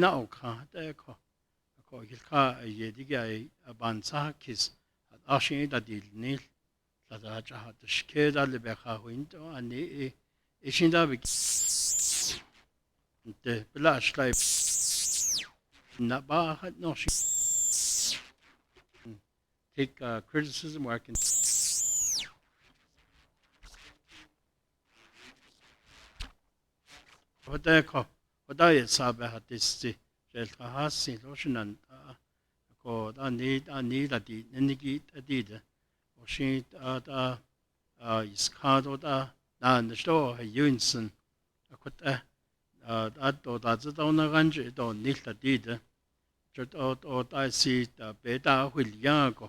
Yeah, this is not the note cloth.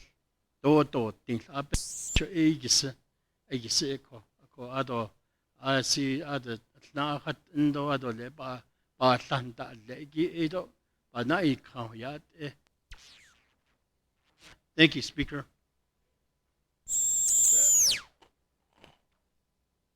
Moving on down. Madam Chair, Charles Newton. Thank you, Speaker.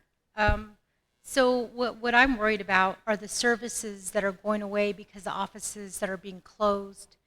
I understand the argument that we have to be proactive and contain this virus, But when people are not receiving those services that they consider to be essential, they blame council. When chapters are not getting money, they blame council. When money goes missing, they blame council. So it seems like, that the decisions that are being made on the executive side, those decisions are not shared with us here at council. So one is, in regards to the services that are no longer being provided to our Navajo people. What I want to know is, how are essential personnel being determined? Who are essential personnel as of today? I would have liked to have received a list of offices that were set for closure. I want to know now which offices are still open, which ones are partially open. I also want to say that I like that we're asking questions as council. We should be asking these questions because, the bottom line is there's really no communication that's happening. Instead, we're told that this is the decision, and then as council, we become reactive and we go into this reactive mode of, how do we fix this problem? So this is what we're seeing right now with what's being stated by Shiaj, Herman Daniels, Otto Shinada, Paul Begay, with these national parks being closed. And I worry about our small businesses that are being affected. I have a lot of small businesses in Shiprock that I know that, if this happened and they were being affected, I would be voicing, my concerns as well. And, the notion of looking to press releases that have come out, to be clear, that's currently what we're being told, what we as council are being told on how we should be getting our information. So, I really stopped reading those press releases because, to me, they were just highlighting photo ops and there wasn't really much information in them.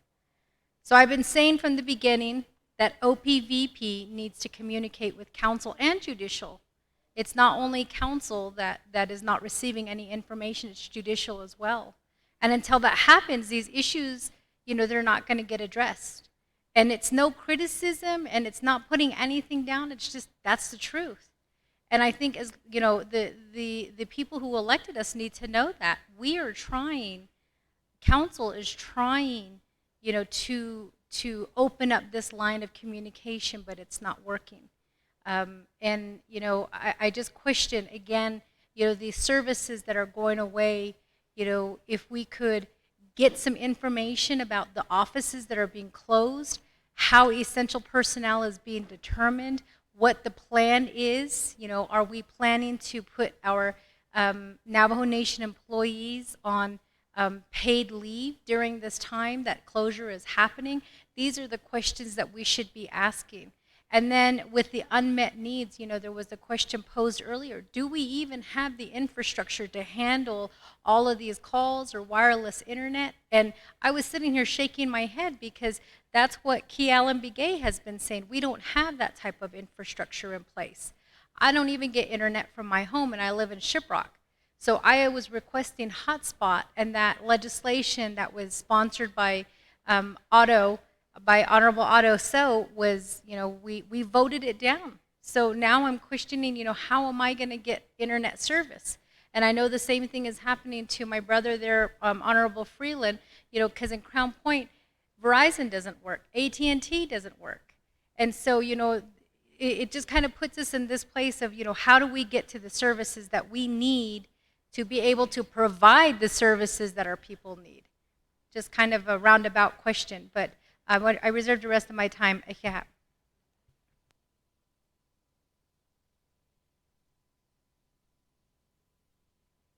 24 seconds, Madam Chair. Moving down, Honorable Elmer Begay.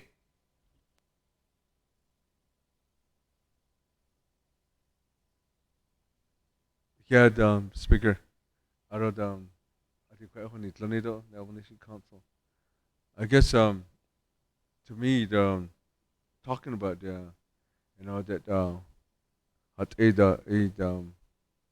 visiting some old people, what their comments are, and then visiting people. It seems like the priority. It's what's the Navajo Nation as a nation. Then as a 3-branch government, I guess we're leaders. You know that what's our priority. I haven't seen a priority yet where say that teaching at nahot igik at what even dilnish do di nida do hat ya to put it into maybe a model. Like for example, if you go see a medicine man, they can tell you about your wellness.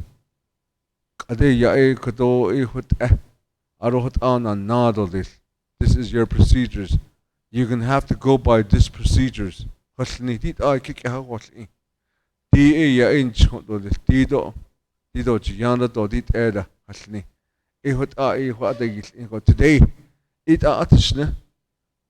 all we downloading is all what's out there about how we could take care of yourself. Prevention. That's all we know today. About this wellness, how to be protect ourselves. It's already there. As a leader,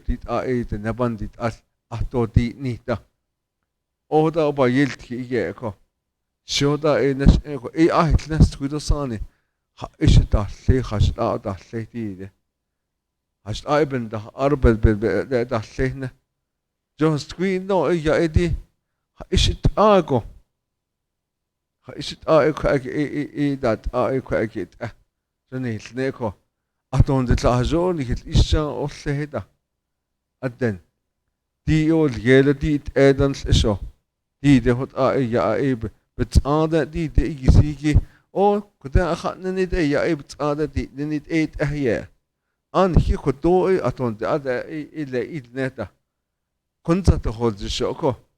We have all these educated people and we have all these leaders. How do we identify this?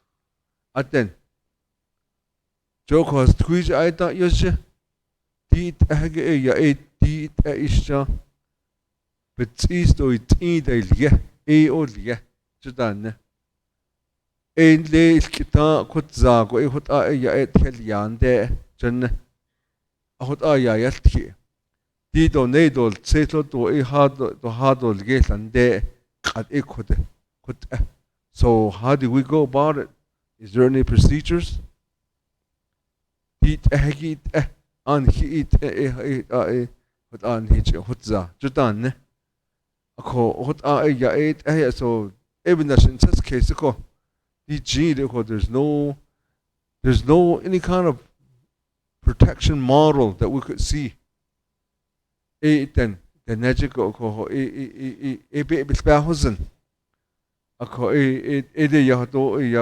case it's affected all or the government. We're just shutting down these offices. Or they will gone at that in overkick just like what we do. What the United States Senate, what they pass over there, we bring it over here.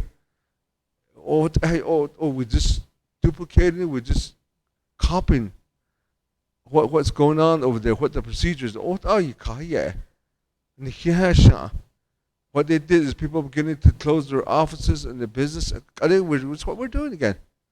We just don't want to be liable for it. I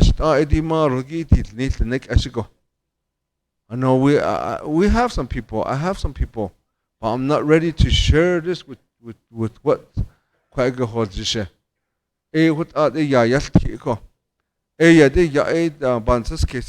are we gonna be we're gonna continue our meetings today, and then we're gonna be bringing in some people. So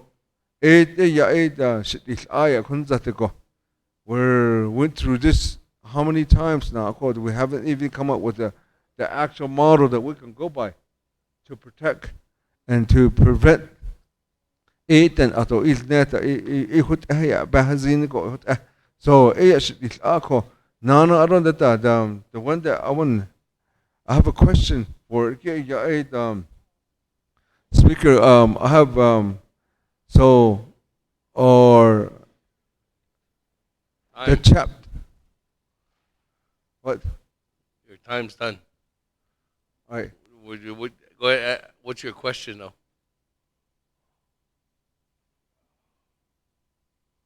so my question is going to be like the chapters and the community members that's out there is there any way that we could visit them, see what they would have? Because I know that right now people don't have no internets, and like where I live, people are like that.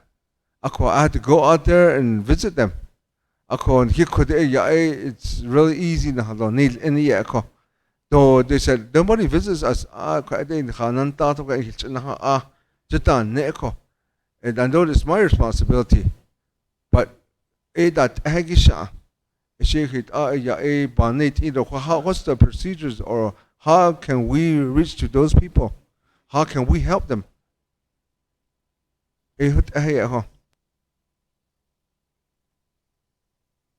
don't know if that's a question to collectively to the body here, or that's something if you want a DCD to come back. I think so. Right now, they asked me this question of all the all the 638 healthcare facilities, and then we have a IHS, 2 of them here, that's providing the service for our people, and then we have a Department of Health, and then they're saying who's monitoring those 638 hospitals now? Who's calling the shots for all this? See, that's a big question. All right. IHS might have that some suggestions, or we come to them as well. All right. Moving on down, Chairman So. Kushila Sitsila, Ado, honorable delegates. I guess we didn't give any money to the chapters. We basically have items on the agenda, and it's just not proper that we are going to just walk away. For me, I want to do something definitive. I'm not just going to talk about it. I'm going to make a motion that we recess and come back on Wednesday. Number one, to hear from those folks that were supposed to give us a report. To issue a subpoena if need be, to bring them. I'd rather we do it rather than just letting the Resource and Development Committee. I want to be in a position to question and give directive if need be to Parks and Recreation and those other folks that were listed. I'd like to make that motion that we recess, we reconvene, we hear those reports from BIE, IHS, and if need be, the 638 healthcare services, and the other folks that were listed. And because we basically need to do something. What I've heard is, we just talked about it. We haven't said detailed. And for me, I'm willing to sponsor the new legislation to take money to the chapters. granted that the budget forms were not correct.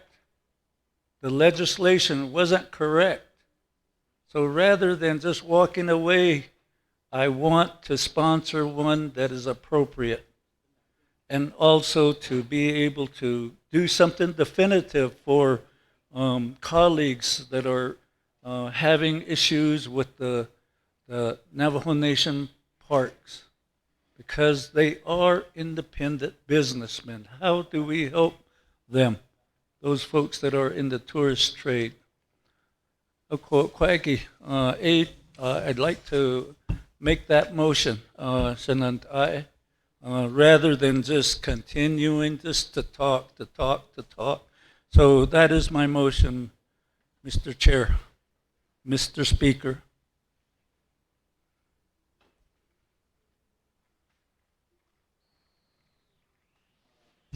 And so, thank you for your recommendation.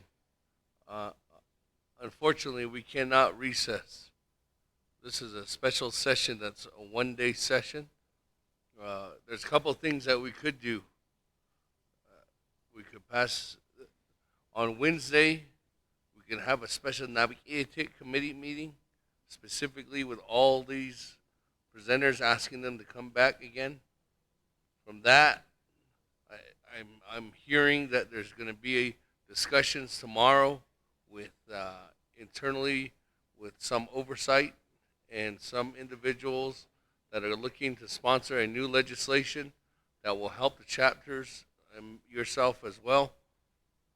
And what we can do for that one is we can have a special session or another emergency session on Friday. So we can have a NABI meeting on Thursday. I would hate to overstep on RDC's toes though, but maybe what we can do is instead of us doing all or hearing it twice, we could just all hear it once, Chairman Nez, with NGS, the casinos, the BIA, or what else? We have the tribal parks. Maybe we could just all hammer that out on Wednesday collectively at a NABI meeting, if that's what we want to do. And then on Friday, we could, from here, our office, the Speaker's office, will work together to craft a new legislation with everybody's input and recommendations. I know that everybody has new recommendations, and we can put that together, drop that as an emergency legislation by Thursday, have that ready for Friday, and go into a special session.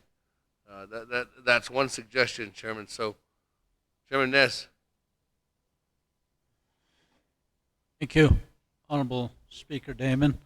Adarshana, Honorable Chairman So, really appreciate your recommendation. I just talked with Vice Chair Walker. It's okay that we come together and bring them all together, because we'll be all unified to ask questions at that point, because we are the governing body. Which day will be fine with me, either way. With RDC, we're okay with it. So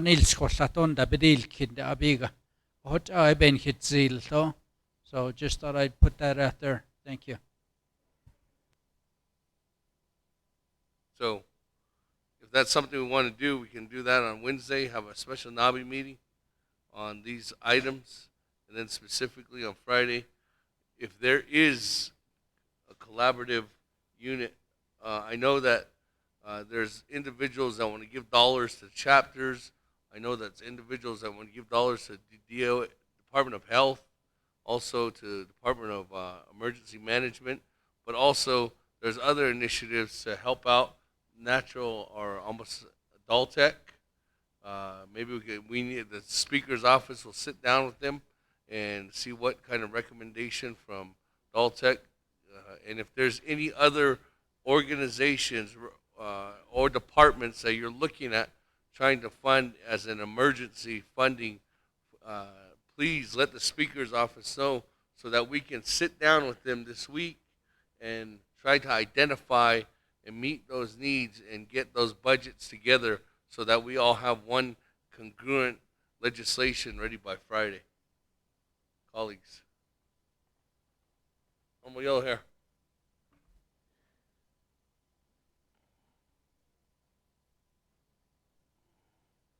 At enanas celeto dashin shi pesta sa ana 24 councilman. Nagari alas tax it in the black mesa to hot rot ne. Ale ni chapter has at ne. What ego ye dashit kid. Aro as a councilman not on hido on to pass legislation. Hido that all card not on. Let's keep working. Continue working to pass the legislation. So area on not on it not any for councilman. So he doesn't chapter has that she that edini he saying that action. Yeah, I'd like to yield my time to Mr. Elmer Piquet. Could you? Oh, could you yield my time to you? Well, I think this is just collectively. I'm still recognizing.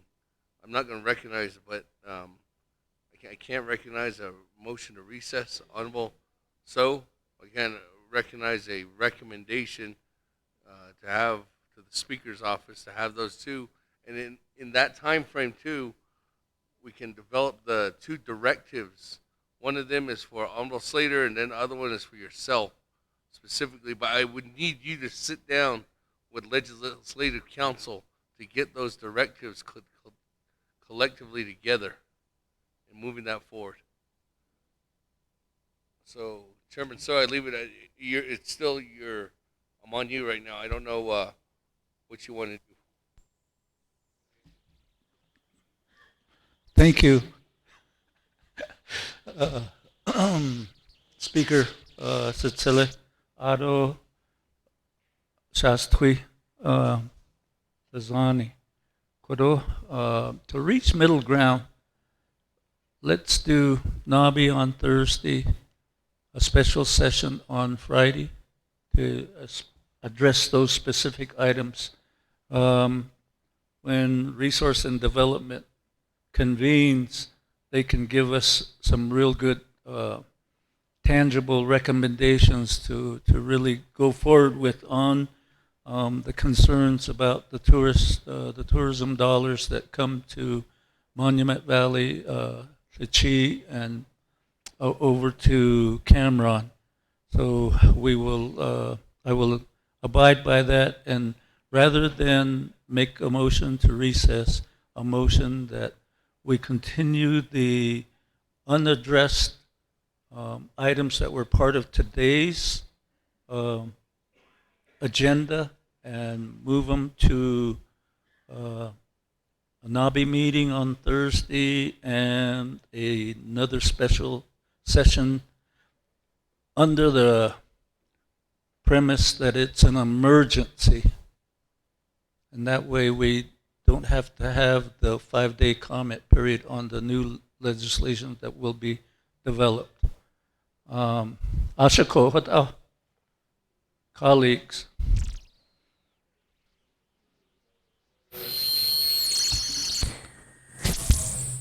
Department of Justice is having their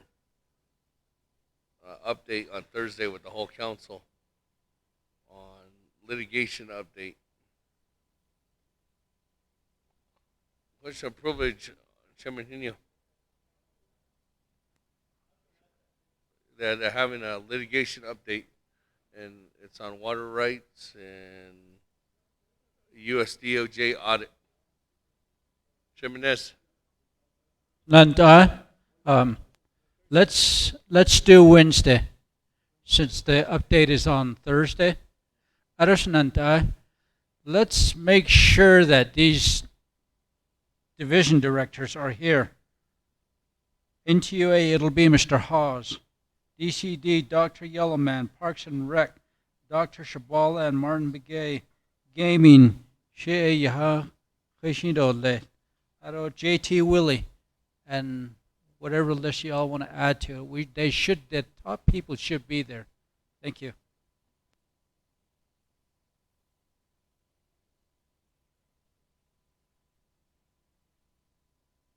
Wednesday. Wednesday.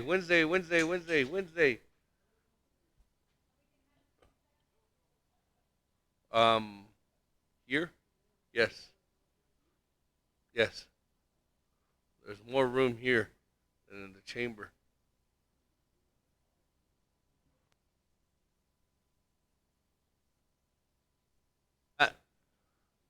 So Wednesday we'll have put together a NAPKIT committee agenda.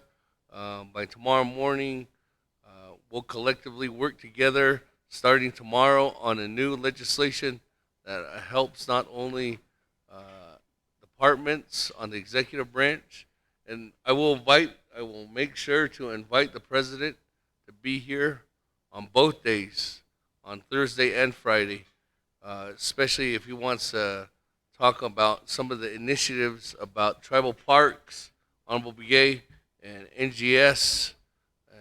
I mean Wednesday, not Thursday. So moving on that, Honorable Freeland. Thank you, Speaker. I think, Shananta, I think we need to kind of remind ourselves, push the reset button, and remind ourselves as to why we are here. And our intent and our purpose is to battle or prepare for the COVID-19. And I think, you know, it hasn't hit any of our people yet, but when it does, it's not going to be pretty.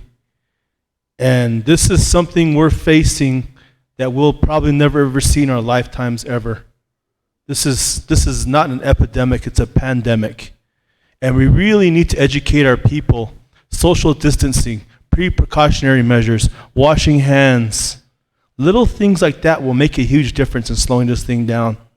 And I think when we talk about coming together, we need to solidify a plan that's going to be comprehensive from 3 branches that will educate our people. We really need to start thinking about that. What is our next steps moving forward after Friday? How are we going to go out and handle this with our people or talk to our people about this? Because, you know, when we as delegates go to our chapters, we're hitting the grassroots level and we're educating and we're talking to our people from that level. Yes, we can do as much advertisement, radio forums and whatnot, but when it comes down to talking face to face in a chapter meeting, our people will listen. And I think that's something we need to consider. So I just wanted to remind that as my colleagues, Gishantan and Tlinigi, please let's remind ourselves as to what we're facing here. It's a great unknown. It's scary. So Eddie, thank you, Speaker. All right. That. Is there a motion then? Motion adjourned by Honorable Henio, second by Honorable Paul Begay. What time is it? At 7:39 p.m. Honorable Walker. Thank you, Speaker. Just thinking about the next few steps as far as this week is concerned, having some meetings with stakeholders and our entities and enterprises. Although I'd like to add that as a recommendation to have the yourself, Mr. Speaker, to be that willing party to meet with the other 2 branch chiefs, to be a willing participant to meet with the 3 branches. Not that you're not willing, I'm just saying I think that we need to demonstrate that leadership also. So not the whole council can do that, but you're our representative, you're our branch chief, and certainly you can speak on our behalf when it comes to the legislative branch. I would like to see more collaboration from here on. Let's be unified.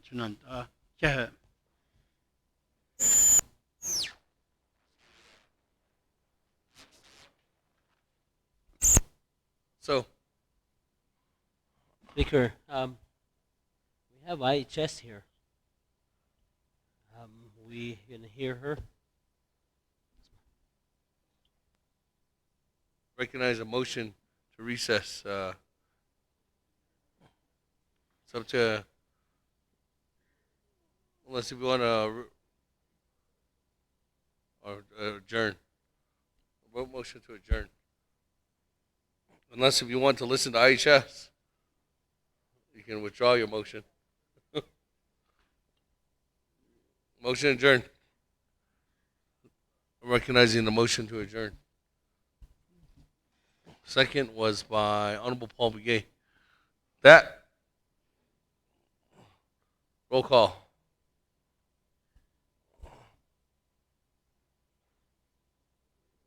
Elmer Begay. Mr. Begay votes green. Key Allen Begay. Paul Begay Jr. Nathaniel Brown. Eugenia Charles Newton. Herman Daniels. Amber Crotty. Mark Freeland. Pernell Halona. Pernell Halona. Jamie Henyo. Vince James. Ricky Nez. Carl Slater. Raymond Smith. Wilson Stewart. Charlene So. Daniel So. Daniel So. Daniel So. Eugene So. Otto So. Thomas Walker. Thomas Walker. Edison Wanika. Edmund Yazzie. Jimmy Yellowhair. Mr. Yellowhair votes green.